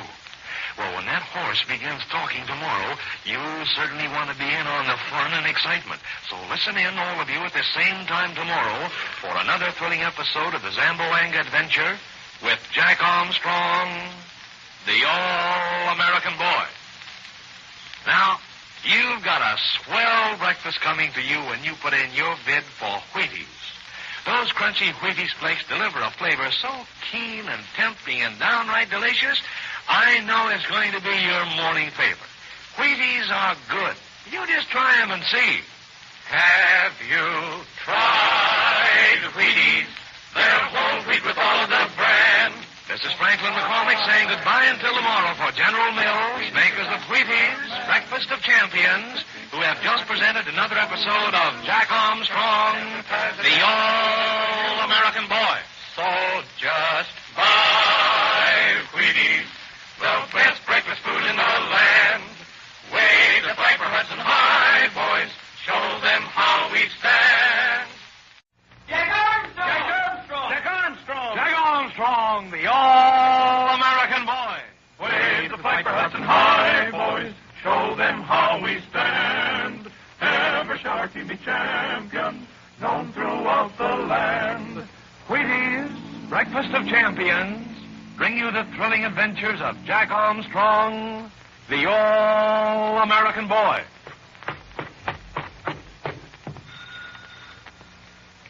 Hi, Pinky. You all set to go? The snow looks great for skiing this morning. Yeah, I'll be with you in a minute. Gotta finish my breakfast first. Want to come in and wait? Sure, I'll wait, but hurry it up. Gee, it's a swell day out. Nice and cold. You're going to need a couple of sweaters on your coat to keep you warm. Hey, what's that you're eating for breakfast? What do you think? It's Wheaties, of course. Wheaties? On a cold day like this?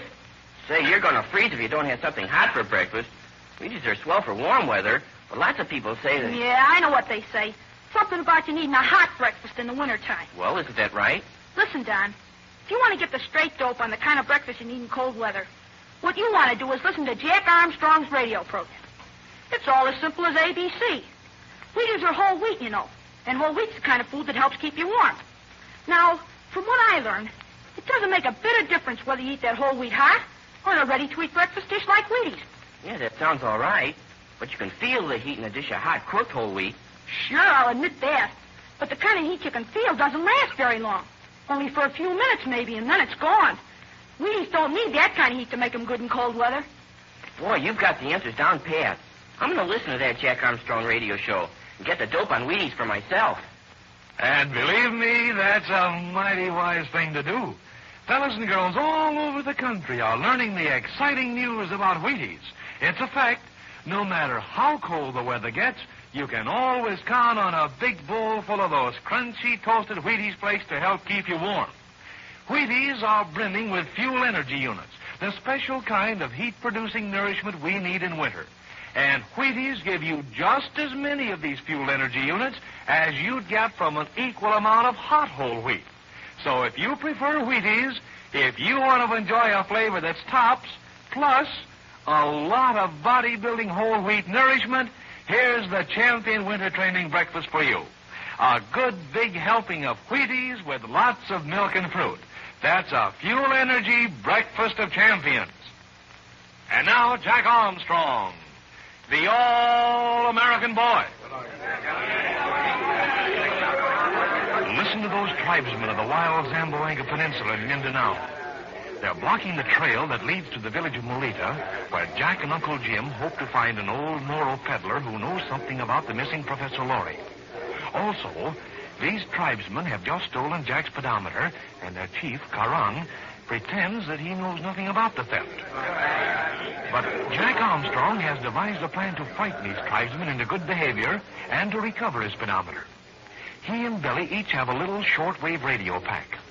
Right now, while Uncle Jim is talking to the tribesmen, Billy and Betty are strapping their radio pack to the back of the pack horse.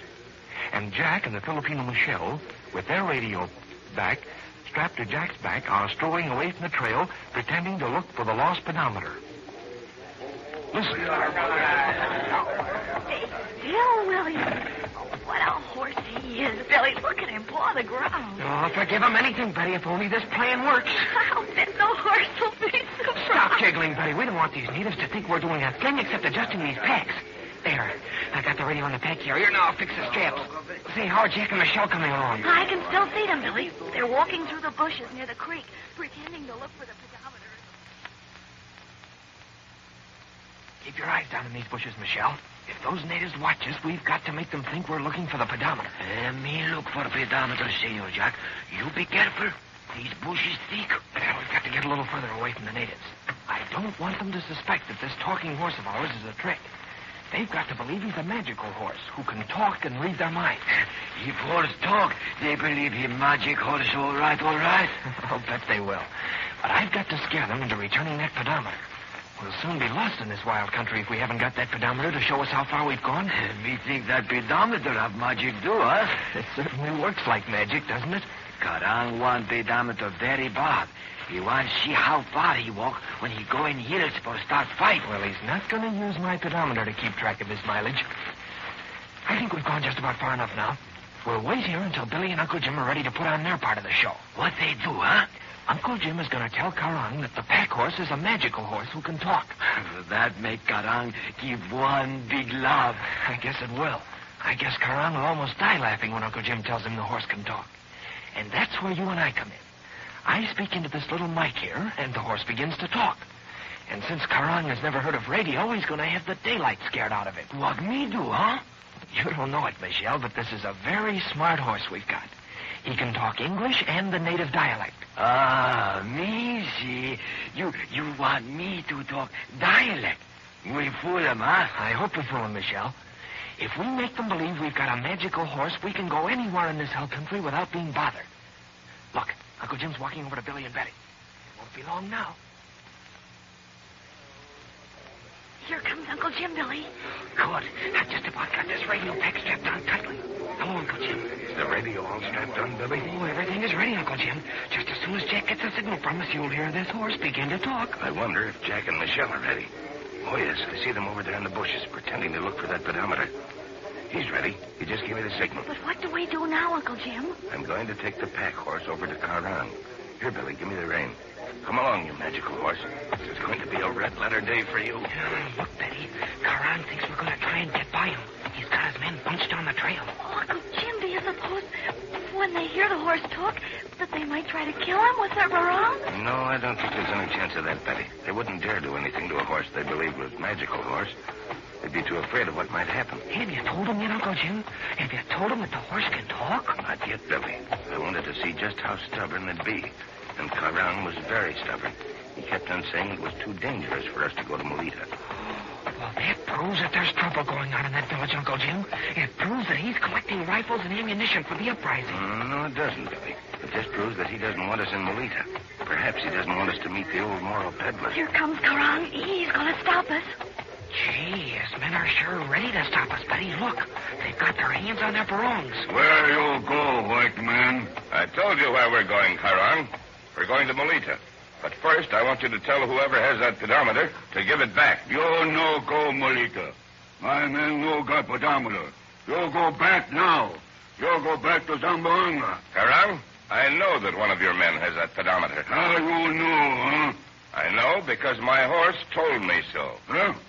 What's that, huh? I said, my horse told me that one of your men has the pedometer. You white man plenty crazy. You say your horse talk? I tell my men, Caliente! Si no vengo a se mura, se solete fulata!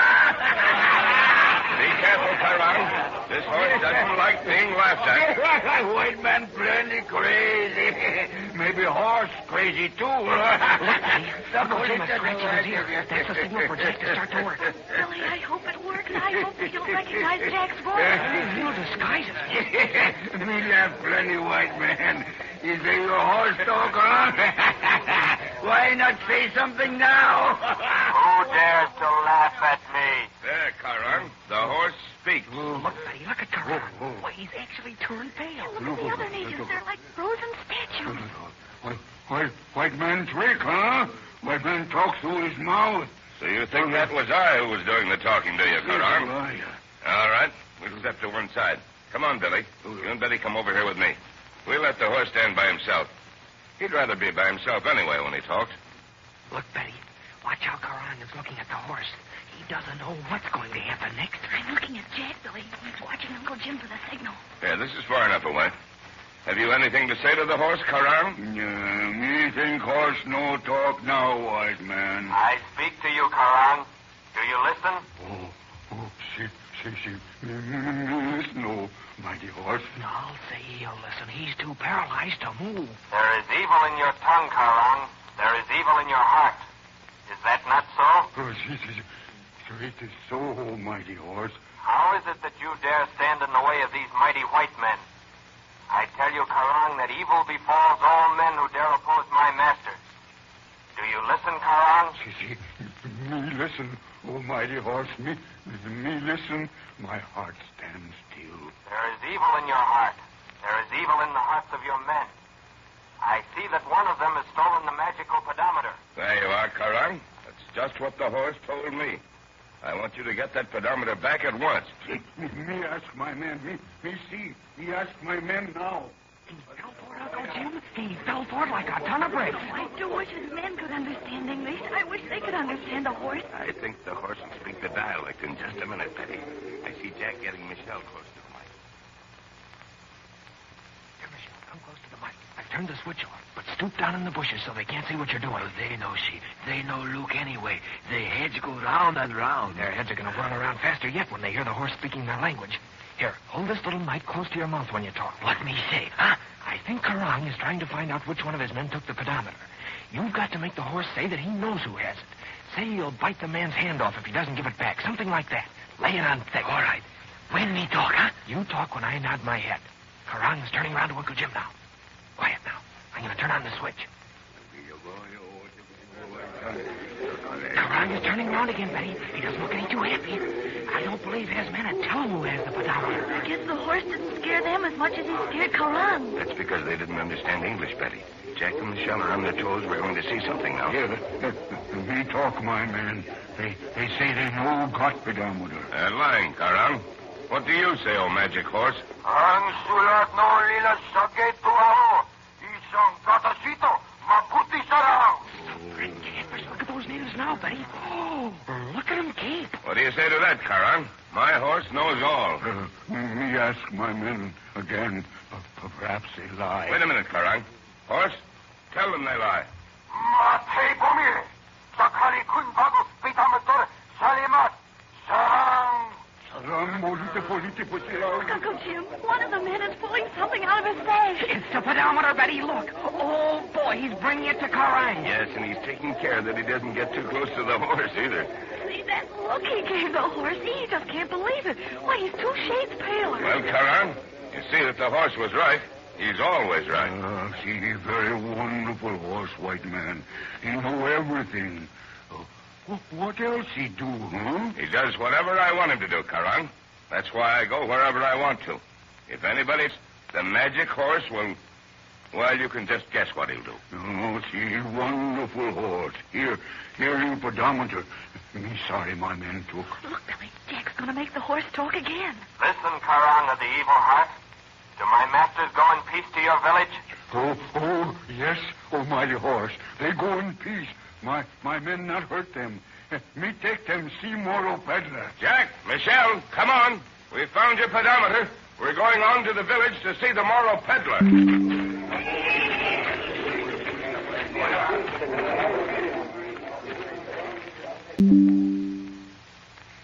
Well, sir, old Dobbin certainly knows his languages.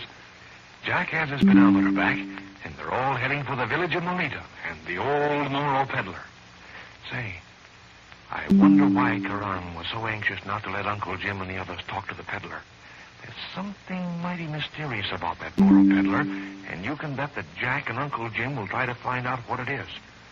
So, listen in, all of you, at this same time tomorrow for another thrilling episode of the Zamboanga Adventure with Jack Armstrong, the All-American Boy. You know, the fellows and girls who eat Wheaties for breakfast are getting lots of fun you should be having, too. Those toasted Wheaties flakes are made to taste so good, so downright extra special good, that I know you can't resist them. You'd better get yourself some Wheaties right away quick. Have you tried Wheaties? They're whole wheat with all of the bran. This is Franklin McCormick saying goodbye until tomorrow for General Mills, makers of Wheaties, Breakfast of Champions, who have just presented another episode of Jack Armstrong, the All-American Boy. So just buy Wheaties, the best breakfast food in the land. Wave the flag for Hudson High, boys. Show them how we stand. Jack Armstrong! Jack Armstrong! Jack Armstrong! Jack Armstrong, the All-American Boy. Wave the flag for Hudson High, boys. Show them how we stand. Ever shall our team be champions, known throughout the land. Wheaties, Breakfast of Champions, bring you the thrilling adventures of Jack Armstrong, the All-American Boy. Say, when you talk about football or big league baseball, you're talking about a man's game. But when you think of a sport champion like figure skating, well, you've got to pay your respects to a lot of girl athletes, too. Now, take Adele Inge, for example. Adele is only 15 years old, and yet she's one of the most famous young figure skaters in America. Everywhere Adele Inge goes, she's recognized as one of the greatest star performers on the ice. Now, doesn't that go to prove what I've been telling you all along? Pick a sport you're naturally good at, then work and practice all you can, and maybe it won't be very long until you're ready to step in the champion class yourself. But I'll tell you one thing, and I know Adele Inge and many other athletes will agree with me on this. You've got to keep in training if you're going to make the most of your natural ability. You've got to pick a good, sound training program and stick to it all year round. That's why you'll find so many young athletes all over the country, fellas and girls just like you, who follow the 3 training rules of Jack Armstrong. You know all about that famous training system, I'm sure. Get plenty of fresh air, sleep and exercise, use lots of soap and water, and eat a breakfast of champions every morning. A big bowl full of Wheaties with milk or cream and fruit. That's a real athlete's training breakfast, and a mighty important part of Adele Inge's own personal training schedule. This great young figure skater says, almost ever since I started ice skating, I've tried to keep in training. I've always liked whole wheat, so of course those toasted Wheaties flakes are a favorite for my breakfast. Mother says they're good for me all year round, so I eat Wheaties both in winter and summer. They taste better than any cereal I know of. Now, there you have a red-hot training tip from a champion athlete not much older than you are. Adele Inge enjoys Wheaties for breakfast every morning, and so will you, I know, once you get into the swing of championship training. I'm telling you, those Wheaties flakes pack a super delicious flavor that always hits the spot. And think of all the fine bodybuilding nourishment you get in Wheaties. All the well-known important food values of the natural whole wheat grain. Looks as if you'd better send out a call right away for that big orange and blue package with the two famous trademarks, Wheaties and Breakfast of Champions. And now, Jack Armstrong, the All-American Boy. A strange procession is approaching the native village of Mulita in the wild hill country of the Zamboanga Peninsula in Mindanao. Karang, the chief of the village, is leading the column with a handful of his native tribesmen. But occasionally, he and his tribesmen cast back fearful glances at the pack horse which the Filipino Michelle is leading. They think the horse is a magic horse that can talk, because Jack and Billy have made clever use of a portable radio set strapped on the horse's back. Walking behind Michelle and the pack horse are Jack Armstrong, Billy, Betty, and Uncle Jim. They're going to Mulita to interview an old Moro peddler who knows something of the missing Professor Loring. And Jack and the others also believe that Karang, and perhaps the Moro peddler, are trying to incite the tribes to an uprising against the army troops stationed on the coast. Now, as they enter the little village, they sense an air of hostility as the natives come out to observe them. Listen now, Billy. We've got to keep on our toes in this village. The natives don't trust us. I'll say they don't, Jack. Look at them scowl. It won't be hard to make the horse keep on talking, Jack. That little radio set's all strapped to his back, and you've got your set strapped to your back. All you have to do is talk into your mic, and the horse will talk. It may not be as simple as that, Betty. This Moro peddler has traveled around quite a bit. He's probably seen radio sets on the coast. And now that Karang sent a runner ahead to warn the old Moro peddler, Uncle Jim. Maybe that peddler's mixed up with this gun-running business. Karang is probably afraid the magic horse will find out and tell us about it. Just like the horse found out who stole Jack's pedometer and told us about it. Speaking of the pedometer, Jack, how far have we come since we left the main trail? I'll slip the pedometer off my belt and see, Uncle Jim. Here we are.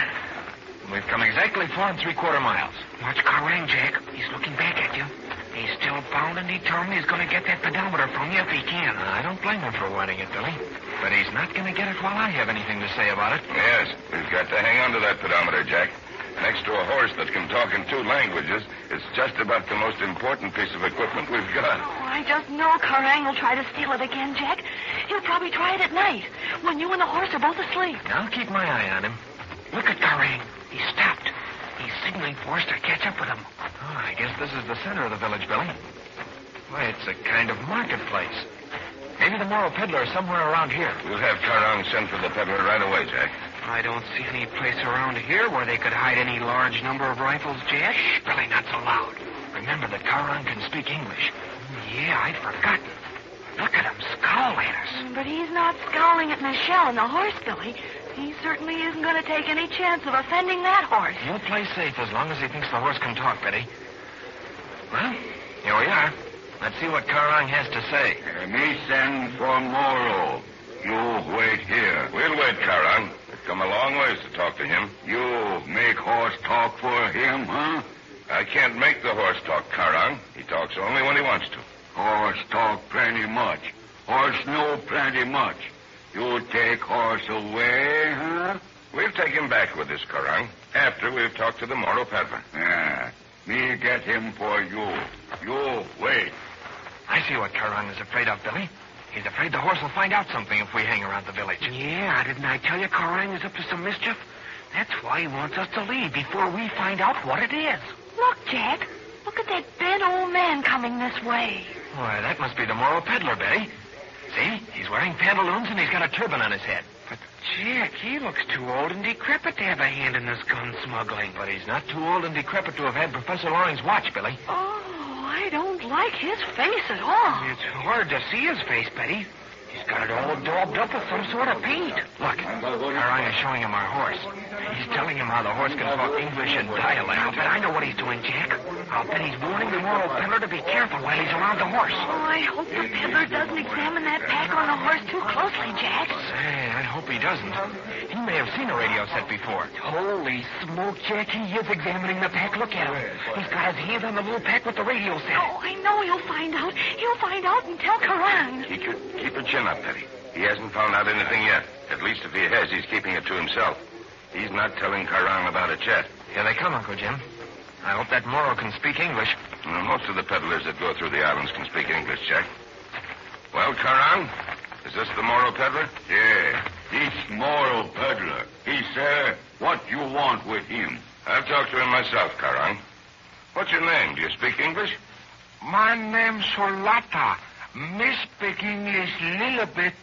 What you want? You sold a gold watch to a man in Zamboanga not long ago. I want to know where you got that watch. Why you want to know, huh? That watch came from a friend of mine who has disappeared somewhere in the interior of Mindanao. I'm looking for him. I want to know where he is. Why you not ask magic horse, huh? Listen to that, Jack. He knows the talking horse is all a bluff. Billy, not so loud. My horse knows many things, Solata, but he doesn't know where my friend is. Me no like you. Me no like white people. I don't care whether you like us or not, Solata. I want some information from you, and I'm willing to pay you for it. I'll give you 10 pesos if you'll tell me where you got that watch. No. Me no like white people. Look, Jack, Karan is pointing at the pedometer on your belt. So that's what he's talking about. He wants the peddler to sell us the information in exchange for the pedometer. What you got on belt, huh? That's a pedometer, Solata. It tells how far I walk. You give me. Me tell you where me got watch. Don't give it to him, Jack. We'll get the information from him some other way. You give me. You're talking right into Jack's face. He looks as though he wanted to bite Jack's nose off. Oh, if I were Jack, I'd punch him one. Wouldn't let him put that painted old mug next to my face. You give me, huh? Well, I'll be Jack. You aren't going to give him the pedometer. Yes, I think I will. Put it back on your belt, Jack. He's not going to frighten us into giving it away. Please, Uncle Jim. Will you trust me? Trust you? Of course I'll trust you, Jack. If you have some good reason for giving him the pedometer, go right ahead. Thanks, Uncle Jim. All right, Solata. Here's the pedometer. Why do you suppose he's giving it to the Moro, Billy? Search me, Betty. He must have some reason. How about it, Jack? What's up? I'll tell you later, Billy. All right, Solata. You've got my pedometer. Now, suppose you tell us where you got Professor Loring's watch. Me no like white man. Me no tell you. Ha! You ask mighty horse. Why, you low-down double... Why, give us back that pedometer. Take it easy, Billy. We told Jack we'd trust him. He must know what he's doing. Well, all right, Uncle Jim. But there's something mighty funny about this somewheres. We'd better get our horse. Wait. You stay here. See? My men get horse. Don't let your men touch that horse, Karan. You know he's a magic horse.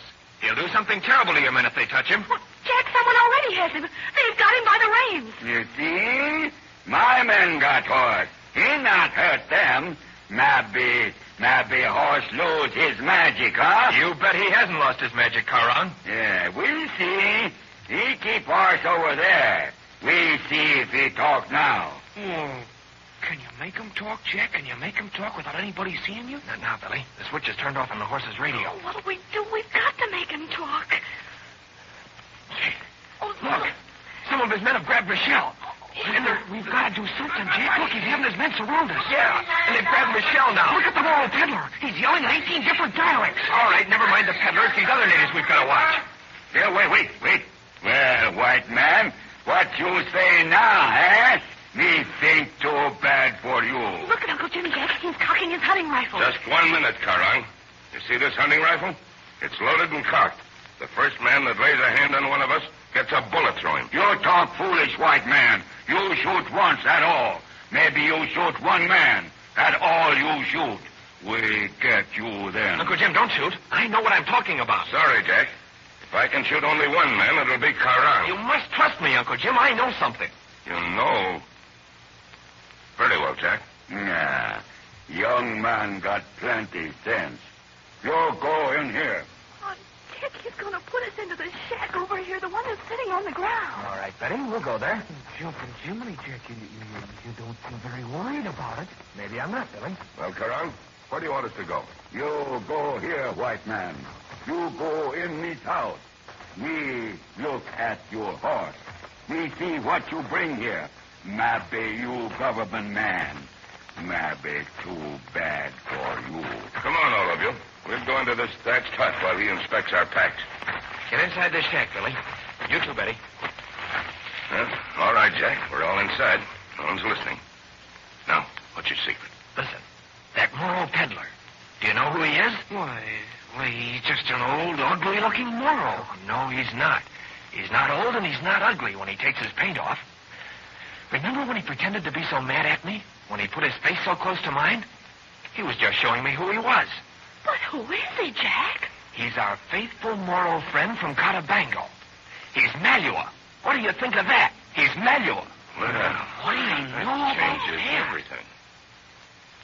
Well, so Malua's going around the country disguised as an old Moro peddler. Say, he can't be mixed up in his gun running.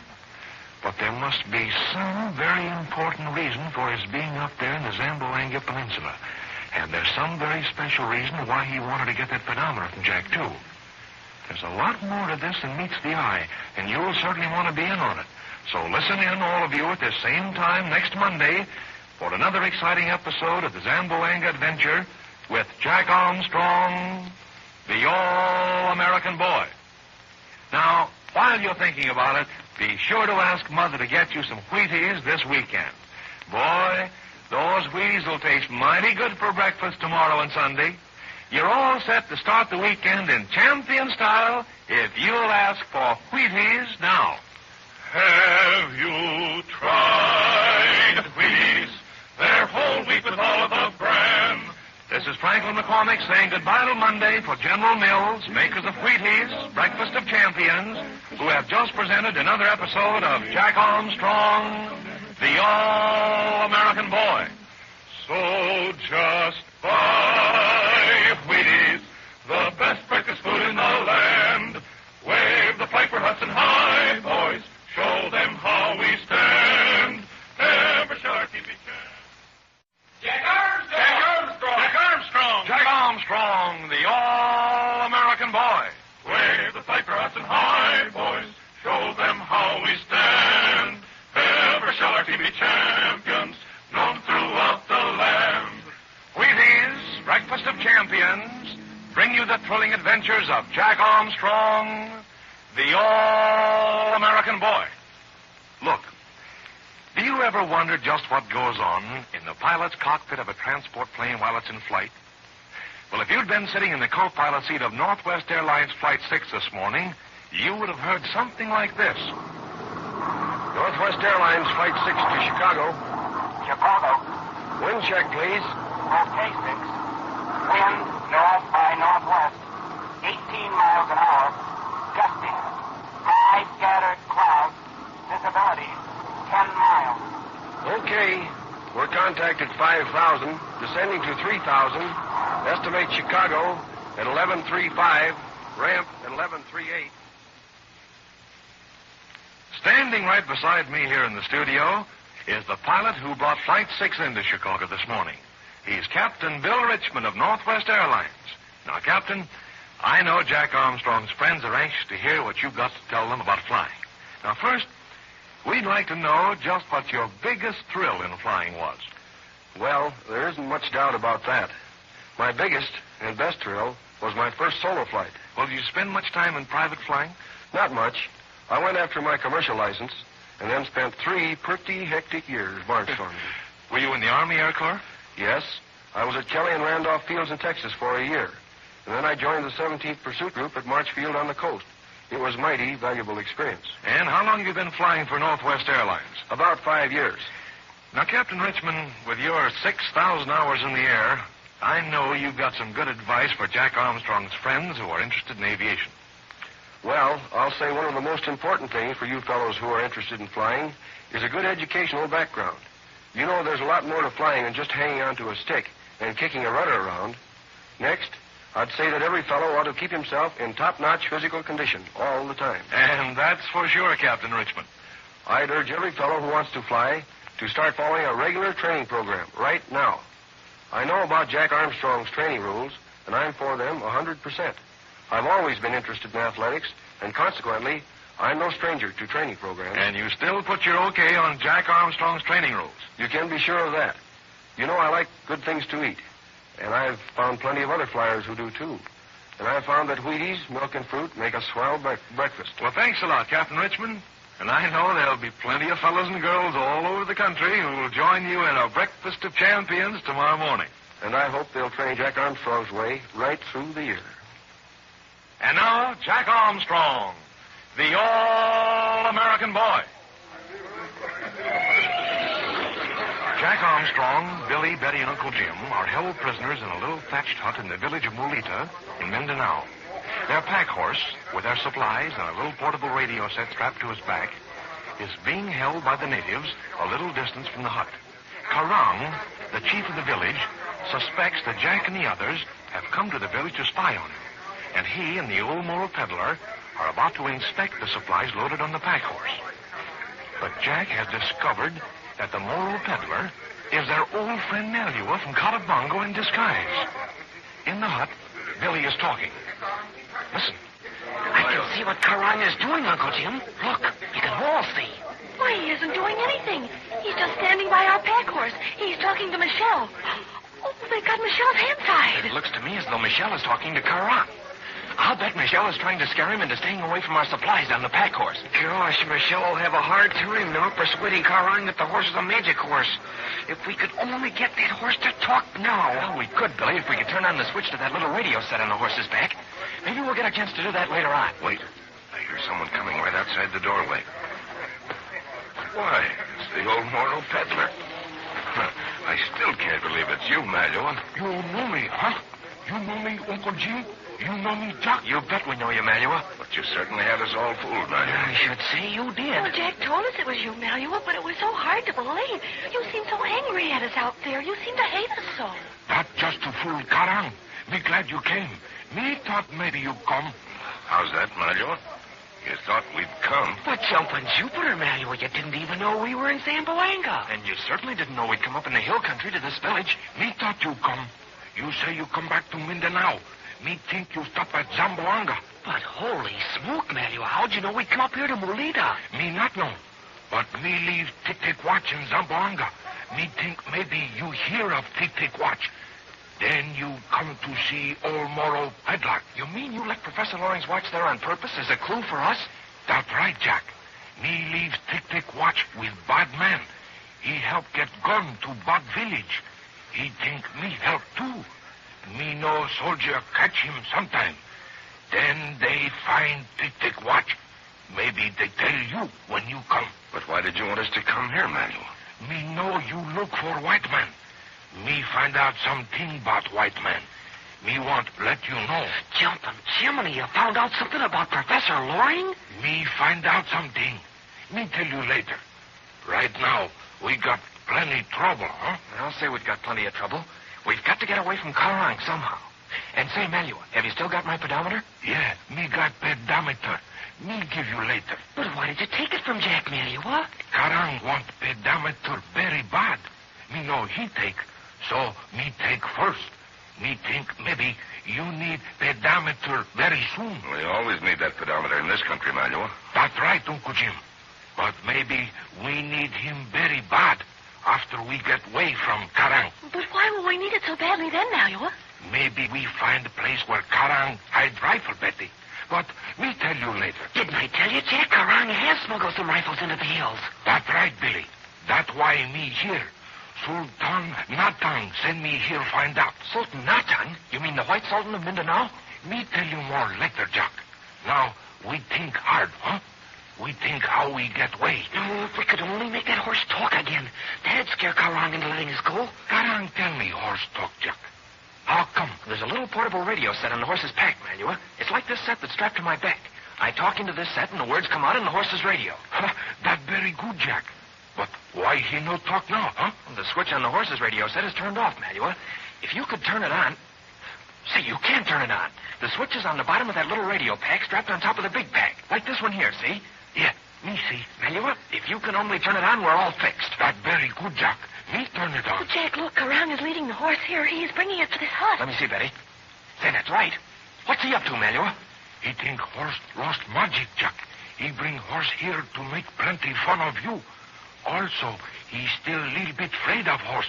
He bring here to make sure horse lost magic. Then he take everything you got. Jumping Jiminy, Jack, this is our chance. If Malua can turn that switch on without being seen, we can scare the daylights out of Karang. You make horse ask him who pay him money. You make horse ask why he steal young man coconut.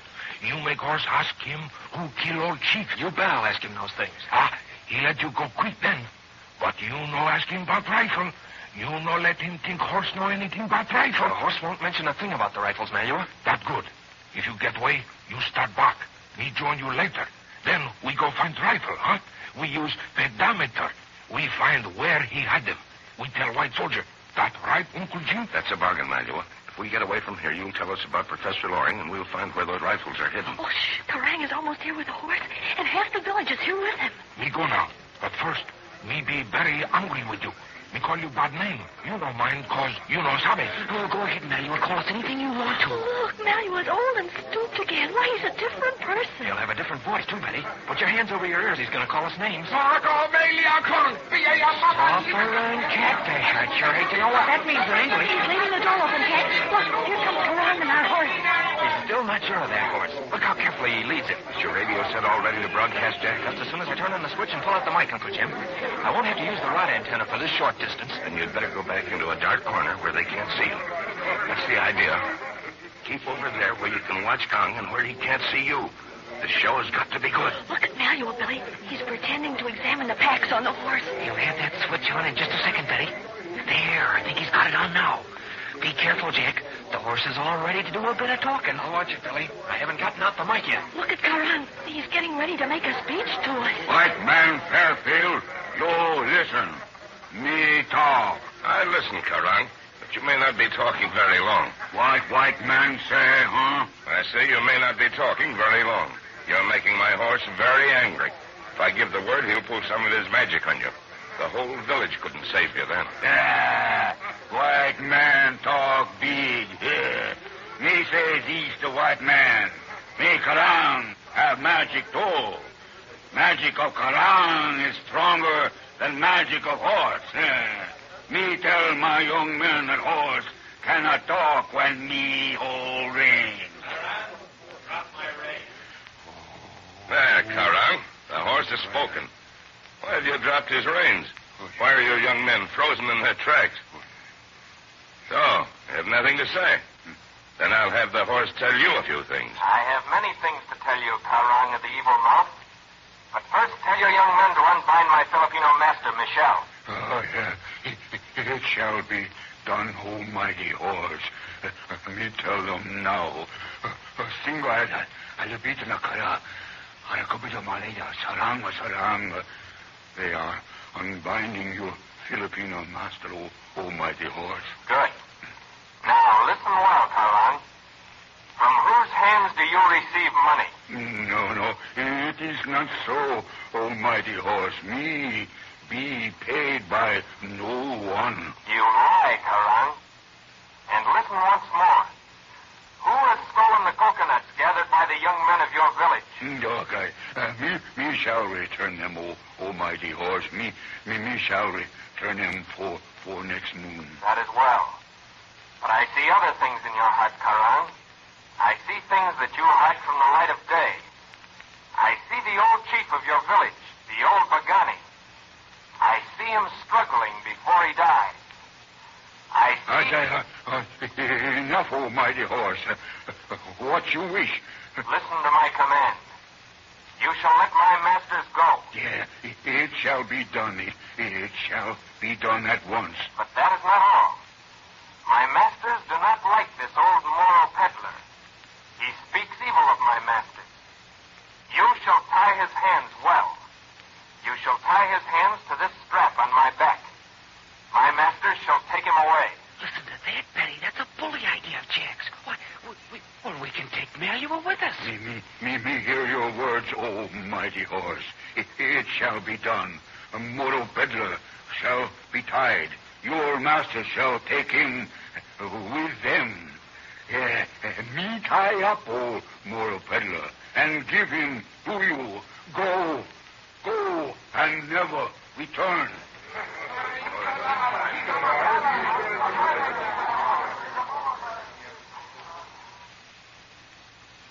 Well, it's no wonder Karang wants to see that remarkable horse leave his village. But don't think for a moment that Jack and the others are going right back to the coast. Malua is hot on the trail of that supply of smuggled rifles.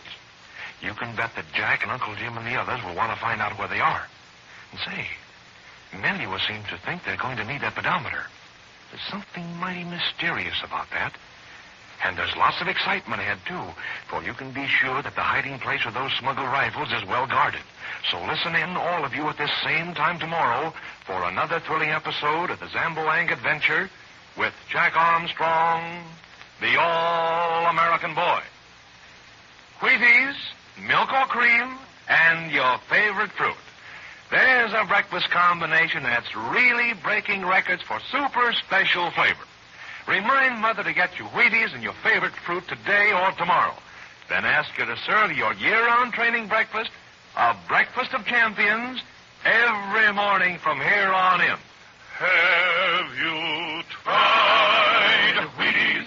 They're whole wheat with all of the bran. This is Franklin McCormick saying goodbye until tomorrow for General Mills, makers of Wheaties, Breakfast of Champions, who have just presented another episode of Jack Armstrong, the All-American Boy.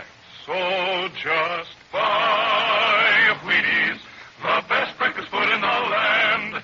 Wave the flag for Hudson High, boys.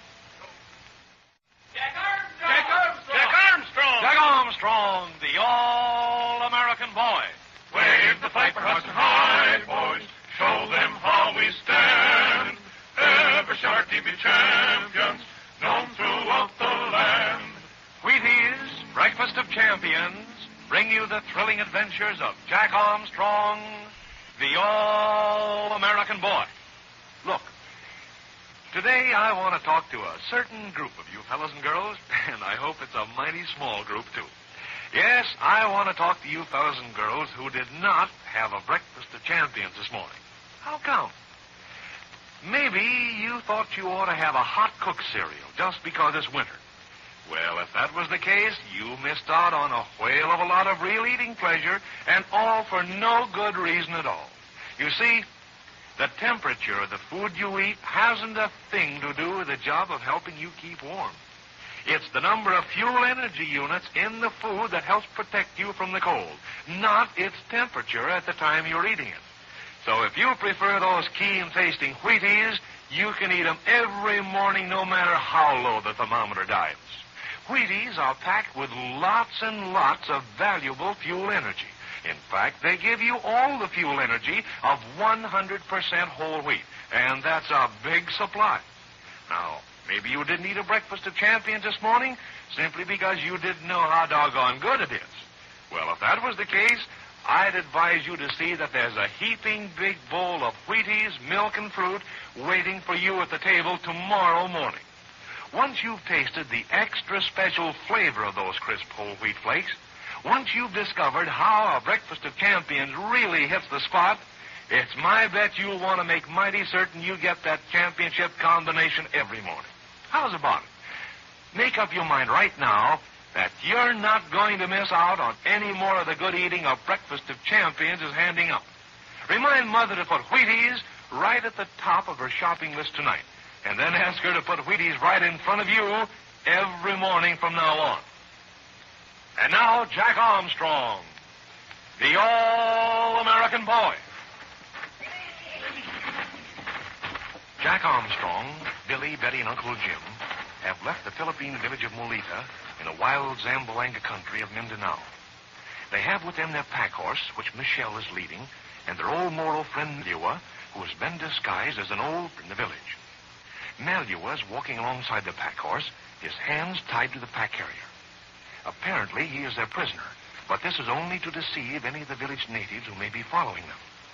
For Mallew was leading them to the hiding place of a quantity of arms and ammunition which the hill villagers have been smuggling in to use in revolt against the American soldiers. Right now, the party is descending a steep mountain trail that leads to a swift stream in the narrow valley. As they thread their way along the rocky trail, they cast back anxious eyes to see if they're being followed. Listen. I don't see a sign of any natives following us. Do you, Uncle Jim? No, I don't, Jack. The trail curves a little ways behind us. We can't see back very far. But Jack Armstrong agreed he wouldn't send any of his natives to spy on us. That's what he said, Betty. He was scared enough to promise anything when he thought our horse was actually talking to him. But now that we've taken the horse away, I wouldn't trust him one bit. Neither would I, Jack. And if Carong ever suspects that the Moro peddler's a friend of ours, why, he'll send the whole tribe after us. For all we know, they may be after us now. Say, that's a mighty swift stream ahead of us. It's probably the same stream we crossed when we came up the other trail on the way to the village, Jack. The trail goes uphill across the stream. If we have to cross it, we'll have to swim the horse across. Michelle has stopped the horse at the stream, Uncle Jim. Can't we untie Mallew now? We're far enough away from the village. We'll see what Mallew has to say, Jack. He'll know when it's safe. I don't believe anything will be safe again until we get back to Zamboanga. We've got to find where those smuggled rifles are hidden first, Billy. Now, Mallew, shall we untie you now? All right, Jack. You untie me now. We'll have you untied in half a jiffy, Mallew. This is a pretty swift stream. Look at the horse drink. There, you're untied. Now we don't have to pretend anymore that you're our prisoner. I suppose we have to cross the stream, don't we, Mallew? No, Uncle Jim. We no cross stream. We go downstream. We go many miles. Then we turn right. We go up mountain.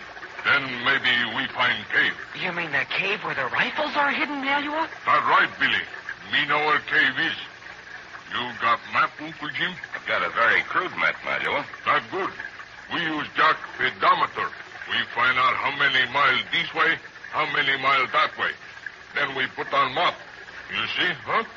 When we get back Zamboanga, we show soldier where cave is. I've got you, Mallew. Now I see why you didn't want Carong to get that pedometer from me. That's right, Jack. We put cave on map. Then soldier come get rifle. Then bad Moro tribe be hate out. Gee willikins, Mallew, you still haven't explained why you're so interested in putting a stop to this uprising. Me tell you soon, Billy. What your pedometer say, Jack?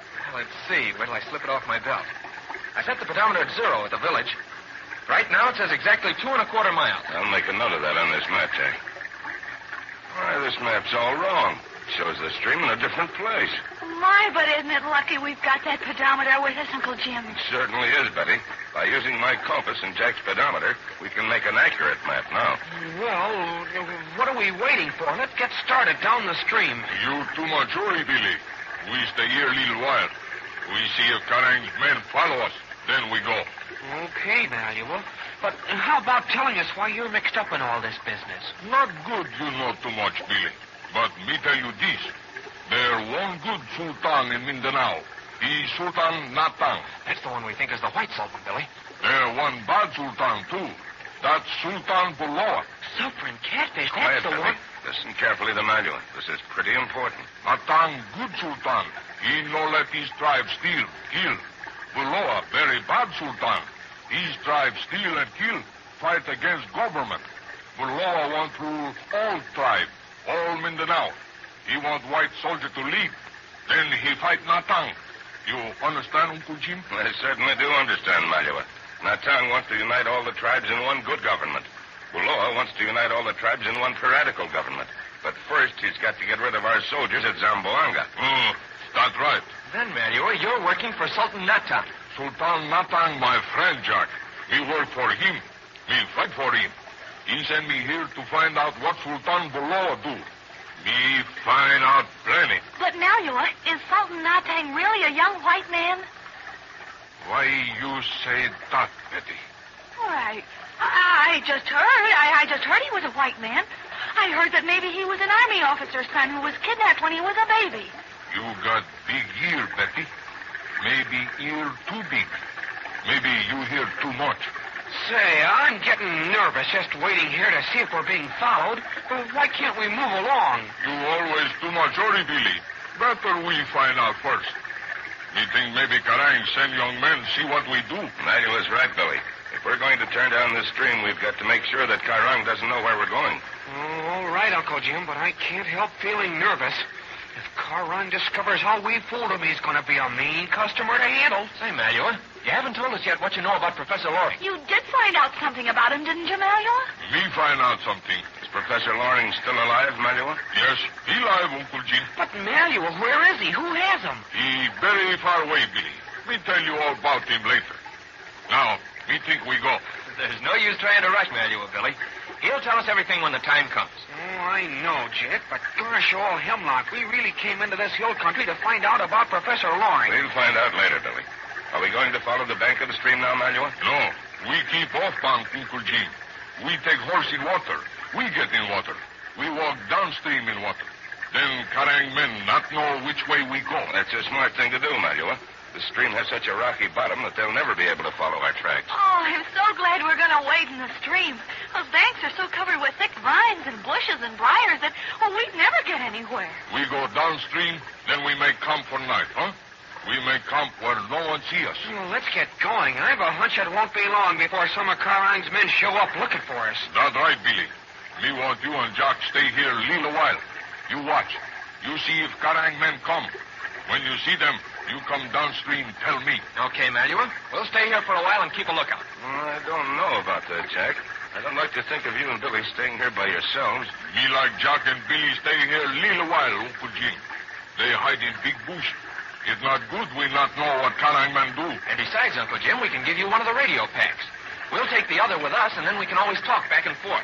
If we get in any danger, we'll let you know at once. Well, all right, Jack. We'll do as Manuel wishes. If we're going to locate that cave with the smuggled rifles, we should certainly know if we're being followed. Here, Uncle Jim. I'll take this little radio set off the back of the horse.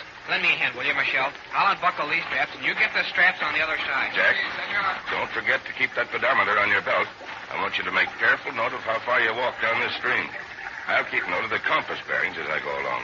We'll have a good map of this country before we're through. I'll keep track of all distances, Uncle Jim.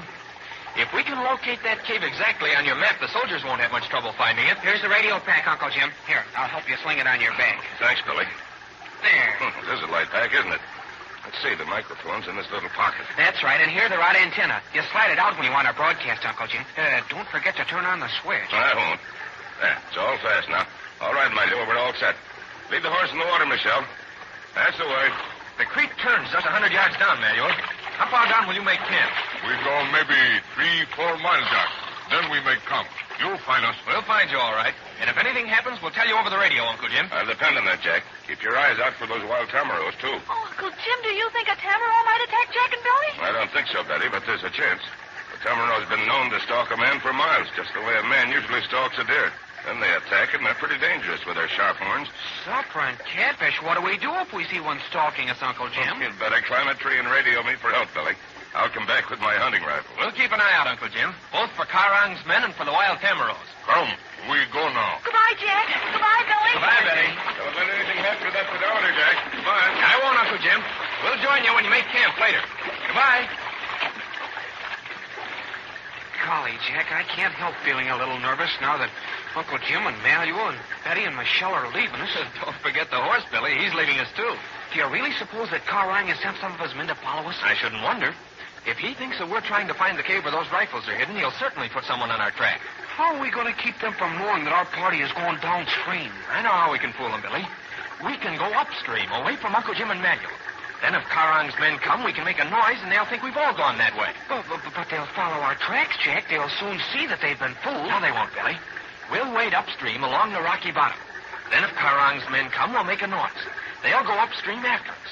We can hide somewhere, and they'll keep on going. They won't see any tracks, but they'll be sure that we're all going upstream. Say, maybe that will fool them. We'd better get over on the upstream side of the ford now, Billy. Once they come around this bend in the trail, they'll see us if we try to cross then. Come on.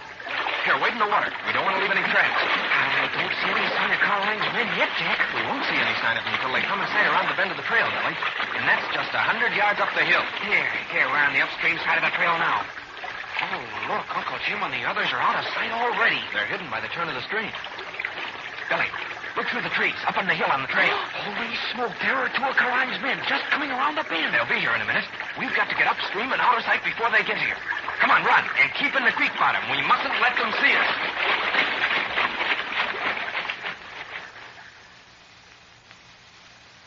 Say, Jack and Billy managed to get out of sight just in time, didn't they? They'll have to hurry to get hidden from Kerrang's men before they get down to the stream. And when those two tribesmen do get down to the stream, well, you can imagine there's going to be something doing. So listen in, all of you, at the same time tomorrow to another thrilling episode of the Zamboanga Adventure with Jack Armstrong, the All-American Boy. Listen, there's a couple of big orange and blue Wheaties packages waiting for you at the grocery store. And I'm urging you right now, before the clock has ticked off another minute, to ask Mother to get those Wheaties for you next time she buys food. A good supply of Wheaties on hand will put you in line for a lot of mighty satisfying eating. Remind Mother to look for the famous General Mills trademarks, Wheaties and Breakfast of Champions, when she gets the groceries tomorrow. Have you tried Wheaties? They're whole wheat with all of the bran. This is Franklin McCormick saying goodbye until tomorrow for General Mills, makers of Wheaties, Breakfast of Champions, who have just presented another episode of Jack Armstrong, the All-American Boy. So just buy Wheaties, the best breakfast food in the land. Wave the flag for Hudson High, boys. Show them how we stand. Jack Armstrong! Jack Armstrong! Jack Armstrong! Jack Armstrong, the All-American Boy. Wave the flag for Hudson High, boys. Show them how we stand. Ever shall our team be champions, known throughout the land. Wheaties, Breakfast of Champions, bring you the thrilling adventures of Jack Armstrong, the All-American Boy. Listen, fellas and girls, I've told you a lot about sideliners. Those fellows who just aren't good enough to be headliners in their favorite sports. Day after day, they just sit on the sidelines and watch their friends enjoying themselves. Well, sir, today I've got a real surprise for you. Standing right beside me here in the studio is a real sideliner. Fellas and girls, meet Elmer, a genuine sideliner. Hello. Well, Elmer, they tell me you're really a whiz on the sidelines. Sure am, Mr. McCormick. Never got into a game yet. How come, Elmer? I don't know. Just never felt much like it. Guess I just don't like sports nohow. That's strange. Huh? I said that's strange. Oh, yeah, I guess maybe it is all right. You look pretty husky and probably have some natural ability at sports. Never felt like taking the trouble to get in them. Ever think of training for sports? Huh? Oh, yeah, training. Yeah, I thought about it. Too much work, though. Ever hear of Jack Armstrong's personal training program? Jack Armstrong's... Oh, yeah, I heard about it. Well, listen, Elmer. If I gave you a training program that was mighty easy, so easy you'd hardly know you were training, would you be interested? Yeah, I guess maybe I would. Okay, listen to this. If you want a training program that's as easy to follow as falling off a log, a training program that's packed with plenty of real pleasure, start training Jack Armstrong's way. Why, say, if you've got natural ability in sports, and if you've got your heart set on getting somewhere in sports, Jack Armstrong's training rules are just made for you. Now, here they are, all three of them, so listen carefully. 1, get plenty of fresh air, sleep, and exercise. 2, use a lot of soap and water because cleanliness is mighty important to an athlete's condition. 3, eat a breakfast of champions every morning. Say, Mr. McCormick, that breakfast of champions sounds like a swell dish. You bet it's a swell dish, Elmer. Man, you just can't beat the super special flavor of those crisp, crackling Wheaties. And they're especially good when you eat them with your favorite fruit. That combination of flavors is so doggone good it just can't be described. What's more, hundreds of great athletes and coaches in just about every line of sport name Wheaties, milk and fruit, as their favorite training breakfast a year round. Start your Jack Armstrong training program tomorrow morning for sure with a big helping of Wheaties, milk and fruit, a real breakfast of champions. And now, Jack Armstrong, the All-American Boy. Jack and Billy are wading along the shallow bottom of a swift-flowing stream in the wild hill country of the Zamboanga Peninsula in Mindanao. 100 yards downstream from them, a rough mountain trail crosses the creek. 2 wild tribesmen are on their trail and have nearly reached the crossing. These 2 natives are following Uncle Jim, Betty, Nellie, and Michelle to see if Uncle Jim is searching for a mountain cave where the tribesmen have hidden a supply of outlaw rifles. But Uncle Jim and the others have left the trail and are out of sight down in the valley of the creek. But Jack and Billy have followed the creek in the opposite direction to throw the approaching natives off the track. Right now, they have reached a bend in the stream and are closing into the bank to hide themselves in the thick bushes. Listen. I'm soaking wet up to my waist from splashing, Jack. I've had to be careful. I've got that pedometer on my belt.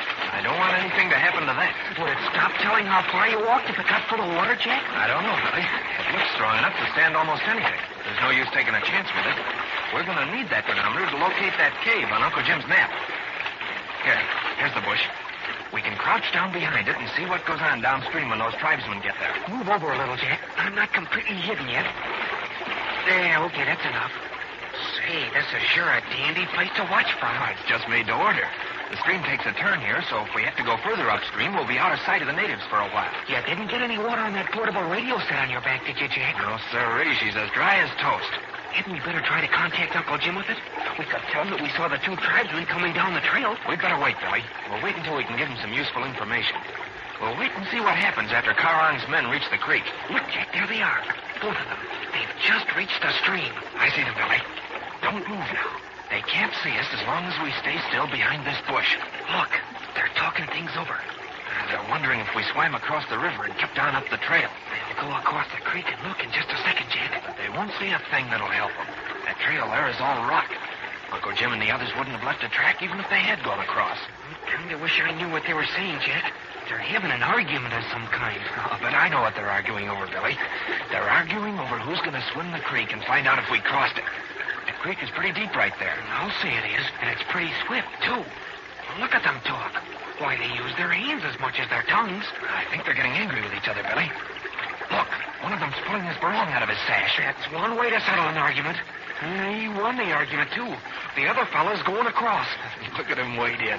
I'll bet it's the first time he's been in a stream for a year. Holy smoke, he'd better be able to swim, Jack. He's going to be in deep water soon. He's in deep water now. There, he's swimming. You might call it swimming. I call it dog paddling. He'll be lucky if he makes the other side. It's a good thing for him the creek isn't very wide there. If he were up here with us now, he would have a wide stretch to cover. Look, he's sinking. No, he's up again. But he's going down again, Jack. He can't make it. He is in a bad way. Wait a minute, he's up again. He can touch bottom now. He's safe. See? He's half standing, half paddling. He'll be able to wade in a minute. There, he's walking now, fighting the current. He'll be on dry ground in a second. Boy, he had a close shave. I bet he just loves the other chap who made him try it. He's on high ground now. He's looking around for tracks, but he isn't finding any. I'll bet he's saying things under his breath. Oh, look, Jack. They're starting downstream now. One on one bank and one on the other. Yeah, Billy. They've started after Uncle Jim and Betty and the others. We've got to head them off. We've got to make them think that all of us are going upstream. I'm going to shout something. Then we'll run upstream as fast as we can and try to find a place to hide. All ready? You bet I'm ready, Jack. Here goes. Hey, Uncle Jim, wait for us. They heard you, Jack. Look, they've stopped. They turned around. They're talking to each other across the creek, Billy. They think the rest of our party is upstream, Jack. See, they're running toward us. One on this side of the creek and one on the other. It's time for us to be moving, Billy. The creek curves here so they can't see us. Keep in the water so they can't see your tracks. Come on. Okay. We've got to find a place to hide, though, before they reach the turn in the creek, Jack. I'll say we will. Keep an eye peeled on this bank. As soon as we see a good place, we'll duck in. If we find a real good place, they'll go right on past us. Then we can slip back and join Uncle Jim. That's what we'll try to do, Billy. But I don't see a good place to hide yet. There are plenty of bushes, Jack. I want a better place than that, Billy. They're coming up on high ground. If we go into a bush, they'll see our tracks. We'd better find some place soon. Well, we've got a little more time, Billy. They can't run very fast. The bushes are too thick on the shore. We can run as fast as they can. Look ahead, Jack. The bushes aren't so thick. The hill comes almost down to the creek like a stone wall. There won't be any place to hide there. Yes, there will, Billy. See? There are all sorts of little caves in the hillside. I'll bet some of them go in way under the hill. I hope so. There's a good one right ahead, Billy. And look, the shore's all rocky. We can go ashore now, and they won't be able to see our tracks. Come on. I'm coming. hope we get there before they can see us. Here, Billy. We'll go ashore right here. Watch your step on these rocks. Boy, it's good to be out of that water. But I don't see that cave, Jack. Oh. Jack, what happened? Did you stumble? Did you hurt yourself? I'll say I stumbled. Wait till I stand up and see about the old bones. There. Everything's all right. Oh, that's great. Hurry, Jack. They'll be around that bend in another second. Duck into the cave, Billy. There. I'm right behind you. Oh, they can't see us now, Jack, until one of them comes right past. They can't see us even then if we don't want them to, Billy. Look, the cave goes way back. Jump on Jupiter. Who'd have thought that there'd be such a big cave here with such a small entrance? And there are all sorts of crevices to hide in, Billy, if that chap does stick his nose in here. But I don't think he'll come in. He doesn't know that we've seen them. He'll think that we and Uncle Jim and all the rest are around the next bend of the stream. Look, Jack. Look across the stream. There's the fellow who swam across. He's walking along the bank trying to pick up our tracks on that side. Stand back a little, Billy. That's all. Now he can't see us. No, he can't hurt us anyway. He'd never try to swim the stream here. It's twice as wide as it was down below. No, but if he sees us, he'll tell the other fellow. Look out, Billy. The chap on this side of the creek is turning the bend now. See him? He'll be by here in a few seconds. We've got to get farther back where he can't see us if he looks in. Okay, Jack. Then, after they go around the bend upstream, we can backtrack and join Uncle Jim. Jack, what's that? Where, Billy? What do you see? Look on the ground out there where you fell down. Isn't that something shining there? It certainly is. Wait a minute. Is my pedometer still on my belt? No, it's gone. My pedometer slipped off my belt when I stumbled, Billy. Holy smoke, we can never get it now without his seeing us. Why, he's almost here. Well, maybe he won't see it, Billy. Maybe he'll be looking upstream. I hope so. We don't want to lose that pedometer. We're not going to lose it, Billy. We need it to locate that cave on the map. But suppose he sees it when he comes by. Suppose he picks it up. If he picks it up, Billy, we've got to get it away from him. The two of us can handle him if we take him by surprise. Oh, sure we can. But, say, Jack, what about that fellow on the other side of the creek? He'll stay on the other side, Billy. He's not going to try to swim across here. Well, he can run back to the place where he swam across before. Yeah, but that'll take time, Billy. We can have this fellow tied up before he gets here. And besides, he doesn't like this other fellow. Maybe he won't be in any big hurry to help him. Easy now. Here comes the chap on this side. Get farther back. I'm back far enough, Jack. He's keeping his eye on the ground for tracks. He's bound to see the pedometer. Yeah, he'll see it all right. He'll pick it up, and then he'll keep on walking. And as he goes past here, then's when we jump it. Okay? It's okay with me, Jack. I'll give him the old tackle to take care of the rest of them. But you'd better unsling that radio set from your bag. Yeah, I'm doing that now. Listen, Bill. We'll get him down on the first rush. I'll get his barong from his sash and throw it in the creek. Then it's up to us to tie him up. Look, Jack, he sees it. He stopped. He's picking it up now. He recognizes it all right. He knows it's the same pedometer that Karang tried to steal from. Oh, he's going to tell his friend across the creek. His friend hears him. Listen to him.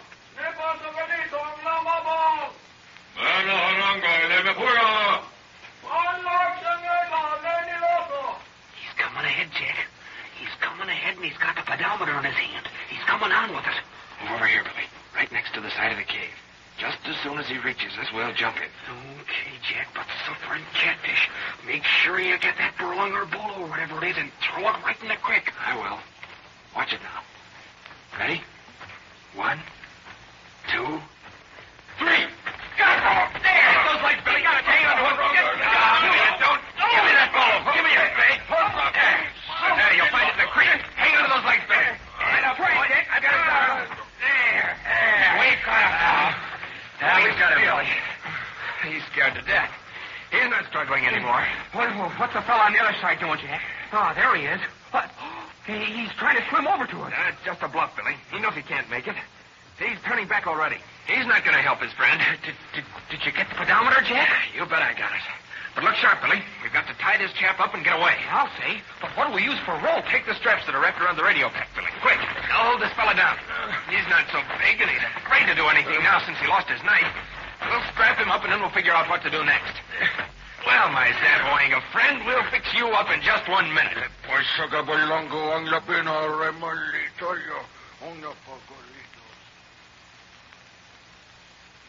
Say, what will Jack and Billy do next? They're tying up that wild hill fellow on this side of the creek, and it looks as if they're safe for the moment from the native on the other side. But somehow, they've got to get back to Uncle Jim and Betty and Malua without these tribesmen suspecting that Uncle Jim is downstream. You can just bet there's plenty of excitement ahead before Jack and Uncle Jim find the cave where the smuggled rifles are hidden. So listen in, all of you, at this same time tomorrow for another thrilling episode of the Zamboang Adventure with Jack Armstrong, the All-American Boy. Look, if you want to get in on a lot of mighty fine eating, here's what to do. Ask Mother to get you 2 or 3 packages of those keen-flavored Wheaties right away. Then ask her to serve you a breakfast of champions, Wheaties, milk and fruit, every morning. Man, there's a breakfast dish that tops them all for flavor. Have you tried Wheaties? They're whole wheat with all of the bran. This is Franklin McCormick saying goodbye until tomorrow for General Mills, makers of Wheaties, Breakfast of Champions, who have just presented another episode of Jack Armstrong, the All-American. Oh, just buy Wheaties, the best breakfast food in the land. Wave the flag for Hudson High, boys. Show them how we stand. Jack Armstrong! Jack Armstrong! Jack Armstrong! Jack Armstrong, the All-American Boy. Wave the flag for Hudson High, boys. Show them how we stand. Ever shall our team be champions, known throughout the land. Wheaties, Breakfast of Champions, bring you the thrilling adventures of Jack Armstrong, the All-American Boy.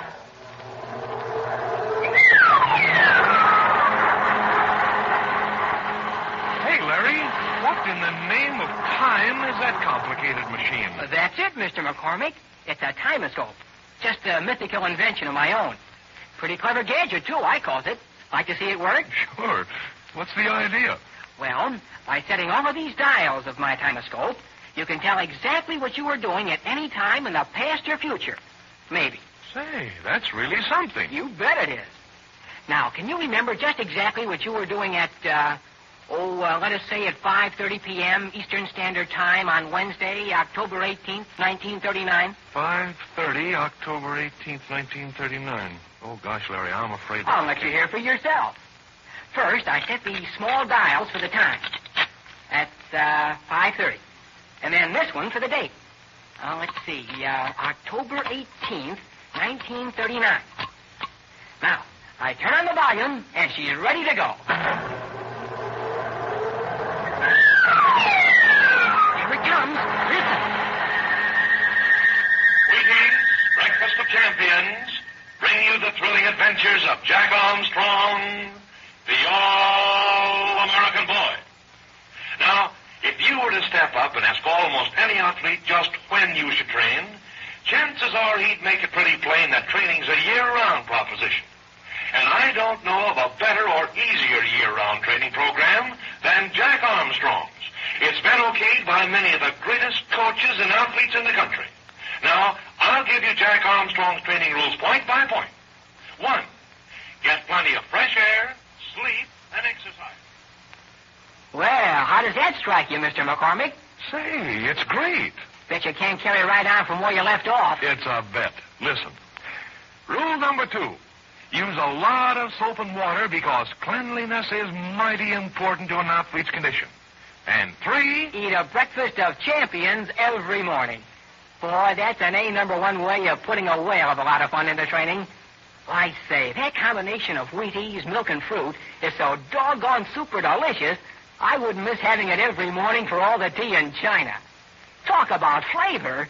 Say, there isn't another breakfast dish can come anywhere near a breakfast of champions. You hit the nail right smack on the head there, Larry. But getting back to your timescope, I'll bet I've got a problem that'll stump it. Let's have it.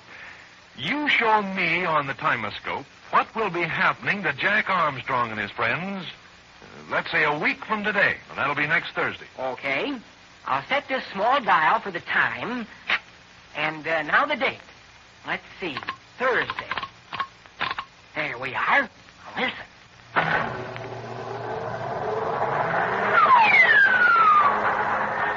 don't think Mikhail likes us one bit, Jack. Neither do I. We better not let him catch us. I'm breaking all the records for hill climbing, Jack. Look out for this rock. That rock almost got me. Look, it's bouncing right down on Mikhail. Look at him jump to one side. Oh, he stumbled. He's rolling down the gully himself. Hurry, Billy. Let's get to the top of this cliff.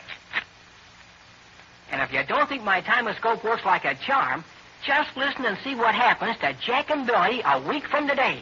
That's next Thursday. And now, Jack Armstrong, the All-American Boy. Jack and Billy are high up on a ridge overlooking a stream in the wild hill country of the Zamboanga Peninsula in Mindanao. They're on their way back to the overnight camp, which Uncle Jim, Betty, and Malua are preparing somewhere down in the stream valley. Jack and Uncle Jim and the others are searching for a mountain cave where local tribesmen have hidden a supply of smuggled rifles preparatory to a general uprising. They've been followed by two of the tribesmen, but Jack and Billy, by leading them in the wrong direction, have thrown them off the scent and are now trying to find Uncle Jim and the others.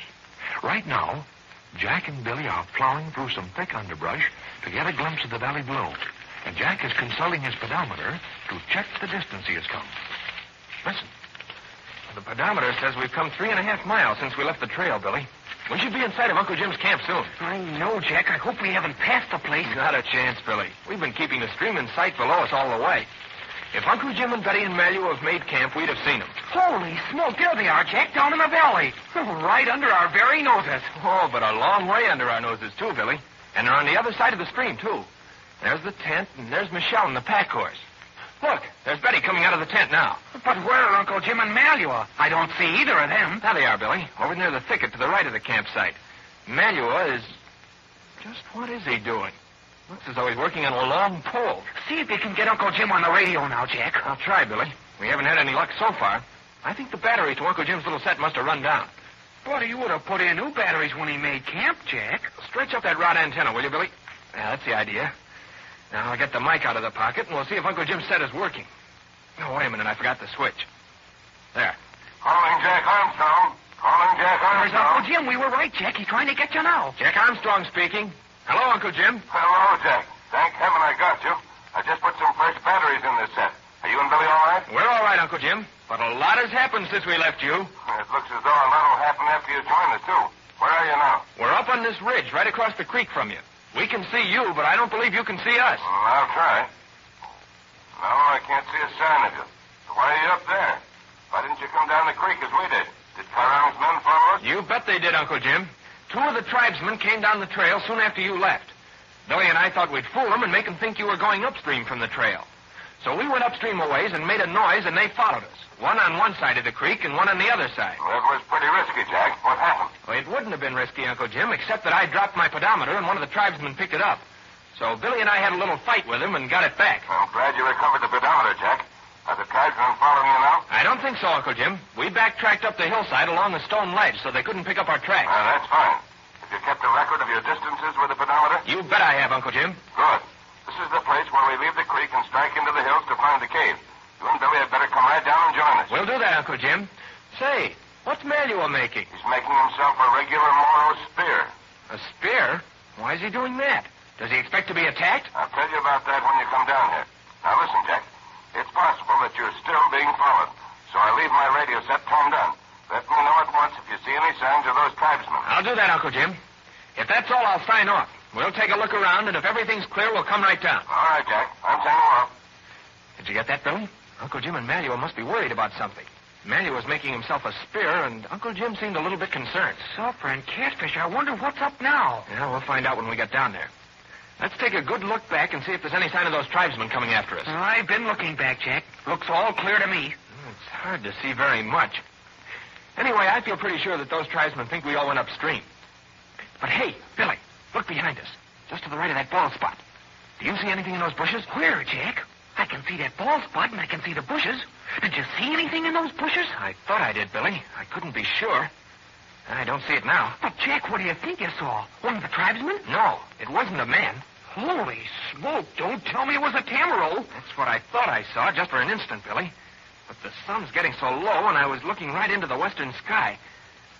Well, I don't see it now. I guess if it was a tamaro, it'd still be there. I see him now, Jack. He's standing in those bushes just looking at us. I bet he's waiting for us to start moving before he comes after us. You're right, Billy. I'd feel a lot happier if Uncle Jim were here with that hunting rifle of his. Wait, I'll tell him. He said he'd leave his radio set on. Here's the mic, Jack. I hope he's listening in. Calling Uncle Jim. Calling Uncle Jim. Uncle Jim speaking. What's the trouble, Jack? We're being stalked by a tamaro, Uncle Jim. If you don't mind... Tamaro, Jack. I'll come right away with my rifle. Don't take any chances now. If he gets close to you before I get there, take to a tree. You bet we'll take to a tree, Uncle Jim. Uncle Jim is going to the tent for his rifle now, Jack. I can see him. But look at Malua, Billy. He's not waiting for Uncle Jim. He's got that spear in his hand. He's already started. He's going down to the creek now. Well, Malua may be an expert with a spear, Jack, but just the same, I prefer Uncle Jim with his rifle. Look at that tamaraw. He's still watching us. I can see his horns sticking above the bushes. We'd better begin picking out a good tree, Billy, in case he starts after us. Wait a minute. There's not a tree we can climb around here. They're all either too big for us to shinny up or too small to hold us. Jumpin' Jupiter, we better start down the hillside. I see some trees down there that we may be able to shinny up. I guess we had. But we'll have to keep one eye on that tamaraw as we walk along. One eye? Boy, I'm going to keep 4 eyes on it. 2 in front and 2 in back. Come on. Gee, this is steep, Billy. But I wish it was steeper. I wish it was so steep that the tamaraw couldn't follow us. He is following us, Jack. He's moving out of the bushes now. I don't like that one bit. He's not moving out very fast. He's still stalking us.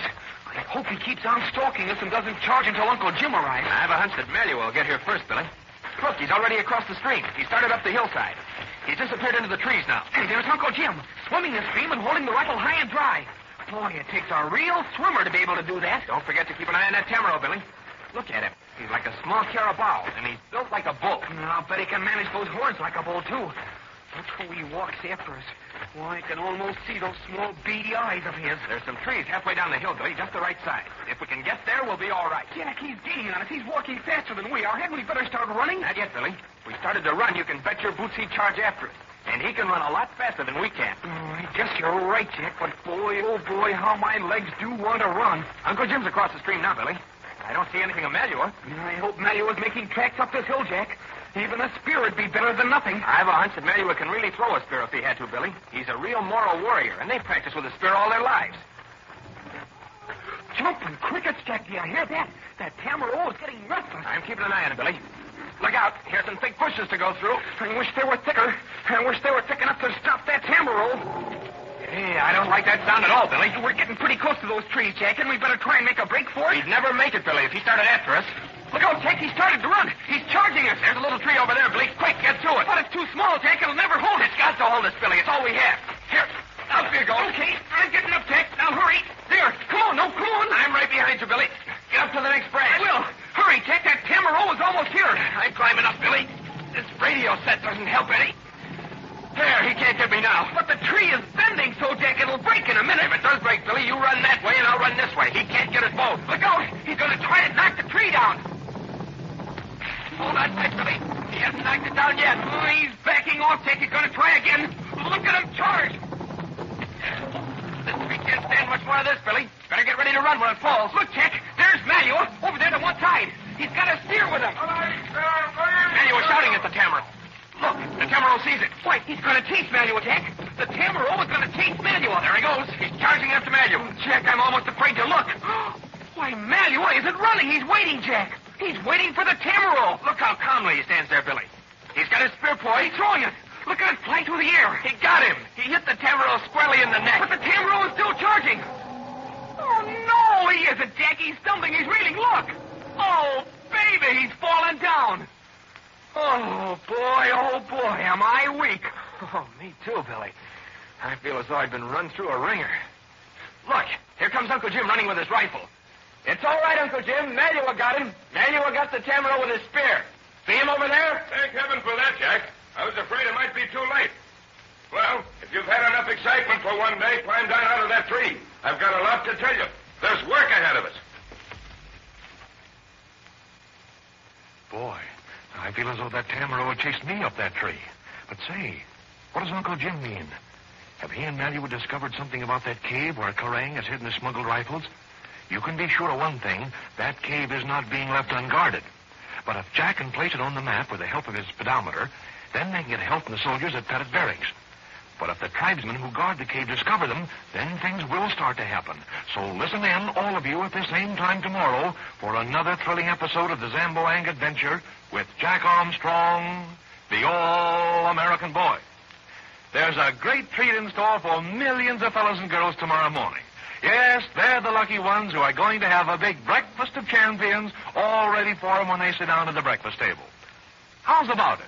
Join Jack Armstrong's friends in a keen-tasting, extra-nourishing breakfast of Wheaties, milk, and fruit tomorrow morning.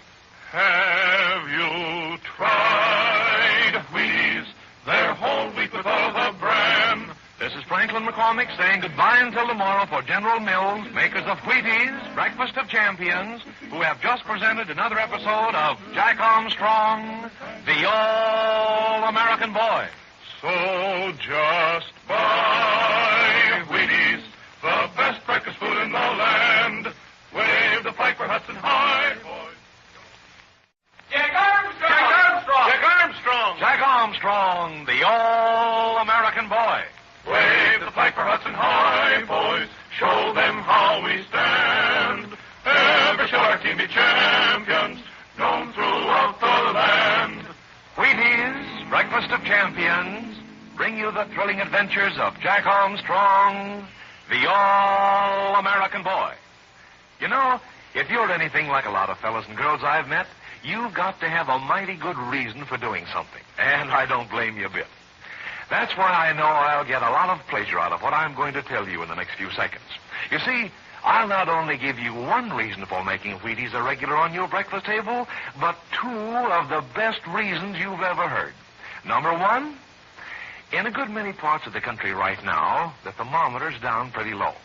In plain everyday language, there are a lot of folks, and you may be one of them, who are having a chilly time of it these days. That's why I hope there's a good big supply of Wheaties handy. You see, Wheaties are packed with valuable fuel energy, the food fuel that helps you keep warm when the weather gets chilly. Now, if you think you have to eat a hot-cooked breakfast to keep warm, just listen to this. The temperature of the food you eat hasn't a single thing to do with helping you keep warm. Why, if it did, you could have a couple of glasses of steaming hot water for breakfast every morning. But you know that warmth wouldn't last long. No, it's not the temperature of the food that helps keep you warm. It's the number of fuel energy units the food itself contains that helps protect you from the cold. And take it from me, Wheaties are packed with those important fuel energy units. Now, I said I had two reasons why you should have a bowl of those crisp, crackling whole wheat flakes every morning. But if you've ever tried Wheaties, I think you've probably guessed reason number two. Yes, it's that special flavor of Wheaties that makes them a must on your breakfast lineup. It's the kind of flavor that hits the spot every morning right through the year. So climb on the bandwagon and remind Mother to get you Wheaties from a grocer tomorrow for sure. Then see to it that the big orange and blue Wheaties package is parked right next to your plate, ready for second helpings every morning from here on in. And now, Jack Armstrong, the All-American Boy. The dark tropical night is falling fast over the wild hill country of the Appalachian Peninsula in Mindanao. Jack Armstrong and his friends, searching for a cave where rebellious tribesmen have hidden a supply of outlaw rifles, are in hostile country. They are camped on a level clearing near a mountain stream where they intend to spend the night before making their final effort to locate the guarded cave. Right now, as darkness settles, Betty is putting out the campfire so it will not betray them to any hostile natives in the vicinity. Michelle is grooming down a pack horse, and Nellie was making a long bow from a branch of a tough nara tree. And Jack and Uncle Jim and Billy are in a little tent, making a map of the country they've gone through and discussing the ominous footsteps they discovered near the clearing. Listen. But, Uncle Jim, I still can't figure out the meaning of those footprints you showed us. I mean the prints made by somebody wearing hobnail shoes. I think one thing's clear enough, Billy. They were made by a man who was on his way to that cave we're trying to locate. And one thing more is clear, Billy. They were certainly made by a white man. But what in the world would another white man be doing in this wild country? Well, just think a minute, Billy. We know there's been a white man around here, and we know that he must have something to do with those smuggled rifles. At least he knows where the cave is. Now, what white man do we know of who's mixed up with this business? Why, Suffer and Catfish, it's Yates, of course. Of course, Billy. We know that Yates has been using his trading schooner to smuggle in rifles. He must be working hand in glove with Karang and Sultan Buloa. But let's forget about Yates for a moment. Jack, let me see those notes you made from your pedometer. I want to bring this map of ours up to date so we can spot that cave on it exactly after we find it. Here they are, Uncle Jim. Flash your light over here, Billy, so Uncle Jim can fix his map up. Here you are, Jack. I still don't see how that pedometer can record exactly how far you've walked, uphill and downhill. It never misses, Billy. Can you read these notes, Uncle Jim? These distances start where the trail hit the stream. Each distance is from one curve of the stream to the next curve. That's just what I need, Jack. I've got the compass bearing of each stretch of the stream. Now we can put this stream on the map in its exact position. I'll say. And tomorrow, when we cut into the hills, we can plot our exact route until we hit that cave. When we give this map to the army troops at Zamboanga, they'll know just where the cave is. I hope we manage to get back to Zamboanga to give somebody the map. If that cave is guarded by the tribesmen... We'll get back somehow, Betty. Who's that outside the tent? Oh, it's you, Betty. Don't come in. There's not enough room for me to work as it is. Oh, I won't come in, Uncle Jim. I just wanted to tell you that, well, I think Malua is worried about something. What's happening now? Just what's he worried about, Betty? I don't know, Uncle Jim, but I know he's worried. He whittles on his bow for a while, and then he stops and listens and looks up into the hills. Then he whittles some more, and then stops and listens again. Well, maybe he thinks that Carrang and his men are following us. But he doesn't look across the stream, Billy. He looks up into the hills in the direction of the cave. All right, Betty. Jack, suppose you and Billy go out and see what Malua's worried about. That'll give me enough elbow room in this tent to work on the map. All right, Uncle Jim. Come on, Billy. Close the tent flap behind you. I don't want any light to seep out of this tent. Okay, Uncle Jim. Say, it is dark out here. Manuel may be listening, but I'll bet he's not looking.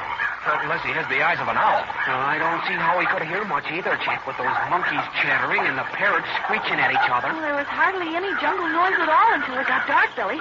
But now it sounds as if all the monkeys in the jungle have come out to talk to us. Well, where is Manuel? Oh, here he is. What's happening, Manuel? Betty thinks you're worried about something. Me no worry, Jack.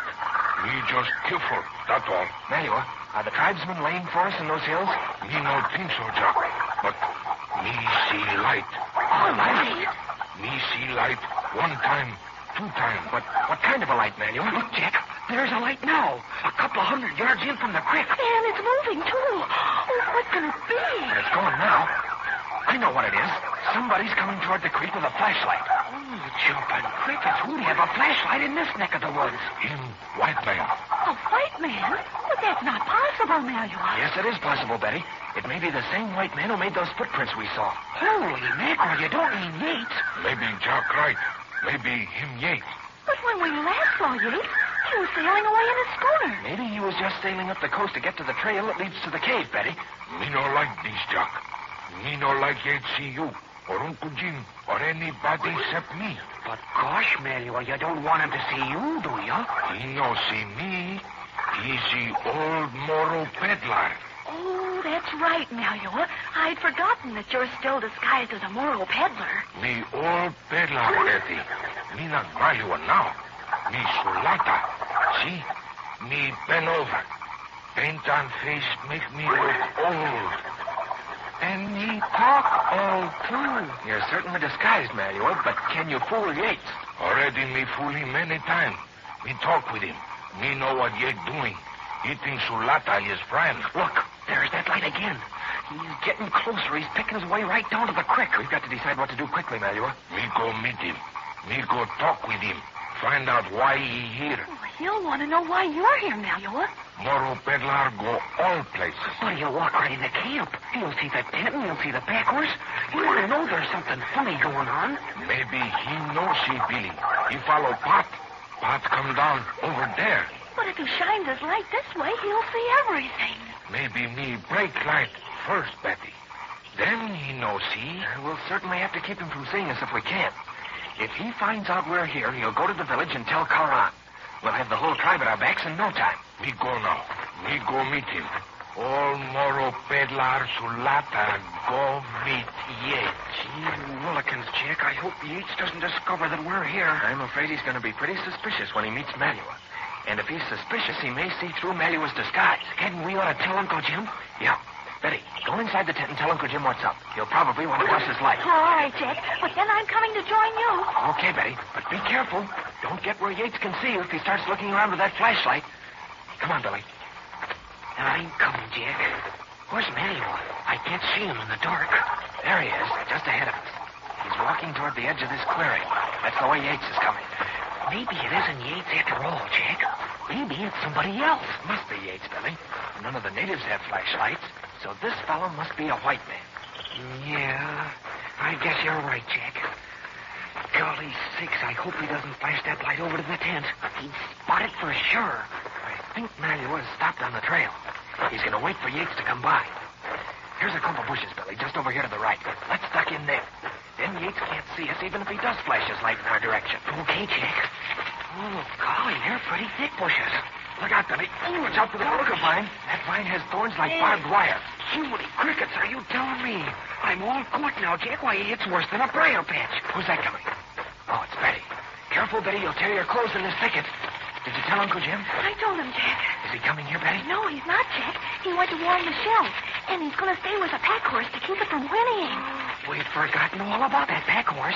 Why, sure as shooting, he'd May and Winnie at the wrong time. Easy now. We've gone far enough into this thicket. We're well hidden. But where's Malua, Jack? There he is, waiting in the middle of the trail just a few feet from us. Yates will see him in just a second. He's almost here. Shh. We don't want Yates to hear us. He's flashing his light on Malua now. And look at Malua. He's all stooped over. Why, he looks 100 years old. Hey, who's there? Who are you? This Solata, Senor Yates. You know me, huh? So it's you, Salada. How did you know it was me? Me know, Senor Yates. Me know you, Frenchman. Me know Frenchman must be, Senor Yates. Who else would come from cave? I'm coming from the cave, all right, but what are you doing here? Me spend night there, Senor Yates. Tomorrow me go to cave. You're going to the cave? Why are you going there? Caron send me. He send me find out if soldiers know of cave yet. That's funny. I was just going to the village to warn Korang myself. Why you warn him, huh? I got lots to warn him out. There's a Who schooner. that come behind you, huh? Huh? Oh, he's just one of my crew. He's a Moro from your part of the country who's helping me run these rifles in. He's going with me to the village. Wait there, Makayo. Where's Makayo, Jack? I don't see him. He's standing just behind Yates, Billy. Why you want Karang, Senor Yates? I want him to be careful. There's a man called Captain Jim Fairfield with his nephew Billy and a strapping young feller called Jack Armstrong. They've just come to Zamboanga, and they've been sticking their noses into my business. Just listen to that, Jack. Shh, Billy, not so loud. Why you tell Karang about Captain Fairfield, huh? Captain Fairfield and Jack Armstrong have learned that I've been using my trading schooner to run those rifles up the coast. They probably told the soldiers at Zamboanga about it. And that means the soldiers are soon going to be looking for the hiding place of those rifles. They look, Senor Yates, but they're not fine, huh? I don't know about that. I know that Captain Fairfield and Jack Armstrong and the others have come into this country. And Jack has a pedometer with him to keep track of distances. I shouldn't wonder if they're up there somewhere trying to find that cave right now. Did you get that, Jack? Yates has it all doped out. Who's that in there? Shh, Billy, I think he heard you. Who's in those bushes, Salada? Maybe monkey, Senor Yates. That's our cue, Billy. You and Betty see if you can chatter like a monkey. I'll try too. Place, Senor Yates. Yeah, they don't sound like monkeys to me, Salada. I'm going in those bushes and find out who's in there. Come on, Makayo. There's something funny going on around here, and I am going to find out what it is. Well, we can't hand Jack and Billy and Betty much on their imitation of monkeys. At least it didn't fool Yates. But say, Yates had better look out. He may have a real surprise coming to him. But if he does discover Jack and gets away to warn Kerrang, then Jack and the others will really have their hands full. It looks as though things were shaping up for a barrel full of excitement around that cave of the smuggled rifles, and you won't want to miss it. So listen in, all of you, at this same time next Monday for another thrilling episode of the Zamboanga Adventure with Jack Armstrong, the All-American Boy. You know, there's a lot of extra pleasure packed away in that big orange and blue Wheaties package, and here's one way to get the best out of it. Every night, just about bedtime, hike out into the kitchen and help yourself to a heaping big bowl of Wheaties and milk or cream. It's my bet you'll want to make that Wheaties evening lunch a regular event. Try it tonight, won't you? Have you tried Wheaties? They're whole wheat with all of the bran. This is Franklin McCormick saying goodbye till Monday for General Mills, makers of Wheaties, Breakfast of Champions, who have just presented another episode of Jack Armstrong, the All-American Boy. So just buy Wheaties, the best breakfast food in the land. Wave the piper, Hudson High boys, show them how we stand. Jack Armstrong! Jack Armstrong! Jack Armstrong! Jack Armstrong, the All-American Boy. Wave the piper, Hudson High boys, show them how we stand. Ever shall our team be champions, known throughout the land. Wheaties, Breakfast of Champions, bring you the thrilling adventures of Jack Armstrong, the All-American Boy. Listen, I'm willing to bet my old hand-painted mustache cup that you'd never buy a wagon with only 3 wheels or a rifle without a barrel. No, sir. You'd want that wagon complete with 4 wheels and that rifle complete with a barrel. And I wouldn't blame you a bit. When you stop to think about it, you feel the same way about the food you eat, don't you?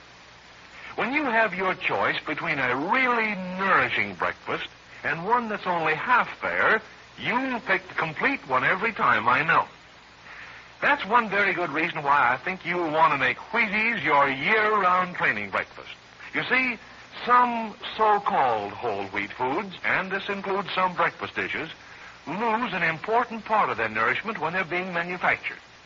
When you eat them, you're only getting a part of the nourishment that nature packed into the whole wheat berry. But that's not the case with Wheaties, no, sir. Wheaties give you every bit of the well-known essential nourishment of 100% choice whole wheat. You get all of the food energy, all of the minerals, and all of those very necessary vitamins B1 and G that are naturally present in whole wheat. And that's a mighty important thing to keep in mind if you're interested in making a name for yourself in sports. Eating the right kinds of nourishing food is a major part of every good training program. And you can be sure that you're getting the extra good nourishment of choice whole wheat every time you sit down to a bowl of Wheaties. So if you'd like to eat the same training breakfast that's eaten the year-round by hundreds of famous athletes, if you want to be sure that you're getting all of the well-known essential nourishment of whole wheat, take my advice and ask Mother to serve you Wheaties, milk and fruit, a real breakfast of champions every morning. It's a great breakfast dish. And now, Jack Armstrong, the All-American Boy. Do you hear those monkeys chattering their heads off in the dark night? Well, they're not monkeys at all. They are Jack and Billy and Betty hiding in the thicket near their campsite in the wild Zamboanga Peninsula in Mindanao. A trail runs near that thicket, and Melua, disguised as Zulata, the old Moro peddler, has intercepted Yates and Makayo. Yates had just come from the cave of the smuggled rifles, which Jack and Uncle Jim are trying to locate. And if Yates discovers that Jack and Uncle Jim and the others are in that vicinity, he will certainly inform the hostile natives. Just listen to him. While Uncle Jim and Michelle are away in the darkness, trying to keep their pack horse quiet, Jack and Billy and Betty are hidden in this thicket to help Melua in case Yates sees through his disguise. But Yates has heard them in the thicket, and right now Jack and the others are imitating a pack of monkeys, trying to make Yates believe that there's no one in the thicket. But Yates is suspicious. Listen. I tell you, Salata, that doesn't sound like monkeys to me. What's going on around here? They sound very like monkeys to me, Senor Yates. Me go and see, huh? Oh, no, you don't. How do I know you're not mixed up in some funny business yourself? It's mighty strange you happen to be here right now anyway. Me tell you why me here, Senor Yates. The mighty chief, Karang, sent me to cave to see... Yeah, that's your story. Come to think of it, you know quite a lot about these smuggled rifles. Me just old Moro peddler, Senor Yates. You'd better be. If I ever found out that you were something else, you wouldn't do any more peddling. Or anything else. Jack, Yates has already begun to suspect that Mary wasn't really just a peddler. Yeah, there's going to be trouble here in a minute, Billy. Keep on your toes and keep on imitating the monkey. We can't stop now. Oh, Jack, he hasn't found us yet. Can't we slip away before he comes in here? Not a chance, Betty. He's too close to us now, and he still has his flashlight. I'm going to find out what's in that thicket. It may be monkeys, and then it may be some of your friends, Salata. Me just old peddler, Senor Yates. Me got no friend. I'm not so sure about that. Where's that man of mine? Where's Makayo? Makayo right behind you, Senor Yates. Why you want him, huh? Makayo, I'm going into that thicket. We'll see what kind of monkeys we have in there. Oh, me go and see, Senor Yates. Maybe him wild tamaro in bush. Maybe wild tamaro with sharp horns. When you get off, me go see. Nothing doing, Salata. Keep an eye on him, Makayo. All right, you monkeys in there. I'm going to see if you are monkeys. In just 3 seconds, I'm going to fire this pistol into those bushes. We'll see what happens then. Jack, let's rush him. Let's rush him and take him by surprise. One. Got a gun in his hand, Bill. We've got Betty with us. We can't take a chance. 2. Don't do anything you'll be sorry for, Yates. Oh, so the monkeys can talk. All right, come on out. Let's take a look at you. Don't move, Salata. Stay where you are. I'm a bad man to fool with. Come on out, you talking monkey. Well, Yates, here I am. What are you going to do about it? Well, so it's you, Jack Armstrong. I might have guessed it. Always crossing my path. Always interfering in my business. It's a pretty serious business, isn't it, Yates? Smuggling rifles into these hill tribes? So, you know all about that, do you? Who else is in there with you? Hello, Mr. Yates. You're a lot braver now than when we last saw you. My, Yates. I bet you're surprised to see me, too. So, the whole pack of you are together, huh? All right, keep in the light of this flashlight where I can see you. You too, Salata. You look at me, Yates.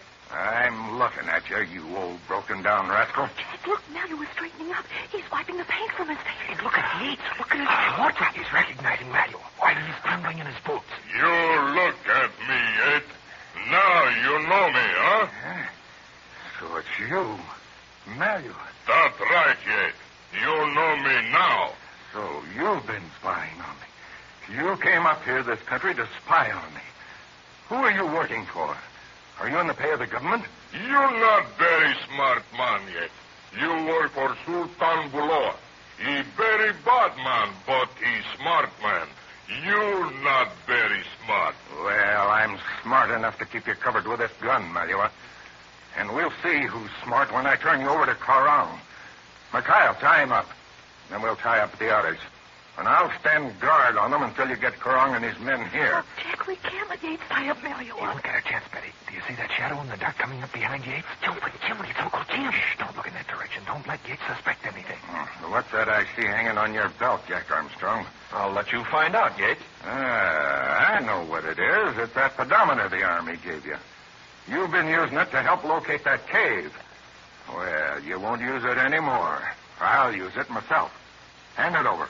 Sure, I'll hand it over. You can use it to see how far you have to walk to find Uncle Jim. Here, take it. Mikhail, hold this light a minute. Keep it shining on everybody here.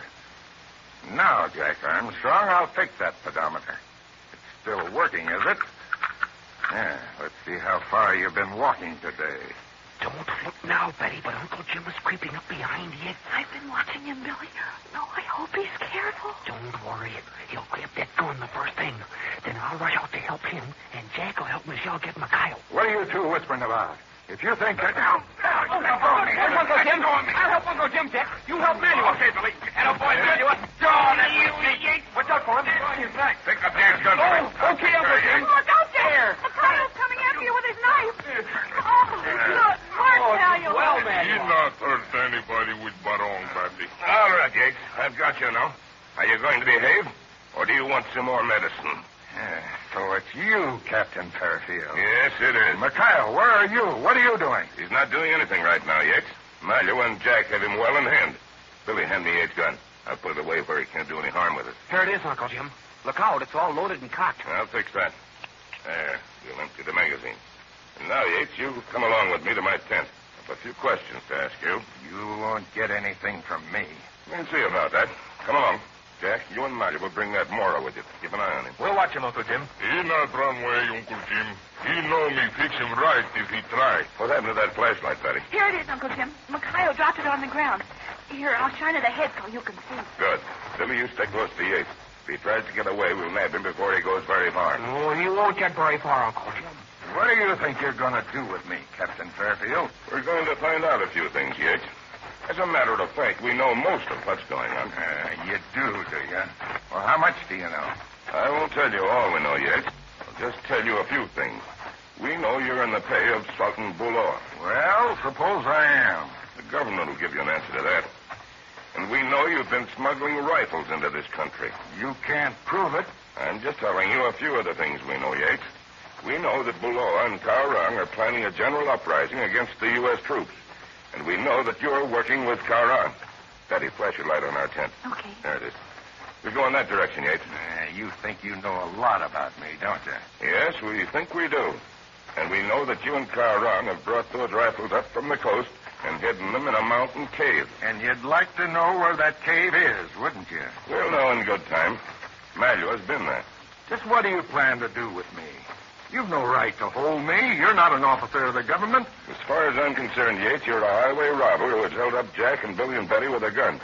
I've got a perfect right to hold you until I turn you over to the authorities. A fat chance you have, Captain Fairfield.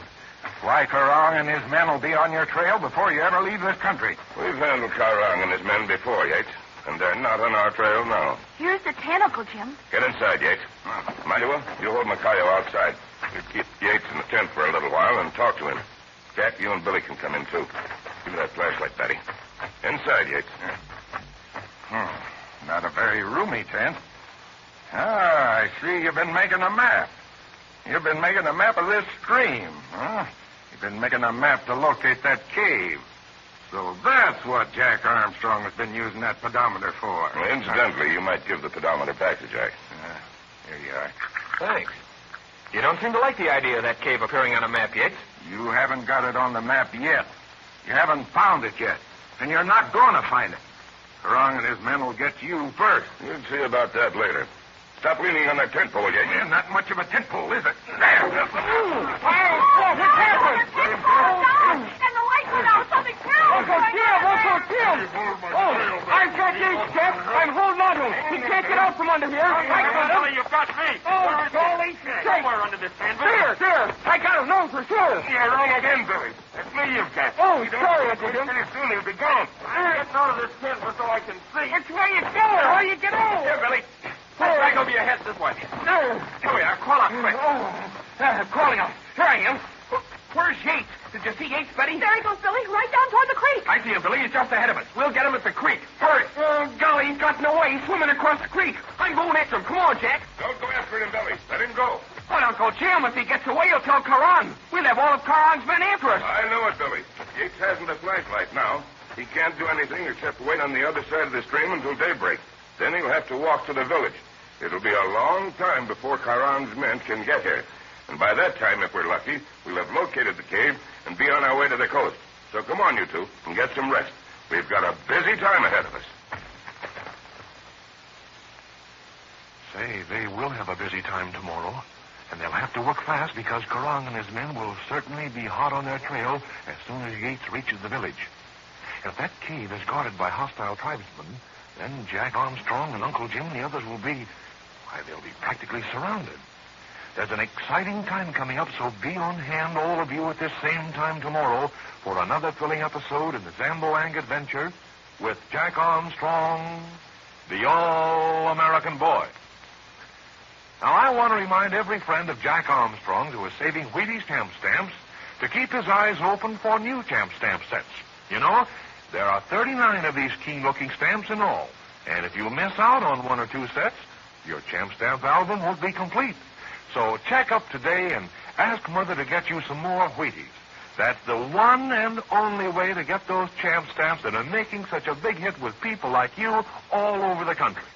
Have you tried Wheaties? They're whole wheat with all the bran. This is Franklin McCormick saying goodbye until tomorrow for General Mills, makers of Wheaties, Breakfast of Champions, who have just presented another episode of Jack Armstrong, the All-American Boy. So just buy Wheaties, the best breakfast food in the land. Wave the flag for Hudson High, boys. Show them how we stand. Jack Armstrong! Jack Armstrong! Jack Armstrong! Jack Armstrong, the All-American Boy. Wave the flag for Hudson High, boys. Show them how we stand. Ever shall our team be champions, known throughout the land. Wheaties, Breakfast of Champions, bring you the thrilling adventures of Jack Armstrong, the All-American Boy. Look, there are millions of fellows and girls in this country who are all lined up for a super special treat tomorrow morning, and I'm just hoping that you are one of them. Yes, they're the lucky fellows and girls who are going to sit themselves down to a heaping big breakfast of champions tomorrow morning. Now, Here's why I say they're all lined up for a super special treat. That championship combination of Wheaties, milk, and fruit is about the best-tasting breakfast dish I know. Why, say, there just aren't enough words in the English language to describe that extra satisfying flavor of this famous breakfast team. First, there's the keen, malty flavor of Wheaties that's absolutely different from anything else you've ever tasted. It's the kind of flavor that does a swell job of satisfying just about any appetite. But that isn't all, not by a long shot. Add to that keen Wheaties flavor the good flavors of milk and the fruit you like best, and you've got a breakfast dish that tops them all. But don't stop there. A breakfast of champions is jam-packed with a lot of mighty important nourishment. Nourishment that every athlete needs to make him a real winner. Just think of it. Wheaties give you all of the well-known essential nourishment of 100% choice whole wheat. Flavor and nourishment, two especially good reasons why there ought to be a big breakfast of champions parked at your place at the breakfast table every morning from now on. Remind Mother to get you 2 or 3 packages of those keen-flavored Wheaties flakes the very next time she buys groceries. And now, Jack Armstrong, the All-American Boy. Dawn is breaking over the wild hill country of the Zamboanga Peninsula in Mindanao. Jack Armstrong, with Billy, Betty, and Uncle Jim, are following a rough mountain trail that leads to a hidden cave where the fierce tribesmen have stored a supply of smuggled rifles which they intend to use in an uprising against the U.S. Army troops. Malua and Michelle have gone some distance ahead to make sure no hostile tribesmen are on the trail.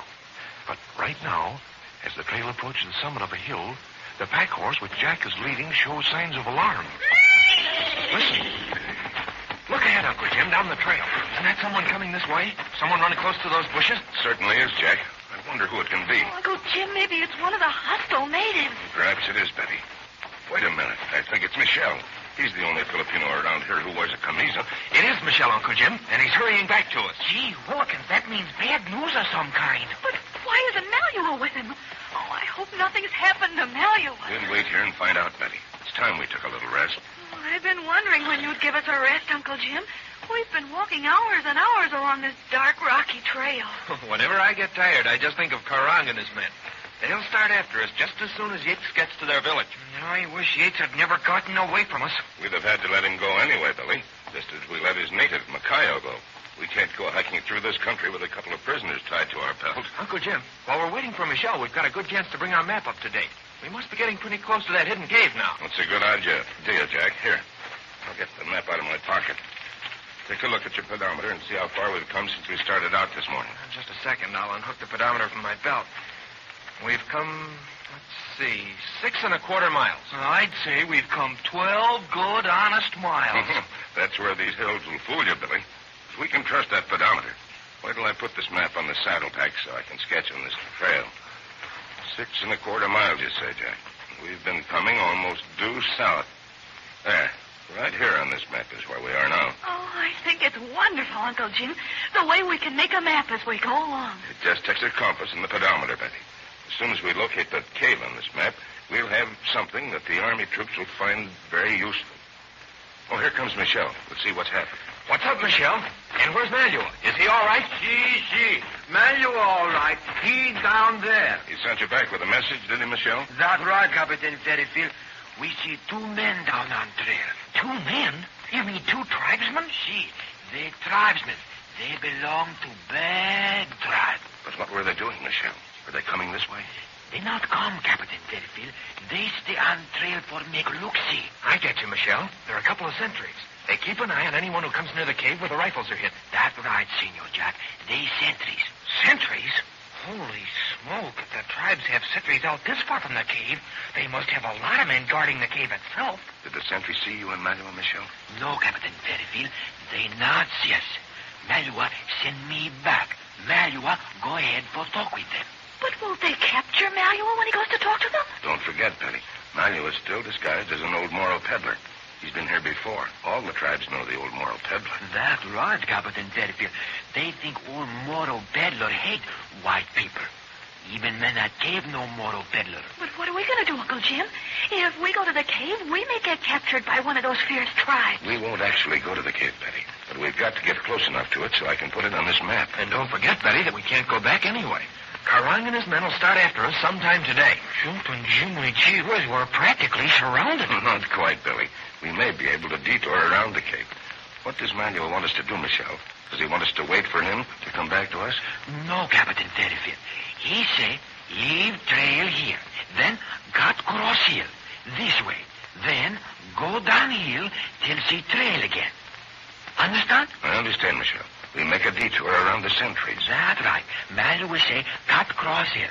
He say it not very far. But he say, be careful. Hill very steep on the other side. He say, you be careful with horse.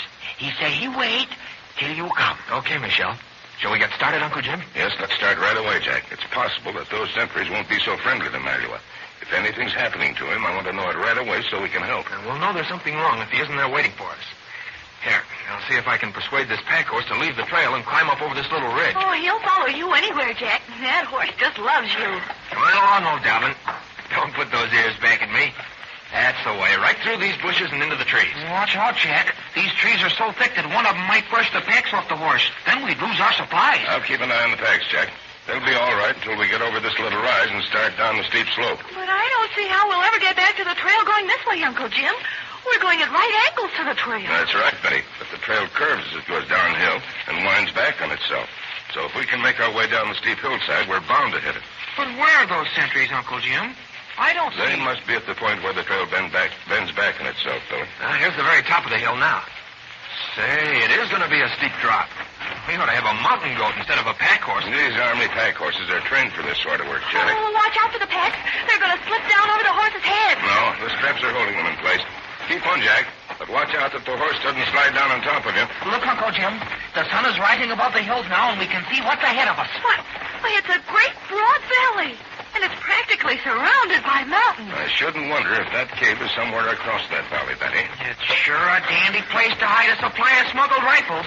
They can guard the mountain trails to the valley so they'll never be taken by surprise. But how on earth would they ever get all those rifles into this valley? There must be a trail that leads down to the ocean, Betty. Yates could unload his schooner there, and the natives could bring them in along that trail at night. Oh, look, it's getting so steep here. Why, it's practically a cliff. How'll you ever get down there, Jack? It looks pretty bad to me, Betty. Do you think the horse can make it with this load, Uncle Jim? Well, it's going to be tough going, Jack, but we've got to make it. We haven't very far to go. I can see the trail down there below us now. Gosh, oh, Willikins, this is a regular takeoff place for a parachute jump. It's not quite as bad as that, Billy. Here, Uncle Jim, I'm going to give you my radio pack to carry. If this horse starts rolling down on top of me, it'll smash the radio set for sure. That's a good idea, Jack. Here, I'll take it. But if the horse rolls down on you, Jack, it may hurt you something terrible. I can get patched up, Betty, but we'll never patch up this walkie-talkie radio set. All right, let's see what kind of a mountain goat this horse will make. Come on, old Dobbin. There are no bushes to bother with. Just a nice little cliff to slide down. Be careful now, Jack. Don't let the horse follow directly in back of you. You won't have a chance if he starts rolling over. I'm keeping one eye on him, Uncle Jim, and the other on my footing. It's all I can do to slide down this steep slope. Look out, Jack. The horse is going to roll down on top of him. Careful, Jack. They're both down. Jack is under the horse. He must be crushed. Oh, the horse is off him now, Betty. Look out. I'm going to slide down to him. Are you hurt, Jack? Are you all right? I'm all right, Uncle Jim. No broken bones. Knocked the breath out of me for a moment, that's all. I hope the horse didn't break a leg. I think the horse is all right. He's struggling to his feet now. Seems all right. Jack, the horse is loose. He's going on down the hill by himself. Grab that rein, Jack. The horse is frightened. It's gotten away. Come on, Billy, let's catch him before he gets down to the trail. He may run away if he gets down there. Oh, look, Jack. There's Manu down at the trail waiting for it. Maybe he can catch the horse. He's going to try, see? He's heading him off. He's got him. He's got the rein. Hold on to him, Manu. Oh, boy, if that pack horse had run away from us, we would have been in a jam. Oh, where's Uncle Jim? Oh, here he comes. He and Betty. Watch it, Betty. Don't slide down this hillside too fast. I can't help going down fast, Jack. There's nothing to hold on to. Begin with your toes and heels, Betty. That's the way. Well, Jack, here we are. And here's Malua. He looks as though he had some important news for us. There's something up. I can see it in his face. Did you learn anything from those two tribesmen who were guarding the trail, Malua? We learned something, John. We talked with them long time. They tell me when Yates come up to cave yesterday, somebody follow him. Somebody followed Yates to the cave. Who followed him, Malua? Soldier follow him. His name Lieutenant Rawlings. Lieutenant Rawlings? You know him, huh? I'll say we know him. He gave me the speedometer. Why, he was trying to find out something about these smuggled rifles himself. That was probably why he followed Yates, Jack. We tipped him off about Yates' schooner, and Rawlings followed him to find out where the smuggled rifles were hidden. But, Mario, it isn't bad news just to learn that Lieutenant Rawlings followed Yates. Wait, Billy. You'll not know all yet. Rawlings find cave. Rawlings still in cave. You mean that Rawlings is a prisoner in the cave, Mario? That's right, Uncle Jim. That's bad. And the troops can't come to rescue him because no one knows where he is. The troops are soon going to know where he is, Jack. We're going to tell them exactly where that cave is. Jump on Jiminy. We can send them that map that we've been making. That's what we're going to do, Billy. Manuel, can you tell me where that cave is from here? Me tell you, Uncle Jim. Wait a minute. Let me get my map out. Stand still, Billy. I'm going to use your radio pack to finish this map run. All right, Manuel. Point out the direction of the cave from here. This way, Uncle Jim. I've got a compass reading, Manuel. All right. That's southeast. Now, about how far is it from here? Maybe 4 miles, Uncle Jim. 4 miles. There. I'll put a cross on the map. That cave is pretty close to that cross. Now we'll get this map to the soldiers at Pettit Barracks, and they'll know just where to come. But how will we get it to the soldiers, Uncle Jim? Will we take it ourselves? We're staying here, Betty. It may be that we can help Rawlings in some way. Michelle, can you find your way back to Zamboanga to Pettit Barracks? Me find way, Captain Fairfield. Good. Take this map to the colonel at Pettit Barracks, just as fast as you can get there. Don't stop until you give this map to him. Tell him that the cave of the smuggled rifles is somewhere near this cross on the map. Tell him that Lieutenant Rawlings is being held prisoner by the tribesmen in this cave.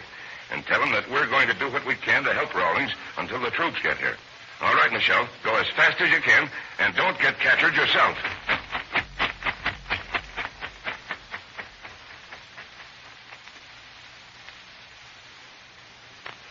Michelle is on his way to get help. But he has a long and dangerous way to go, and there's no telling what those tribesmen may do to Lieutenant Rawlings if help doesn't come soon. No wonder Jack and Uncle Jim and the others are going to try to help the captured lieutenant. But that's going to be a risky business. And don't forget that Karang and his men will soon be in pursuit of Jack and the others, too. There's excitement ahead, and you won't want to miss it.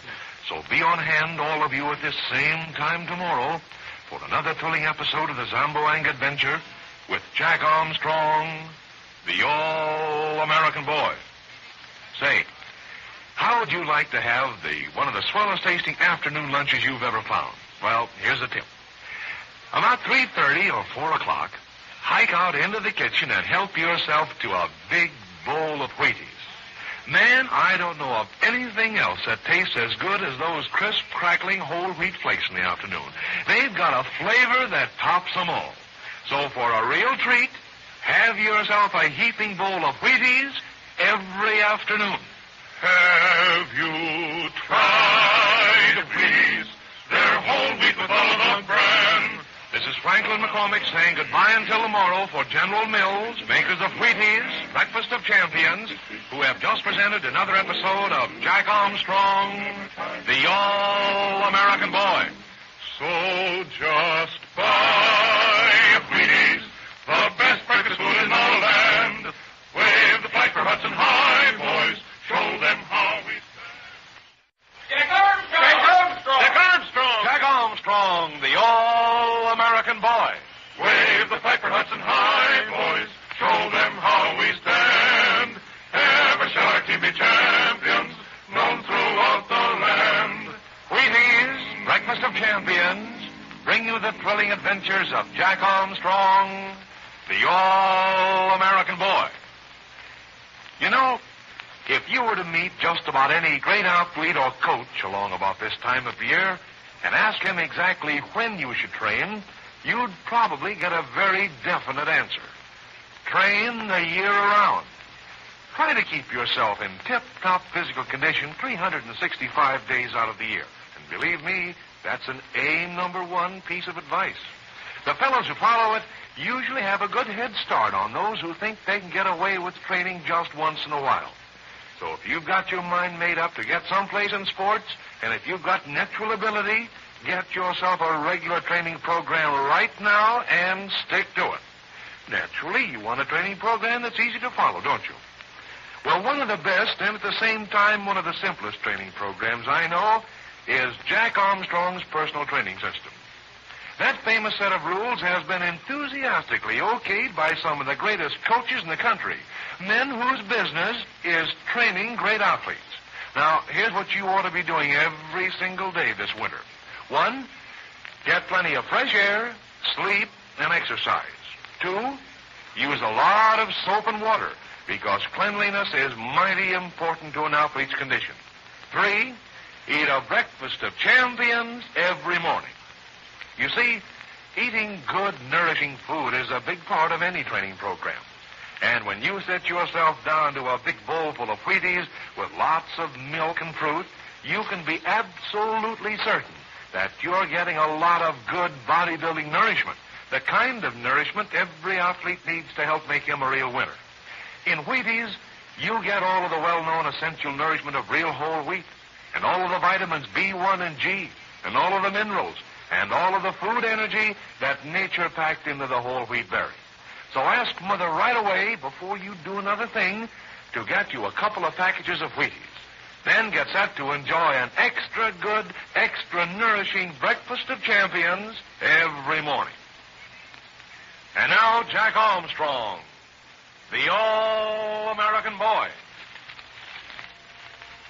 Jack Armstrong and Billy, Betty, and Uncle Jim are cautiously moving through some thick underbrush to reach a rock ledge which overlooks a mountain stream in the wild Zamboanga Peninsula of Mindanao in the Philippines. Some distance downstream from this ledge is a cave where hostile tribes have hidden a supply of smuggled rifles to use in an uprising against the U.S. Army troops. This cave is well guarded by hostile natives, and Jack Armstrong knows that Lieutenant Rawlings has been captured by the natives and is a prisoner inside the cave. Malua has gone ahead to look over the situation, and now, as Jack and the others approach the rocky ledge, they see Malua returning. Listen. Here comes Malua, Billy. We must be nearly inside of that cave. Yeah, Jack, and that means we must be pretty close to those tribesmen, too. But we can't be very close, Billy, or the pack horse would whinny.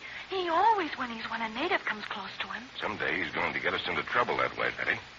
Well, Malua, what did you find out? We now close to cave, Uncle Jim.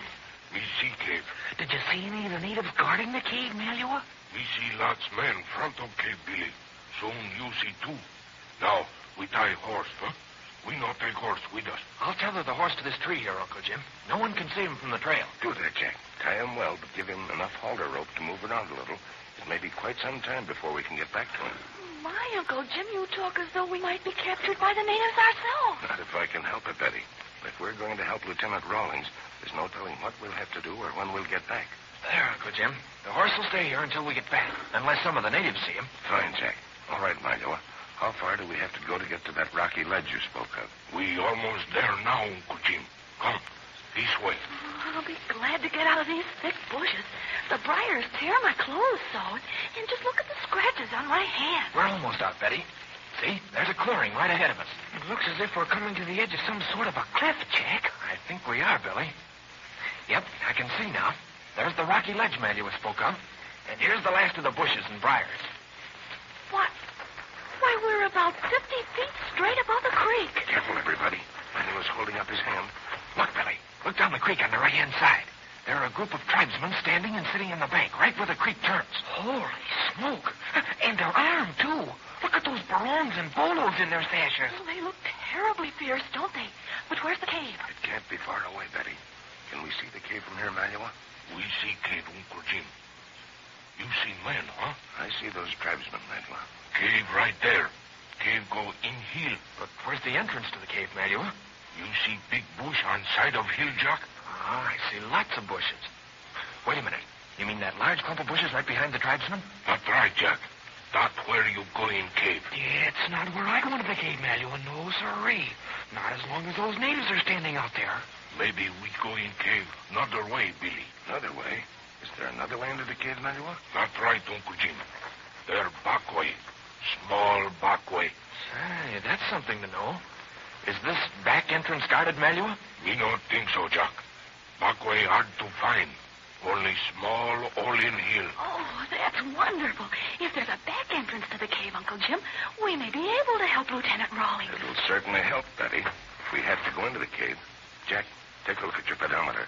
How far have we come from that spot where Michelle left us? Oh, just a second, Uncle Jim, and I'll see. We've come, let's see, just a trifle over 4 miles. Oh, that's fine. Malua said he thought it was 4 miles. So we did locate this cave correctly on the map. Then the soldiers will know just where the cave is when Michelle takes them the map. That's right, Betty. If Michelle doesn't fall into the hands of one of the hostile tribes. Now, the first thing to do is to find out if Lieutenant Rawlings is in any danger inside that cave. Me go there, find out, Uncle Jim. But they'll capture you, Malua. No, they won't, Betty. Malua is still disguised as an old Moro peddler. He's been there before in that disguise. These tribesmen think that he's all for them. No, they won't think he's one of them after Yates and Carl get here, Jack. Me come back for then, Billy. All right, Malua. You go down to the creek and talk with the tribesmen. Go inside the cave if you can and find out exactly what's happening to Lieutenant Rawlings. If you get a chance, talk to him and let him know we're here. Tell him we've sent a message to his regiment and that the soldiers will be here as fast as they can come. Me do that, Uncle Jim. Me go now. Wait a minute, Malua. Can you tell us how to get to the back entrance of the cave? It might be a good thing to know, just in case they get suspicious of you and make you a prisoner, too. Me tell you, Jack. You see where creek turn? You mean that first sharp turn to the right, just a little beyond the cave? That's right. You go up hill, above cave. You go downhill on other side where creek turn. You see small cliff. You see many tall bush. You go to very tallest bush by 2 tree. You find hole in cliff. That way you get in back of cave. You savvy, huh? We understand perfectly, Malua. You be careful, Uncle Jim. You keep eyes front of head and back of head. Maybe Karang get here for you think. That very bad. We'll keep a sharp lookout all around, Malua. And you be careful, too. We don't want anything to happen to you. Me no afraid, Uncle Jim. Everybody know old Moro peddler. Me go now. Oh, I hope they don't discover who Malua really is, Uncle Jim. I'll certainly hope they don't, Betty. If they knew that Malua was really one of Sultan Natang's chieftains, it'd go pretty hard with him. But, Uncle Jim, there isn't much chance of their finding out, is there? I mean, before Karang and Yates get here. I don't know, Billy. If we don't keep our eyes open, Karang and his men may come up behind us and take us by surprise. Well, they'll have to come up by the trail, Uncle Jim, and I've been watching the trail. There's not a sign. Hey, Jack, there's somebody coming down that trail now. Say, there is somebody. I wonder who he can be. Oh, where, Jack? I don't see him. I see him, Betty. See that little clearing halfway up the hillside just beyond the cliff? The trail goes through that clearing. Oh, I see him. But is he by himself? Perhaps Karang and his men are behind us. He seems to be by himself. I'll take a look at him through the binoculars and see what he looks like. Suffering catfish. I hope that doesn't mean that Karang and his men are right behind him. Can you tell anything about him through the glasses, Uncle Jim? Where till I get these glasses focused, Jack. There. Jack, take a look through these glasses. See if you see what I see. Hand them here, Uncle Jim. I'll take a look.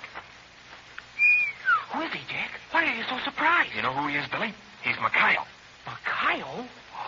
You mean the Moro who was with Yates when we stopped them? That's who it is. It's Mikhail himself. But when we let him go, we saw him swim across that stream where we were camped. He went back to Karang's village. I'm afraid he didn't go back, Betty. Evidently, he went a little ways back, then he turned around. He's coming to the cave to warn the tribesmen about Malua. Holy smoke. He'll tell them that we're hiding somewhere around. He'll do more than that, Billy. He'll tell them who Malua really is. Then they'll capture Malua. Oh, what can we do? We've got to prevent Mikhail from getting to the cave, Uncle Jim. This would certainly have to stop him, Jack. Look, Mikhail's left the trail. He's going right down to the creek. But why is he doing that? Oh, but I know why. He knows that we're somewhere along the trail. He's probably guessed that we're hiding up here somewhere. He doesn't want us to see him, so he's going to wade through the creek and get to the cave that way. Jumpin' Jiminy. Then we've got to get down to the creek and stop him. I'll say we do. Let's look around for a place to get down, Billy. But it's all cliff here, Jack. There's no place to get down. Yes, there is. Uncle Jim has his coil of mountain rope with him. Will it reach to the bottom of the cliff, Uncle Jim? I hope so, Jack. We've got to stop Mikhail from getting to that cave if we can. Here, I'll unsling it and see if it'll reach. But it's so dangerous, Jack, sliding down that rope. No, it's not, Betty. The rope is knotted all the way. We'll try it over here, behind this outcrop of rock, Jack, where no one can see us from the cave. Here's a tree we can make the rope fast to, Uncle Jim. Watch yourself, Billy. Don't get out from the protection of these trees. We don't want any of those tribesmen to see us now. I'll make this rope fast here. Now, throw it over the ledge, Jack. See if it's long enough. Look out, Betty. I'm going to drop this rope over. Yeah, it's not very far to the bottom. She's going to reach. No, not quite. But it's close enough, Uncle Jim. It comes to within a few feet of the bottom. We can drop that far, Uncle Jim, easily. All right, Billy. Now, you and Jack, listen to me.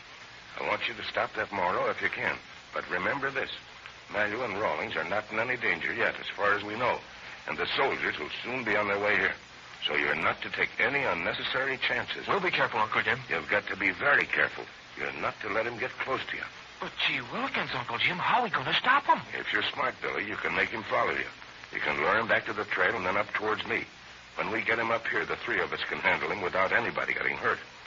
Do you think you can chase him up here, Jack? Oh, we'll try, Uncle Jim. Is that rope all made fast?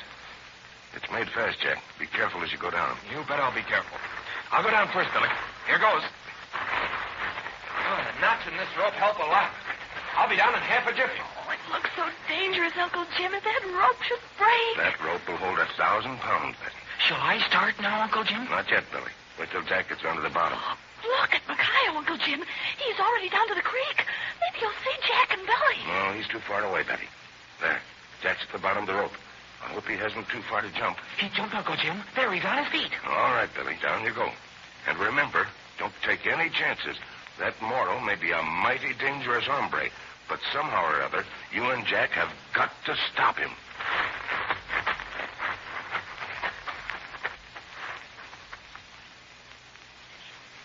Jack and Billy have a tough job ahead of them. But if that Moro ever gets to the cave, it's going to be too bad for Malua. When Jack and Billy start up that creek to stop Micaiah, well, it's anybody's guess what may happen. And don't forget that Karang and his men may soon arrive. If they get there before the soldiers do, then Jack and Uncle Jim and the others will be in a tight spot.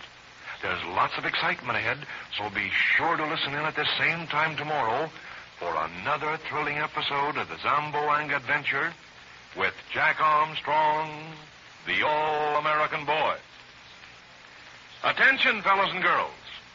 Tomorrow at this same time, over this same station, I'm going to make one of the most exciting and important announcements I've ever had the privilege of making. It's going to be a mighty pleasant surprise for you, so be sure to listen. I know you won't want to miss a single word of what I'm going to tell you. And say, will you do something for me the very first thing in the morning? Will you make it a point to tell 3 of your best friends to be sure to listen to Jack Armstrong tomorrow? Tell them that you're going to listen and that there's a big surprise in store for everyone. Boy, I can hardly wait to tell you about it. Have you tried Wheaties? They're whole wheat with Oliver brand. This is Franklin McCormick saying goodbye until tomorrow for General Mills, makers of Wheaties, Breakfast of Champions, who have just presented another episode of Jack Armstrong, the All-American Boy. So just buy Wheaties, the best breakfast food in the land. Wave the flag for Hudson High, boys. Show them how we stand. Jack Armstrong! Jack Armstrong! Jack Armstrong, the All-American Boy. Wave the flag for Hudson High, boys. Show them how we stand. Ever shall our team be champions, known throughout the land. Wheaties, Breakfast of Champions, bring you the thrilling adventures of Jack Armstrong, the All-American Boy. Okay, Mr. Sound Effects Man, let her go!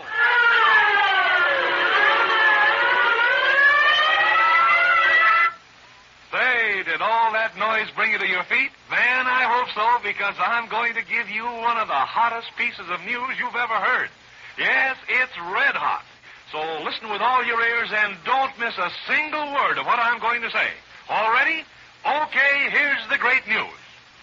General Mills, makers of Wheaties, have decided to make it possible for you to own a genuine Jack Armstrong pedometer.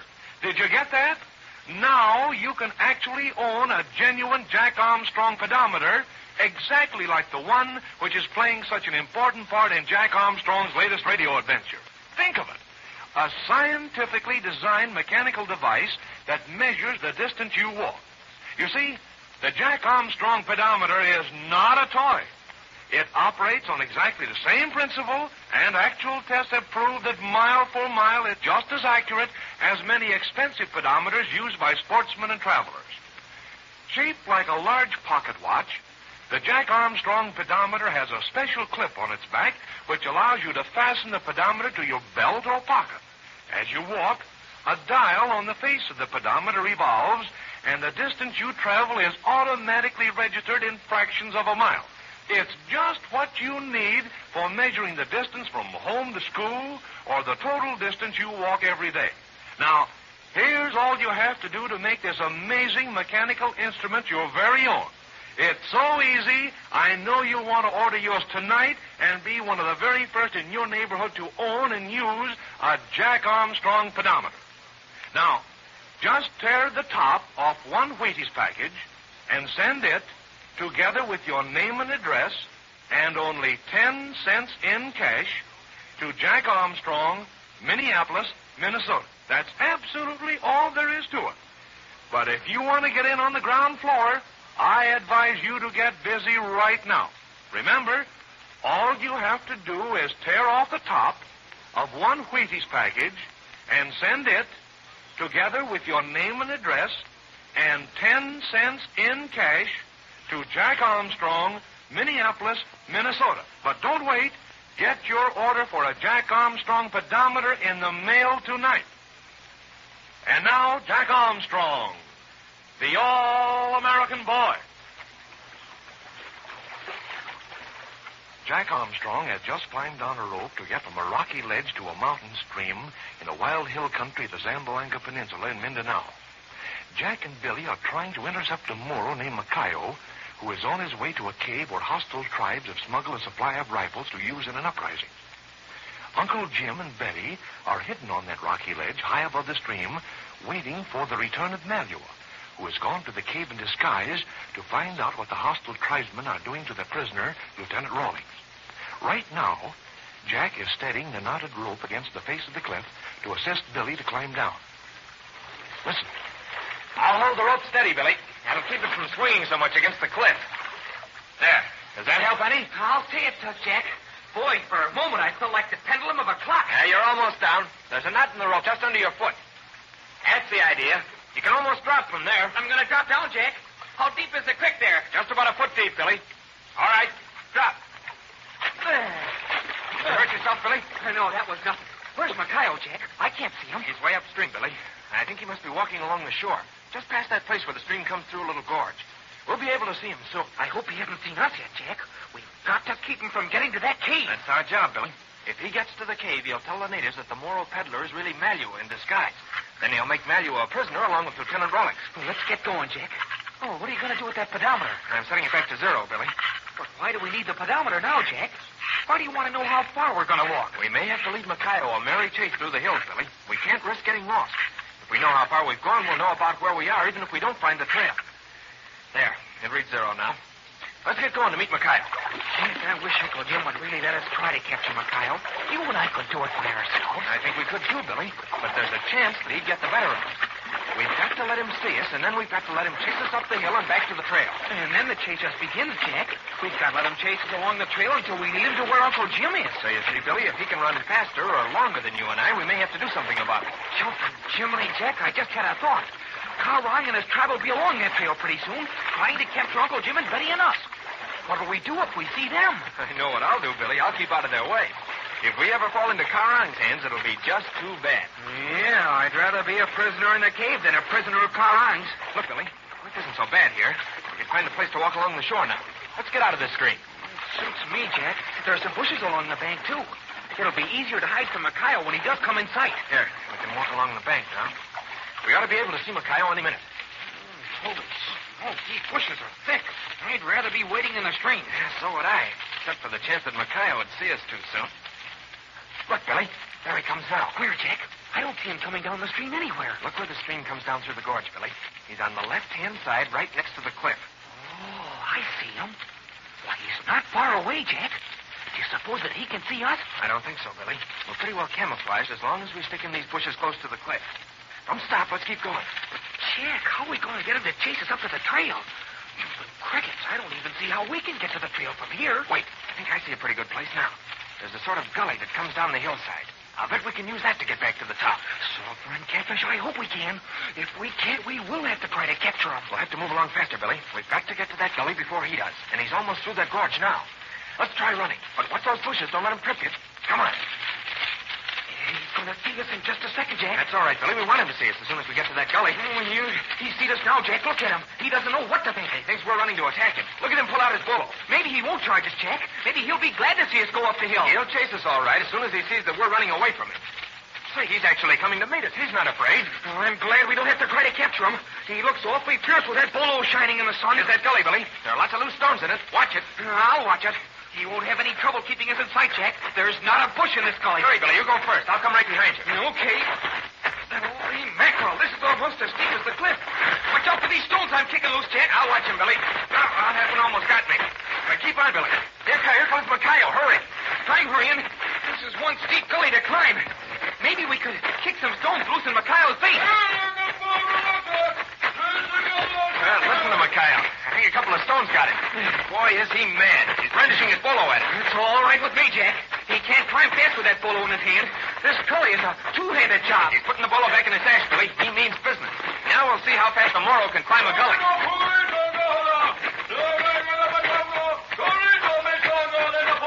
I don't think he likes us one bit, Jack. Neither do I. We'd better not let him catch us. I'm almost to the top. We'll get there before he can catch up with us, Jack. He's no eagle. But we've got to get a good lead on him when we get to the trail, Billy. He may be able to run faster than we can. Yeah, well, he's going to have to do some running then, Jack. Here. Pull myself up to the sledge. We'll be on top. I'll give you a boost, Billy. Okay. There you go. Put your foot in this little crevice. Okay. There, boy. That's making it. Here now, Jack. Grab my hand and I'll help pull you up. Okay, Billy. Wait. There's a thick root I can use to pull myself up. Now, where's Mikhail? There he is. He's not wasting any time. I wish I had a boulder to push down on top of him. Well, we've got to find that trail now, Billy. I think it's somewhere in this direction, right through these bushes. Come on. I hope we can find that trail. We'll stand a fine chance of getting lost if we don't. Mikhail, to the top of the cliff, Billy. He's looking around for us. Well, he sees us now, Jack. He's starting to run after us. Step on it, Billy. We can't let him catch us before we get back to Uncle Jim. But, Jimmy, these bushes are getting thick. Gotta break our way through them. I can hardly run at all. We've got to run, Billy, or else we've got to stop and fight Mikhail. Say, what's this ahead? It can't be the trail. Oh, it's a path, Jack. It's an old native footpath. And it goes parallel to the creek, Billy. Oh, it goes right to Uncle Jim and Betty. We'll take it. Now we can really run. Oh, this is swell, Jack. It's a regular shortcut to Uncle Jim. We'll be there in no time. Mikhail won't be far behind us either. I hope Uncle Jim and Betty keep out of sight until we get there. Uncle Jim won't be expecting us to come from this direction, Jack. I wish there was some way that we could let him know. You'll hear us running, Billy. Don't look back. Keep your eyes ahead, Billy. You'll stumble if you're not careful. I want to see if Mikhail has his bolo in his hand. He has, Jack. He's drawn his bolo again. Boy, oh boy, that's all I want to know. Watch me run. I'm keeping up with you, Billy. Look, I just caught a glimpse of Uncle Jim ahead. Where? I don't see him. You can't see him now. He's just behind some bushes, so Mikhail won't see him. But he's preparing a welcome for Mikhail. Oh, Mikhail's leaning on us, Jack. He's getting closer and closer. We're almost there, Billy. Mikhail can't possibly catch up with us before we get there. Look, Uncle Jim is signaling us from those bushes. He wants us to run in there with him. I don't see him, Jack. He wants us to turn in right by that large tree, Billy. You go in first. I'll follow you. And in a few seconds, we'll have Mikhail in there trying to find us. There, you can see Uncle Jim now. This way, Billy. Turn in here. Oh, okay, Uncle Jim. You follow right behind Billy, Jack. Right behind those trees. Hadn't I better stay here to help you, Uncle Jim? You help me after I lasso Mikhail with this rope, Jack. Be quiet now. Here he comes. What's Uncle Jim going to do, Jack? He's going to lasso Mikhail, Billy. See? He has a lasso all made up. But he may miss him, Jack. He won't miss him. Mikhail has to slow up when he comes into these bushes. Now, look sharp, Billy. Just as soon as Uncle Jim lassos him, you and I'll jump out and help. But watch out for that bolo. Jiminy, you just bet that I'll watch out for that bolo. Here he comes.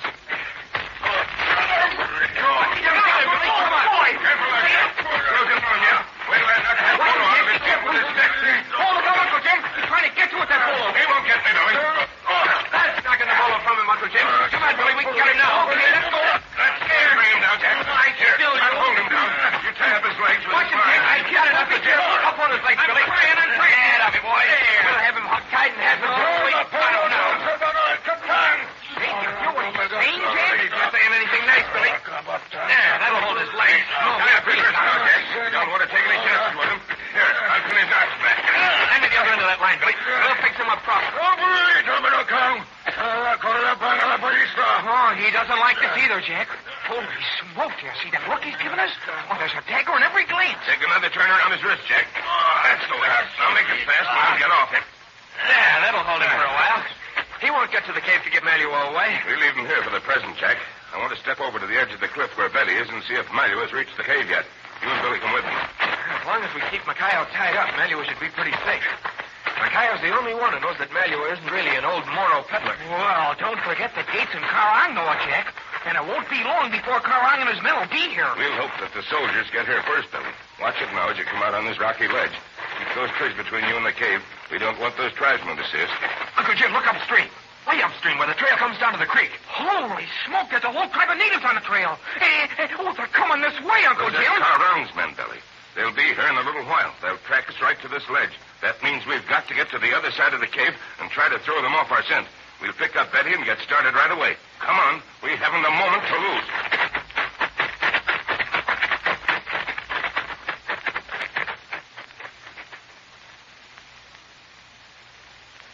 So Carron and his men are going to reach the cave before help comes from the soldiers at Zamboanga. That certainly puts Jack and Uncle Jim and the others in a dangerous position. They won't leave the cave as long as Lieutenant Rawlings is a prisoner inside. And if they do remain, Carron will certainly try to track them down. There's just one place where Jack and the others can hide, and that's a mighty dangerous place, too. Can you guess where it is? Well, you'll find out tomorrow. So listen in, all of you, at this same time tomorrow for another thrilling episode of the Zamboanga Adventure with Jack Armstrong, the All-American Boy. Listen, if you want to have some real fun, I want you to do this for me right now. Tear off the top of a Wheaties package and send it, together with 1 dime, 10 cents in coin, and your name and address to Jack Armstrong, Minneapolis, Minnesota. In just a few days, you'll receive in the mail a genuine Jack Armstrong pedometer. Yes, you'll actually own a scientifically designed mechanical instrument for measuring the distance you walk. So don't wait. Send a Wheaties box top, together with 10 cents in coin, and your name and address to Jack Armstrong, Minneapolis, Minnesota. Do it tonight. Have you tried Wheaties? They're whole wheat with all of the brand. This is Franklin McCormick saying goodbye until tomorrow for General Mills, makers of Wheaties, Breakfast of Champions, who have just presented another episode of Jack Armstrong, the All-American Boy. So just buy Wheaties, the best breakfast food in the land.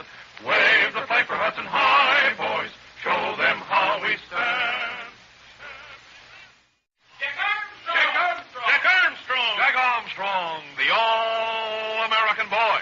Wave the flag for Hudson High, boys. Show them how we stand. Ever shall our TV champions known throughout the land.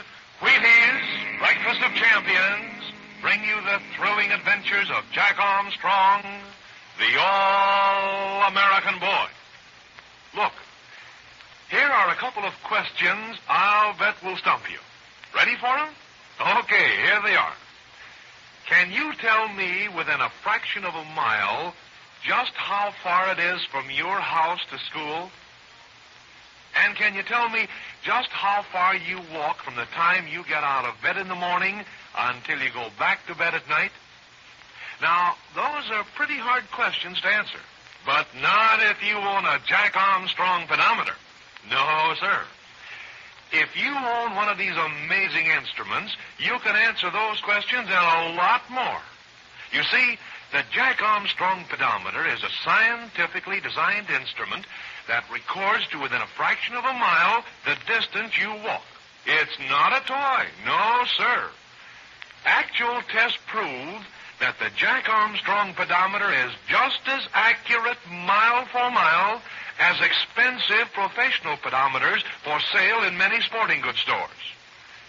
Shaped like a watch and finished in gleaming nickel, the Jack Armstrong pedometer actually counts the number of steps you take, totals them up, and automatically gives you the distance you travel in fractions of a mile.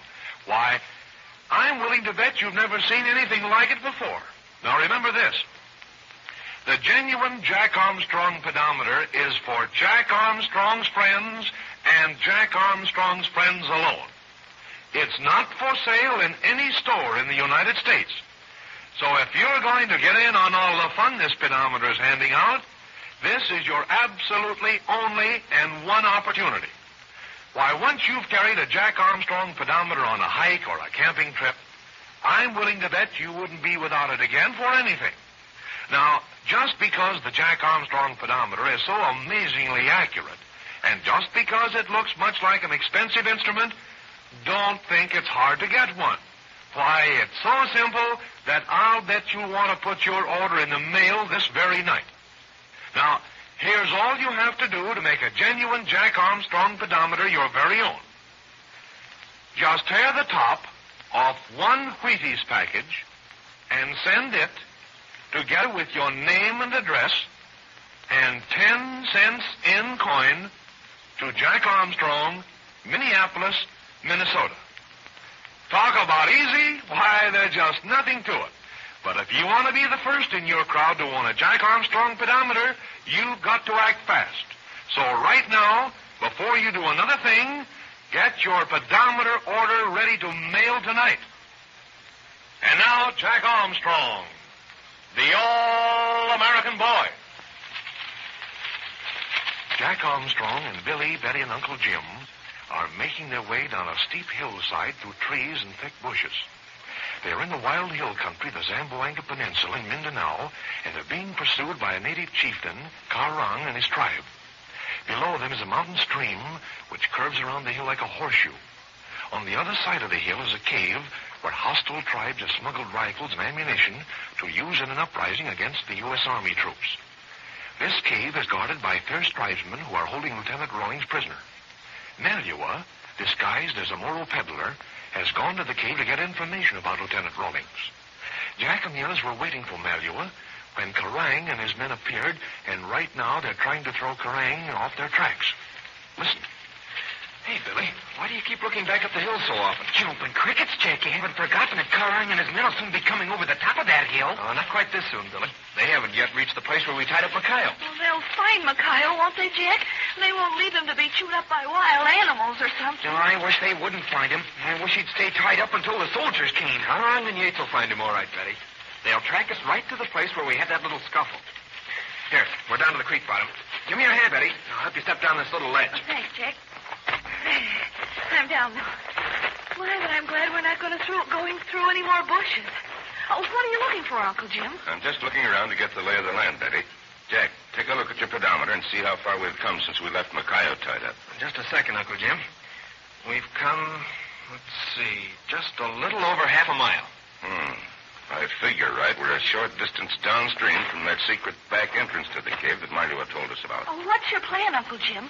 How are we going to get away from Karang and his men? I'm going to try and lose our trail in this creek, Betty. And then if things work out right, we'll just disappear. Disappear? That's right, disappear. I think I know what you mean, Uncle Jim. We're going to walk in the creek until we get to the secret entrance to the cave. Then we'll hide in the cave. But jumping Jiminy gee whiz, we can't do that, Jack. The smuggled rifles are in that cave, and they're guarded by tribesmen. And we know there must be some of the tribesmen in the cave, Uncle Jim. We know that Lieutenant Rawlings is a prisoner in the cave. They're sure to be guarding him. That's right, Betty. But from what Malua told me, this secret back entrance to the cave is just a small hole in the cliff on this side of the hill. There's a kind of small natural tunnel that winds under the hill and finally leads to the big cave. Only a few people know of the secret entrance. Uncle Jim, that's a corking plan of yours. We lose our tracks in this stream, and we hide in the rear part of the cave until we see if we can help Lieutenant Rawlings. If Karang doesn't know the secret entrance, he'll never find us. That's what I'm hoping, Jack. There's another thing to consider, too. Karang isn't going to lose any time in telling the natives guarding the cave that the old Moro peddler is really Malua. We've got to warn Malua of his danger if we possibly can. Yes, we must warn Malua, Uncle Jim. It'd be too terrible if anything should happen to him. Well, what are we waiting for? Let's get out in the creek and wade up to the secret entrance to the cave. Not so fast, Billy. That entrance may be guarded by a sentry, and we don't know for sure that Karang will follow us down the creek.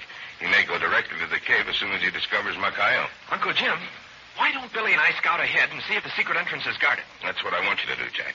Betty and I'll stay here and see if we're being followed. You and Billy go ahead and see if the back entrance to that cave is guarded. But suppose it is guarded, Uncle Jim. If it is guarded, Betty, then we may have to find some way to get rid of the sentry. Jack, you've got your walkie-talkie radio set strapped to your back. Billy, leave your set with me. And Jack and I can talk with each other after you get out of sight. Oh, okay. Here's my radio, Uncle Jim.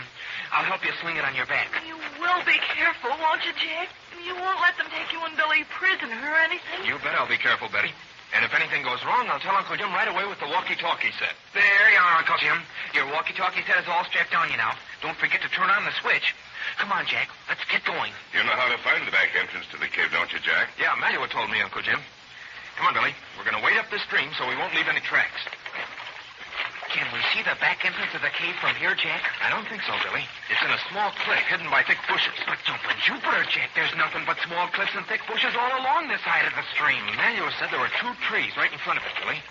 It must be just around that slight bend in the stream. We'll see it in a minute. What do we do if there's a native there, Jack? I'll broadcast to Uncle Jim, Billy. Then we'll hide in the bushes somewhere until Uncle Jim comes. I sure hope the sentry doesn't see us first. Boy, if he does, he'll hide somewhere until he has us cut off. Then he'll come at us with his bolo or something. We'll have to watch out for that. Let's keep a little closer to shore, Billy. Okay, Jack. Say, I think I see 2 trees just beginning to show up around the bend. And we'd better stick close to the bushes. Here, we'll walk along the very edge of the creek, just enough so we don't leave any tracks. Those are 2 trees, Jack. They're close together. See? Those must be the 2 trees that guard the entrance, all right. See the clump of bushes behind them? Say, I don't see any sentry there. Do you, Jack? No, I don't see a sign of anybody, Billy. I guess they didn't think it was any use to place a sentry there. They'd never think that the soldiers or any other white man would know of that secret entrance. But there may be somebody inside that entrance, Jack. Maybe he's posted in there where we can't see him. We'll have to go there and find out, Billy. Jack, I don't see Uncle Jim and Betty anymore. What happened to them? We've come around the bend a little, Billy.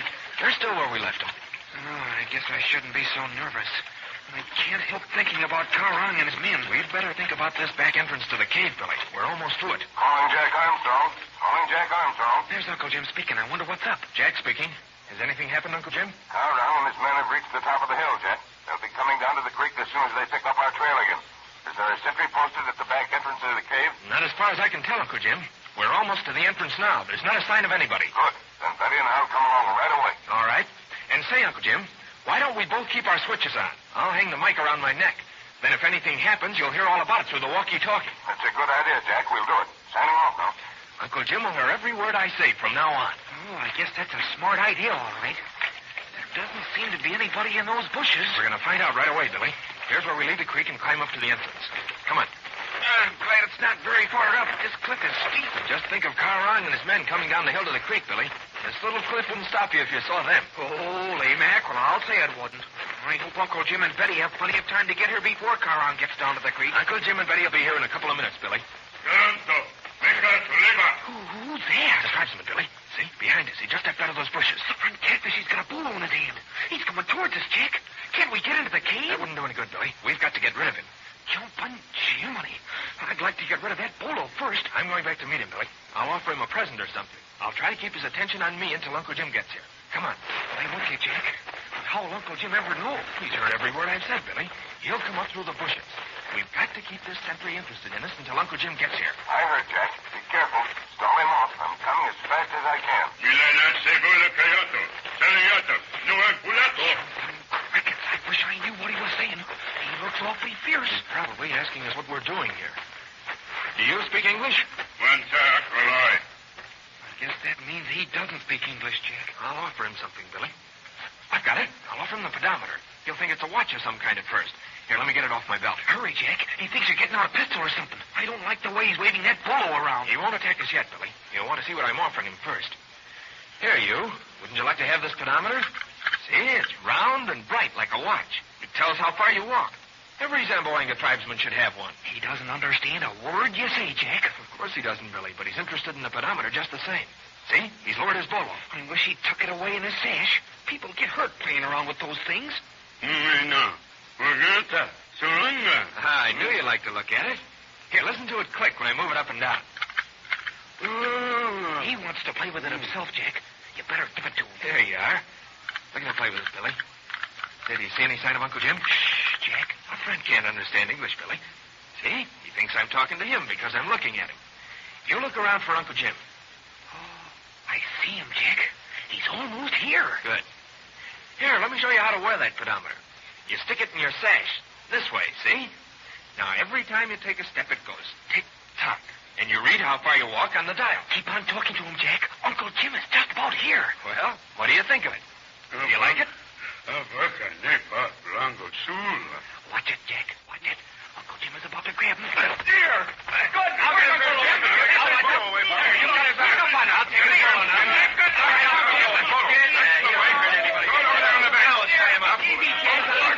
Oh, we've really got it. Now, the sentry's taken care of. Let's go in the secret entrance of the cave and see if we can find Malua.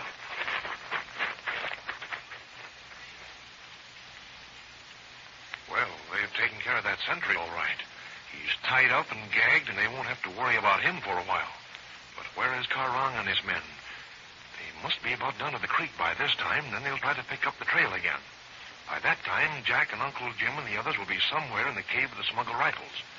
And I don't have to tell you that that cave isn't the safest place in the world for them. There's an especially exciting time ahead, and you can bet you'll want to be there. So listen in, all of you, at this same time next Monday for another thrilling episode of the Zamboanga Adventure with Jack Armstrong, the All-American Boy. Listen, there isn't a minute to lose. Not if you're going to get in on all the fun that's going around. Yes, I'm urging you to send for your Jack Armstrong pedometer tonight. So do this right now. Remind Mother to get you a couple of packages of Wheaties in a hurry. Then tear off the top of one Wheaties package and mail it together with 10 cents in coin and your name and address to Jack Armstrong, Minneapolis, Minnesota. Get your order for a Jack Armstrong pedometer in the mail right now. Have you tried Wheaties? They're whole wheat with all of the brand.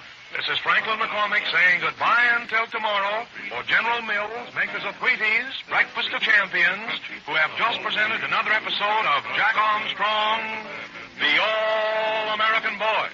So just buy Wheaties, the best breakfast food in the land.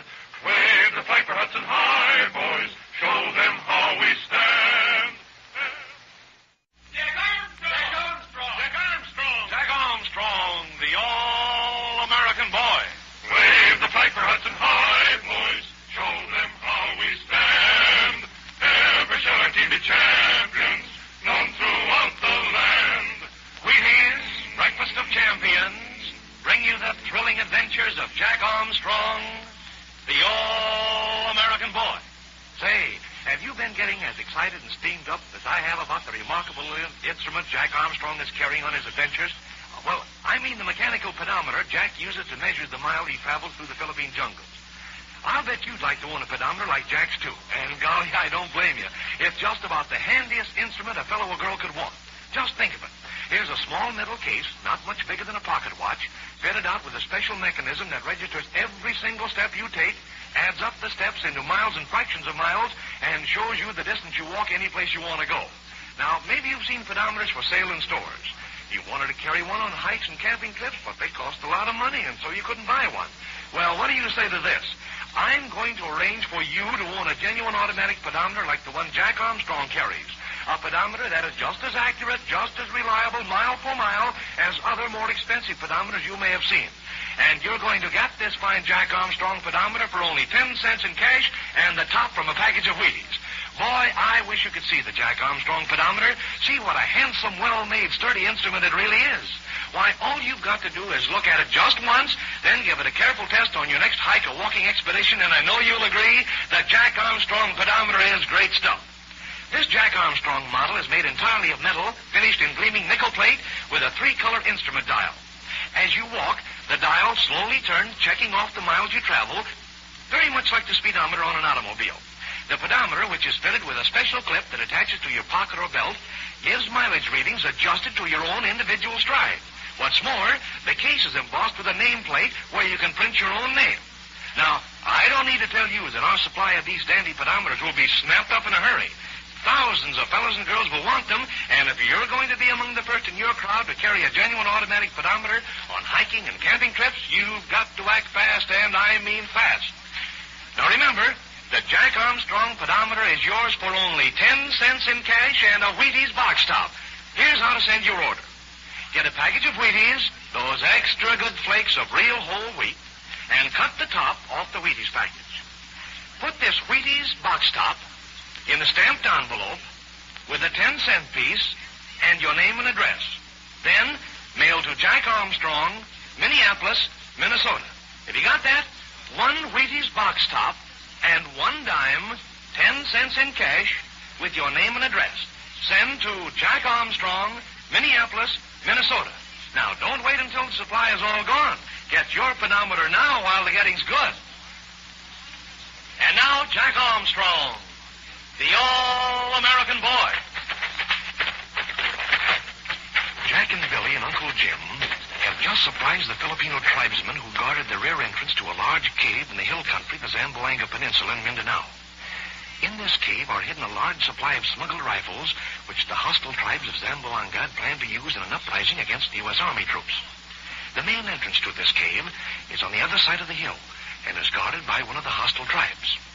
Malua, disguised as a Moro peddler, is somewhere in the cave, as is also Lieutenant Rawlings, who is held prisoner. Right now, as Jack and Uncle Jim tie and gag the sentry, they're keeping a sharp lookout downstream for signs of another hostile tribe, led by Karang, who is pursuing them. Listen. There, Uncle Jim. This tribesman won't bother us.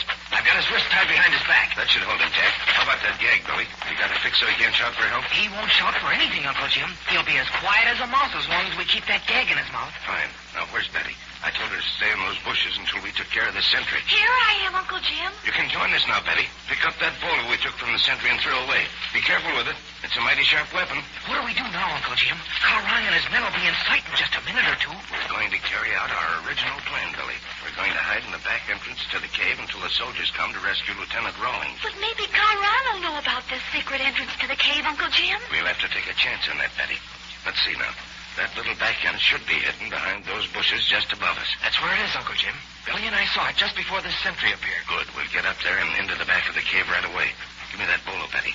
I want to look as fierce as possible so our prisoner won't give us any trouble. Well, here's the bolo, Uncle Jim. My, but I'd hate to fight anybody who had one of these things in his hand. So would I, Betty. Now we'll see if this native understands the sign language of the bolo. Come along, you. We're going up into that cave. He sees what you're pointing at, Uncle Jim.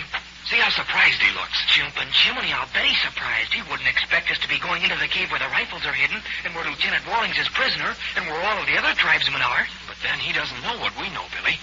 He doesn't know that in just about 1 minute, Karang and his men are going to come up that creek looking for us. He gets the idea. He's standing up now. I'll stay in front of him, Jack, to make sure he doesn't make a break when we get inside the cave. You and Billy stay behind him to keep him from making a break back to the creek. You stay with me, Betty. Come on. Jack, I hope Manuel was right when he said the back entrance to this cave was a natural tunnel.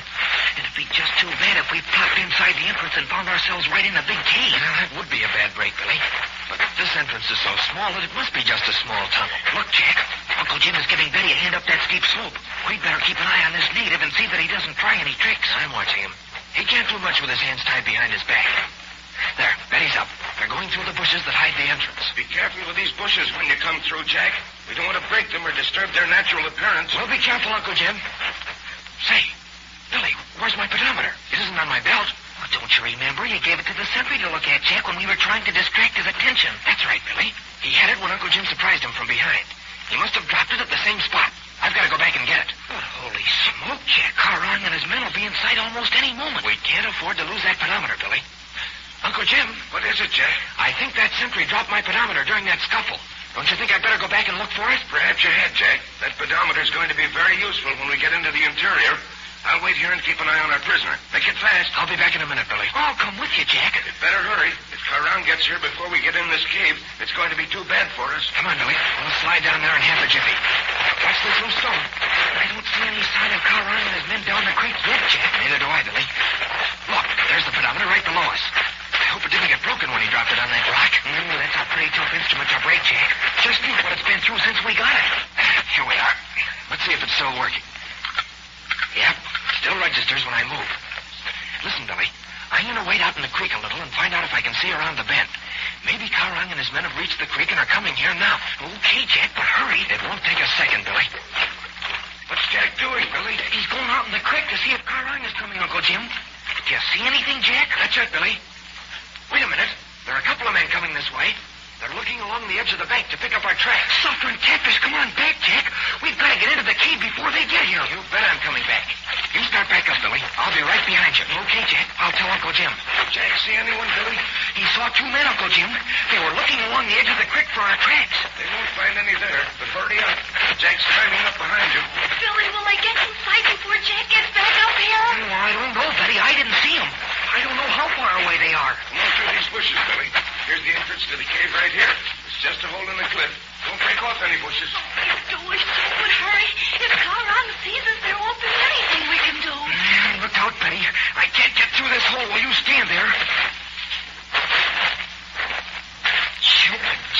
it's dark in here. Where's Uncle Jim and the sentry? Here I am, Billy, standing by our prisoner. Is Jack almost up? I'll be up in half a jiffy, Uncle Jim. Here, Jack. Crawl through the bushes right here. Watch your step. This is small, isn't it? These bushes keep out so much light I can't see much. Oh, there you are, Uncle Jim. Move over a little, Jack. I want to be able to see out in these bushes. How many men did you say there were? I just saw 2 men, Uncle Jim. I think one of them was Yates. I couldn't be sure. I didn't want to give him a chance to see me. Are they coming right here, Jack? Do they know where we are? They haven't even picked up our tracks yet, Betty. Carron lost our tracks as soon as we hit the creek. He knew that we waited along the creek, either upstream or downstream. So he probably has men searching in both directions until they pick up our tracks again. You're hemlock, Uncle Jim. Do you think they'll pick up our tracks right below us here? I hope not, Billy. The shore's all rocky there, and we wouldn't leave any tracks. But if they hunt around all day, they'll find something to tell them where we've gone. But maybe the soldiers will find the cave first, Uncle Jim. They must be on the way by this time. It may take them a little while to find this cave, Betty. And in the meanwhile, we've got to make sure that no harm comes to Lieutenant Rawlings. We've got to find Manuel, too, Uncle Jim. We've got to tell him that Carron and Yates have come. It won't be safe for Manuel when they discover his disguise. No, but how on earth will we ever find Manuel so we can warn him? Look, Uncle Jim, there are those 2 men coming up the creek now. You can see them through the bush that hides this hole in the cliff. One of them is Yates. The other's some tribesman. They're coming pretty fast, Uncle Jim. They'll be in front of this cave in just a minute. The faster, the better, Betty. They won't pick up any tracks at the rate they're moving. They probably think we're still waiting in the creek stream somewhere. There's some more men coming up the creek. And look, there's some men coming into view on the far side of the creek. They're spreading out, Jack. They don't know whether we crossed the creek or not. But what'll we do if they find our tracks, Uncle Jim? We'll just back up into this tunnel and try to hide from them, Betty. Jumping crickets, it's a pretty small tunnel to hide in. It's only about 8 feet high and a couple of feet wide. No, but it may spread out when it gets under the hill further, Billy. There may be all sorts of side tunnels in this cave. We know that it must go into the big cave where the smuggled rifles are hidden. And that's probably where Lieutenant Rawlings is held prisoner. Maybe Manuel is in the big cave now, Uncle Jim. I suspect he is, Betty. He'll find a chance to talk to Rawlings if he can. But how far is the big cave from this back entrance? Oh, it must be quite a distance, Billy. It's on the other side of the hill, you know. Quiet now.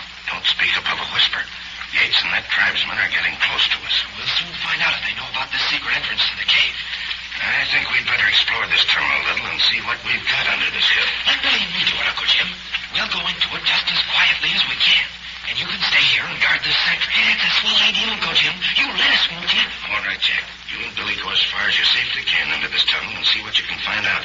If Carron and his men discover our tracks, we'll need some place to hide. What are we waiting for, Jack? Come on. Just a minute, Billy.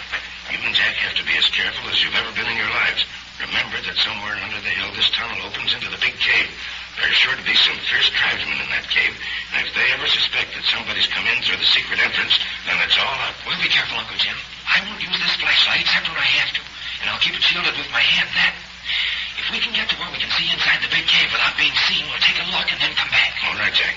I'll be right here with Betty and my prisoner. Come on, Billy.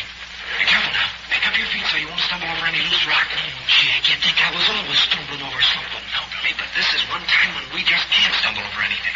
Especially when we get close to the big cave. It's getting pitch dark, Jack. So many crickets. Part of the wall got my knee. Can't you use your light very carefully? I'll flash it out just a second at a time, Billy. There. Does that help any? It'll help more if you didn't keep your hand over the light, Jack. I have to do that, Billy. We don't know how close we are to the big cave. If we're too close and I flash the light full, someone may see it. Watch it. This tunnel's turning. Ouch! Oh, I got the other knee this time. I guess I'd better turn with the tunnel, Jack. It's turning quite a bit. I can't even see the spot of light through the bushes where Uncle Jim is. Hey, Billy. What's that? What, Jack? I don't see anything, but don't you hear something, Billy? Don't you hear some footsteps way ahead of us, coming toward us? Jumping Jiminy gee whiz, yes, I hear them, Jack. Somebody is coming this way. What are we going to do? We're going to stay right here and wait for him, Billy. And when he comes, then we're going to jump him. Quiet now. Don't make a sound. We'll take him by surprise.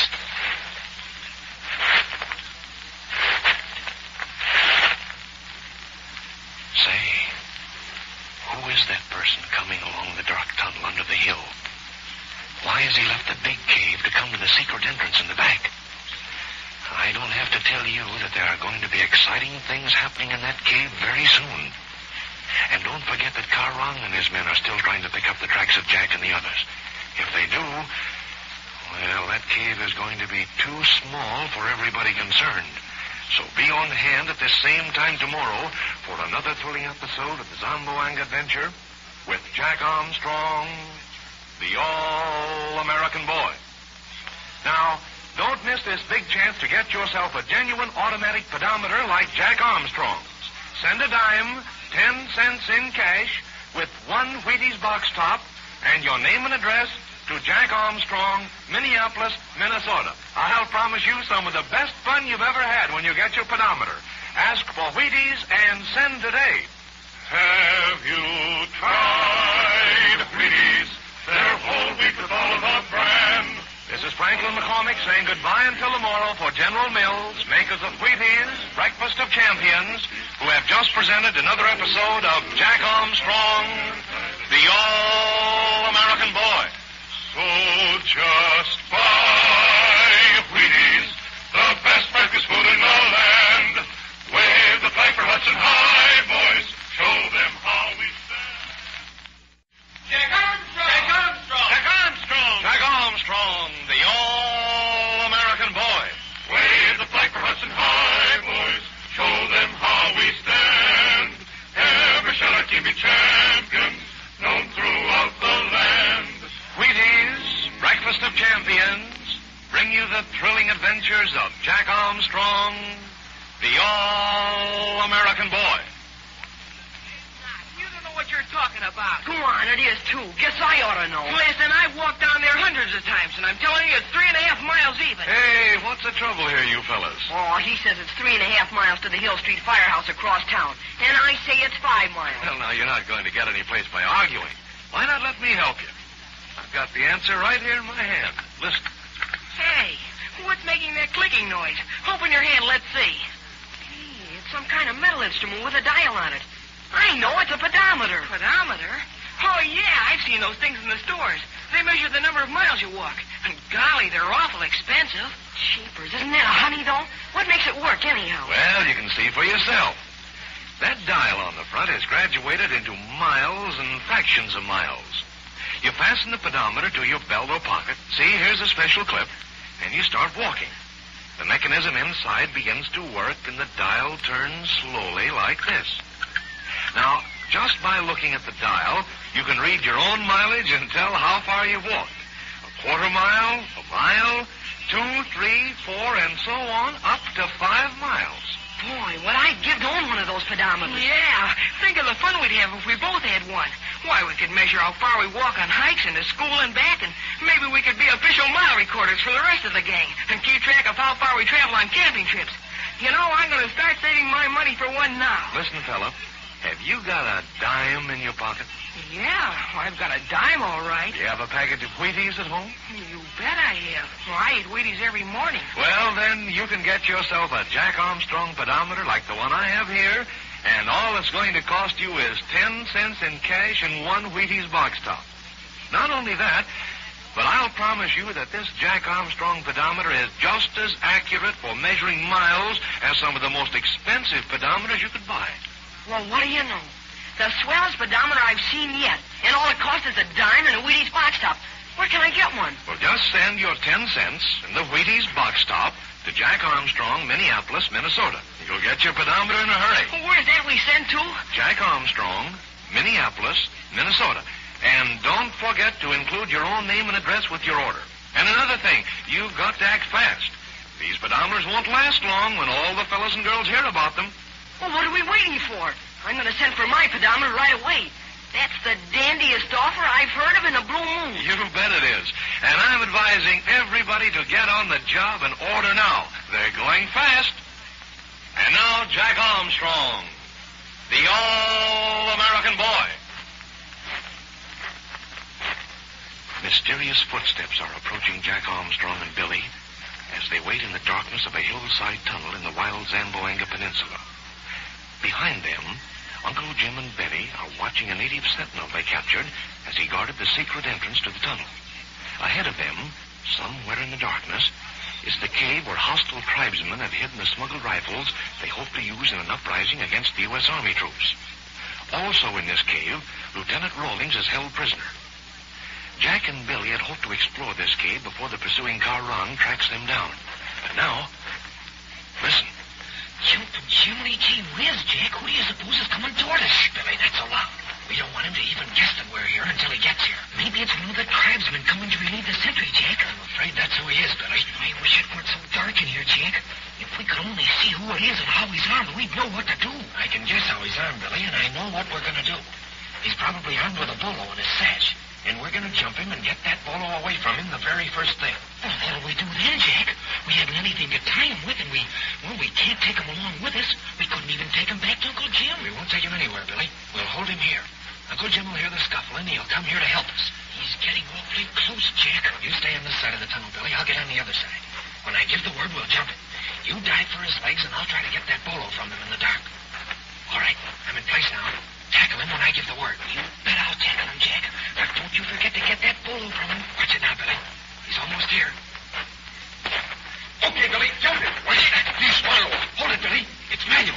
Manuel? Suffering catfish. Is it really you, Manuel? It's me, Billy. Why are you here, huh? Oh, it's quite a story, Manuel. Why are you here? We thought you'd be in the big cave. We been in cave, Jack. We find out many things. But why are you coming here, Manuel? You didn't know that we'd been here. That's right, Billy. Me not know. Me come here for see if this place guarded. Me think maybe me get Lieutenant Rawlings out this way if not guarded. Well, it was guarded, Manuel. It was guarded by one sentry. But we captured him, and now he's tied up at the back entrance to this tunnel. That's good, Jack. That's very good. Where Uncle Jim, huh? Where Betty? Uncle Jim and Betty are at the end of the tunnel guarding the sentry. And they're keeping an eye on Car Rye and his men, too, Manuel. What that be? Car Rye and his men come here? Oh, you're darn tootin' they've come here. They picked up our tracks and followed us down to the creek. They're looking for us now. That bad, Billy. That very bad.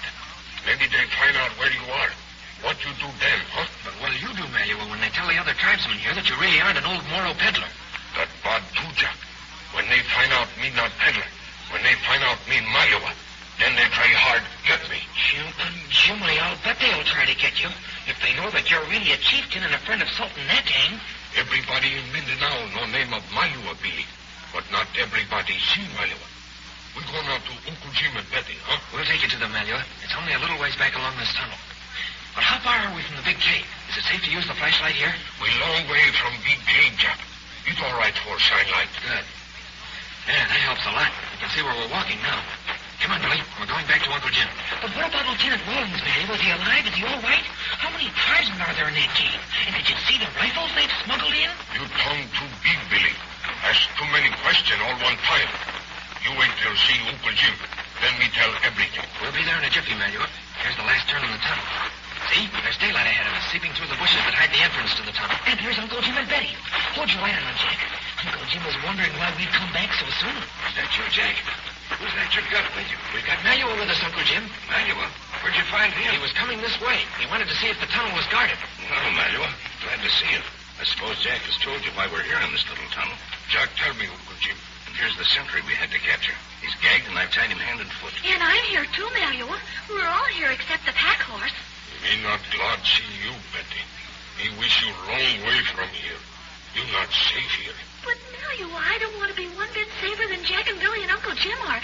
And we're a lot safer than Lieutenant Rawlings. At least we haven't been captured yet. Now you can tell us all that you found out, Manuel, about Lieutenant Rawlings and the rifles and the rest of it. Lieutenant Rawlings prisoner, Jack. He tied up tight in back of big cave. But golly, Manuel, are they going to do anything to him? Me not know, Billy. But me think maybe yes. He know too much. We all know too much when it comes to that. We know they've smuggled in those rifles to revolt against the government. Did you see the rifles, Manuel? Oh, me see them, Jack. They got many rifles. That very bad. Me glad you send message to soldier, Uncle Jim. Oh, I hope the soldiers got our message. I hope they're on the way. Let's take a look through these bushes outside and see how Karang's men are coming along. Be careful. Don't expose yourself to view. Billy, you and Betty wait there. Look, Uncle Jim. There are dozens of Karang's men on this side of the creek. Yes, and they're all examining every foot of the bank. What do you think, Manuel? You think they can pick up our tracks on that rocky shore? Me think yes, Uncle Jim. They'll find us soon. Then we'd better start looking for a hiding place somewhere in this cave, Uncle Jim. If we can hide for a while longer, the soldiers may get here. Soldier not get here in time, Jack. Me know that. I'm afraid Manuel's right about that, Jack. Maybe me fool Karang for a little while, Uncle Jim. How, Manuel? How can you hold off Karang for a little while? Me take off all peddler clothes. Me put on sentry clothes. Maybe they think me sentry. But they'll know your face, Malua. At least Yates will. He's here with Caron. He'll be able to recognize you. Maybe no, Jack. Me got face paint. Me fix up face all different. Maybe Yates not know me. That's a good plan, Malua. If you can make them believe that you're the regular sentry, they may not come into the tunnel. Me tell them me no see you. Me tell them they all fool. Then maybe they go somewhere else and look for a little while. All right, Malua, we'll try it. Come on, Jack. We'll get back and let Malua switch clothes with that sentry. It won't take long for him to switch clothes, Uncle Jim. All the sentry's wearing is a pair of pants and a sash for his bolo. I hope Malua can change his face so Yates can't recognize him. Yates didn't recognize him when he looked like an old Moro peddler. Well, Malua, here's your sentry. Do you need any help?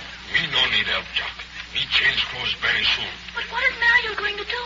Why is he taking off his turban? Come over here with me, Betty. I'll tell you. Jumping Jiminy Gee Whiz, Betty. I've got it. Malua's going to pretend to be the sentry. Is that right, Jack? That's right, Billy. If he fools him, we may keep Caron and his men out of here until the soldiers arrive. Oh, I think it's a wonderful idea. But if Yates sees him... Malua thinks he can change his face with paint so Yates can't recognize him, Betty. Then what do we do, Uncle Jim?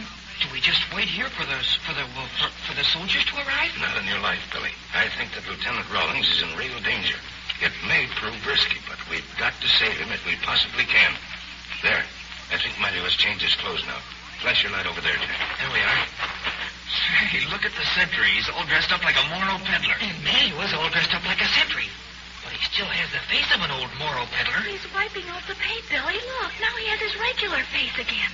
We'll have to do something about that. He's doing it, Betty. See? He's working with lids for some kind of paint.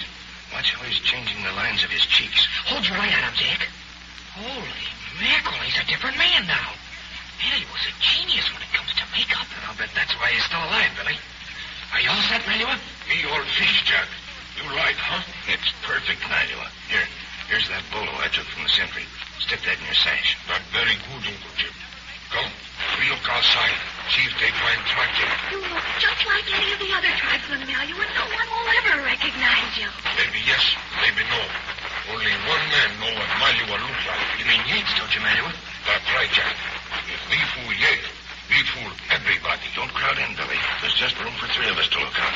Careful now, Jack. I'll be careful, Uncle Jim. Look, 2 of Caron's men have spotted our tracks at the edge of the creek. They're calling to the others. They've seen something, all right. And there's Caron and Yates coming up on the run. They're looking up here, Uncle Jim. They're looking at these bushes that hide the entrance to the tunnel. They'll be up this way in just a minute. Well, Malua, it's up to you. Me not afraid, Uncle Jim. They've started up now, Uncle Jim. We'd better draw back in the tunnel a little so they can't possibly see us. All right, Jack. Here, I can see from here. Me go now. Me go ask why they come here. Me be very mad. Me tell them they fool. Okay, Malua, lay it on thick. Good luck to you. Yates is the only man I'm worried about, Jack. He may recognize Malua. And Yates is going to be the very first man up here, too, Uncle Jim. No, Caron is with him. Look, they see Malua coming down to meet them. You see Malua. He's laying down the law to them. And they're taking him, too. They don't suspect a thing yet. Yates and Caron are close enough to see Malua now. But not even Yates suspects that he's Malua. I think Malua's making them believe that we didn't come this way, Uncle Jim. Look, Yates and Caron are going back down again. They're going back to the creek. It worked, Uncle Jim. It worked like a charm. It looks that way, Jack. As long as Malua stays here, we're safe for a while.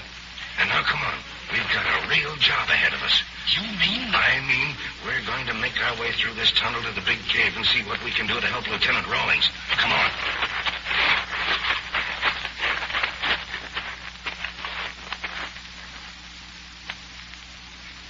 Well, Caron and his men have been held off for a little while. But that doesn't mean they won't come back. Say, Jack and Billy and Betty and Uncle Jim have a tough job ahead of them if they're going to help Lieutenant Rawlings. They're going through that long, dark tunnel now to the other side of the hill where it opens into the big cave. And that's just where you'll want to be when they get there because exciting things are going to happen. So listen in, all of you, at this same time tomorrow to another thrilling episode of the Zamboang Adventure with Jack Armstrong, the All-American Boy. Now, get yourself a package of Wheaties right away. You'll need the top from that Wheaties package and 1 dime, 10 cents in cash to get yourself a real automatic pedometer that measures the distance you travel every time you take a walk. Send the dime and a Wheaties box top with your name and address to Jack Armstrong, Minneapolis, Minnesota, and we'll see that you get your pedometer in a hurry. Have you tried Wheaties? They're whole wheat with all of the bran. This is Franklin McCormick saying goodbye until tomorrow for General Mills, makers of Wheaties, Breakfast of Champions, who have just presented another episode of Jack Armstrong, the All-American Boy. So just buy Wheaties, the best breakfast food in the land. Wave the flag for Hudson High, boys. Show them how. Jack Armstrong! Jack Armstrong! Jack Armstrong! Jack Armstrong, the All-American Boy. Wave the flag for Hudson High, boys. Show them how we stand. Ever shall our team be champions, known throughout the land. Wheaties, Breakfast of Champions, bring you the thrilling adventures of Jack Armstrong, the All-American Boy. You know, once in a while you get a piece of news that sounds almost too good to be true. And I'll bet that's the way you feel about this sensational offer we're making right now to all good friends of Jack Armstrong. Just imagine, we're giving you this special opportunity, a chance you may never have again, to own a genuine mechanical pedometer like the one Jack Armstrong carries on his adventures. A precision-made instrument that tells you in miles and fractions of miles the distance you travel on hikes, camping expeditions, and every walking trip you take, whether it's 5 miles or around a few blocks. Now, if you were to go into a downtown store and price the expensive pedometers they have for sale, you'd find you'd have to pay a good deal of money for them. Yes, fine pedometers can cost a lot. That's why you can get really excited about the news I have for you. Listen, I've arranged for you to get a Jack Armstrong pedometer, a handsome, sturdy instrument that's been tested against some of the best-known and most expensive pedometers on the market and found to be just as accurate in measuring miles as the high-priced models. And here's the big surprise. This Jack Armstrong pedometer is yours for only 10 cents in cash and the top from one package of Wheaties. The pedometer case is made of sheet steel, brightly nickel-plated, with a mechanism of steel and solid brass. The revolving dial on the front of the instrument is lithographed in 3 colors and gives mileage readings adjusted to your individual stride.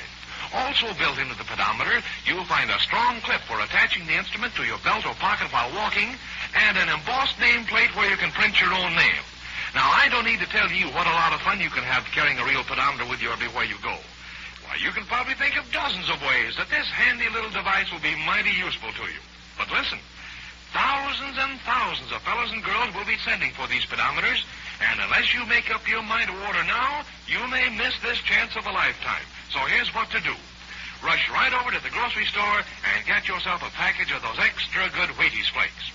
Send the top from the Wheaties package with 1 dime, 10 cents in cash, and your name and address to Jack Armstrong, Minneapolis, Minnesota. But don't wait.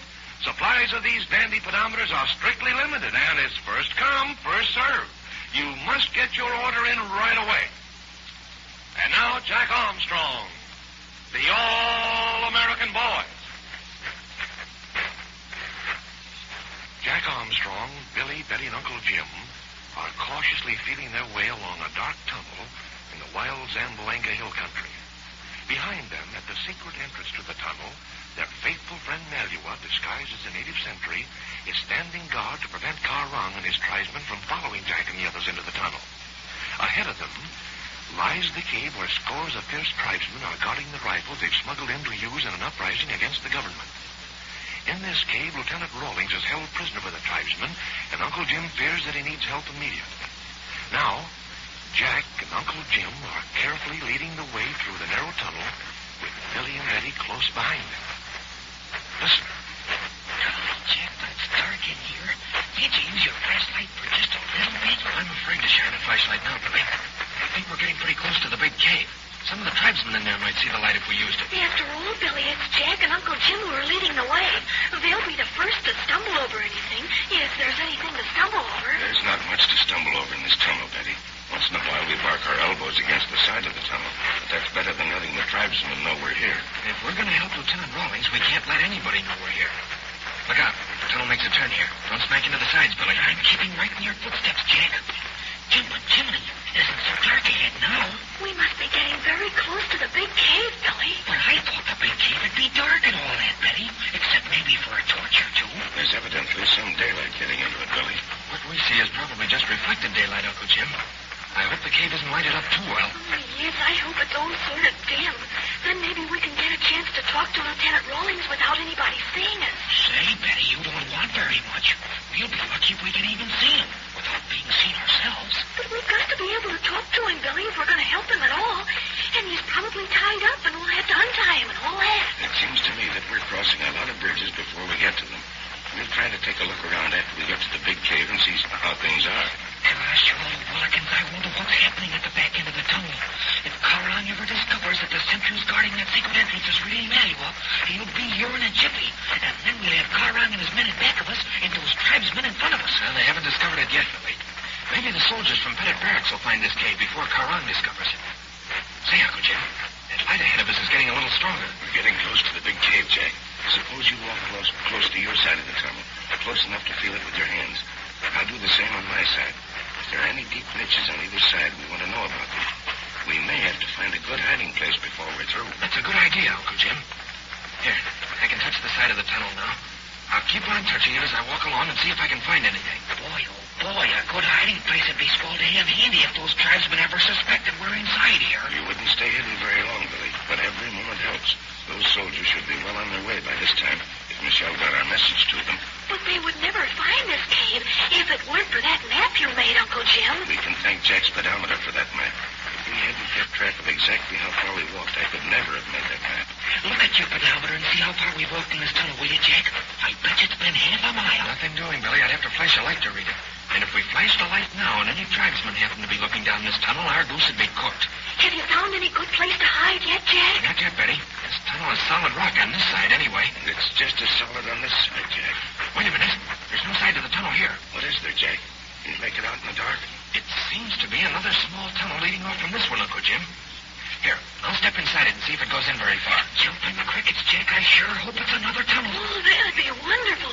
We could hide in there if we had to. I think I'll flash my light for an instant, Uncle Jim. All right, Jack. They can't see it as long as you're in there. We'll see what it is. There. Oh, it isn't a tunnel at all. It's just a kind of a niche in the wall. Yeah, that's all it is, Billy. But it's plenty large enough for all of us to hide in for a moment or two. Well, it's better than nothing. Put out your light, Jack, and we'll keep on. Perhaps we'll find a better place before we get to the big cave. I'll keep on feeling as we walk along, Uncle Jim. But it's nice to know that place is there anyway. Yeah, I guess it is. But I was hoping for a lonely side tunnel that went on and on under the hill. Your voice is down now. We're getting pretty close to the end of this tunnel. I think I can see the beginning of the big cave. Look, Uncle Jim. There's a spot of bright sunlight way ahead of us. I think that's the main entrance to the cave, Jack. That means that the cave is between us and that spot of light. Super catfish. I see something moving across the light. That's probably one of the tribesmen, Billy. He must be close to the entrance. Easy now. We're getting very close to the main cave. Oh, I can see part of the cave. Oh, I never thought it would be so big. It's like a great big church hollowed out of the rock. And it is sort of dark inside. All the light it gets is from that one entrance. That's a break for us, Billy. It's going to be pretty hard to see much of anything inside there unless you're pretty close to the entrance. The back part of the cave will be quite dark. Watch it. Here's where the tunnel comes into the cave. Jumping Jiminy, it is something like a big church. And we're right in the very back of it. I'm beginning to see things in the cave now, Uncle Jim. Look in the front part. I can see a lot of tribesmen standing around the entrance. And look over there, Jack, over to the right. There's a whole stack of... Yes, sirree, they're rifles. They're the smuggled rifles. Holy mackerel. There must be enough rifles there to arm a dozen tribes. And there's a pile of boxes near the rifles, Uncle Jim. That must be the ammunition, Betty. Somebody has certainly gone to a lot of expense to arm these tribes. It must be Sultan Balua who did that, Uncle Jim. He's the one who's organizing the rebellion. But where can Lieutenant Rawlings be? I don't see a sign of him. He's probably tied up somewhere in this cave, Billy. But maybe he's in the front of the cave, Uncle Jim.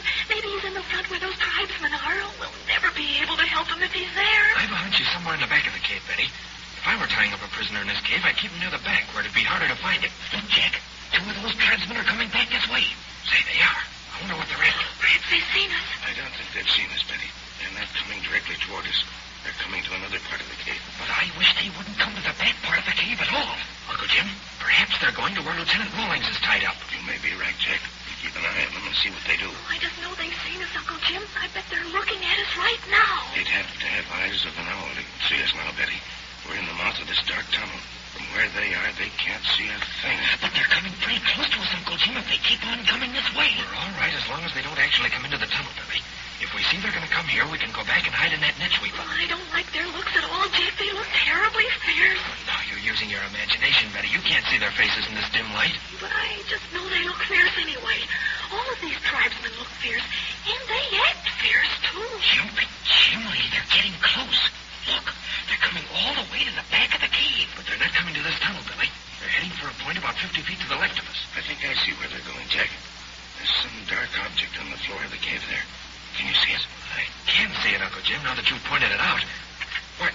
It looks as though it might be a man lying on the floor of the cave. Holy smoke, maybe it's Lieutenant Rawlings. Do you think it might be Lieutenant Rawlings, Uncle Jim? I'm beginning to think it is Rawlings, Betty. Look, Uncle Jim, the two men are there now. They're bending over him. Shoot them crickets if they do. Keep your head, Billy. I think they're just making sure that he's still tied up tightly. Yes, that's it. See, they're going back to the front of the cave now. Uncle Jim, can't you and I go to Lieutenant Rawlings without being seen? I think we can, Jack. It's pretty dark here in the back of the cave. Billy, I want you and Betty to stay here. If anything happens, you're to get back to that niche in the tunnel wall. Understand? But, Uncle Jim, can't I... No, Billy, you can't. I want you to stay with Betty. Jack and I'll make our way to Rawlings and see what we can do. But, Uncle Jim, those two men aren't going very far away. They're keeping guard on Lieutenant Rawlings. We can get there without them seeing us, Betty. Come on, Jack. Keep close to the very back wall of the cave. No one can see us from there. Let's go. It's a good thing it's so dark back here, Uncle Jim. Otherwise, we'd be sure to be seen by those two tribesmen. We're all right as long as we stick close to this wall, Jack. But we'll have to be very careful when we leave if they get to Rawlings. They certainly must have him tied up. He can't even sit upright the way he's fixed. They won't take any chance of his escaping, Jack. He knows too much about their plans. That's why we've got to try to get him out of here. And it's going to be a tough job with those two tribesmen watching him. This is as far as we can go along this wall, Uncle Jim. We can almost talk to him from here. You'd have to talk too loud, Jack. You've got to get closer to him. Get down on all fours now. If we crawl along the floor of the cave, I don't think those tribesmen will see us. Keep right against the ground now. We can talk to him pretty soon, Uncle Jim. We can tell him that the soldiers will soon be here. You may have to get him away before the soldiers arrive, Jack. There. I think he can hear us now. Rawlings. Who's that? Who called me? This is Captain Fairfield, Rawlings. And Jack Armstrong is here with me. You remember us? Captain Fairfield, Jack Armstrong. What on earth are you doing here? We want to help you if we can, Lieutenant Rawlings. But they'll get you. They'll make you prisoners the way they did me. You won't have a chance. We'll have a try at it anyway, Rawlings. Are you in any immediate danger? Of course I'm in danger. I've discovered all their plans. I know too much to suit them. But you mustn't stay here. Go back before they get you. Go back the same way you came, whatever way that was. Uncle Jim, look. Those two tribesmen have heard us. They're moving over this way. Crawl back to that wall, Jack. Quick. They mustn't see us. We'll wait until they go. Then we'll come back again. Hurry, get back. I hear them coming. They won't have any mercy on you if they find you here. Keep close to the ground, Jack. That's the way. Careful now. Here they come.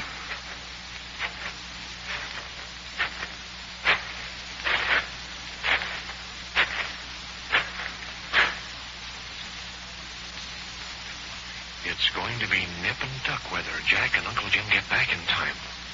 Those two tribesmen suspect that something is up and they're coming to investigate. But Jack and Uncle Jim won't go far away, and as soon as they get another chance, they'll get back to Rawlings. And then, well, there's an especially exciting time coming up, and you certainly won't want to miss it. So listen in, all of you, at this same time tomorrow for another thrilling episode of the Zamboanga Adventure with Jack Armstrong, the All-American Boy. Now, time is going fast, and if you're going to be one of the first in your crowd to own a Jack Armstrong pedometer, you've got to get busy now, and I mean right away. Send one Wheaties box top and a dime, 10 cents in cash, with your name and address to Jack Armstrong, Minneapolis, Minnesota.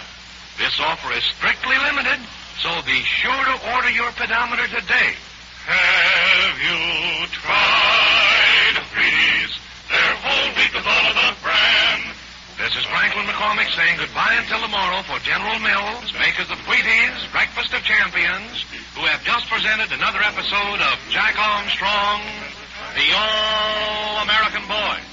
So just buy Wheaties, the best breakfast food in the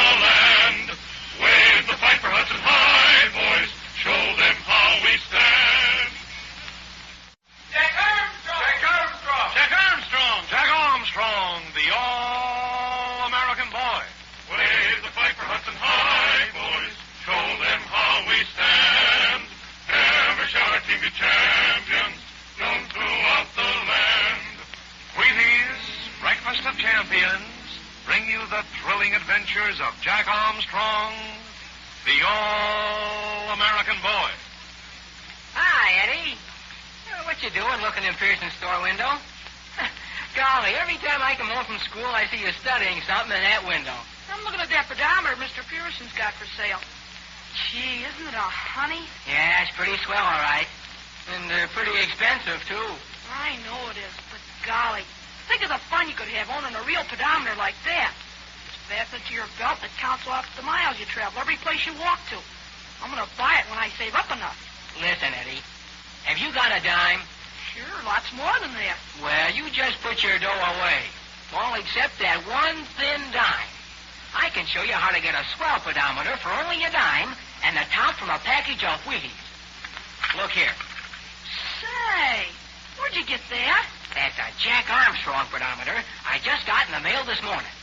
Haven't you heard the news? They're offering this special pedometer on the Jack Armstrong radio show. It's been tested over a measured mile, and they say it's just as accurate as the expensive pedometers like the one in the show window. Hey, that sounds like a deal. Let's see that pedometer of yours a minute. See? It's made of metal all the way through. The case is nickel-plated, too. And that clip on the back, that's how you fasten the pedometer to your belt when you're walking. Say, this Jack Armstrong pedometer is just what I've been looking for. Golly, it looks like $1 million. If it works as good as you say it does, I'm going to forget about that high-priced one and get one of these right away. Sure, you can do that easy. But you'd better hurry, though. When the rest of the gang hears about these Jack Armstrong pedometers, I'll bet everybody will send for one. And the first thing you know, they'll be all gone. You got to send for one, huh? How do you do that? Listen. You can get yourself one of these precision-made automatic pedometers by sending only 10 cents and the top from the package of Wheaties to Jack Armstrong, Minneapolis, Minnesota. Have you got that? Put one Wheaties box top in a stamped envelope with a dime, 10 cents in cash, and your own name and address. Mail it to Jack Armstrong, Minneapolis, Minnesota, and we'll see that you get your pedometer in a hurry. Remember, this big, exciting offer is strictly limited. Unless you hurry and send right away, you may be left out. So ask for Wheaties and put your order in the mail today. And now, Jack Armstrong, the All-American Boy. While Billy and Betty wait in a tunnel that leads from a secret entrance to the cave of the smuggled rifles, Jack and Uncle Jim have managed to reach Lieutenant Rawlings, who is a tightly bound prisoner in the cave. The wild tribesmen who are guarding him are gathered around the entrance to the cave, and in the dim light, Jack and Uncle Jim were able to talk to Lieutenant Rawlings. However, two of the tribesmen suddenly became suspicious and are coming towards them. Listen. Hurry, for heaven's sake. You mustn't let those two men see you. We'll come back, Rawlings, as soon as they leave you. Come on, Jack. Keep close to the ground as we crawl back. I'm practically flat on the ground now, Uncle Jim. I don't believe they can see us. We don't have to go back very far, Jack. There's a hump in the floor of the cave right behind us. We can hide behind that. Oh, what luck. It's so dark here. I'm glad that Lieutenant Rawlings isn't tied up near the front of the cave. Here, Jack. Come over this way, Lou. There's that hump I spoke of. We can plant flat behind it. They'll never spot us. They'll find us if they start looking for us. But I don't believe they suspect that we're here. Over this way a little more, Jack. There. Now get as flat as you can. That's the idea. We'll stay here and see what they're going to do to Lieutenant Rawlings. They'd better not try to do anything to him. We've got to keep our heads, Jack, no matter what happens. We won't help Rawlings by doing anything rash. They're standing over Lieutenant Rawlings now. Say, they look like mean hombres even in this dim light. What you do, huh? Listen to what do you think I'm doing? Why don't you untie me and let me show you what I can do? You talk big. You talk too big. Soon we show you. We show you what we do. How you like that, huh? How'd you like it when the soldiers come to get you? You'll sing a different tune then. You and your whole tribe. You talk big. Soldiers never come here. No white man never find this place. I found it, didn't I? Yeah, you found cave. Now you tied up. Soon too bad for you. You never tell where cave is. I How you like that, huh? He kicked him, Uncle Jimmy. Kicked Rawlings. Quiet, Jack. Don't lose your head. We can't help Rawlings if they discovered us. All right, Uncle Jim, but that did something to me. There, he's going back now. And that other tribesman's going back with him. We'll soon be able to talk to Lieutenant Rawlings again. We'll have to be more careful this time. If they get suspicious again, they'll start looking around. I hope Betty and Billy don't get careless. They're not very far from us. They're still at the little tunnel, Jack. They'll be all right if Karang and his men don't come in that tunnel. Manuel warned us if Karang and his men come in that way. Unless Yates sees through his disguise. We can get back to Rawlings now, Jack. Those two tribesmen are going to the front of the cave with the rest of the tribe. Come on. Be careful. Stick close to the ground. I will, Uncle Jim. Move over toward me a little. We'll crawl right up behind Rawlings. That way he'll help hide us. Oh, that's a good idea, Uncle Jim. There. They'll never be able to see us now. Don't try to move, Rawlings. They're coming up right behind you. Still, here we are. And where are Betty and Billy? Billy and Betty aren't far away, Lieutenant Rawlings. They're in a tunnel that comes in from a back entrance to the cave. A back entrance? I didn't know there was one. Who told you about it? That old Moro peddler.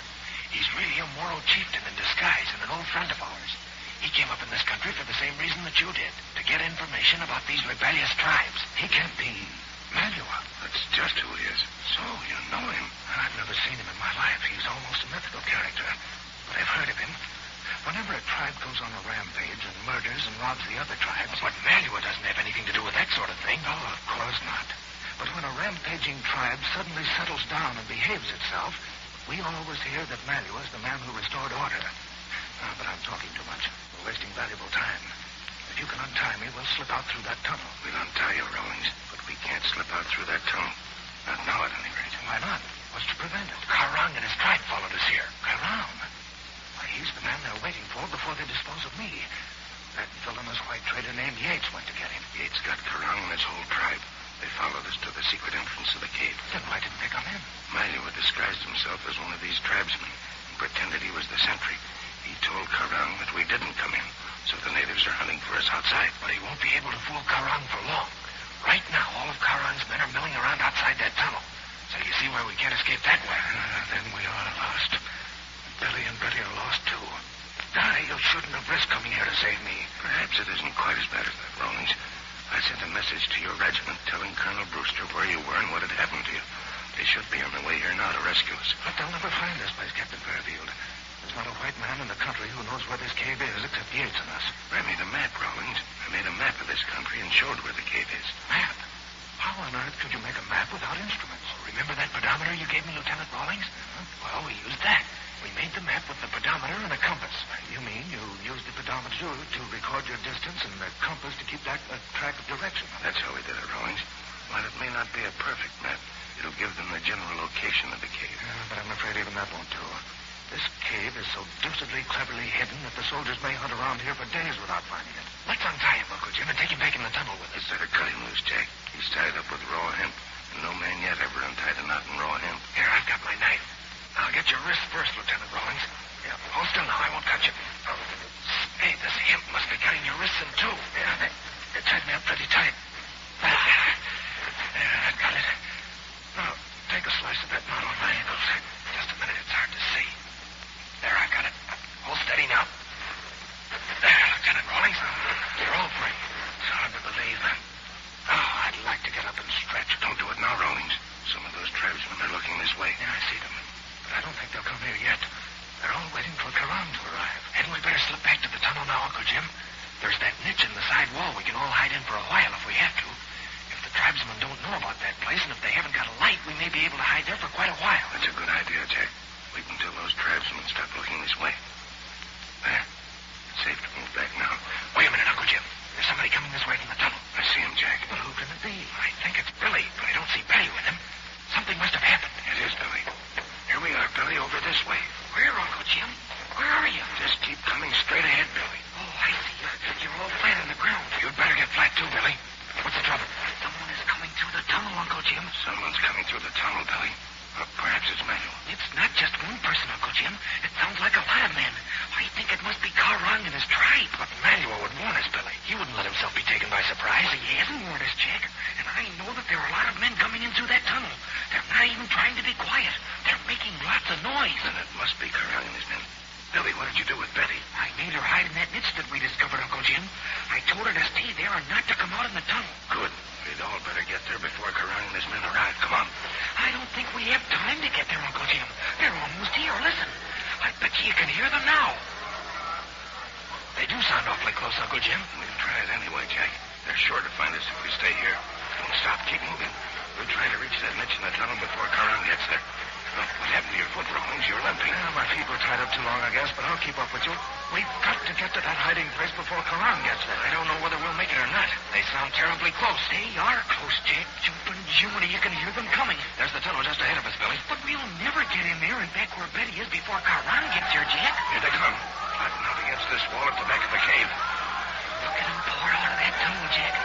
And there's Yates and Karang leading them. Where's Manuel? I can't understand what happened to him. If Yates ever saw through his disguise, I can guess what happened to him. I don't think that Manuel's disguise was portrayed, Rawlings. If had been, Yates would know that Jack and Billy and I were in here somewhere. In that case, they wouldn't have come so fast through the tunnel. They'd have come slowly and searched out all the hiding places. Perhaps you're right, Captain Fairfield.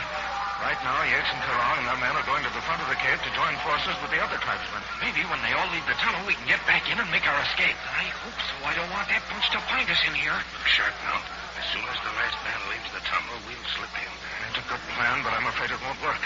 See, 4 of the tribesmen have stopped. They've been told to stay there and watch that tunnel.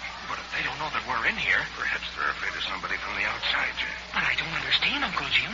Why should they be afraid of anybody on the outside? Well, I don't know, Billy. There are 2 things that puzzle me. First, why didn't Manuel come in and warn us? Second, why was Karang in such a hurry? Yeah, that's something to think about. We've got something else to think about right now. Yates and Karang are talking to the chief in front of the cave. Jump on Jiminy, they're coming over this way. Yeah, and that means they're coming over to get me, Billy. They don't know that the rest of you are here. I'd give a lot if we could all get back in that tunnel and hide in that niche with Betty. Well, we can't, Jack. There are 4 tribesmen guarding that tunnel now. Jumping crickets, they're looking around for you now, Lieutenant Rawlings. Yes, and they've discovered that I've gone. Look, they're running back to the front of the cave. They're going to give the alarm. Something. Catfish, look at all those tribesmen spring into action. Right, it's good and dark here in the back of the cave. Maybe it'll take them a long time to find us. And every moment brings the soldiers nearer and nearer. Well, it won't take long for Karang to find us, Jack. See that dark pile in the middle of the cave? Yeah, I see it. What is it? That's a pile of firewood. Every night they light up the inside of the cave with a large bonfire. You see? 2 men are going to it now. They're going to light a huge fire, and when they do, they'll spot us right away.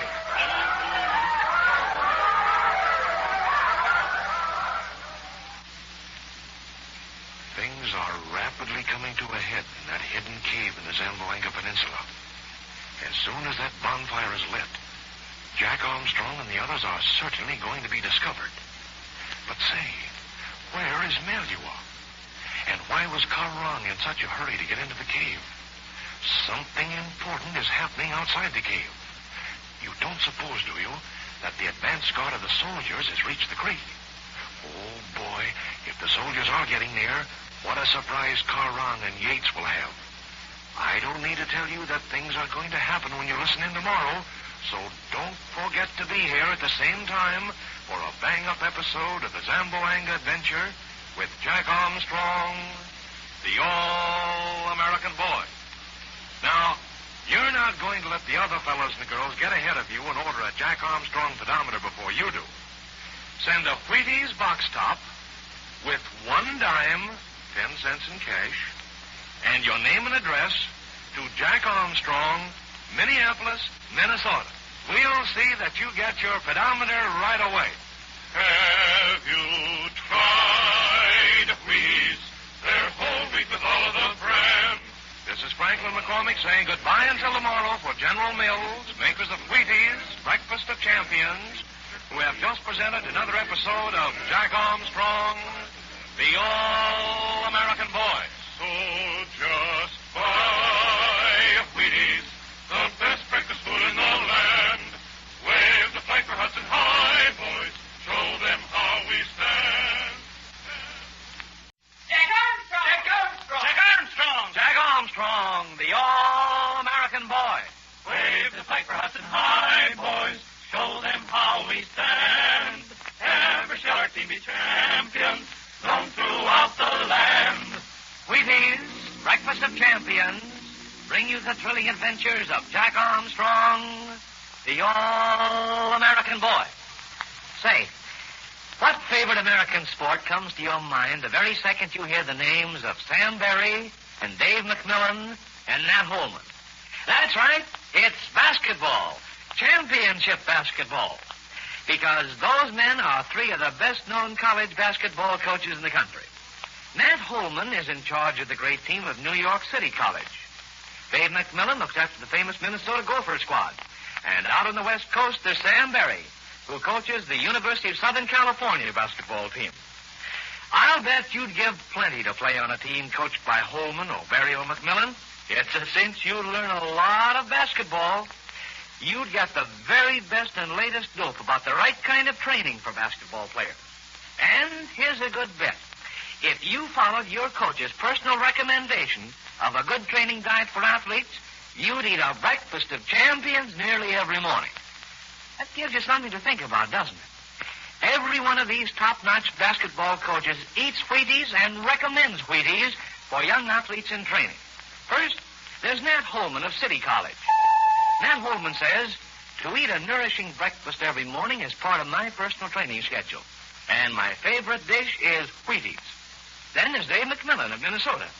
Dave tells us, Wheaties pack solid nourishment for an athlete in training and a flavor that's always mighty easy to take. And now we come to Sam Berry of Southern California. He's another Breakfast of Champions fan. Sam Berry says, a big bowl full of Wheaties with plenty of milk and fruit makes a nourishing, well-rounded meal. One I recommend to everybody who likes keen flavor and a good, substantial breakfast. There you have it. Three famous coaches put their okay on one famous Breakfast of Champions. The very same training dish you can enjoy every morning right at your own breakfast table. And believe me, Wheaties really deserve all this tremendous popularity. They're good, plenty good, and brimming with nourishment. Be sure to get some Wheaties today. And now, Jack Armstrong, the all-American boy. While Malleus Moros are driving tent pegs for the night's camp along the Jungle River, Uncle Jim and Betty are watching the late afternoon sky for the arrival of Jack Armstrong and Billy in the autogyro airplane. It's the end of the second day's trip up the river into the interior of Mindanao to rescue Professor Loring. And all day long, their heavily loaded Vita, paddled by Malleus Moros, has been skirting the impenetrable jungle. They're making camp on the edge of the river now, and Betty is very much worried because Jack and Billy haven't appeared. Listen. Oh, Uncle Jim, I'm afraid that something's happened to Jack and Billy. Why, they should have been here long ago. If they had been here long ago, Betty, they wouldn't have known where to stop. They couldn't tell exactly how far we'd get up the river today. Just the same, I can't help being worried about them. After all, Jack hasn't had much experience piloting an autogyro. He's had enough experience, Betty. I let him take the controls yesterday. Why, he put that ship through her paces just as though he'd always flown the windmill plane. But the engine may have stopped, and he might have come down in the jungle. Jack never takes unnecessary chances, Betty. He'd always be above the river where he could make a good landing if he had to. I'm much more worried about our beachcomber friend. Whisper should have returned to us by this time. Oh, I'm worried about him, too, Uncle Jim. If those Moros that he went up the river with ever suspect that he's not their friend, well, they might do something terrible to him. Well, they certainly might. And on top of that, it'd take us a long time to find out just what tribe is holding Professor Loring. And I'm somewhat surprised that we haven't overtaken Chapato and Lazaro yet. They've got a heavy Vita to paddle, and I figured we'd get inside of them by this time. As soon as Jack and Billy arrive, I'll have them fly up the river a little way and see if they can spot Chapato's Vita. Oh, look, Uncle Jim. There's the autogyro now. See it? Way down the river, flying close to the tree. I see it, Betty. Jack's flying low to make sure he won't miss it. Well, one of our worries is over. I'd feel better if Whisper'd show up. I'm really uneasy about him. Oh, I am, too. But maybe Jack and Billy will see him when they fly upstream. Jack will be surprised to find that we've stopped so soon in the afternoon. We had good reason to stop so soon, Betty. Do you see that curve in the river just ahead of us? Oh, I see it, Uncle Jim, but I can't see around it. Malua tells me that the Moro village of Colita is just around the bend. Colita? Why, that's the village of the Moro tribe that attacked Cotabango when we were there the first time. It's the village, Betty. And those Moros are all for Sultan Baloa. We outwitted them and when we were here before, and they haven't forgotten it. Oh, Uncle Jim, will they try to stop us when we go by? I don't think so, Betty. We gave a pretty convincing demonstration of the magic of the luminous dragon's eye ring. They're afraid of the power of the ring. But just the same, Malua sent one of his Moros into the village to get what information he could. Here comes Malua now. Did your man return, Malua? He not come back yet, Uncle Jim. But he comes soon. But maybe they'll capture him, Malua. Maybe he'll never come back. Patty, you very smart girl, but you not know all about Malua. My men go everywhere. My men always come back. Malua seems to have a secret intelligence service of his own, Patty. The man he's sending to the village used to live there. They think he's still one of the village. Oh, I hope he'll come back soon. He may have some information about Chapato and Lazaro. Here come Jack and Billy in Eagle that flap wing. Pretty soon, everybody in village see Eagle that flap wing. Is that what the Moros call the auto gyro, Malua? That's right, Uncle Jim. They call him Big Eagle that flap wing. They afraid of him. They think maybe he comes down, fly away with someone. It's a good thing to remember, Malua. If we ever get in trouble with the Moros, we'll threaten to have the eagle come down and fly away with him. Oh, look, Uncle Jim. Jack and Billy are right overhead. Why, they're going to come straight down. Didn't I take it Jack was an expert with that windmill plane, Patty? Look at him. He's going to set her down right next to the Vita. Oh, he'll hit the Vita. No, he won't. But he's going to come pretty close. He's down safely. How's that for landing, Uncle Jim? Jack is some pilot, isn't he? He certainly is, Billy. Stay where you are. I've got another job for you. I'll come down to the river. Come on, Betty. I wish I could go with them this time, Uncle Jim. Nothing doing, Betty. That ship only holds 2 people. I'll take you up with me someday. Well, Jack, Betty was a bit worried about you. We flew up the coast a bit, Uncle Jim. I wanted to see where Chapato's lugger went to. It's sailing back in the direction of Zamboanga. Well, I want to find out what's happened to Chapato and Lazaro.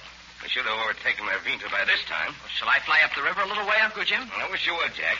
And I'm worried about Whisper. He hasn't rejoined us yet. Holy smoke, I hope nothing has happened to him. Keep an eye out for his Vinta, too. And remember, the village of Culita's just around the bend. Don't make a forced landing there. We'll try not to make a forced landing anywhere, Uncle Jim. Say, if he'll swing the tail of the ship around so we point to midstream, I'll take off right away. All right, Jack. I'll wait it and swing the tail around. Slide the cowling closed, Billy, so the engine won't make so much noise. Okay, Jack. There. Boy, it gets hot with that cowling closed. We'll get some ventilation as soon as we get going. Well, we're pointing all right now. I'll start her up. Is everything all clear, Billy? All clear, Jack. Okay, I'll feed her the soup.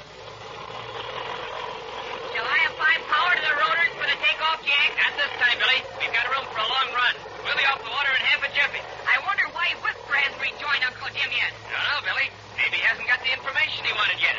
And maybe those 2 Moros in his Vita got suspicious and did something to him. I hope not, Billy. How are the rotors? Revving up okay? Yep, okay. Then up we go. Golly, we're almost climbing straight up. I want to get altitude quickly, Billy, so we can see around the bend in the river. Look, Jack, I can see over the trees now. There's the village ahead of us. Oh, it comes right down to the edge of the river, doesn't it? And the nipa shacks are built on piles just like all the other Philippine villages. You see any Vitas in the river? They're nothing but Vitas, Jack. But they're all pulled up on the beach or tied up under the shacks at the edge of the river. Maybe Chapato and Lazaro have tied their Vita up there, too. And maybe Whisper's made a landing there, Jack. Say, he'd better not be there. Chapato's there. Chapato will tell the Moros who he really is. Look right under us, Billy. There are a couple of Vitas right next to the riverbank. And there's somebody in them, too, Jack. Jumping Jiminy gee whiz, there's Whisper in one of the Vitas. What's going on? I'm going to drop down, Billy. I'm going to drop down right over those Vitas. I think that Chapato and Lazaro are in the other one. And there's something funny going on. Down we drop. I see what they're doing, Jack. Chapato and Lazaro are getting into the other Vita. They've told the Moros about Whisper. They see us, Billy, but they know we won't land. They're going right ahead. They're capturing Whisper. Holy mackerel, Jack. Isn't there anything we can do to save them? Now there's not, Billy. There's just the 2 of us against Chapato and Lazaro and the Pandita and 2 Moros. Well, they'll take him to the village for sure. Maybe we can rescue him there. No, they haven't got him yet, Jack. Boy, oh boy, look at Whisper scrat. He's knocked Chapato into the water, and he's knocked the Pandita overboard. But he can't lick them all, Billy. There, Lazaro has a jiu-jitsu hold on one arm, and the 2 Moros are jumping him. Ah, they've got him down. Doggone it, I'd give $1,000,000 if we could get down there and help him, We Jack. have to keep our heads, Billy. We can't risk Chapato capturing this plane. There, I'm as low as I dare get. Whisper knows we're around.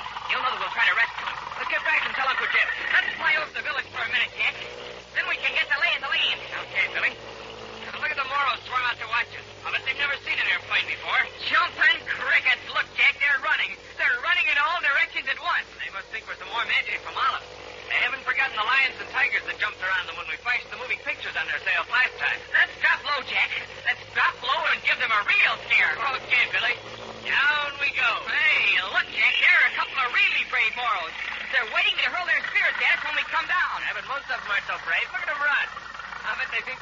gigantic hawk that's swooping down to carry one of them away. Look, they threw their spears at us, but they aren't waiting. They're running, too. Well, I guess we scared them enough, Billy. Let's get back now. We'll fly over the Venus to see what they're doing with Whisper. Wow, that's a steep turn you're making, Jack. Oh, there. Feel better now. I was afraid that you'd slip right down into the village. Not with this machine, Billy. Now we'll be over Geppetto in just a second. What are they doing now? Oh, they've got Whisper and Geppetto's Vita, Jack. They must have him tied up. They better tie him up tightly. Ah, I see what they're doing. They're paddling onto the village. They're going to take Whisper to the village. We're going to have to do some tall thinking to rescue him, Billy, and we're going to have to do it quickly. Yeah. I wonder if Whisper found out all about Professor Loring before he ran into Geppetto. I bet $1 million he did, Billy. I'll bet everything would have been all right if they hadn't run into Geppetto and Massaro. We'd better make it all right anyway, Jack. Hey, look. We passed the bend in the river now. Why, we're almost back to our camp already. I bet Uncle Jim is wondering why we've come back so soon. He'll guess that we have some important news. There's Betty waiting at us, Jack. Hey, look out, Jack. You're getting down awful close to the water. We're all right, Billy. Set the ship down right next to the Vita. Careful, Jack. You're going to come right down smack on the Vita. You haven't got much faith in me, have you, Billy? Yeah, we're all clear now. Slide the car back, Billy, and hop on. I'll make the plane fast. Okay, Jack. Now go out and tell Uncle Jim. Well, Billy, you're back rather soon. They got good news for us? Oh, we've got lots of news, Uncle Jim, and it's all bad. Oh, Billy, what happened? Did you see Whisper? We saw him all right just around the bend. He's being captured by Geppetto and Lazaro, Uncle Jim. They're taking him into the village right now. Is that right, Billy? That is bad news. We've got to rescue him somehow. Where's Malua? He went to talk to his man who just came back from the village, Uncle Jim. Oh, here he is. He's coming now. We'll find out what Malua's man discovered in the village. Malua, Geppetto's captured Whisper and he's taking him to the village. Oh, Malua, isn't there some way we can save him? Maybe we save him, Betty. My man just come back. He say that all village very much afraid of Uncle Jim. He say everybody still talk about ring the shiny night. So, they're still afraid of the Dragon's Eye ring, eh? And I suppose they were all afraid of the auto gyro, weren't they, Billy? Oh, yeah, Uncle Jim. They ran like mad. They thought that we were going to swoop down and fly away with one of them. That gives me an idea, Billy. We're going into that village right away. Jack will take the Dragon's Eye ring with him. And Betty and I will be hovering overhead in the auto gyro. If Malua can't make them give up Whisper with all that magic, I miss my guess. Say, it looks as though there's going to be a real magician show put on in the village, doesn't it? But it won't fool Geppetto. Do you suppose that he and Lazaro can convince the village dato that they have nothing to fear from the ring that shines in the night or the eagle that flaps its wings? You'll certainly want to be there when the show comes off, so listen in, all of you, at this same time tomorrow for another thrilling episode in the adventure of the missing Professor Loring with Jack Armstrong, the All-American Boy. Now, what do you say to having a real champion athlete's breakfast tomorrow morning? That means lots of Wheaties, a big bowl full of those good whole wheat flakes with plenty of milk or cream and a glass of fruit juice. The fellow who named that dish a breakfast of champions really knew how to call them. You just try it and see. Have you tried Wheaties? They're whole wheat with all of the brand. This is Franklin McCormick saying goodbye until tomorrow for General Mills, makers of Wheaties, Breakfast of Champions, who have just presented another episode of Jack Armstrong, the All-American Boy. So just buy Wheaties, the best breakfast food in the land. Wave the piper Hudson High, boys. Jack Armstrong! Jack Armstrong! Jack Armstrong, the All-American Boy. Wave the piper Hudson High, boys. Show them how we stand. Ever shall our team be champions known throughout the land. Wheaties, Breakfast of Champions, bring you the thrilling adventures of Jack Armstrong, the All-American Boy. Say, you've heard of some mighty strange and mysterious things happening at midnight. But can you imagine a stranger happening than this?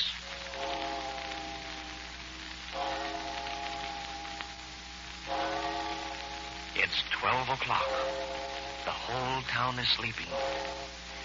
Let's suppose we can walk into one of those dark houses, up the stairs, and into a room where Jim Griffin is sound asleep. There's something very unusual going on in Jim's room. Listen. Hey, you! Wake up! You think I can wait around here all night? talking me. I am, doggone it. Wake up, will you? Holy smoke, am I saying things? The little man sitting on the bedpost. Who are you? Me? Well, I'm a vitamin. Vitamin B1, they call me. Go on, a vitamin is something you eat. It's a kind of nourishment. Sure. I know I'm nourishing. I'm nourishing as the dickens. And listen, buddy, the reason I'm here is that you're not getting enough of me in the food you eat. Oh, heck, I must be dreaming. Vitamins can't talk. I can when I feel like it. Of course, I'm most always too busy to talk. Got a lot of work to do, helping to make good appetites, helping fellas and girls to grow, and helping to keep their nervous systems working right. I'm absolutely a... Vitamin B1, huh? Where do you live? One place you find me is in wheat. There's a lot of me in a grain of wheat. But I eat lots of foods made from wheat. Aha! But that's the catch to it. You see, by the time they take wheat and grind it, or cook it to make it good to eat, I may not be there any longer. If you really want to get all the vitamin B1 that's naturally present in wheat, you'd better eat Wheaties. Wheaties? Say, I've heard about Wheaties. They're pretty good then, huh? Good? I'll say they are. They taste absolutely swell. And along with other kinds of valuable nourishment, Wheaties give you all the vitamin B1 of natural wheat. You'd better start eating Wheaties tomorrow morning. You know, fellas and girls, I wish vitamin B1 could talk to you like that. It's so very important, so necessary in a good diet for athletes and everybody else who wants to get a champion start for the day. Remember this, will you? Those good Wheaties flakes are extra nourishing. They give you lots of vitamin B1. I hope you have Wheaties for breakfast every single morning. And now, Jack Armstrong, the All-American Boy.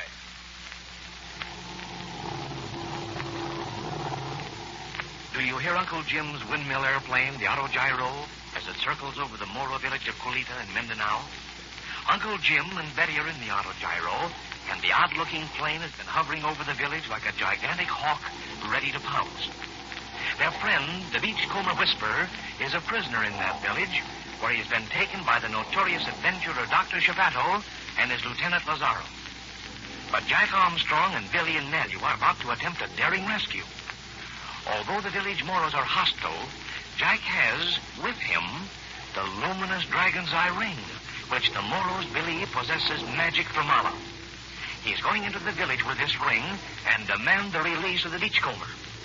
While the attention of the Moros has been diverted by the autogyro, Jack and the others have approached to the very outskirts of the village.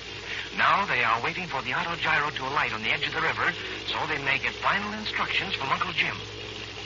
Listen. The autogyro's coming down, Billy. She's floating down like a parachute. And the Moros are coming out of hiding now, Jack. Look at them come out of their nipa shacks. Boy, oh boy, that autogyro threw a scare into them, didn't it, Malua? They very afraid of big eagle that flap wing, Billy. They think him got magic from Allah, like a ring the China knife. Gee, didn't Uncle Jim set her down gently? There, he's opened the cowling. Did you see anything of Whisper, Uncle Jim? I certainly did, Jack. They were just taking him into a large nipa shack when I flew over the village. And what about Shapiro and Lazaro, Uncle Jim? Did you see them? They were all I did see after I hovered over the village for a moment, Billy. The Moros thought I was going to pounce down and swoop off with some of them, and they took to their shacks. Shall we go into the village now, Uncle Jim? Now's the time, Jack. The Moros are pretty well frightened, and I think that Dotto will give up Whisper if you put on a big bluff. But what about Shapiro and Lazaro, Uncle Jim? They'll try to tell the Dotto that we haven't any real magic. They may make all sorts of trouble. They'll certainly try to make trouble, Billy. But you and Jack and Malua have got enough to convince the Dotto that you're more powerful than Shapiro. You've got the dragon's eye ring, which the Dotto's afraid of. And Betty and I will be circling overhead in the autogyro. They very afraid of eagle that flap wing, Uncle Jim. I know they are, Malua. Now, Jack, listen carefully. We've got to exploit their fear of the autogyro. You've got to make them believe that if they don't release Whisper, the eagle will swoop down and carry off the Dotto. I'll do my best, Uncle Jim. Betty and I'll keep an eye on you, Jack.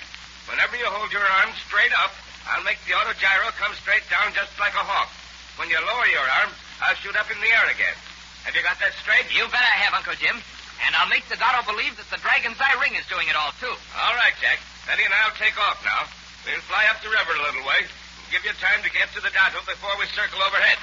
Watch yourself, Betty. I'm going to close the cowling. We'll get started right away, Uncle Jim. Goodbye, Betty.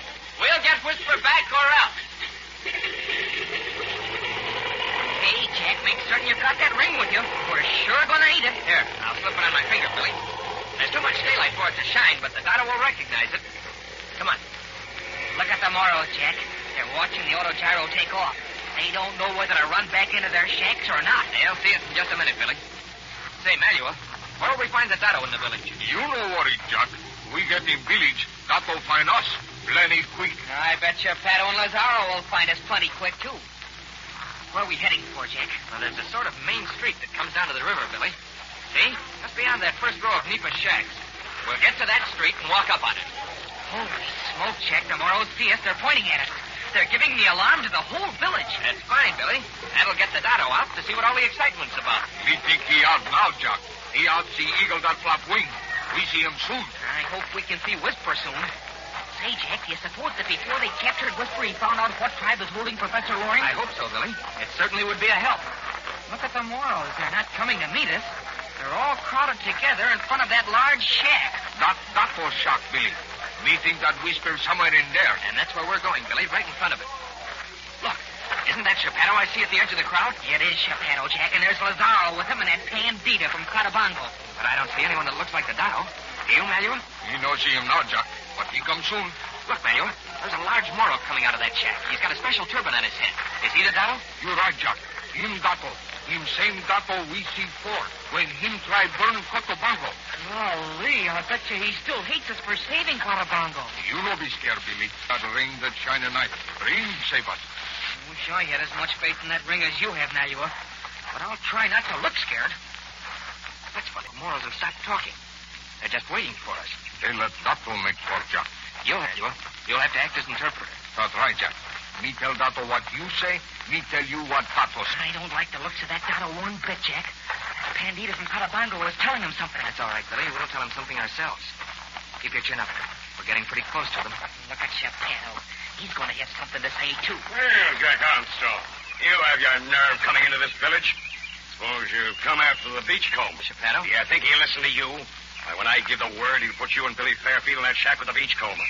And I rather think he'll be glad to get his hands on Malua, too. We'll see about that, Chapato. All right, Malua, do your stuff. Tell the Dado that we demand the release of Whisper. Me tell him, Jack. Subango!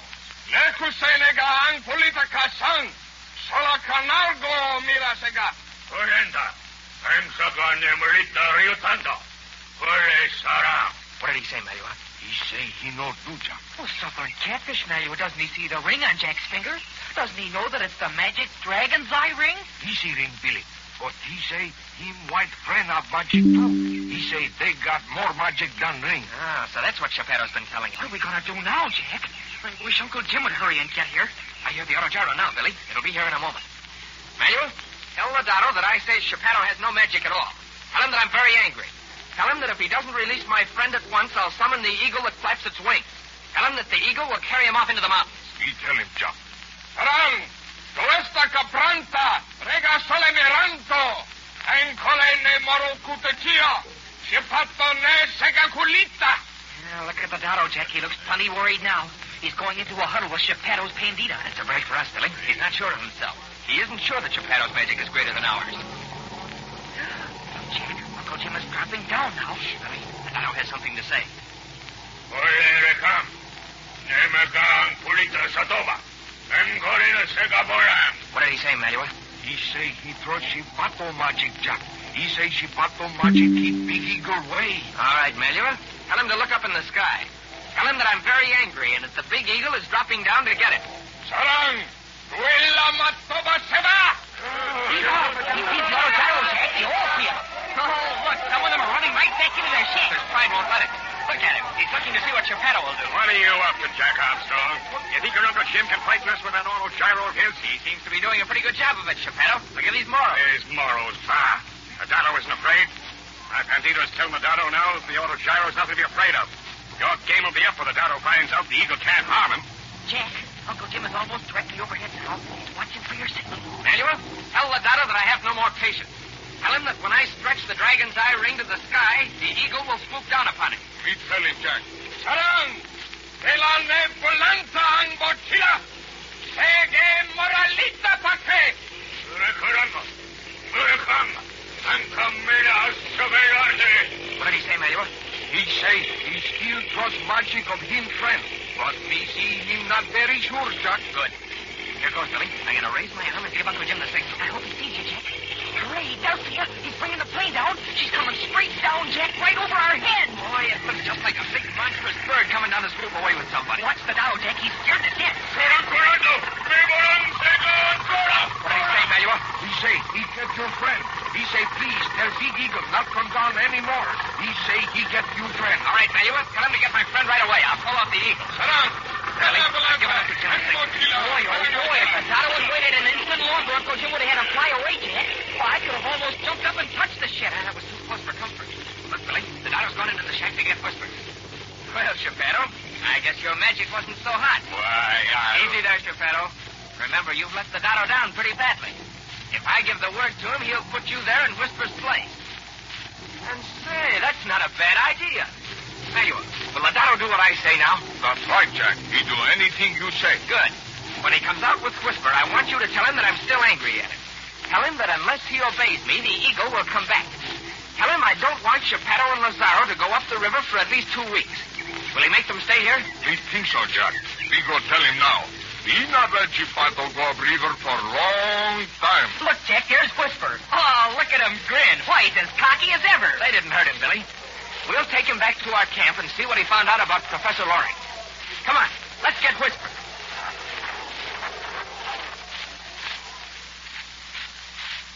Boy, that was nip and tuck for a while, wasn't it? But now that they've rescued the beachcomber Whisper, do you suppose he has any information about Professor Loring? For it won't be long now before Jack Armstrong and Uncle Jim and the others will be in the land of mystery, the wild interior of Mindanao. And you'll certainly want to be with them because there's an exciting and dangerous time ahead. So listen in, all of you, at the same time tomorrow to another thrilling episode of The Adventure of the Missing Professor Loring with Jack Armstrong, the All-American Boy. Now, get yourself a package of Wheaties right away. The big orange and blue package with the 2 famous General Mills trademarks, Wheaties and Breakfast of Champions. Yes, sir, you'll be having a genuine champion athlete's breakfast when you help yourself to a big bowl full of Wheaties with lots of milk and fruit. Once you taste it, I know you're going to be a regular Wheaties fan. Have you tried Wheaties? They're whole wheat with all of the brand. This is Franklin McCormick saying goodbye until tomorrow for General Mills, makers of Wheaties, Breakfast of Champions, who have just presented another episode of Jack Armstrong, the All-American Boy. So just buy Wheaties, the best breakfast food in the land. Wave the flag for Hudson High, boys. Show them how we stand. Jack Armstrong, the All-American Boy. Wave the flag for Hudson High, boys. Show them how we stand. Ever shall our team be champions, known throughout the land. Wheaties, Breakfast of Champions, bring you the thrilling adventures of Jack Armstrong, the All-American Boy. Say, where'd you put that baseball bat of yours and your favorite glove and all the rest of the baseball equipment you stored away for the winter? Well, you better start getting it in shape because the baseball season will be opening a lot sooner than you think. Yes, sir. Right now, the big league training camps down south are running full blast, and your favorite stars, Jimmy Fox and Bob Feller and Bucky Wallers and all the rest, are working out, getting in top condition for another big year of championship baseball. That sort of starts you thinking, doesn't it? Makes you wonder just what you can do to get in trim for playing games this spring. The answer's easy. Just get in training. Get in training right now, like these famous baseball stars are doing, so that you'll be in better condition to do your stuff when the season starts. Of course, you know the special set of training rules that's recommended for young athletes who want to play better baseball. It's the well-known system of Jack Armstrong, the All-American Boy. Let's run over Jack Armstrong's training rules, shall we? Just so that we can be sure we have them down pat. First, get plenty of fresh air, sleep, and exercise. Second, use lots of soap and water every day to help steer clear of dirt and germs. Third, but say, do I need to remind you what that third training rule is? Hundreds of your favorite athletes have made it a part of their own training programs. Thousands of fellas and girls follow it every day. Yes, sir, it's the rule that says to eat a breakfast of champions every morning. Eat a big bowl full of Wheaties, those super delicious flakes of real whole wheat with lots of milk and fruit. Take my word for it. That keen-tasting breakfast of champions can put a brand new wallop in the old training diet. It's got flavor to it. The rich, toasted flavor of those crunchy Wheaties flakes. Why, I wouldn't blame you a bit if you want 2 or 3 helpings of Wheaties for breakfast. That's how good Wheaties taste. And talk about nourishment. Say, Wheaties are practically made to order for athletes who want a champion supply of bodybuilding nourishment to help them get up and go. Wheaties are extra nourishing, jam-packed with all of the well-known essential food values of the natural whole wheat grain. Get some Wheaties right away, will you? You're going to like them, I know. And now, Jack Armstrong, the All-American Boy.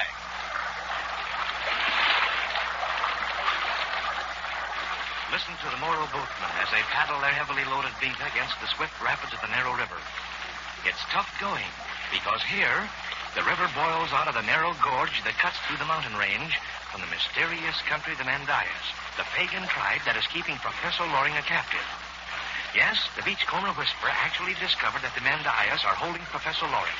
And for long, hot days, Jack Armstrong and Uncle Jim and the others have been traveling up the river in their Vinta, leaving the flat jungle country and climbing ever upward into the mountainous region of Mindanao, which few white men have ever seen.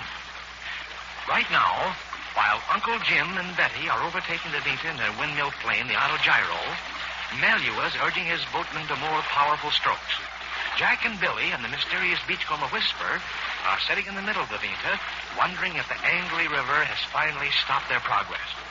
And everyone is keeping a sharp lookout for signs of the Mandayas, for they are just entering the country of the hostile pagans.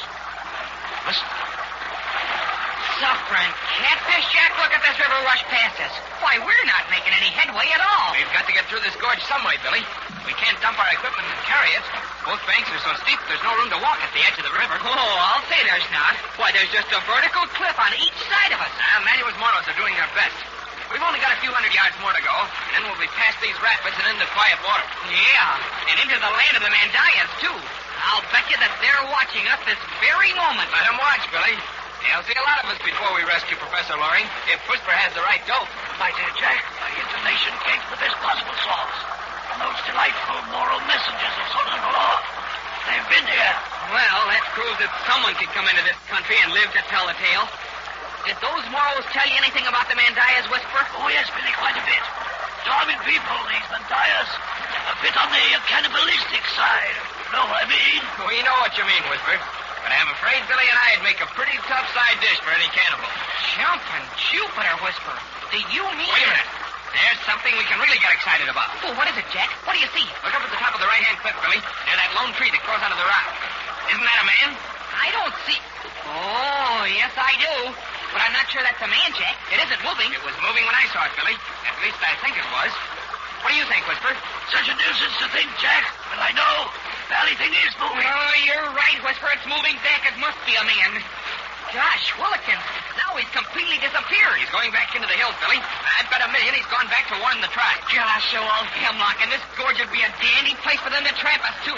Why, they could roll stones off the top of the cliffs and just about sink our Vita. Yes, we've got to get the Vita through this gorge in a hurry, Billy. And right now, we're hardly moving at all.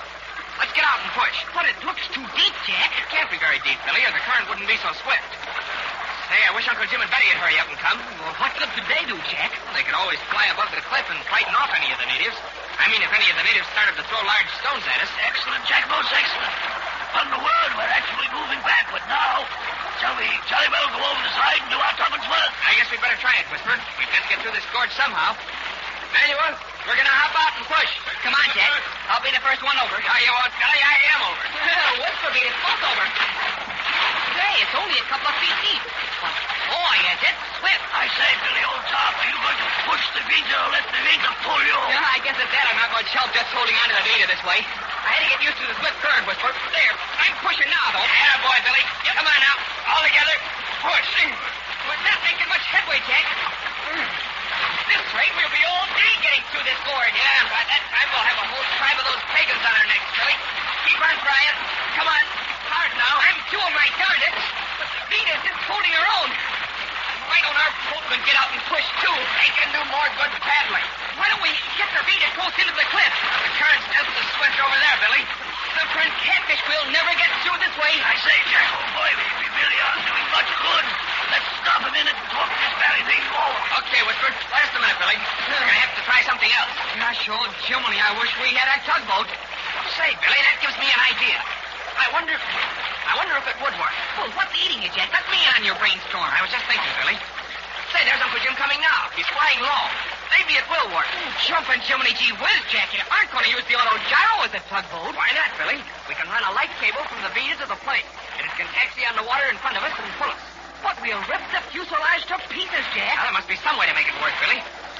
Look up there on top of the cliff. Holy smoke, there are a couple of pagans up there now. There are more than that. Look at them. They're pointing to us. They're talking it over. We would be right in the middle of a gorge at a time like this. It could be worse, Billy. There's not very much they can do to us as long as they stay up there. Look, here comes Uncle Jim now. He's about to come down in the gorge. Oh, I'm glad there are no rocks in this river, Jack. He'd rip open his pontoons if there were. He'll be safe enough, Billy. As long as he can keep his engine revving, he can control her. There, he's almost down.